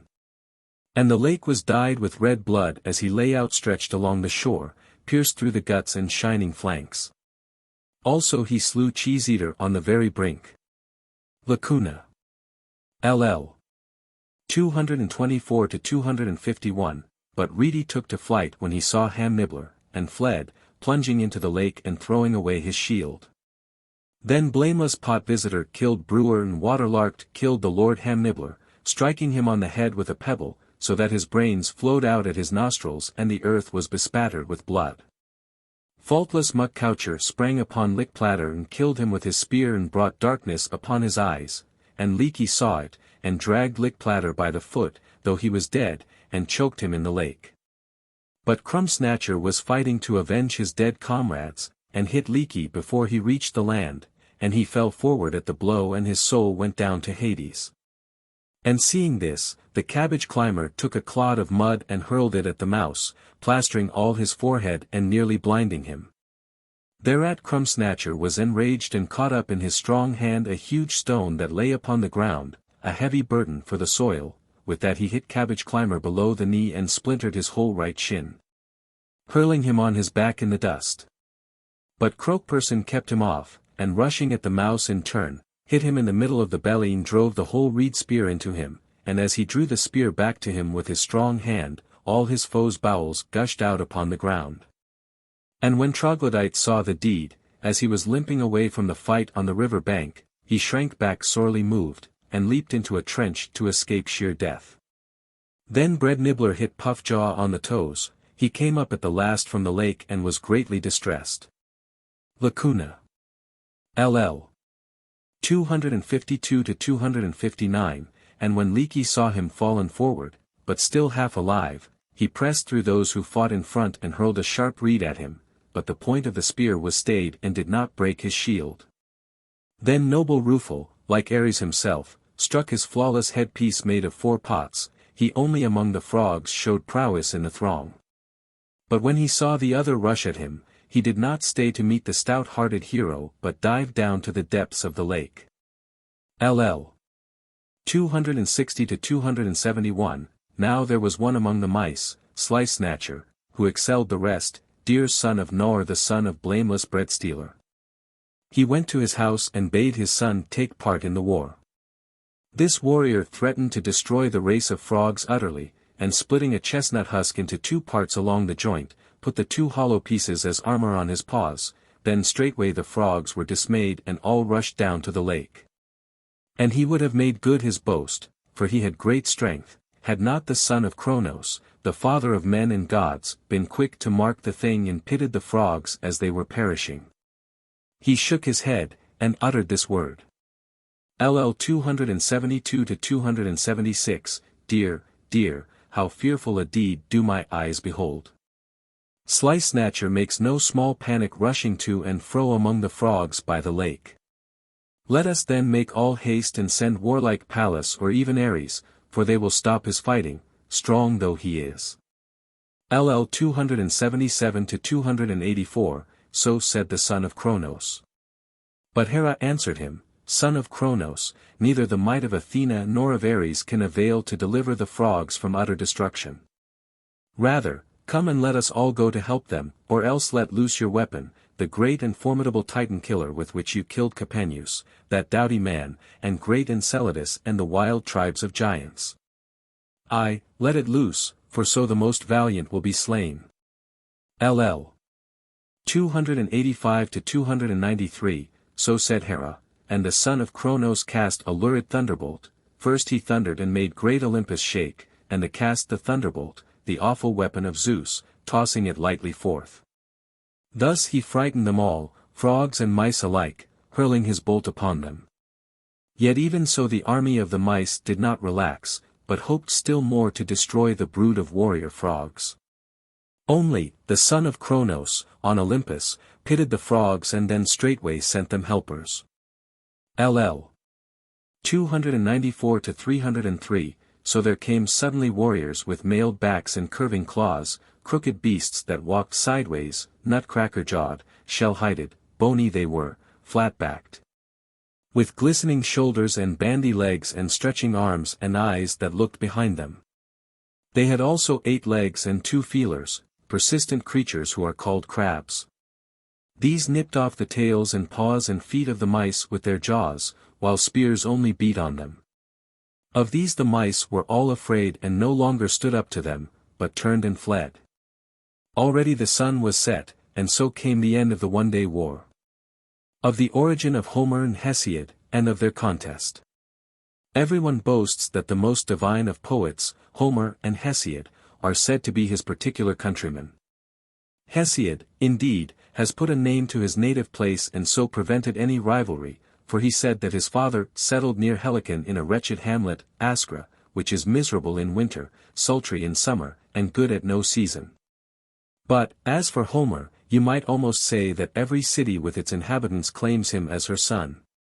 Foremost are the men of Smyrna who say that he was the son of Meles, the river of their town, by a nymph Cretheus, and that he was at first called Melesigenes.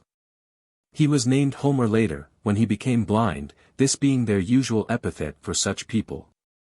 The Chians, on the other hand, bring forward evidence to show that he was their countryman, saying that there actually remain some of his descendants among them who are called Homeridae. The Colophonians even show the place where they declare that he began to compose when a schoolmaster, and say that his first work was the Margits. As to his parents also, there is on all hands great disagreement. Hellanicus and Cleanthes say his father was Maeon, but Eugaeon says Meles, Callicles is for Nisagoras, Democritus of treason for Demon, a merchant trader. Some, again, say he was the son of Thamyras, but the Egyptians say of Menemachus, a priest scribe, and there are even those who father him on Telemachus, the son of Odysseus. As for his mother, she is variously called Metis, Cretheus, Themista, and Eunetho. Others say she was an Ithacon woman sold as a slave by the Phoenicians, other, Calliope the Muse, others again Polycasta, the daughter of Nestor. Homer himself was called Meles or, according to different accounts, Melesigenes or Altes. Some authorities say he was called Homer, because his father was given as a hostage to the Persians by the men of Cyprus, others, because of his blindness. For amongst the Aeolians the blind are so called. We will set down, however, what we have heard to have been said by the Pythia concerning Homer in the time of the most sacred Emperor Hadrian. When the monarch inquired from what city Homer came, and whose son he was, the priestess delivered a response in hexameters after this fashion. Do you ask me of the obscure race and country of the heavenly siren? Ithaca is his country, Telemachus his father, and Epicasta, Nestor's daughter, the mother that bare him, a man by far the wisest of mortal kind. This we must most implicitly believe, the inquirer and the answerer being who they are, especially since the poet has so greatly glorified his grandfather in his works. Now some say that he was earlier than Hesiod, others that he was younger and akin to him. They give his descent thus: Apollo and Ethusa, daughter of Poseidon, had a son Linus, to whom was born Pyrrhus. From Pyrrhus and the nymph Methone sprang Aeger, and from Aeger and Calliope Orpheus, from Orpheus, Dres, and from him, Eucles. The descent is continued through Iadmenides, Philoterpes, Euphemus, Epiphrades and Melanopus, who had sons Dios and Apelles. Dios by Peisamede, the daughter of Apollo, had 2 sons Hesiod and Perses.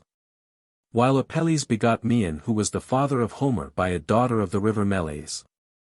According to one account they flourished at the same time and even had a contest of skill at Chalcis in Euboea. For, they say, after Homer had composed the Margits, he went about from city to city as a minstrel, and coming to Delphi, inquired who he was and of what country. The Pythia answered, "The Isle of Ios is your mother's country, and it shall receive you dead. But beware of the riddle of the young children." Hearing this, it is said, he hesitated to go to Ios, and remained in the region where he was. Now about the same time Genictor was celebrating the funeral rites of his father Amphidamas, king of Euboea, and invited to the gathering not only all those who were famous for bodily strength and fleetness of foot, but also those who excelled in wit, promising them great rewards. And so, as the story goes, the 2 went to Chalcis and met by chance. The leading Chalcidians were judges together with Paeanides, the brother of the dead king. And it is said that after a wonderful contest between the 2 poets, Hesiod won in the following manner: he came forward into the midst and put Homer one question after another, which Homer answered. Hesiod, then, began. "Homer, son of Meles, inspired with wisdom from heaven, come, tell me first what is best for mortal man." Homer, for men on earth 'tis best never to be born at all. Or being born, to pass through the gates of Hades with all speed. Hesiod then asked again. Come, tell me now this also, godlike Homer, what think you in your heart is most delightsome to men? Homer answered. When mirth reigns throughout the town, and feasters about the house, sitting in order, listen to a minstrel. When the tables beside them are laden with bread and meat, and a wine-bearer draws sweet drink from the mixing bowl and fills the cups, this I think in my heart to be most delightsome. It is said that when Homer had recited these verses, they were so admired by the Greeks as to be called golden by them, and that even now at public sacrifices all the guests solemnly recite them before feasts and libations. Hesiod, however, was annoyed by Homer's felicity and hurried on to pose him with hard questions. He therefore began with the following lines. Come, Muse, sing not to me of things that are, or that shall be, or that were of old. But think of another song. Then Homer, wishing to escape from the impasse by an apt answer, replied. Never shall horses with clattering hoofs break chariots, striving for victory about the tomb of Zeus. Here again Homer had fairly met Hesiod, and so the latter turned to sentences of doubtful meaning. He recited many lines and required Homer to complete the sense of each appropriately. The first of the following verses is Hesiod's and the next Homer's, but sometimes Hesiod puts his question in 2 lines. Hesiod, then they dined on the flesh of oxen and their horses' necks. Homer, they unyoked dripping with sweat, when they had had enough of war. Hesiod, and the Phrygians, who of all men are handiest at ships. Homer, to filch their dinner from pirates on the beach. Hesiod, to shoot forth arrows against the tribes of cursed giants with his hands. Homer, Heracles unslung his curved bow from his shoulders. Hesiod, this man is the son of a brave father and a weakling. Homer, mother. For war is too stern for any woman. Hesiod, but for you, your father and lady mother lay in love. Homer, when they begot you by the aid of golden Aphrodite. Hesiod, but when she had been made subject in love, Artemis, who delights in arrows. Homer, slew Callisto with a shot of her silver bow. Hesiod, so they feasted all day long, taking nothing. Homer, from their own houses. For Agamemnon, king of men, supplied them. Hesiod, when they had feasted, they gathered among the glowing ashes the bones of the dead Zeus. Homer, born Sarpedon, that bold and godlike man. Hesiod, now we have lingered thus about the plain of Simois, forth from the ships let us go our way, upon our shoulders. Homer, having our hilted swords and long-held spears. Hesiod, then the young heroes with their hands from the sea. Homer, gladly and swiftly hauled out their fleet ship. Hesiod, then they came to Colchis and King Aetes. Homer, they avoided, for they knew he was inhospitable and lawless. Hesiod, now when they had poured libations and deeply drunk, the surging sea. Homer, they were minded to traverse on well-built ships. Hesiod, the son of Atreus prayed greatly for them that they all might perish. Homer, at no time in the sea, and he opened his mouth said. Hesiod, eat, my guests, and drink. And may no one of you return home to his dear country. Homer, distressed. But may you all reach home again unscathed. When Homer had met him fairly on every point, Hesiod said. Only tell me this thing that I ask, how many Achaeans went to Ilium with the sons of Atreus? Homer answered in a mathematical problem, thus. There were 50 hearths, and at each hearth were 50 spits, and on each spit were 50 carcasses, and there were thrice 300 Achaeans to each joint. This is found to be an incredible number, for as there were 50 hearths, the number of spits is 2,500, and of carcasses, 120,000. Homer, then, having the advantage on every point, Hesiod was jealous and began again. Homer, son of Meles, if indeed the Muses, daughters of great Zeus the Most High, honor you as it is said. Tell me a standard that is both best and worst for mortal men. For I long to know it. Homer replied, Hesiod, son of Dios, I am willing to tell you what you command, and very readily will I answer you. For each man to be a standard will I answer you. For each man to be a standard to himself is most excellent for the good, but for the bad it is the worst of all things. And now ask me whatever else your heart desires. Hesiod, how would men best dwell in cities, and with what observances? Homer, by scorning to get unclean gain, and if the good were honored, but justice fell upon the unjust. Hesiod, what is the best thing of all for a man to ask of the gods in prayer? Homer, that he may be always at peace with himself continually. Hesiod, can you tell me in briefest space what is best of all? Homer, a sound mind in a manly body, as I believe. Hesiod, of what effect are righteousness and courage? Homer, to advance the common good by private pains. Hesiod, what is the mark of wisdom among men? Homer, to read aright the present, and to march with the occasion. Hesiod, in what kind of matter is it right to trust in men? Homer, where danger itself follows the action close.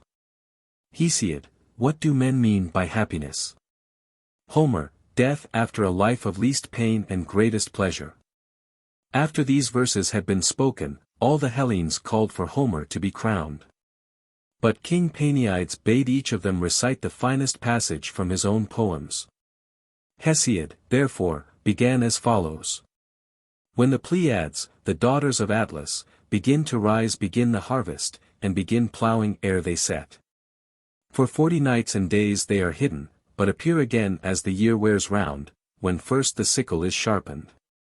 This is the law of the plains, and for those who dwell near the sea or live in the rich soiled valleys, far from the wave-tossed deep, stripped to sow, and stripped to plough, and stripped to reap when all things are in season. Then Homer. The rank stood firm about the two Iantes, such that not even Ares would have scorned them had he met them, nor yet Athena who saves armies. For there the chosen best awaited the charge of the Trojans and noble Hector, making a fence of spears and serried shields. Shield closed with shield, and helm with helm, and each man with his fellow, and the peaks of their headpieces with crests of horsehair touched as they bent their heads, so close they stood together. The murderous battle bristled with the long, flesh-rending spears they held, and the flash of bronze from polished helms and new-burnished breastplates and gleaming shields blinded the eyes. Very hard of heart would he have been, who could then have seen that strife with joy and felt no pang. Here, again, the Hellenes applauded Homer admiringly, so far did the verses exceed the ordinary level. And demanded that he should be adjudged the winner. But the king gave the crown to Hesiod, declaring that it was right that he who called upon men to follow peace and husbandry should have the prize rather than one who dwelt on war and slaughter. In this way, then, we are told. Hesiod gained the victory and received a brazen tripod which he dedicated to the Muses with this inscription. Hesiod dedicated this tripod to the Muses of Helicon after he had conquered divine Homer at Chalcis in a contest of song. After the gathering was dispersed, Hesiod crossed to the mainland and went to Delphi to consult the oracle and to dedicate the first fruits of his victory to the god. They say that as he was approaching the temple, the prophetess became inspired and said, "Blessed is this man who serves my house, Hesiod, who is honored by the deathless Muses, surely his renown shall be as wide as the light of dawn is spread. But beware of the pleasant grove of Nemean Zeus, for their death's end is destined to befall you." When Hesiod heard this oracle, he kept away from the Peloponnesus, supposing that the god meant the Nemea there. And coming to Eno in Locris, he stayed with Amphiphanes and Ganytor the sons of Phegeus, thus unconsciously fulfilling the oracle, for all that region was called the sacred place of Nemean Zeus. He continued to stay a somewhat long time at Eno, until the young men, suspecting Hesiod of seducing their sister, killed him and cast his body into the sea which separates Achaea and Locris. On the third day, however, his body was brought to land by dolphins while some local feast of Ariadne was being held. Thereupon, all the people hurried to the shore, and recognized the body, lamented over it and buried it, and then began to look for the assassins. But these, fearing the anger of their countrymen, launched a fishing boat, and put out to sea for Crete. They had finished half their voyage when Zeus sank them with a thunderbolt, as Alcidamas states in his Museum. Eratosthenes, however, says in his Hesiod that Timenus and Antiphus, sons of Ganytor, killed him for the reason already stated, and were sacrificed by Eurycles the seer to the gods of hospitality. He adds that the girl, sister of the above-named, hanged herself after she had been seduced, and that she was seduced by some stranger, Demoda by name, who was traveling with Hesiod, and who was also killed by the brothers. At a later time the men of Orchomenus removed his body as they were directed by an oracle, and buried him in their own country where they placed this inscription on his tomb. Askra with its many cornfields was his native land. But in death the land of the horse-driving minions holds the bones of Hesiod, whose renown is greatest among men of all who are judged by the test of wit. So much for Hesiod. But Homer, after losing the victory, went from place to place reciting his poems, and first of all the Thebais in 7,000 verses which begins, "Goddess, sing of parched Argos whence kings." And then the Epigoni in 7,000 verses beginning, "And now, Muses, let us begin to sing of men of later days," for some say that these poems also are by Homer. Now Xanthus and Gorgas, son of Midas the king, heard his epics and invited him to compose an epitaph for the tomb of their father on which was a bronze figure of a maiden bewailing the death of Midas. He wrote the following lines.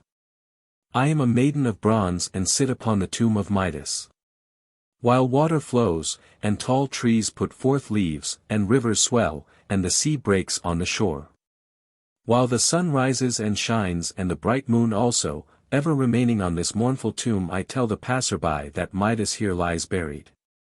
For these verses they gave him a silver bowl which he dedicated to Apollo at Delphi with this inscription, "Lord Phoebus, I, Homer, have given you a noble gift for the wisdom I have of you, do you ever grant me renown?"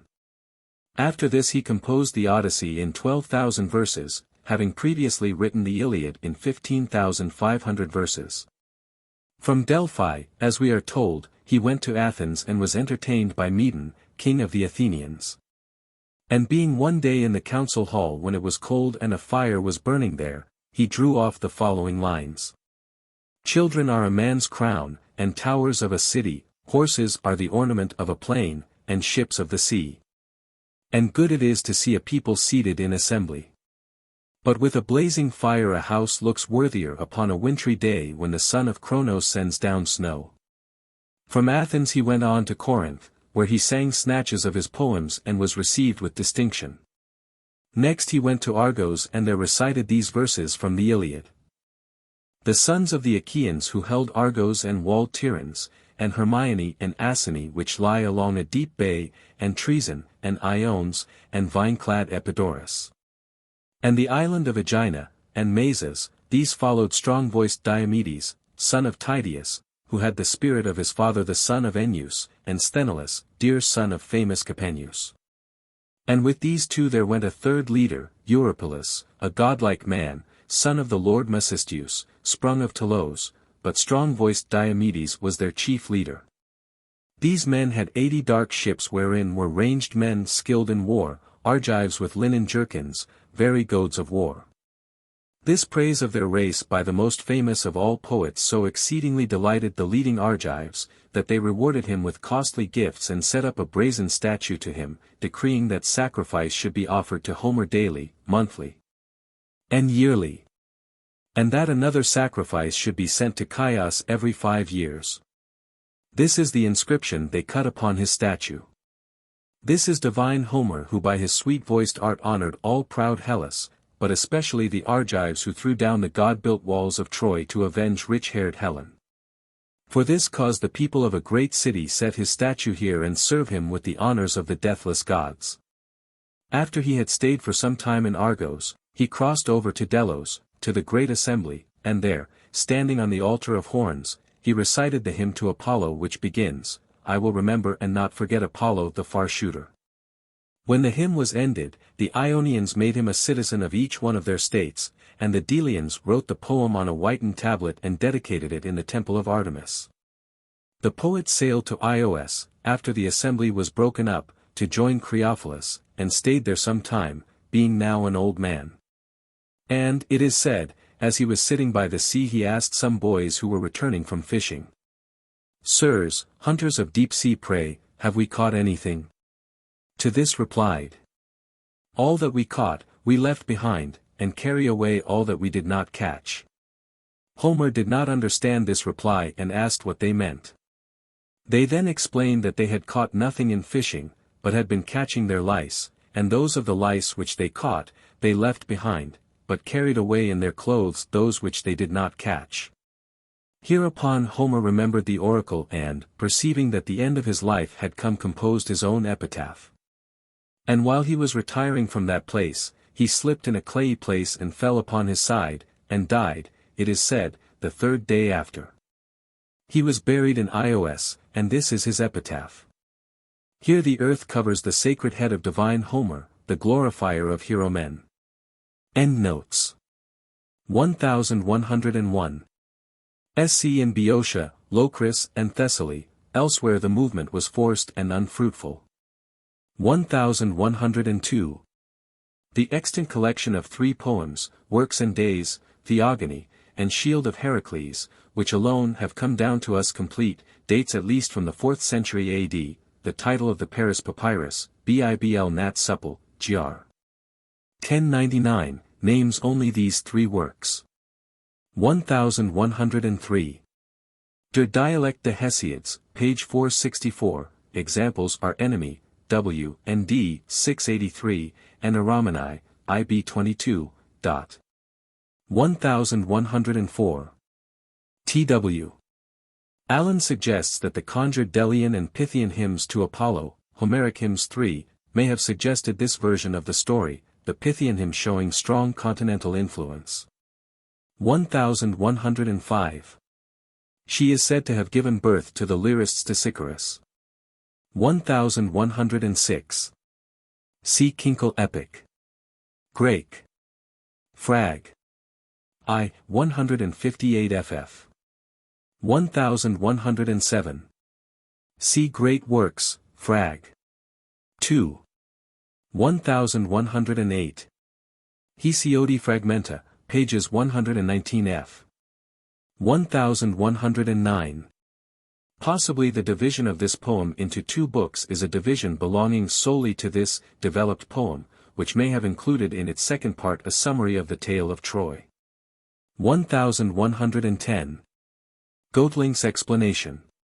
1111. X. 1. 52. 1112. Odysseus appears to have been mentioned once only, and that casually, in the Returns. 1113.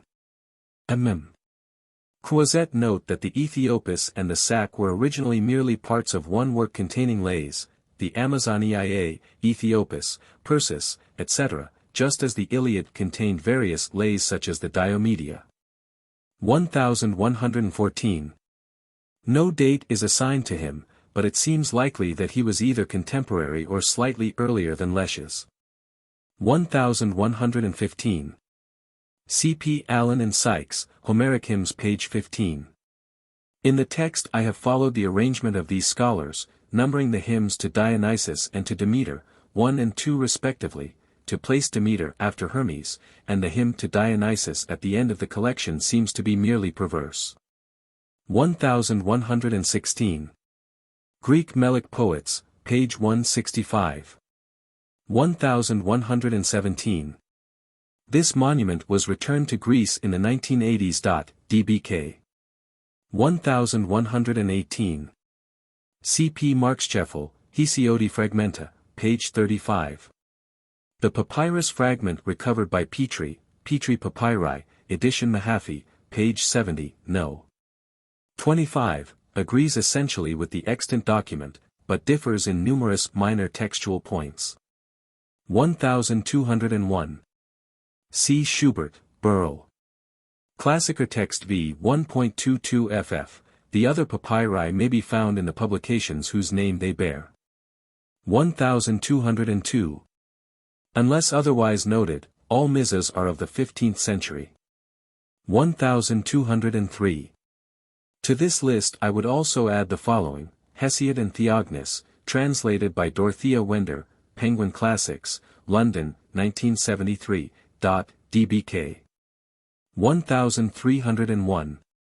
That is, the poor man's fare, like bread and cheese. 1302. The all-endowed. 1303. The jar or casket contained the gifts of the gods mentioned in L.82. 1304. Eustathius refers to Hesiod as stating that men sprung from oaks and stones and ash trees. Proclus believed that the nymphs called Melii, Theogony, 187, are intended. Gödling would render, a race terrible because of their ashen spears. 1305. Preserved only by Proclus, from whom some inferior Mizas have copied the verse.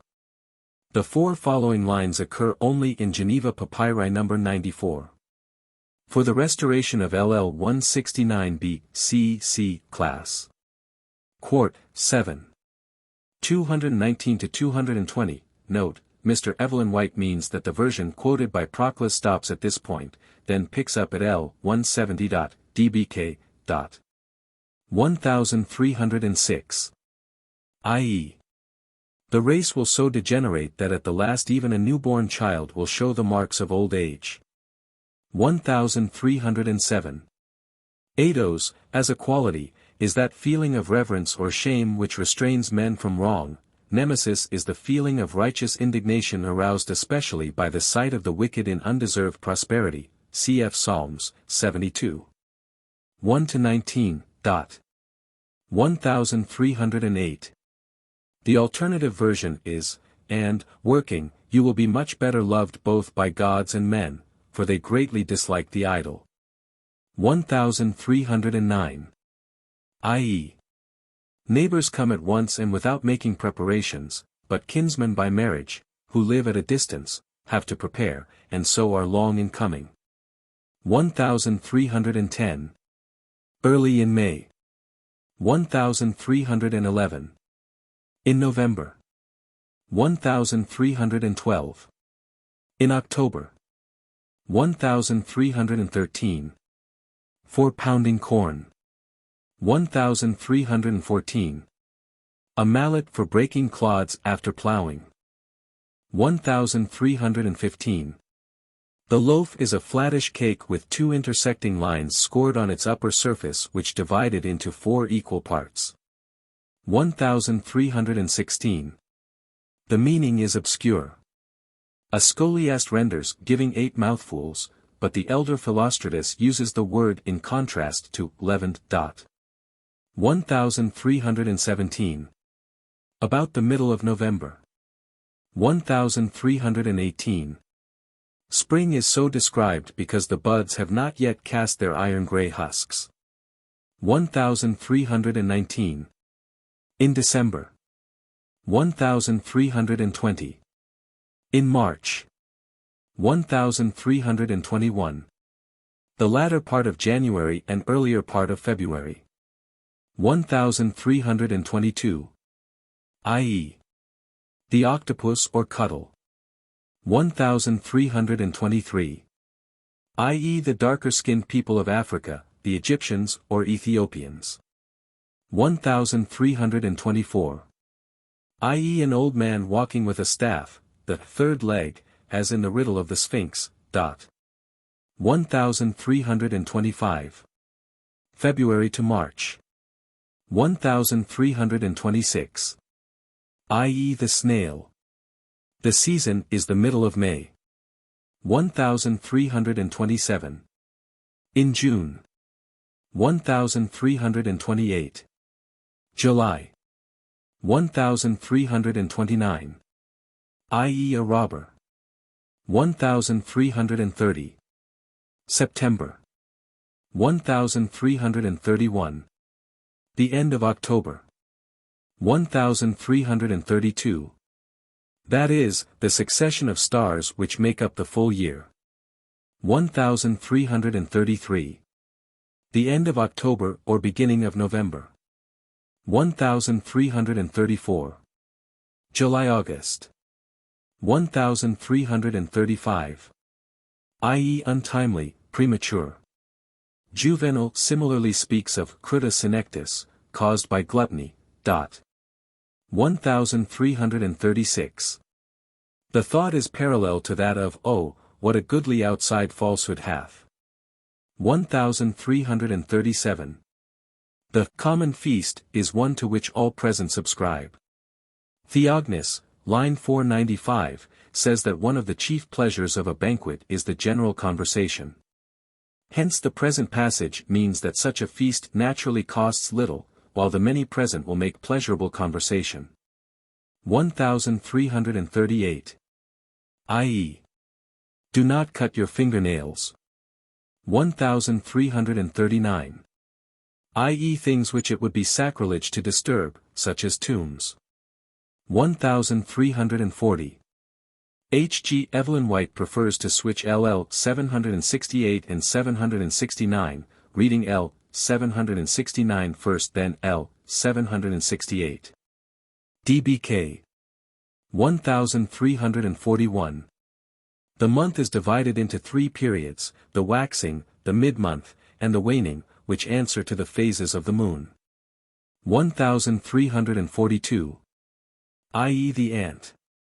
1343. Such seems to be the meaning here, though the epithet is otherwise rendered well-rounded. Corn was threshed by means of a sleigh with two runners having 3 or 4 rollers between them, like the modern Egyptian nurag. 1401. This halt verse is added by the scholiast on narrates, 172. 1402. The Katasterismi, Placings Among the Stars, is a collection of legends relating to the various constellations. 1403. The Straits of Messina. 1501. Or perhaps, a Scythian. 1601. The epithet probably indicates coquettishness. 1602. A proverbial saying meaning, why enlarge on irrelevant topics? 1603. She of the noble voice, Calliope is queen of epic poetry. 1604. Earth, in the cosmology of Hesiod, is a disk surrounded by the river Oceanus and floating upon a waste of waters. It is called the foundation of all, the qualification, the deathless ones. Etc.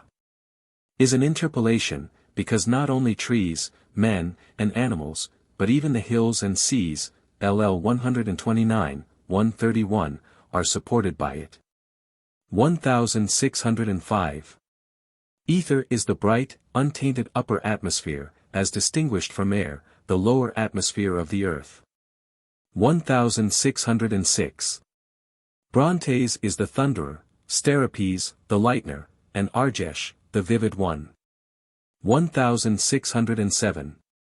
The myth accounts for the separation of heaven and earth. In Egyptian cosmology Nut, the sky, is thrust and held apart from her brother Geb, the earth, by their father Shu, who corresponds to the Greek Atlas. 1608. Nymphs of the ash trees, as dryads are nymphs of the oak trees. CP Note on Works and Days, L. 145. 1609. Member-loving, the title is perhaps only a perversion of the regular Philomydes, laughter-loving. 1610. Cletho, the spinner, is she who spins the thread of man's life. Lachesis, the disposer of lots, assigns to each man his destiny. Atropos, she who cannot be turned, is the fury with the abhorred shears. 1611. Many of the names which follow express various qualities or aspects of the sea, thus Galeen is calm, Simatho is the wave-swift, Pharosa and Dynamene are she who speeds ships, and she who has power. 1612. The wave-receiver and the wave-stiller. 1613. The unerring or truthful, CPL 235. 1614. I.e. Poseidon. 1615. Gödling notes that some of these nymphs derive their names from lands over which they preside, as Europa, Asia, Doris, Ionira, Lady of the Ionians. But that most are called after some quality which their streams possessed. Thus Xantha is the brown, or turbid, Amphiro is the surrounding river, Ianthe is she who delights, and Osiro is the swift-flowing. 1616. I.e. Eos, the early-born. 1617. Van Lennep explains that Hecate, having no brothers to support her claim, might have been slighted. 1618. The goddess of the hearth, the Roman Vesta, and so of the house. C.P. Homeric Hymns v.22 ff. 39.1 ff. 1619. The variant reading of his father, SC Heaven, rests on inferior MS. Authority and is probably an alteration due to the difficulty stated by a scholiast. How could Zeus, being not yet begotten, plot against his father? The phrase is, however, part of the prophecy. The whole line may well be spurious, and is rejected by Heine, Wolff, Gaisford and Gaillet. 1620. Pausanias, X. 24. 6. Saw near the tomb of Neoptolemus a stone of no great size, which the Delphians anointed every day with oil, and which he says was supposed to be the stone given to Cronos. 1621. A scholiast explains, either because they, men, sprang from the Melian nymphs, CPL 187, or because, when they were born, they cast themselves under the ash trees, that is, the trees. The reference may be to the origin of men from ash trees, CP Works and Days, L. 145 and note. 1622. SC Atlas, the Shoe of Egyptian Mythology, CP Note on line 177. 1623. Oceanus is here regarded as a continuous stream enclosing the earth and the seas, and so as flowing back upon himself. 1624. The conception of Oceanus is here different. He has 9 streams which encircle the earth and then flow out into the domain, which appears to be the waste of waters on which, according to early Greek and Hebrew cosmology, the disk-like earth floated. 1625. I.e. the threshold is of native metal, and not artificial. 1626. According to Homer, Typhoeus was overwhelmed by Zeus amongst the Arimi in Cilicia. Pindar represents him as buried under Etna, and Tzetzes reads Etna in this passage. 1627. The epithet, which means literally well-bored, seems to refer to the spout of the crucible. 1628. The fire god. There is no reference to volcanic action. Iron was smelted on Mount Ida, cp. Epigrams of Homer, 9. 2-4. 1629. I.e. Athena, who was born on the banks of the river Trito, cp.L. 929L. 1630. Restored by Pepmuller. The 19 following lines from another recension of lines 889 to 900, 924 to 9 are quoted by Chrysippus, in Galen. 1631. SC the Aegis. Line 929 is probably spurious, since it disagrees with L. 929Q and contains a suspicious reference to Athens. 1701. A catalogue of heroines, each of whom was introduced with the words Eoie, or like her. 1702. An antiquarian writer of Byzantium, c. 490 to 570 AD. 1703. Constantine VII. Born in the Porphyry Chamber, 905 to 959 AD. 1704. Berlin Papyri, 7497, left-hand fragment, and Oxyrhynchus Papyri, 421, right-hand fragment. For the restoration see class. Quart, 7. 217-8. 1705. As the price to be given to her father for her, so in Iliad 18. 593 maidens are called earners of oxen. Possibly Glaucus, like Ajax, Fr 68, LL 55 FF, raided the cattle of others. 1706. I.e. Glaucus should father the children of others. The curse of Aphrodite on the daughters of Tyndareus, Fr 67, may be compared. 1707. Porphyry, scholar, mathematician, philosopher and historian, lived 233 to 305 A.D. He was a pupil of the Neoplatonist Plotinus. 1708. Author of a geographical lexicon, produced after 400 AD, and abridged under Justinian. 1709. Archbishop of Thessalonica 1175 to 1192 AD. Author of commentaries on Pindar and on the Iliad and Odyssey. 1710. In the earliest times a loincloth was worn by athletes, but was discarded after the 14th Olympiad. 1711. Slight remains of 5 lines precede line 1 in the original. After line 20 an unknown number of lines have been lost, and traces of a verse preceding line 21 are here omitted. Between lines 29 and 30 are fragments of 6 verses which do not suggest any definite restoration. Note, line enumeration is that according to Evelyn White. A slightly different line numbering system is adopted in the original publication of this fragment. DBK. 1712. The end of Skenu's speech, the preparations, and the beginning of the race are lost. 1713. Of the 3 which Aphrodite gave him to enable him to overcome Atlanta. 1714. The Geographer, FLC.24 BC.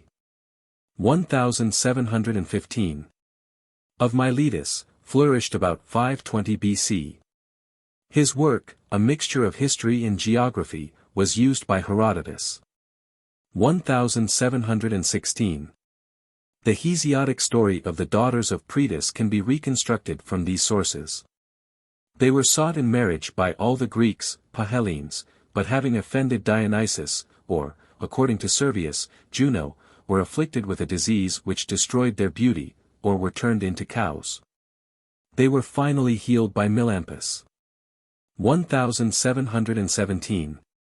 FL 56 to 88 AD, he is best known for his work on Virgil. 1718. This and the following fragment segment are meant to be read together. DBK 1719. This fragment as well as fragments #40A, number 101, and number 102 were added by Mr. Evelyn White in an appendix to the second edition, 1919. They are here moved to the catalogues proper for easier use by the reader. DBK 1720. For the restoration of LL 1-16 c. Ox. Pap. pt 11. Pages 46-7, the supplements of LL 17-31 are by the translator, CP class. Quart. X. 1916, pages 65-67. 1721. The crocus was to attract Europa, as in the very similar story of Persephone, cp. Homeric Hymns 2. Lines 8ff. 1722. Apollodorus of Athens, FL 144 BC, was a pupil of Aristarchus. He wrote a handbook of mythology, from which the extant work bearing his name is derived. 1723. Priest at Praeneste. He lived c. 170-230 AD. 1724. Son of Apollonius Discalus, lived in Rome under Marcus Aurelius. His chief work was on accentuation. 1725. This and the next two fragment segments are meant to be read together. DBK 1726. Sacred to Poseidon. For the custom observed there, cp. Homeric Hymns 3. 231 ff. 1727. The allusion is obscure. 1728. Apollonius the Crabbed was a grammarian of Alexandria under Hadrian. He wrote largely on grammar and syntax. 1729. 275-195. BC. Mathematician, astronomer, scholar, and head of the Library of Alexandria. 1730. Of Syme. He wrote a universal history covering the period between the Dorian migration and 340 BC. 1731. I.e. the nomad Scythians who are described by Herodotus as feeding on Mara's milk and living in caravans. 1732. The restorations are mainly those adopted or suggested in Ox. Pap. pt 11. Pages 48 ff, for those of LL 8-14 c. class. Quart. X. 1916, pages 67-69. 1733. I.e. those who seek to outwit the oracle, or to ask of it more than they ought, will be deceived by it and be led to ruin, cp. Hymn to Hermes, 541 ff. 1734. Zets and Calais, sons of Boreas, who were amongst the Argonauts, delivered Phineus from the Harpies. The Strophades, islands of turning, are here supposed to have been so called because the sons of Boreas were there turned back by Iris from pursuing the Harpies. 1735. An Epicurean philosopher, FL 50 BC. 1736. Charming with her voice, or charming the mind, song, and lovely sounding. 1737. Diodorus Siculus, FL 8 BC, author of an universal history ending with Caesar's Gallic Wars. 1738. The first epic in the Trojan cycle, like all ancient epics it was ascribed to Homer, but also, with more probability, to Stasinus of Cyprus. 1739. This fragment is placed by Spon after Works and Days L. 120. 1740. A Greek of Asia Minor, author of the Description of Greece, on which he was still engaged in 173 AD. 1741. Willemowitz thinks one or other of these citations belongs to the catalogue. 1742. Lines 1 to 51 are from Berlin Papyri, 9739, lines 52 to 106 with B, 1 to 50, and following fragments, are from Berlin Papyri, 10560. A reference by Pausanias, 3. 24, 10, to LL 100 ff. proves that the two fragments together come from the Catalogue of Women. The second book, the beginning of which is indicated after L.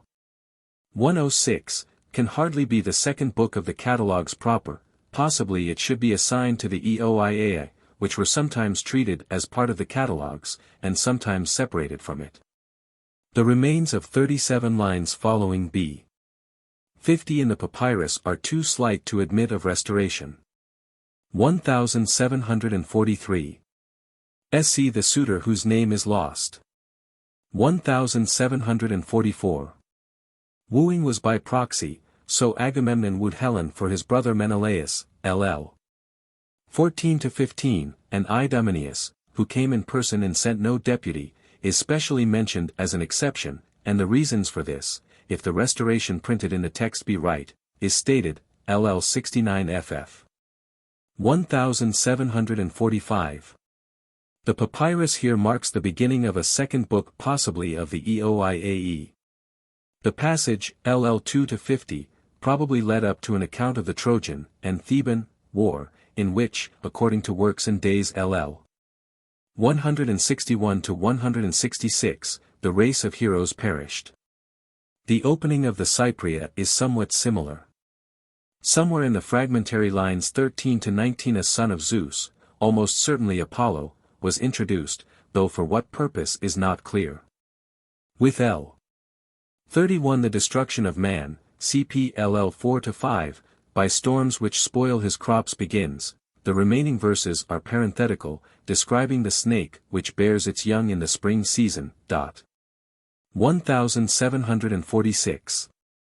I.e. the snake, as in Works and Days L. 524, the boneless one, is the cuttlefish. 1747. Circa 1110 to 1180 AD. His chief work was a poem, Chiliades, in accentual verse of nearly 13,000 lines. 1748. According to this account Iphigenia was carried by Artemis to the Tauri Chersonese, the Crimea. The Tauri, Herodotus 4. 103, identified their maiden goddess with Iphigenia. But Euripides, Iphigenia in Taurus, makes her merely priestess of the goddess. 1749. Of Alexandria. He lived in the 5th century, and compiled a Greek lexicon. 1750. For his murder Minos exacted a yearly tribute of boys and girls, to be devoured by the Minotaur, from the Athenians. 1751. Of Naucratis. His Deipnosophisti, Dawns at Dinner, is an encyclopedia of miscellaneous topics in the form of a dialogue. His date is c. 230 AD. 1752.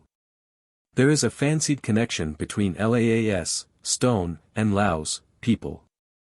The reference is to the stones which Deucalion and Pyrrha transformed into men and women after the flood. 1753.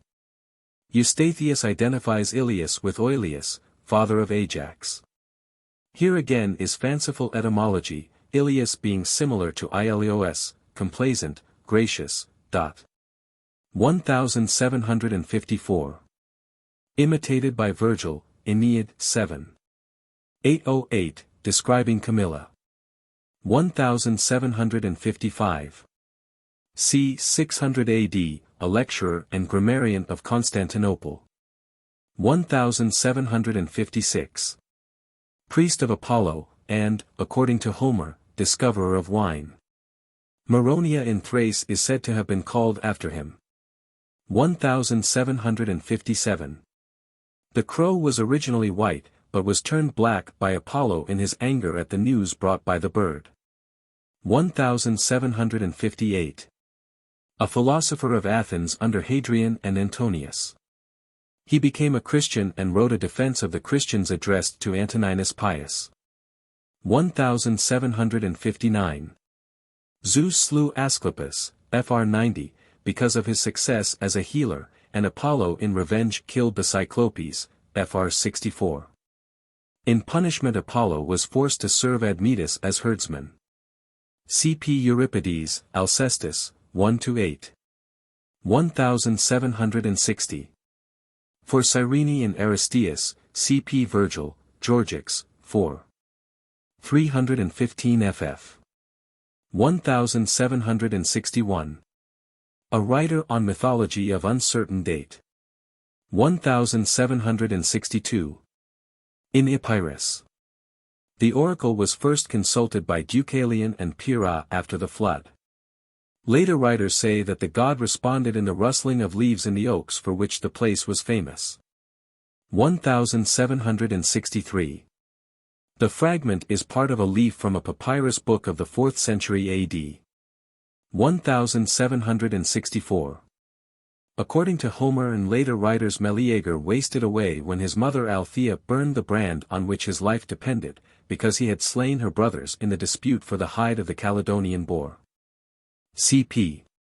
Bacchylides, Ode v. 136 ff. 1765.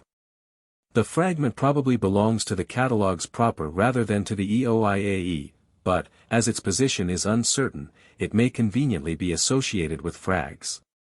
99a and the Shield of Heracles. 1766. Most of the smaller restorations appear in the original publication, but the larger are new. These last are highly conjectural, there being no definite clue to the general sense. 1767. Alcmaeon, who took part in the second of the two heroic Theban expeditions, is perhaps mentioned only incidentally as the son of Amphiaraus, who seems to be clearly indicated in LL 7-8, and whose story occupies LL 5-10. At L. 11 the subject changes and Electrian is introduced as father of Alcmena. 1768. The association of LL 1-16 with LL 17-24 is presumed from the apparent mention of Erycthonius in L. 19. A new section must then begin at L. 21. See Ox. Pap. pt 11. Page 55, and for restoration of LL 5-16, IB page 53. LL 19-20 are restored by the translator. 1801. A mountain peak near Thebes which took its name from the Sphinx, called in Theogony L 326 phx. 1802. Cyanus was a glass paste of deep blue color, the zones were concentric bands in which were the scenes described by the poet. The figure of fear, L 44, occupied the center of the shield, and Oceanus, L 314, enclosed the whole. 1803.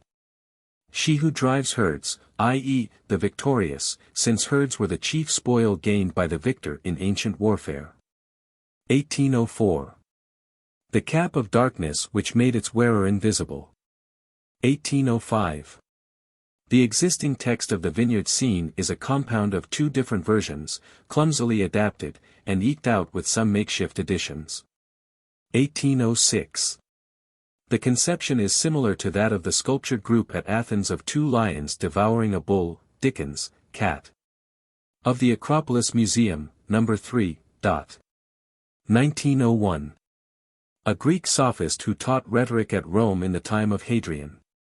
He is the author of a collection of proverbs in 3 books. 2001. When Heracles prayed that a son might be born to Telamon and Arabia, Zeus sent forth an eagle in token that the prayer would be granted. Heracles then bade the parents call their son Ajax after the eagle, Aidos. 2002.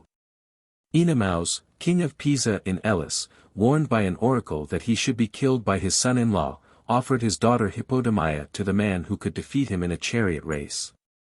On condition that the defeated suitors should be slain by him. Ultimately Pelops, through the treachery of the charioteer of Oenomaus, became victorious.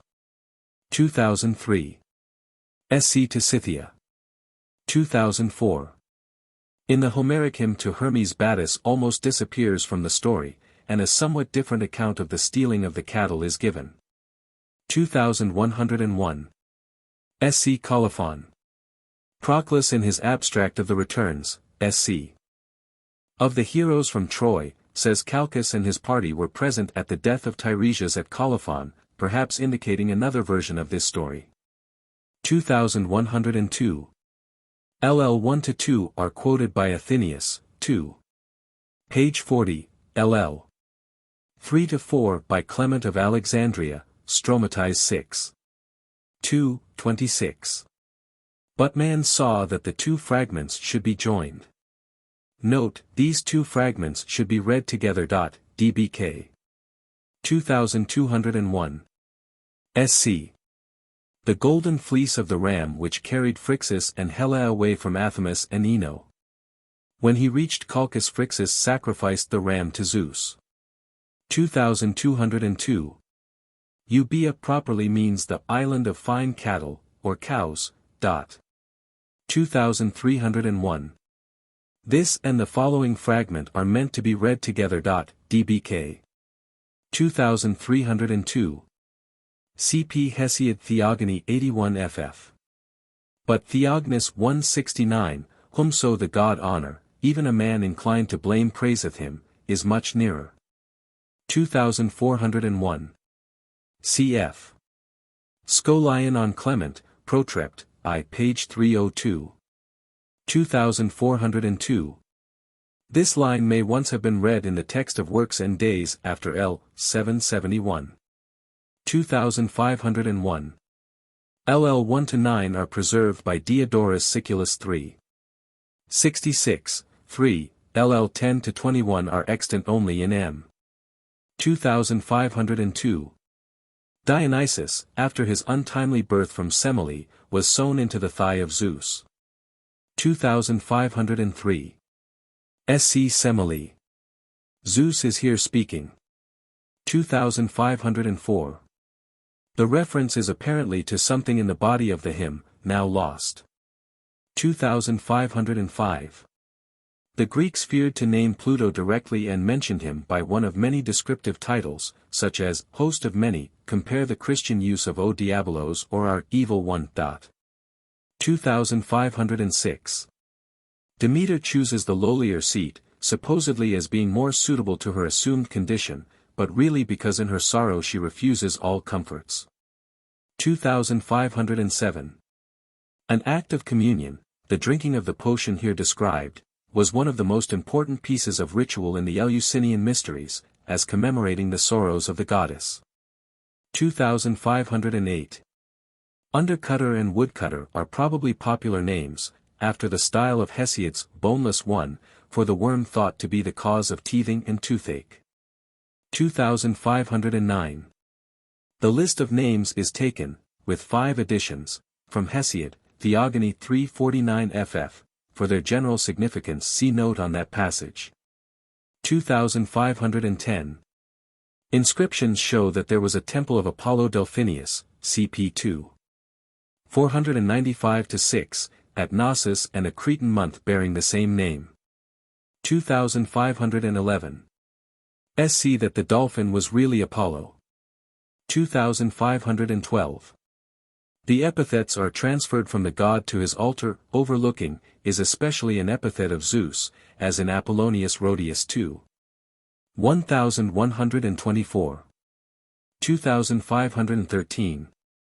Pliny notices the efficacy of the flesh of a tortoise against witchcraft. In Geoponica I. 14, 8 the living tortoise is prescribed as a charm to preserve vineyards from hail. 2514. Hermes makes the cattle walk backwards way, so that they seem to be going towards the meadow instead of leaving it, CPL 345.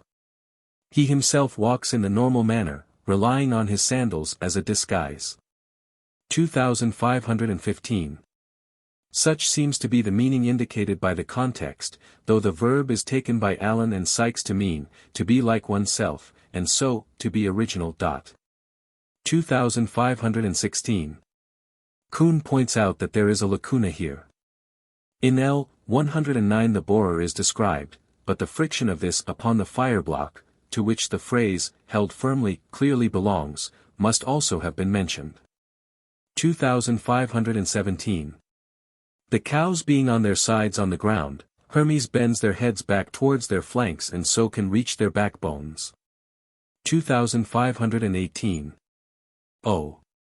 Muller thinks the hides were a stalactite formation in the cave of Nestor near Messenian Pylus, though the cave of Hermes is near the Alpheus, L. 139. Others suggest that actual skins were shown as relics before some cave near Trifilian Pylus. 2519. Gemal explains that Hermes, having offered all the meat as sacrifice to the 12 gods, remembers that he himself as one of them must be content with the savor instead of the substance of the sacrifice. Can it be that by eating he would have forfeited the position he claimed as one of the 12 gods? 2520. Lit. Thornplucker. 2521. Hermes is ambitious, L. 175, but if he is cast into Hades he will have to be content with the leadership of mere babies like himself, since those in Hades retain the state of growth, whether childhood or manhood, in which they are at the moment of leaving the upper world. 2522. Literally, you have made him sit on the floor, i.e., you have stolen everything down to his last chair. 2523. The Thryae, who practiced divination by means of pebbles, also called Thrae. In this hymn they are represented as aged maidens, LL 553-4, but are closely associated with bees, LL 559-563, and possibly are here conceived as having human heads and breasts with the bodies and wings of bees. See the edition of Allen and Sykes, Appendix 3. 2524. Cronos swallowed each of his children the moment that they were born, but ultimately was forced to disgorge them. Hestia, being the first to be swallowed, was the last to be disgorged, and so was at once the first and latest born of the children of Cronos. C.P. Hesiod Theogony, LL 495-7. 2525. Mr. Evelyn White prefers a different order for lines #87-90 than that preserved in the Mizas. This translation is based upon the following sequence, LL 89, 90, 87, 88. DBK. 2526. Cattle earning, because an accepted suitor paid for his bride in cattle. 2527. The name Aeneas is here connected with the epithet Aieos, awful. Similarly the name Odysseus is derived, in Odyssey I.62, from Odiwes Smai, I grieve. 2528. Aphrodite extenuates her disgrace by claiming that the race of Anchises is almost divine, as is shown in the persons of Ganymedes and Tithonus. 2529. So Christ connecting the word with OMOS. L and S. Give equals omoios, common to all. 2530. Probably not Etruscans, but the non-Hellenic peoples of Thrace and, according to Thucydides, of Lemnos and Athens. C.P. Herodotus I. 57, Thucydides 4. 109. 2531. This line appears to be an alternative to LL 10-11. 2532. The name Pan is here derived from pants, all. C.P. Hesiod, Works and Days LL 80-82, Hymn to Aphrodite, v. L. 198, for the significance of personal names. 2533. Mr. Evelyn White prefers to switch L, 10 and 11, reading 11 first then 10. DBK. 2534. An extra line is inserted in some Mizas after L, 15. DBK. 2535. The epithet is a usual one for birds, C.P. Hesiod, Works and Days, L. 210. As applied to Selene it may merely indicate her passage, like a bird, through the air, or mean, far flying. 2601. The epigrams are preserved in the pseudo-Herodotian life of Homer. Nos. 3, 13, and 17 are also found in the contest of Homer and Hesiod, and No. I is also extant at the end of some missas of the Homeric hymns. 2602. SC from Smyrna, Homer's reputed birthplace. 2603. The counselors at Syme who refused to support Homer at the public expense. 2604. The better fruit is apparently the iron smelted out in fires of pine wood. 2605. Hecate, C.P. Hesiod, Theogony, L. 450. 2606. I.e. In protection. 2607. This song is called by Pseudo-Herodotus Iresian.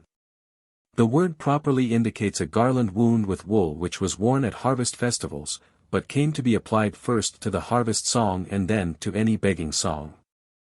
The present is akin the swallow song, Zelodonisma, sung at the beginning of spring, and answered to the still surviving English May Day songs.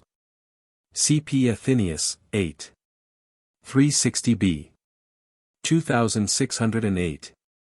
The lice which they caught in their clothes they left behind, but carried home in their clothes those which they could not catch. 2701. See the Silex reproduced by Gerhard, Abhandlungen, TAF. 5, 4, C.P. Stesichorus, Frag. 3, Smith, Dot. 2801. The haunch was regarded as a dishonorable portion. 2802. The horse of Adrastus, offspring of Poseidon and Demeter, who had changed herself into a mare to escape Poseidon. 2803.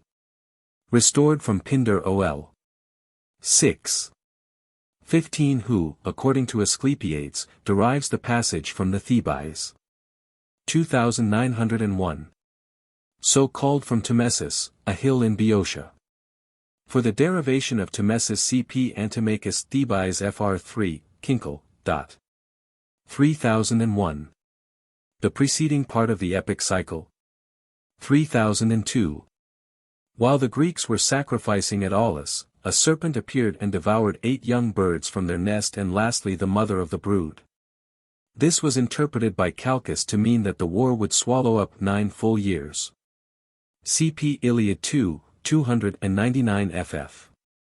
3003. I.e. Stasinus, or Hegesias, C.P. Fr. 6. The phrase Cyprian Histories is equivalent to the Cypria. 3004. C.P. Allen, C.R. 27. 190. 3005. These 2 lines possibly belong to the account of the feast given by Agamemnon at Lemnos. 3006. SC the Asiatic Thebes at the foot of Empiplacius. 3101. SC after cremation. 3102. This fragment comes from a version of the contest of Homer and Hesiod widely different from that now extant. The words, as Lesches gives them, says, seem to indicate that the verse and a half assigned to Homer came from the Little Iliad. It is possible they may have introduced some unusually striking incident, such as the actual fall of Troy. 3103. I.e. in the paintings by Polygnotus at Delphi. 3104. I.e. the dead bodies in the picture. 3105. According to this version Aeneas was taken to Pharsalia. Better known are the Homeric account, according to which Aeneas founded a new dynasty at Troy, and the legends which make him seek a new home in Italy. 3201. SC knowledge of both surgery and of drugs. 3301. Clement attributes this line to Augeas, probably Aegeas is intended. 3302. Identical with the returns, in which the sons of Atreus occupy the most prominent parts. 3401. This Artemisia, who distinguished herself at the Battle of Salamis, Herodotus, 799, is here confused with the later Artemisia, the wife of Mausolus, who died 350 BC. 3402. i.e. the fox knows many ways to baffle its foes, while the hedgehog knows one only which is far more effectual. 3403. Attributed to Homer by Zenobius, and by Berg to the Margits. 3501. i.e. monkeymen. 3601. Lines 42 to 52 are intrusive. The list of vegetables which the mouse cannot eat must follow immediately after the various dishes of which he does eat. 3602. Lit. Those unable to swim. 3603. This may be a parody of Orion's threat in Hesiod, Astronomy, Frag. 4. 3701. See the riddle of the fisherboys which comes at the end of this work. 3702. The verses of Hesiod are called doubtful in meaning because they are, if taken alone, either incomplete or absurd. 3703. Works and Days, LL 383 to 392. 3704. Iliad 13, LL 126 to 133, 339 to 344. 3705. The accepted text of the Iliad contains 15,693 verses, that of the Odyssey, 12,110. 3706. Iliad 2, LL 559 to 568, with 2 additional verses. 3707. Homeric Hymns, 3.